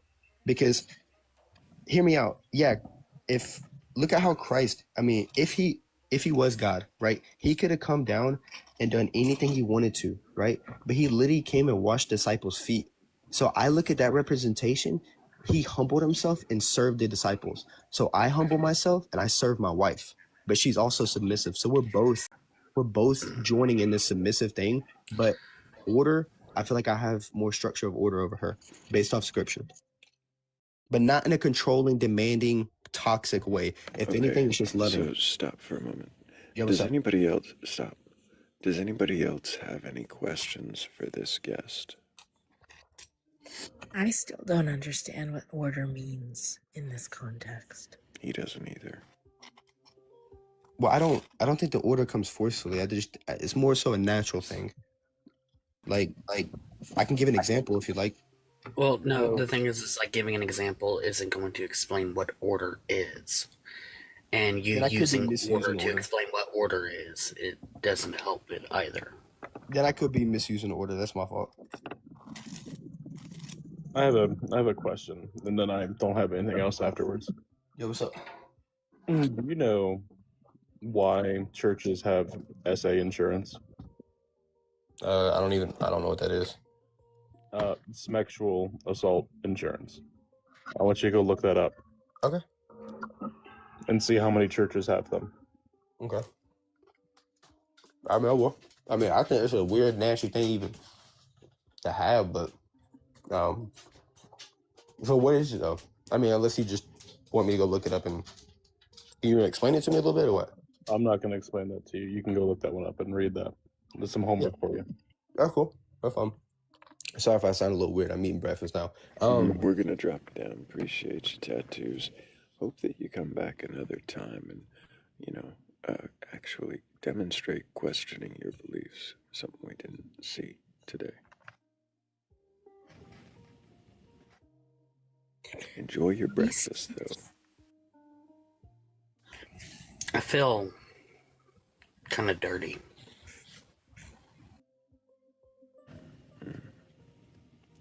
That's it's because you need to bathe, Hammy.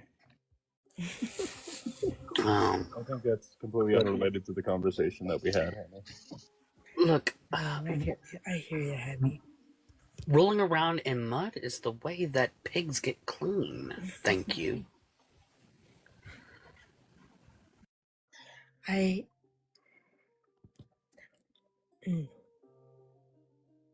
Yeah. If the church was only full of people with that mentality, it wouldn't be so harmful. But it's the fact that people buy into the submission teachings that way that then prop up people who in churches who use that teaching in extremely harmful ways.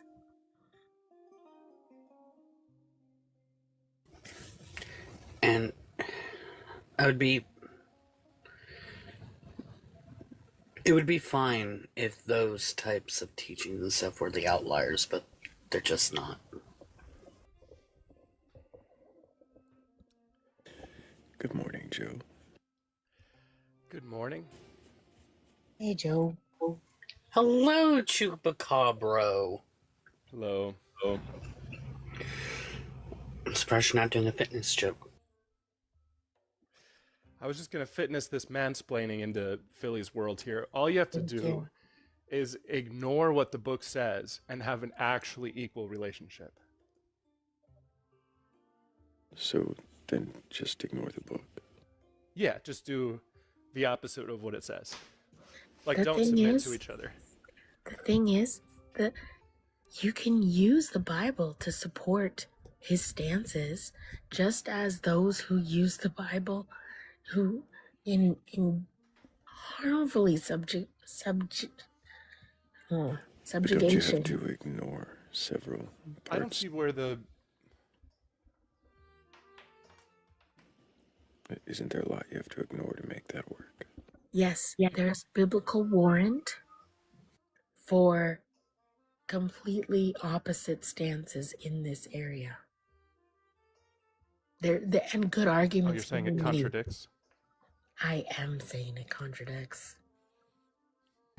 The Bible can be used to justify both positions because that's what the Bible is good at doing. It's good at doing contradictory things and teaching people to do contradictory things. It's one of the hardest things whenever it comes to talking to these things to Christians, in my opinion, because when you are discussing these things, they will run to a myriad of Bible verses to say, well, see, look, the Bible says right here that it says this, so clearly it condemns it. And then you bring up a myriad of verses that say, well, looky here. It says and shows right here that it is not, like, it doesn't condemn it. As a matter of fact, it condones it. And it goes around and round and round because they will sit there and find some way, because the positions they hold, they like. And so they'll find a way that the position... Where's the men submit? Where's the part where men submit to your... Where's the part where men wives? submit? Yeah. So, fun fact, it doesn't say that. The people who want to act as if the Bible is completely like for both sides of a marriage, what they like to do is they like to sit there and say, you know, men don't treat your women, don't treat your wives like unkindly or something like that. Or I forgot the exact wording, but it's like women or men don't treat your wives in a certain manner. And they said, see, look, it says it right here. And you're like, oh, that's funny. That word doesn't mean submit. It's not even close to being synonymous with that term. So, yeah. Ephesians 5:21, which one's that one, Philly? Is that the verse that says men treat your wives in this particular manner?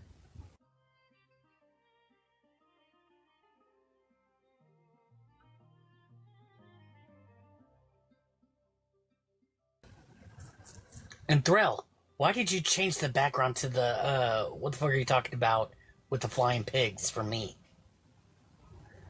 Oh, I've just been using that as the standard. What the fuck are you talking about? Unless it's flat Earth or donut. Oh, okay. Is it because usually whatever is being said is something that usually would make things go off topic? No, I just like the, oops, that's the wrong one. I just like the flying pigs and demons on unicorns playing polo. Oh, okay.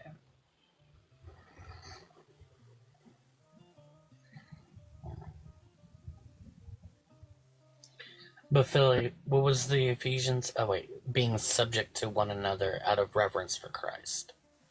Okay, yeah, that is another verse they use.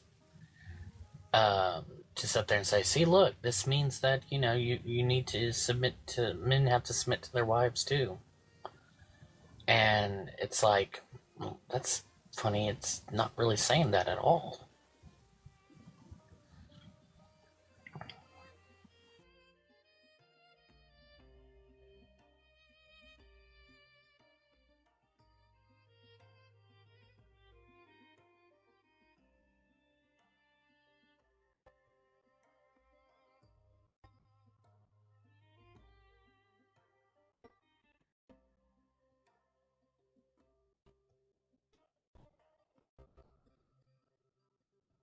If you can subject yourself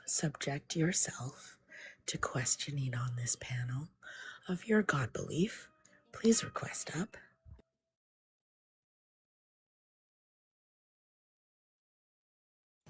10 out of 10 segue, Philly. 10 out of 10. I was really proud of that one. Nice.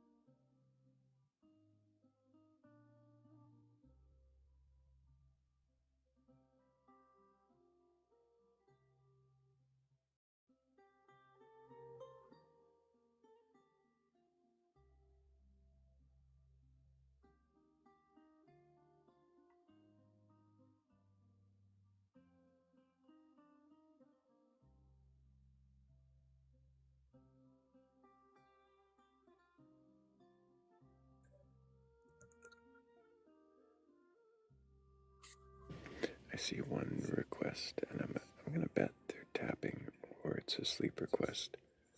They can, of course, request again if they meant to. That would be awesome.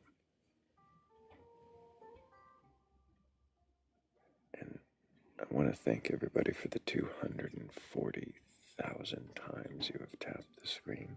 That's Hell fucking amazing. Hell yeah. We might make that 300K before I have a poem ready. It's very possible. Thrayle, Definitely. can't say hell yeah without doing your long hell yeah. Oh, you mean the hell yeah? Like the... Is that how I say it? That's exactly like that. That's It's like, 10 out of 10. No notes. hell yeah.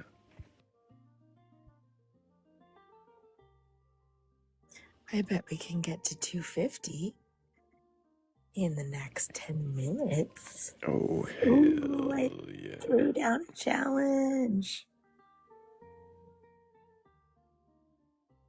Tap that screen like the live.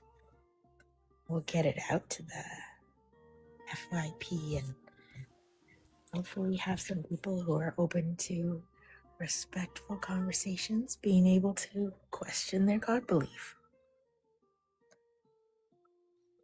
I'm in a very disrespectful mood after that last conversation.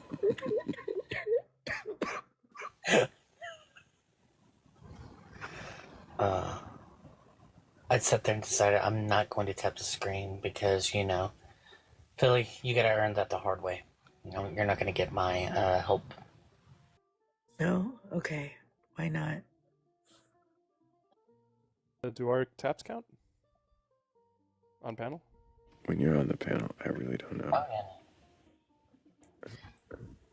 It used to be a rule that I would say that not to, if you're on panel, don't tap. But I just prefer you don't do it with your mic open.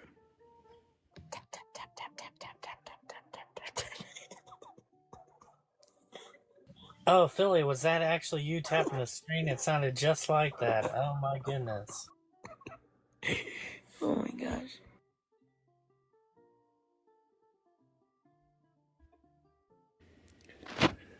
Hello, existentialist. Can I get your age for TikTok TOS? 26. And do you have a belief in a god or gods, higher power, or anything like that?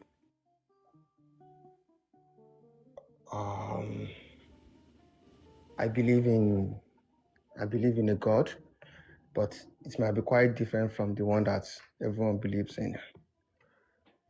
You believe in a god that'll be quite different from the god everyone believes in? Yep.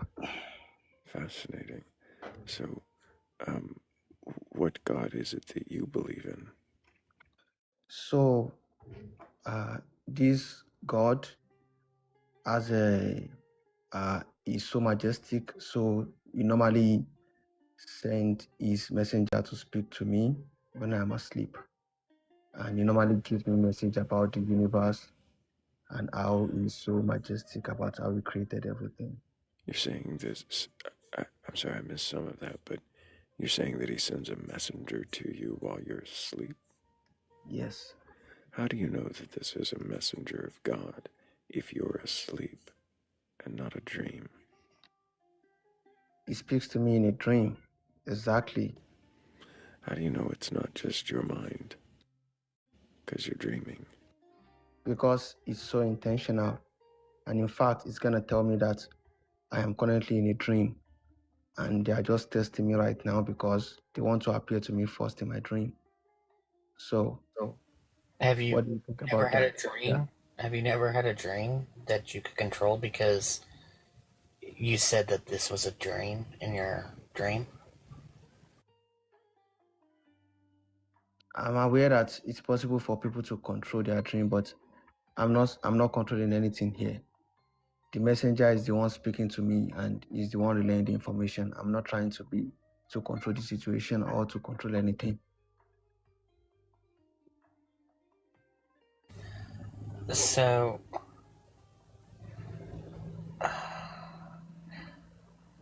how have you distinguished that this isn't just your brain telling you that you're dreaming while you're dreaming.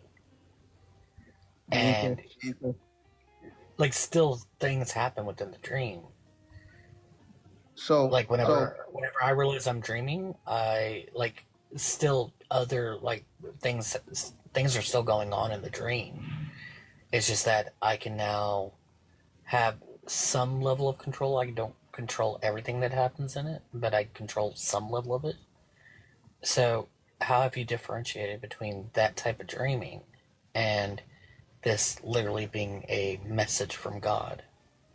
So, for example, this messenger told me that something's gonna happen to me when I was awake this one time, and it truly did. He told me that I'm gonna see some images when I'm going on the street the next Wait, morning, and I did. what did it say? It said what was going to happen?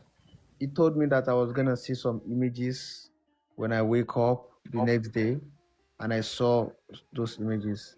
He literally told me the physical descriptions about the time that I'm gonna see some things, the exact time, and I saw those things. So that sounds intentional to me enough, don't you think? It sounds something like did you say ladies? No, I didn't say ladies. I said the messenger told me that I was going to see some images the next day. Oh, some images. Are Yeah, these and I common saw them. images? You Wrong said? kind of dream, Hemi. Are they? What was that, Joe? Wrong kind of dream. Oh, sorry. I'm sorry about that. But these images, are these common images where you live?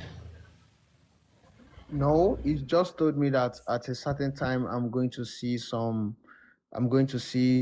a certain vehicle with a certain identification. I'm going to see some certain things, and I truly saw them at that particular time. So, let me get this straight. There's a God who created stars that make us look like microscopic creatures that is making sure everything goes into motion and making sure that everything is happening just the right way it needs to.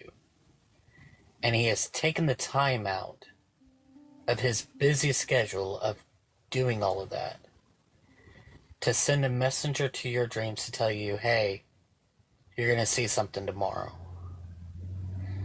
For what reason? Exactly. So maybe he just wants to relay an important message to me because I still see this messenger once in a while in my dream. Maybe there's an important message that he wants to relay to me. Maybe he wants to get me to know him. I don't know. So He wants to get you to know him. Yes. By saying, hey, your eyes are going to work like they normally do tomorrow. No, not that. He said he made some predictions about some things that I'm gonna see at a certain time, and I saw them exactly the way he predicted. Yeah, so he wanted to make sure that your eyes were functioning. Like, Maybe you can say that. so for instance, you sat there and said that the first one was going to be images. And so that happened, you saw images. The second time it happens, he says you're going to see this, specific thing or whatever. And I'm not hearing anything that's miraculous because if these are things that are happening, that are where you live, then it's normal to see specific things. You may have even seen them before, and just because it wasn't all that relevant to you, it just slips from your mind, and then your brain has sat there and said, hey, this is, you're going to see this again. And you're like, oh, wow, there's relevance now because my brain told me I was going to see this again. And I'm not seeing how this is a revelation from God just seems that this messenger is telling you, hey, your eyes are going to function normally tomorrow. So, can you explain to me how this is like what makes this a revelation from a god? Okay.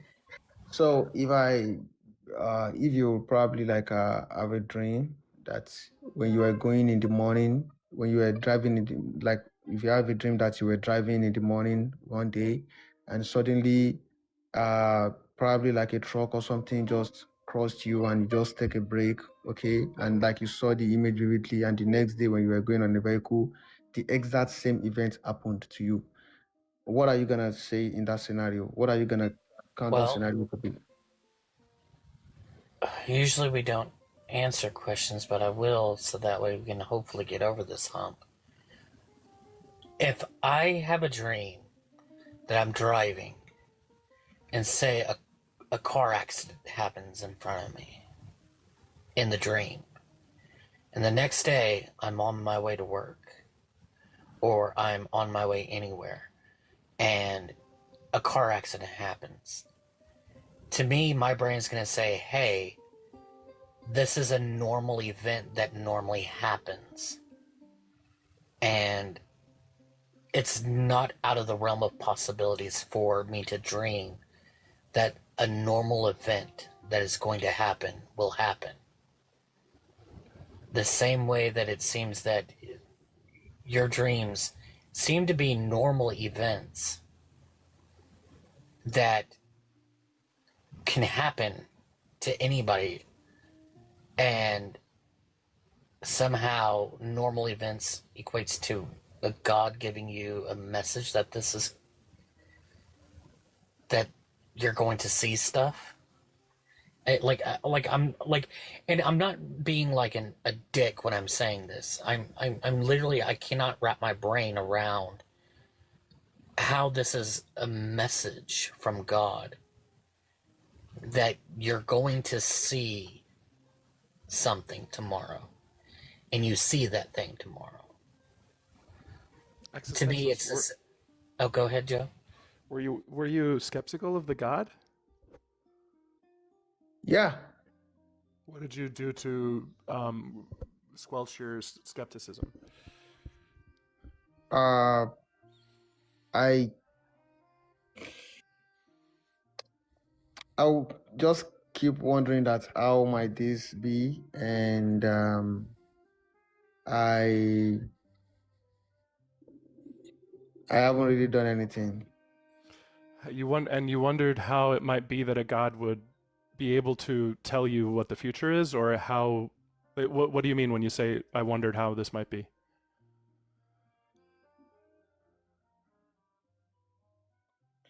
What did you wonder how might be?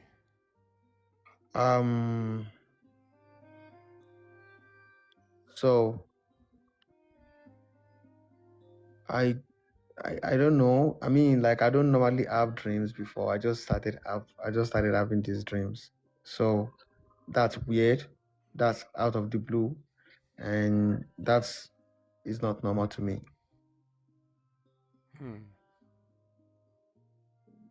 What's the part that made you wonder? What are you wondering how it might be? What are you skeptical of? I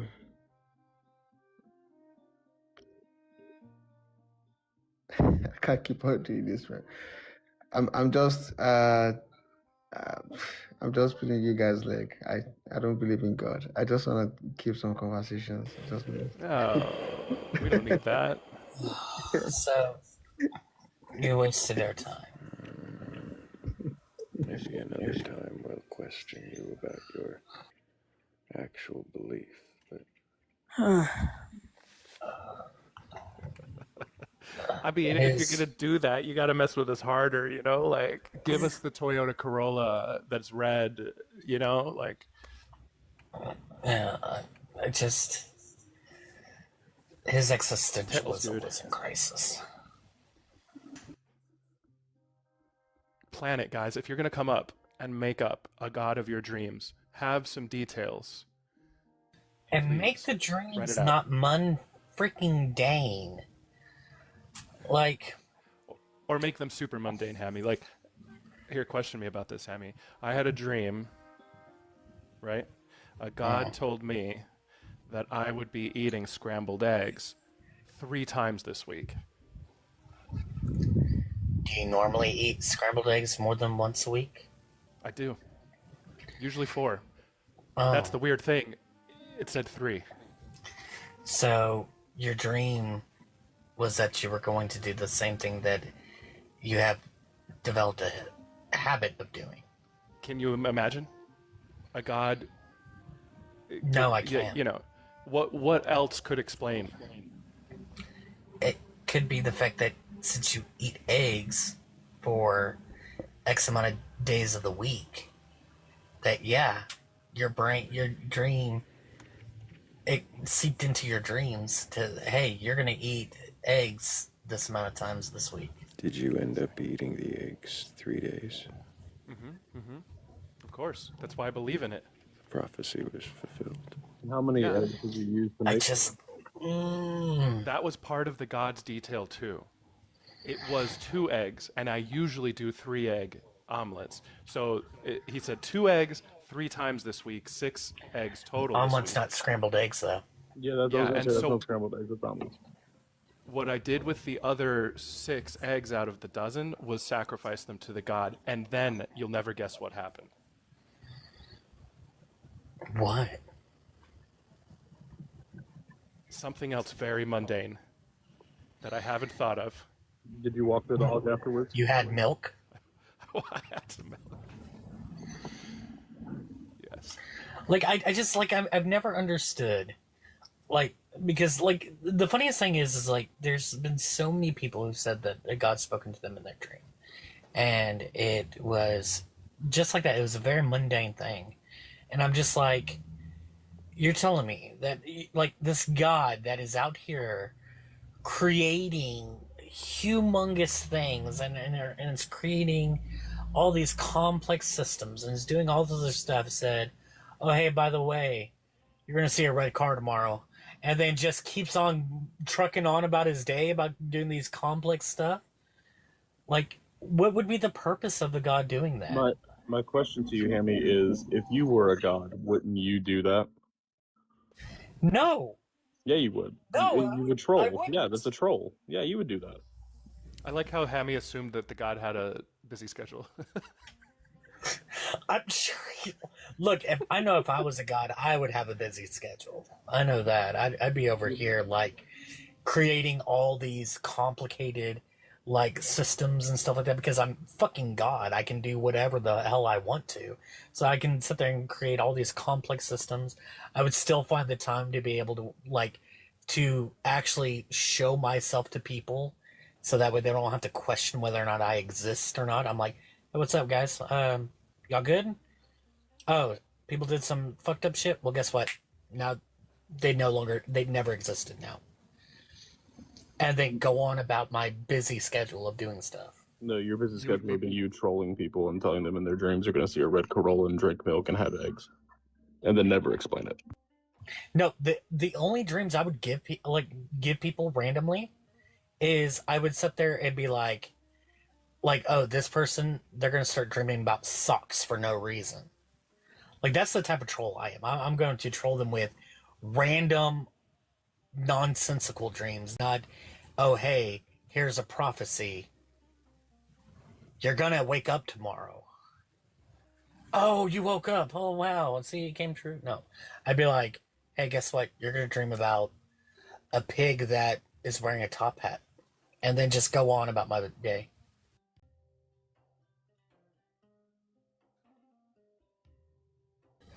And I've got the what the fuck screen, so I'm going to shut up now.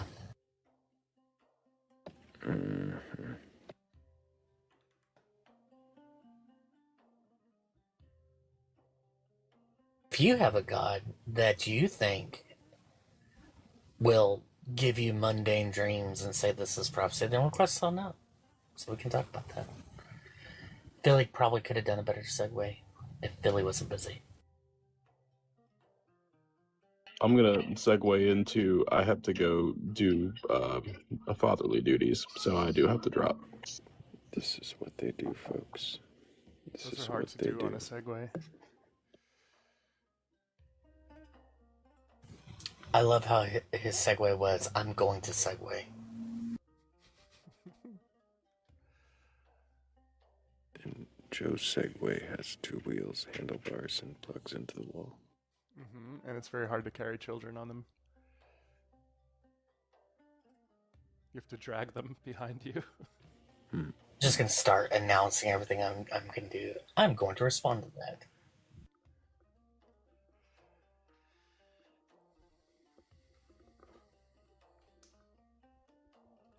What's the last time someone asked you what your favorite band is, Thrayle? Probably the last time you did. I'm sorry.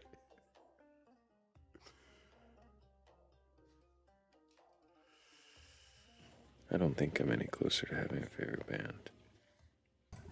It's clearly Bone Thugs to Harmony. Nice.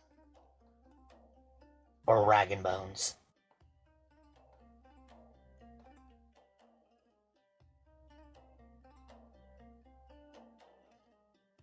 I put my money on a something that pays, like a very unlikely option. Power Man 5000. Big payout if that's true. Power Man 5000. What an interesting choice.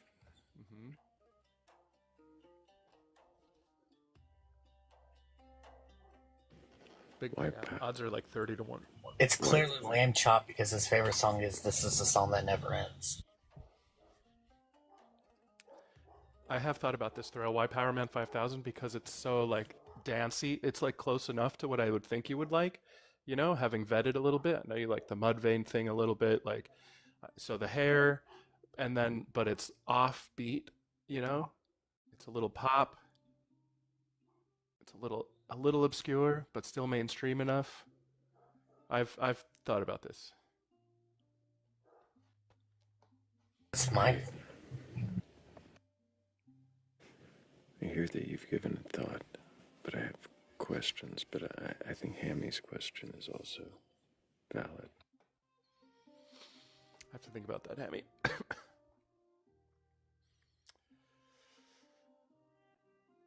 Stained.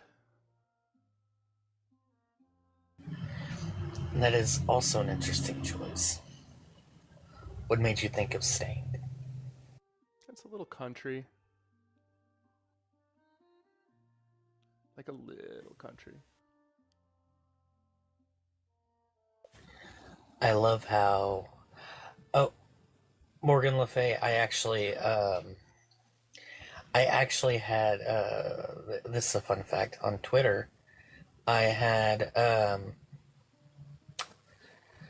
basically, I was in a discussion with the lead singer of Trapped, and he was talking smack to me, and I got him to shut the fuck up real quick, because he was talking about how he would beat my ass, and I told him, I was like, dude, I was in the army, I would like beat the brakes off you, and he said, well, anybody can win a fight, and then just refuse to speak to me the rest of the time. So, yeah.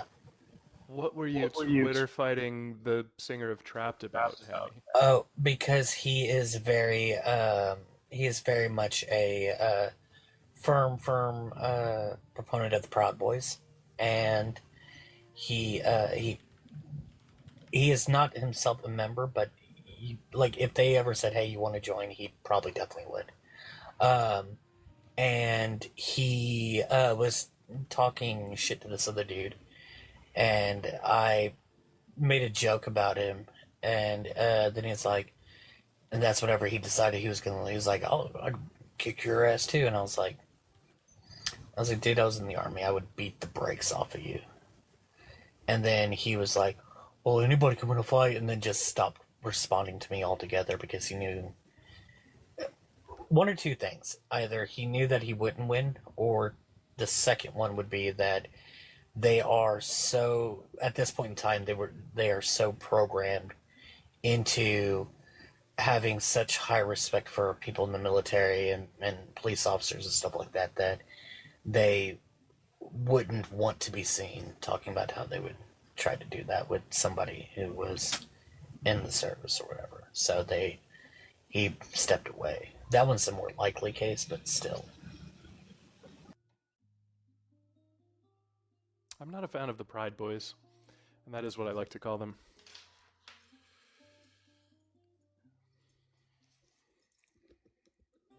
Or trapped.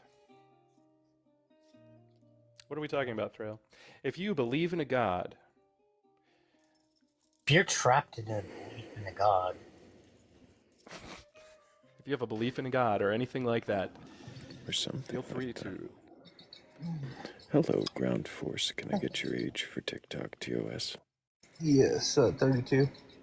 Do you have a belief in a god or gods, higher power, or anything like that? Yes and no. It's a complicated area, but In what I guess way, I would yes? consider myself agnostic, but with a hardcore stance on researching theism of all different kinds. So, I don't Sorry, necessarily a hardcore believe... stance on what? What was that? Sorry.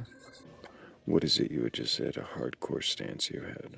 Oh, a hardcore stance on studying theism of all different kinds. So I don't necessarily believe in a higher power, or if I did, it would be the galaxy or the universe. But I very much like studying religion from an outside perspective. I'm like, I was actually one of the youngest Presbyterian deacons ever in my state, and just fell out of that because I found out that I just wanted to learn. I didn't necessarily believe that. So I feel like as far as religious standpoints go, that might be a somewhat unique stance. I like to look from the outside.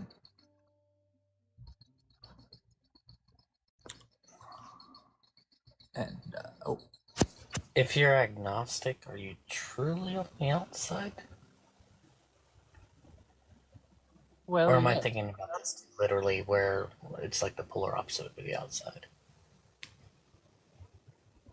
Well, it's like atheism, but without the denying that there is a higher power. We just don't know. You know, there may be a higher power out there, but I don't see one that I really relate to so much. What would it take for you to be certain that there was one? Well, I guess just finding one that makes sense, that doesn't have a load of contradictions all throughout the religious texts would be my biggest concern.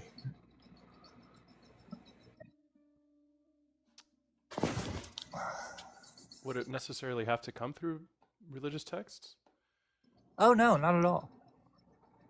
And that's kind of probably why I lean towards not necessarily creationism, but kind of an evolution slash Stardust theory mix. That seems what makes the most sense to me. And what would it take for you to believe that there are no gods at all? Like, to be certain in that belief, I don't know that anything could do it. Because, like, the whole scientific theory or research of you can't disprove a negative because you can't be everywhere at the same time. So it could exist somewhere you're not. So is the belief that you want to question that gods are possible, Oh yeah, that's why I love theism so much. Is I want to find one that makes a logical conclusion for me. Why? That's a tough one. I guess I just enjoy the search for knowledge more than I enjoy knowledge itself. At least so far.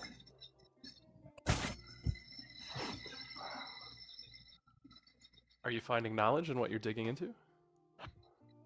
Oh yeah, a lot of it. And there's a lot of good aspects from religions all over the world that, you know, I might not necessarily believe, but I could see why those norms were set in place with religion in that area or time frame.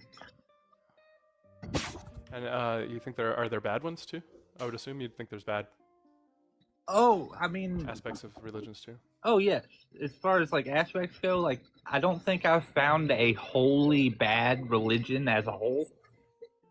But there are some darker ones, and there's a lot of aspects of all religion that either contradicts its own principles or just genuinely is hateful or nasty towards a whole group of people. And I don't like that at all. Last question. In a society without religion at all, what would be the biggest thing we'd have to... What would be the biggest challenge we would have to solve? That's... The first thing that pops to my mind would be the mental health aspect of it. Because I realized that people with a deity that they firmly believe in, like that there's that higher power, that heaven they're going to, tend to not have as much stress or as I can't quite think of the exact words I want to use here, but just accepting the whole possibility that there might not be some grand afterwards is hard on people's brain a lot of times.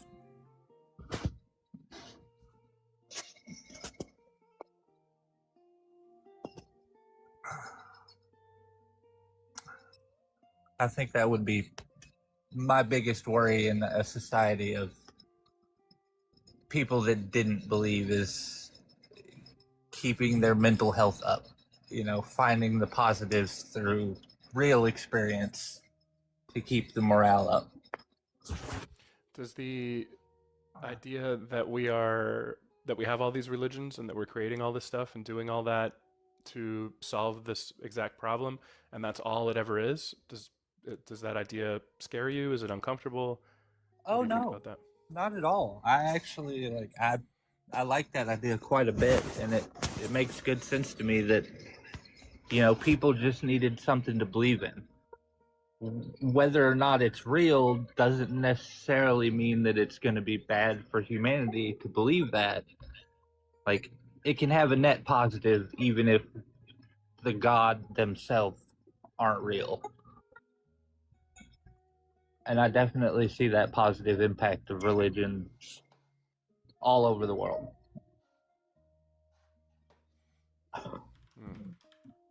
How do you determine the net positive? See, it's another hard thing that I guess it comes to personal morals a lot, stuff like that. Like, you know, there's general things that are pretty obvious for, I think, most people, you know, thou shalt not kill, that kind of stuff. But, yeah, that's really a personal, like, morals are subjective. Nobody's got the same ones, so it's hard to say. It's got to come from you.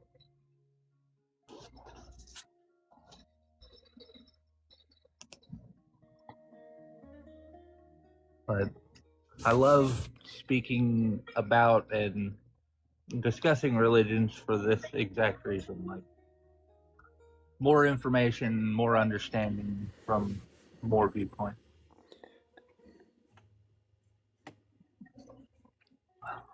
Can you question your assumptions on religion?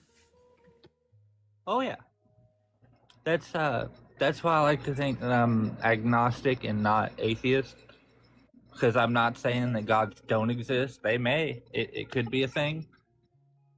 I just haven't necessarily found one that I align with. But yes, I love questioning Have them. you found any that can't exist?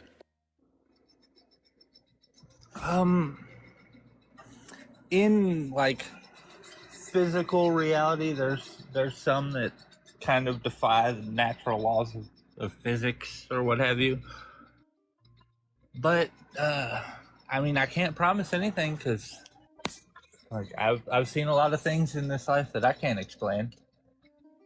So maybe there are some gods out there that are hovering around watching or something.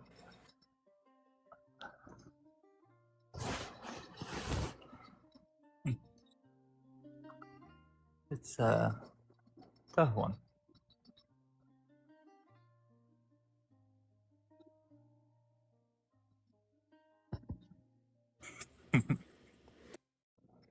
Does anybody else have questions for our guest?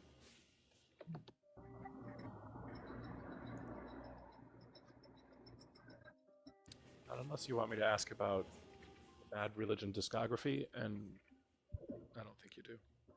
Probably not. Oh. Does it matter to you if your beliefs are true or not?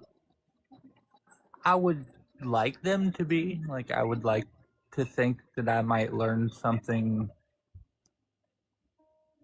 outside of this life, so to speak. But it wouldn't necessarily bother me if what I believe is not true. If I die and come to at the pearly gates and, there's an angel standing there, it'd be kind of like, well, I was wrong, but it wouldn't necessarily upset me. What if you ended up at the gates of Helheim? Of what was that? I said, what if you ended up at the gates of Helheim? Well, that would probably be unfortunate. I'm assuming, because that's a realm of punishment and what is it? Service to the misdeeds. Helheim? I might be mistaking that for like a Tartarian end plane, but what is Helheim is within the Norse pantheon. It's Norse. just kind of. Oh, okay. It's just the afterlife. It's where everybody who doesn't unalive in battle and goes to, basically. Yeah, one of the planets out, or not planets, the realms outside of Midgard and all that. Okay. That's another confusing thing about religion is so many of them have similar or the same terminologies for different places or beliefs. Well, the way you can differentiate Helheim from Hell is that Helheim is literally the home of Hell, and that Hell is spelled with one L and not two. It's realm, yeah. So, I guess it depends on how you view Helheim, as in, like, if the entire, not reality, I forget what they called it. It wasn't a galaxy or reality, it was a realm. Yeah, there you go. It's the 9 realms. Yeah, if the entire realm of Helheim is actually hell incarnate, or if that's just something that holds it.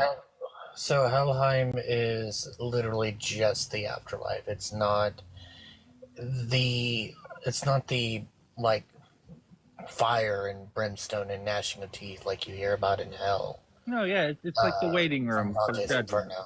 Well, it's not even a waiting room. It's literally just there's no judgment whenever it comes to Norse afterlives. If you unalive in battle, you get sent to Valhalla. If you unalive of old age or from mainly any other thing, you get sent to Helheim. And Helheim is just where you go to be with your ancestors. That's it. Okay, see, now that's something that I now want to look into more because I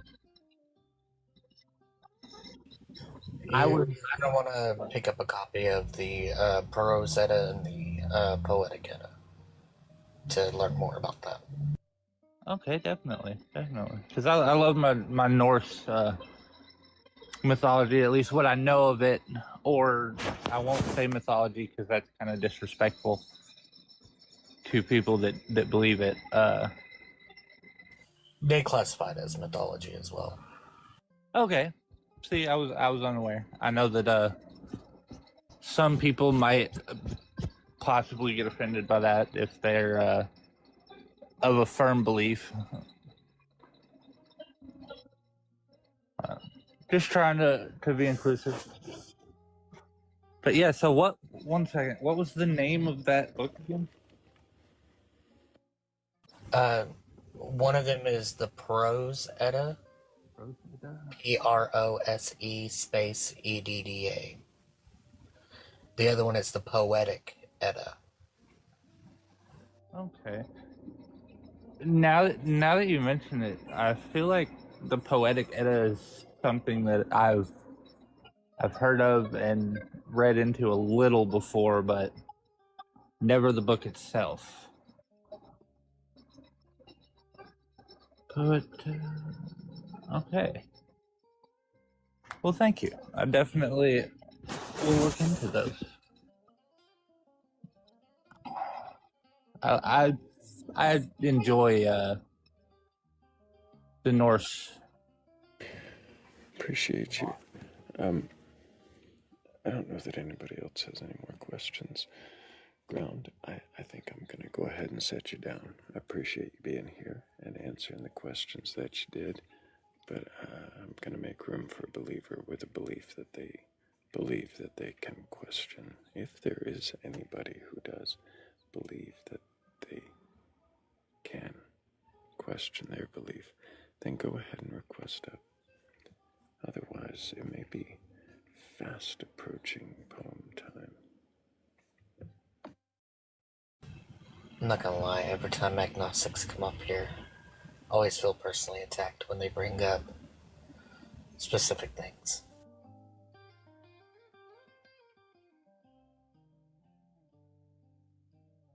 Oh, like the irrationality of atheism. Yeah, whenever they say something like that, I'm like, It's like they know you. Do what? It's like they know you. Hey, only people who know me know I'm irrational, but it's not because of my atheism.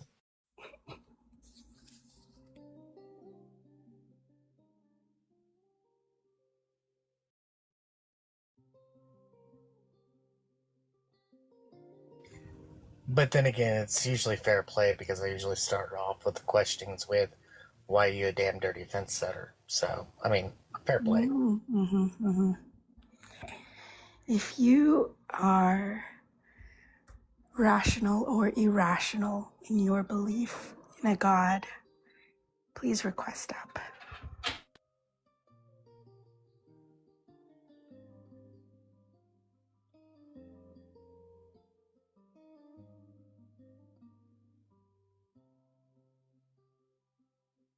Or just want to attack Hammy.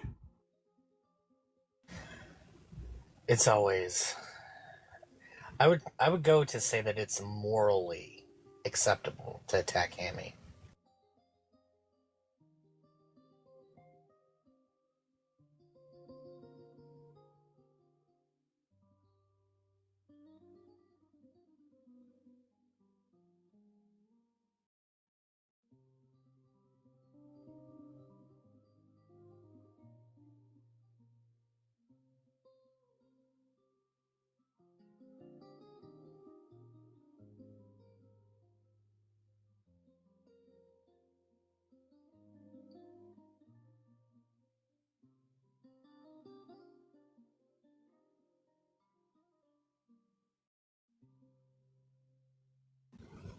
Thrayle, while you're doing the poem thing, play one of the songs.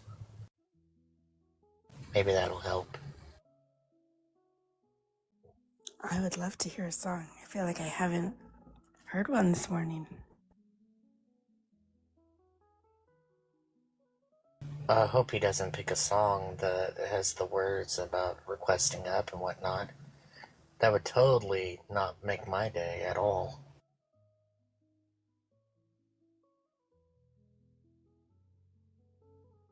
Do you think it worked, Philly? Apologies. I hope it worked.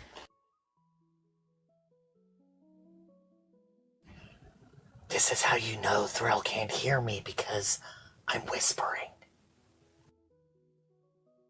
Then Thrayle couldn't have heard me at all last night. I was whispering so much I lost my voice. It's painful, Philly. Yeah, it's a lot better this morning. I think I do know the thing. Here's my best try. From memory. If you have a belief in a god, or gods, or anything like that, and want to question your belief, we're not here to belittle you. That's as far as I can remember. What's the rest of it? Whoa. I'm here to belittle you. Don't worry, we'll protect you from Hammy. What, Philly? Berate you? Belittle you? I was saying, don't worry, we'll protect you from Hammy if you request up.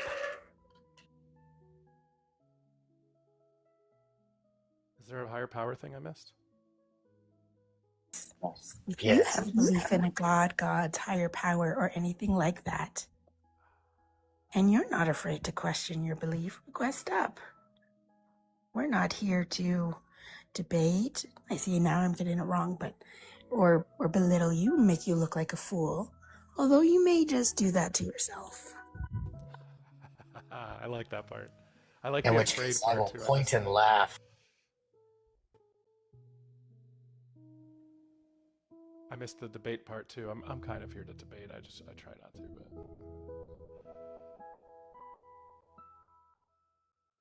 Oh, this is where the song comes in.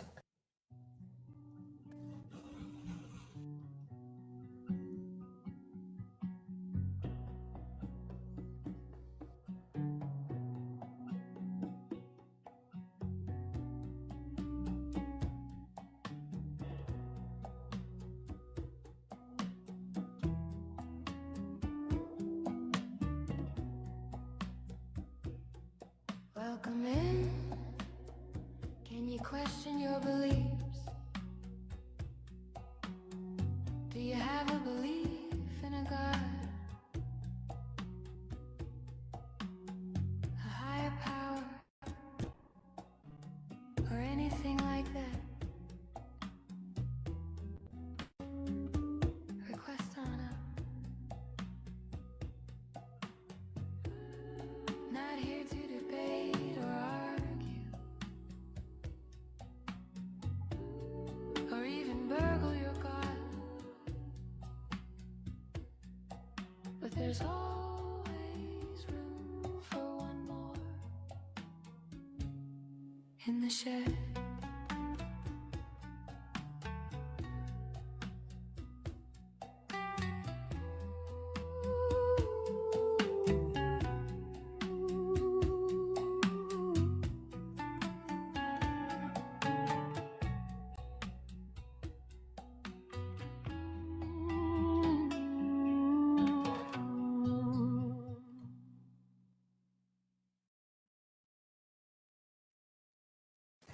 Philly, it worked. I'm so happy. That one's my favorite.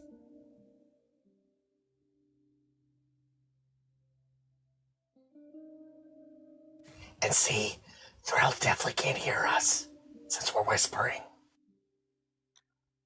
But the audience can hear us. So maybe someone in the audience should request up if they have a belief in a god or gods. And I can't do it. Oh, you were so close, though. You're so close.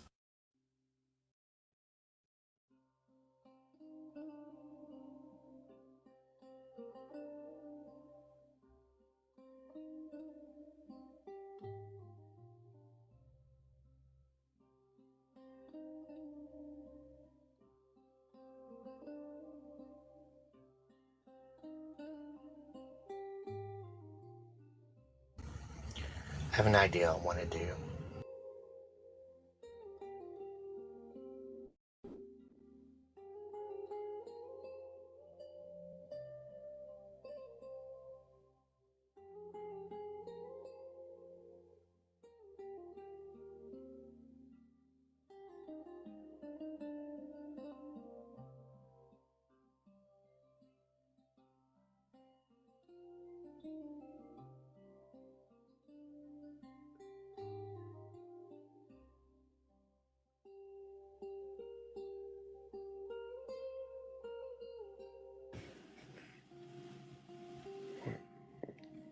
What did you say you were gonna do, Hammy?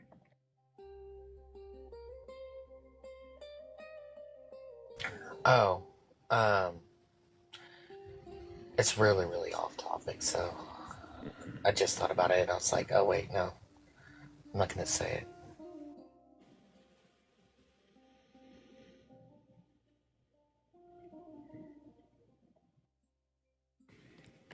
We had a few ghosts in queue. I don't know how long they waited. I didn't see them sooner. But if anybody does have a belief in a god or gods, higher power, or anything like that, the queue is open. It's up to you just to push one of those buttons to request on up before I decide the end is nigh.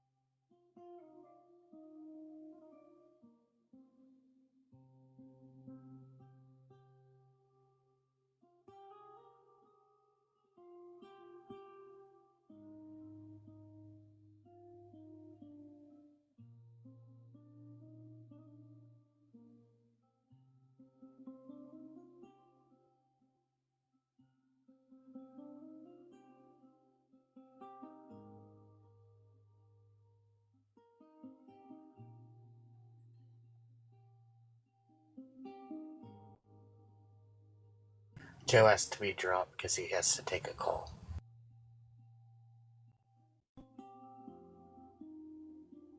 Appreciate you, Joe. What is this, Joe? Having a life or something? Joe acting like he has actual stuff to do outside of TikTok. What is he? Rockefeller?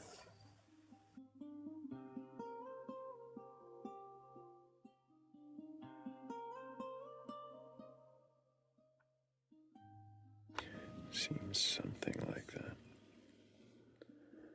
But I do need to make sure that I thank Heretical Apothecary Fenrirson, also Philly Red, Inksomnia Shell 96, Cassie of the Sea, and Cat DeWitch for helping with the previous goal.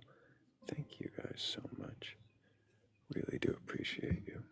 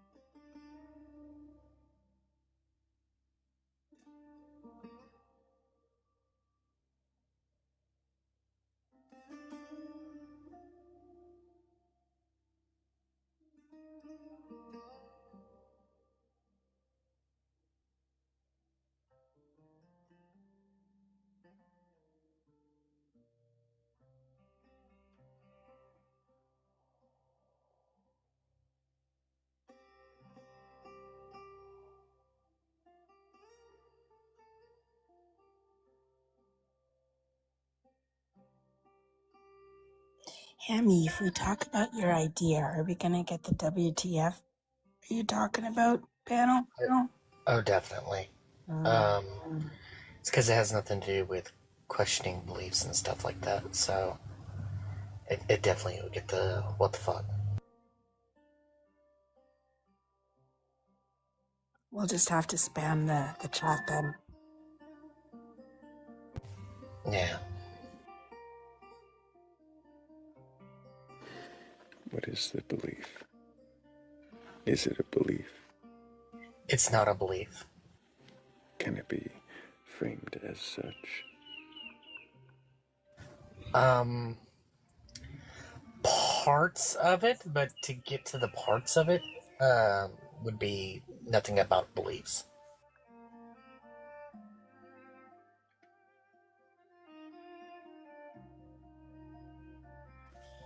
The only thing that I could say, this part's not a belief; it's a knowing, and I know that it would take a lot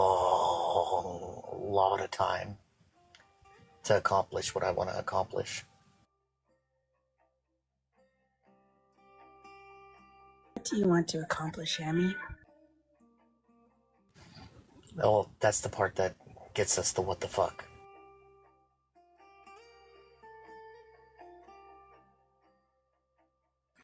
You feeling like risking it?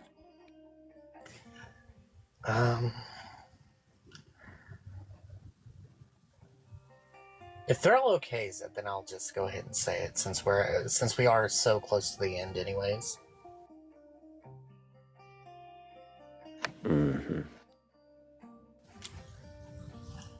That I'm going to take as an affirmative. So basically, what I've been thinking about doing is doing a kind of docu-series and going to all 51 states and documenting the wildlife and talking about all this stuff and whatnot. And so it was just an idea that I kind of toyed with for a little bit. I thought it'd be cool and interesting, to me at least, to discuss like the animals in their natural environments and stuff like that, and some of the challenges that we're facing with coming to their ecosystems and stuff. And I didn't think much about it, but I toyed with it for a little bit, and then the past few days I was looking into a little bit of it and kind of toying with the idea of actually doing it, and saw how much it was going to cost and how, like, just for the equipment and gear and stuff. And I was like, holy shit, that's a lot. And I was made aware that for first time documentary filmmakers and stuff like that, there's several grants and stuff that you can apply for. And it kind of made me look at it as a much 96, the just the gear alone, and this isn't talking about the vehicle that I would need to do this kind of adventure, was about 17 grand alone. So that's just the gear itself. When you factor in the actual vehicle, and again, this is not the modifications to the vehicle that I would do for this. It was like closer to like $77,000. But anyways, they when I saw that like one can get grants and stuff like that, I was like, oh. And it made me take a serious look, but like the entire just filming and traveling is like 6 months to a year alone, at least. Like that's like optimistically 6 months to a year of just traveling and filming, and that's a lot. But at the same time, is something that I've really, really am interested in doing.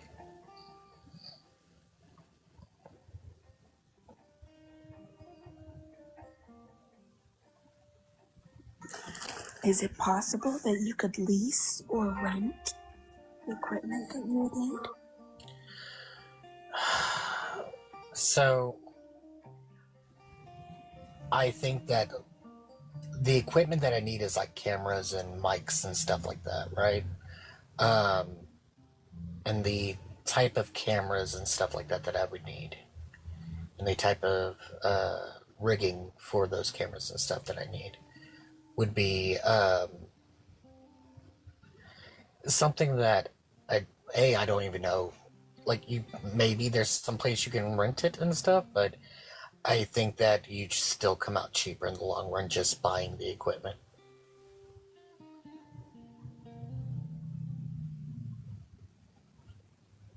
It sounds like a very intriguing project, should you choose to undertake it. Yeah. I'm still debating on it. It's one of those things that I've always had an interest in the wildlife, and I want to, like I said, just like kind of film and talk with the experts, like go to like national parks and talk to the experts there about like some of the challenges they face and some of the other things about it. Sure. Did your view on wildlife change when your religious beliefs changed? No, because I've always had an interest in the wildlife, and this was not necessarily due to my religion. It was more tied with the fact that I grew up hunting.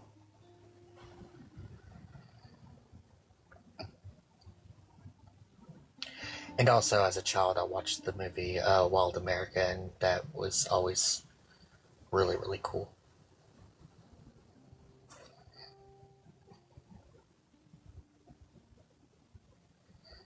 I'm not familiar with that movie. What's cool about it?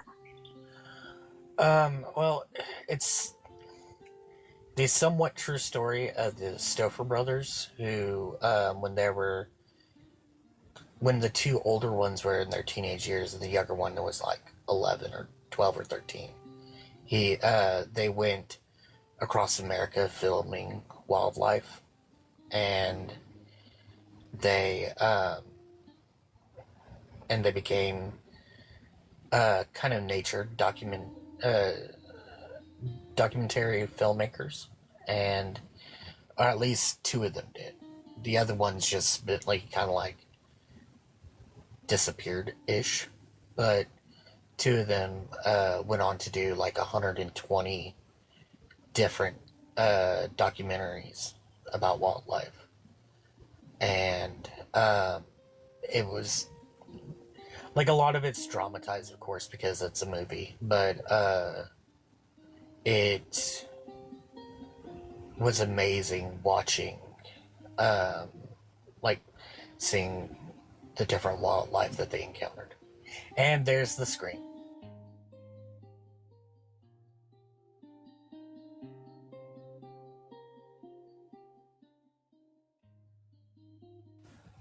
Thank you at least for waiting until we got to the end there, Thrayle. Oh, I'm nothing if not respectful.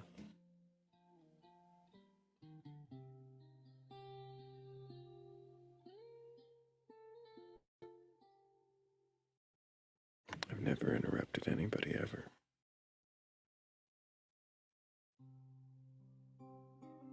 Liar bands.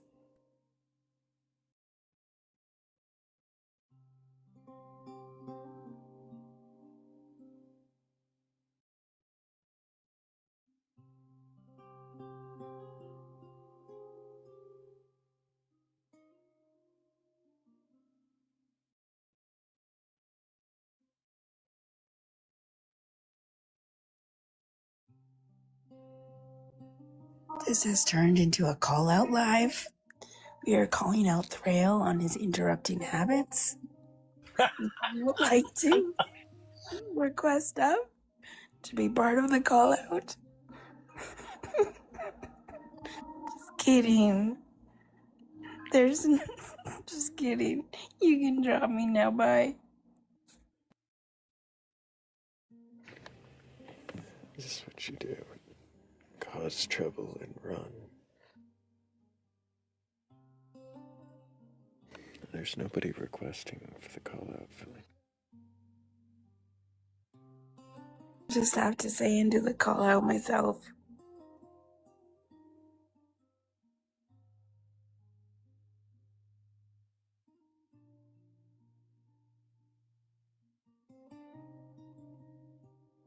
What was I being called out for again? Wow, for interrupting. But since we're on the topic of call outs, I will also call you out for putting people to sleep and using too much AI and having a supportive community and not going live long enough. Everybody wants you to go live longer hours. You could really step it up, dude.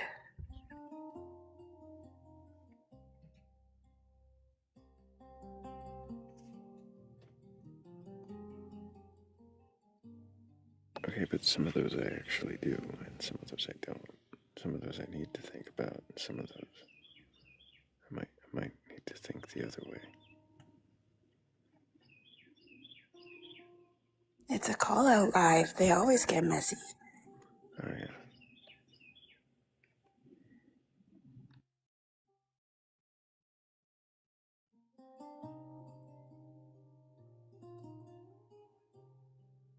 And I cannot question any of what I just said.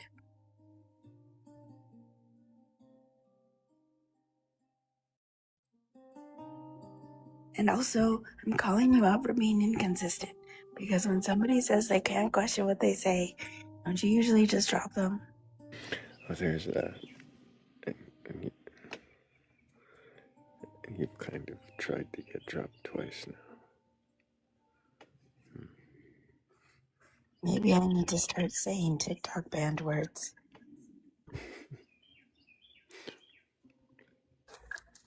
Or I could do like Hammy and like just, what's it called?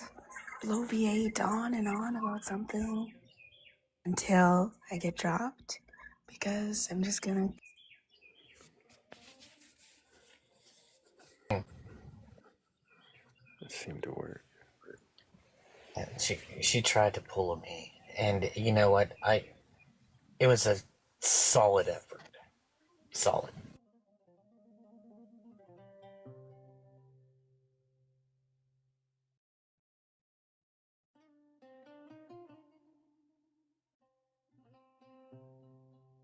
I saw that.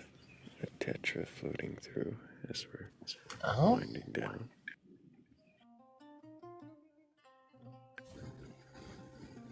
Have you already saw her off to work? Oh yeah. Oh, okay. A few hours ago.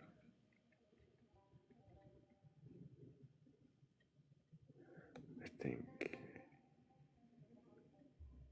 we probably should.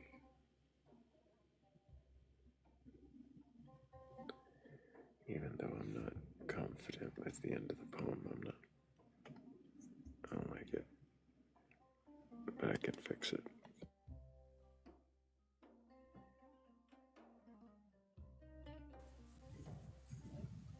She must have gotten really bored at work. Doubtful. Oh. She has an exciting job, I'm assuming. Fibonacci wants to talk about God's crystal cake. The crystal ball of God's backside. Yeah, Hammy, you missed that.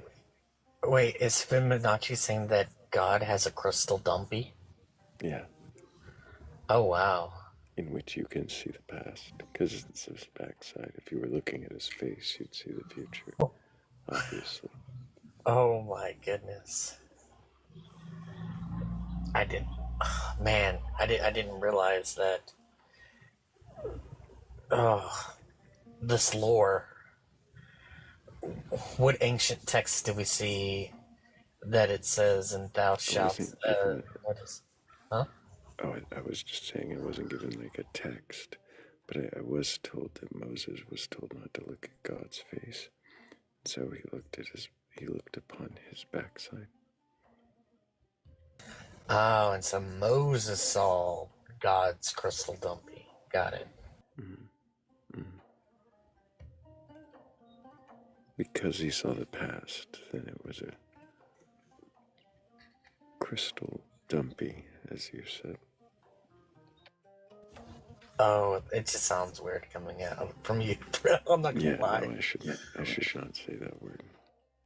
I think it's because you put the pause between the crystal and dumpy. You're like crystal dumpy. I don't know, I think you made it sound awkward.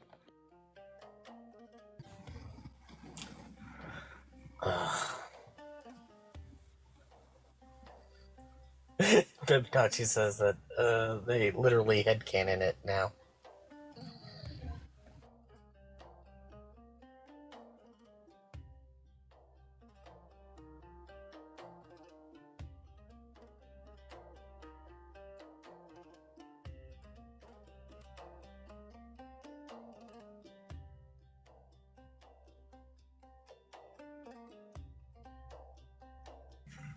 And this is why you have to put the past behind you. Right?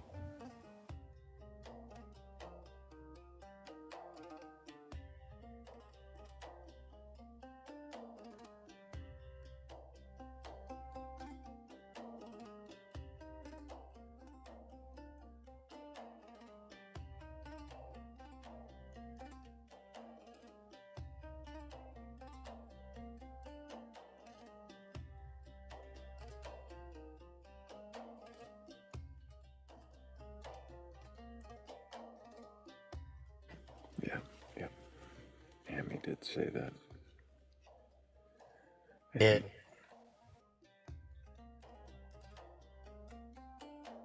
I think it is time to thank a Hammy. Thank you, Hammy. As always, Thrayle. Appreciate you. And I appreciate all of you. Thank you all for being the best audience on TikTok, for all of the taps, all the shares, all of that, of course. Thank you for helping in all the engaging ways that you do, but more importantly, thank you just for being here. I really do appreciate all of you. This really, whether you come in here to question your beliefs, to see others question theirs, or just to fall asleep, this really is the best audience on TikTok, and it wouldn't be without all of you. And more importantly, it really wouldn't be without all of the mods. So thank you, big W's to the mods, for all that you do. Thank you. We couldn't have this place be fit for the best audience on TikTok without all the hard work you put in. So thank you so much. And if you want to join the community, see what we get up to behind the scenes, between the lives, of course you can always join the Discord. There's a link tree in my bio or in the Batcolyte's bio. Either one will take you there. Just want to make sure you read the rules when you get there. Otherwise it might look a little lonely. But if you can't agree to them, then you should find out you're not alone. And if you stumble across the Venmo or the Cash App and you want to show your support that way, it is always appreciated. I truly thank all of you who help that way. It does make all the difference in the world. And I think my brain running away from my mouth is pretty evident that there's really only one thing left.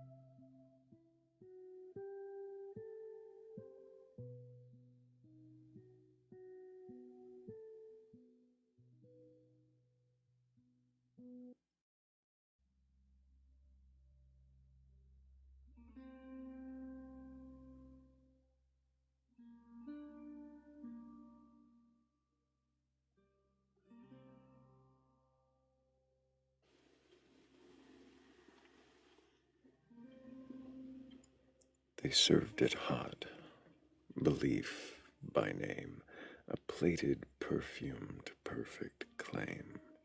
Just taste, they said. Don't ask what's in. Tradition seasons everything. But I have learned in smaller things, in soups and pills and wedding rings, you at least read the label, scan the side. You check what's hidden deep inside.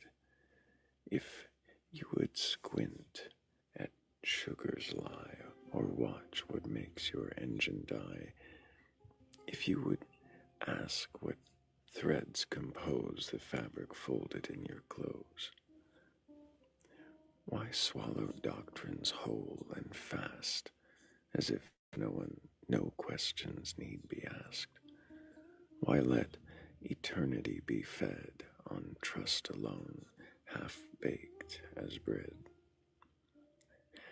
half-baked as simple bread? A question is the tongue's defense, a palate trained for evidence.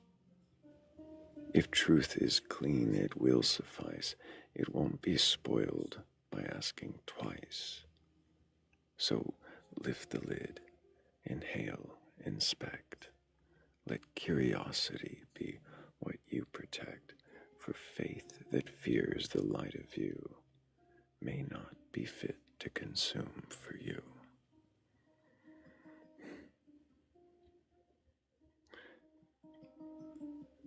And on that note, until the next time we meet in darkness and seek wisdom together, I love you all. Take care.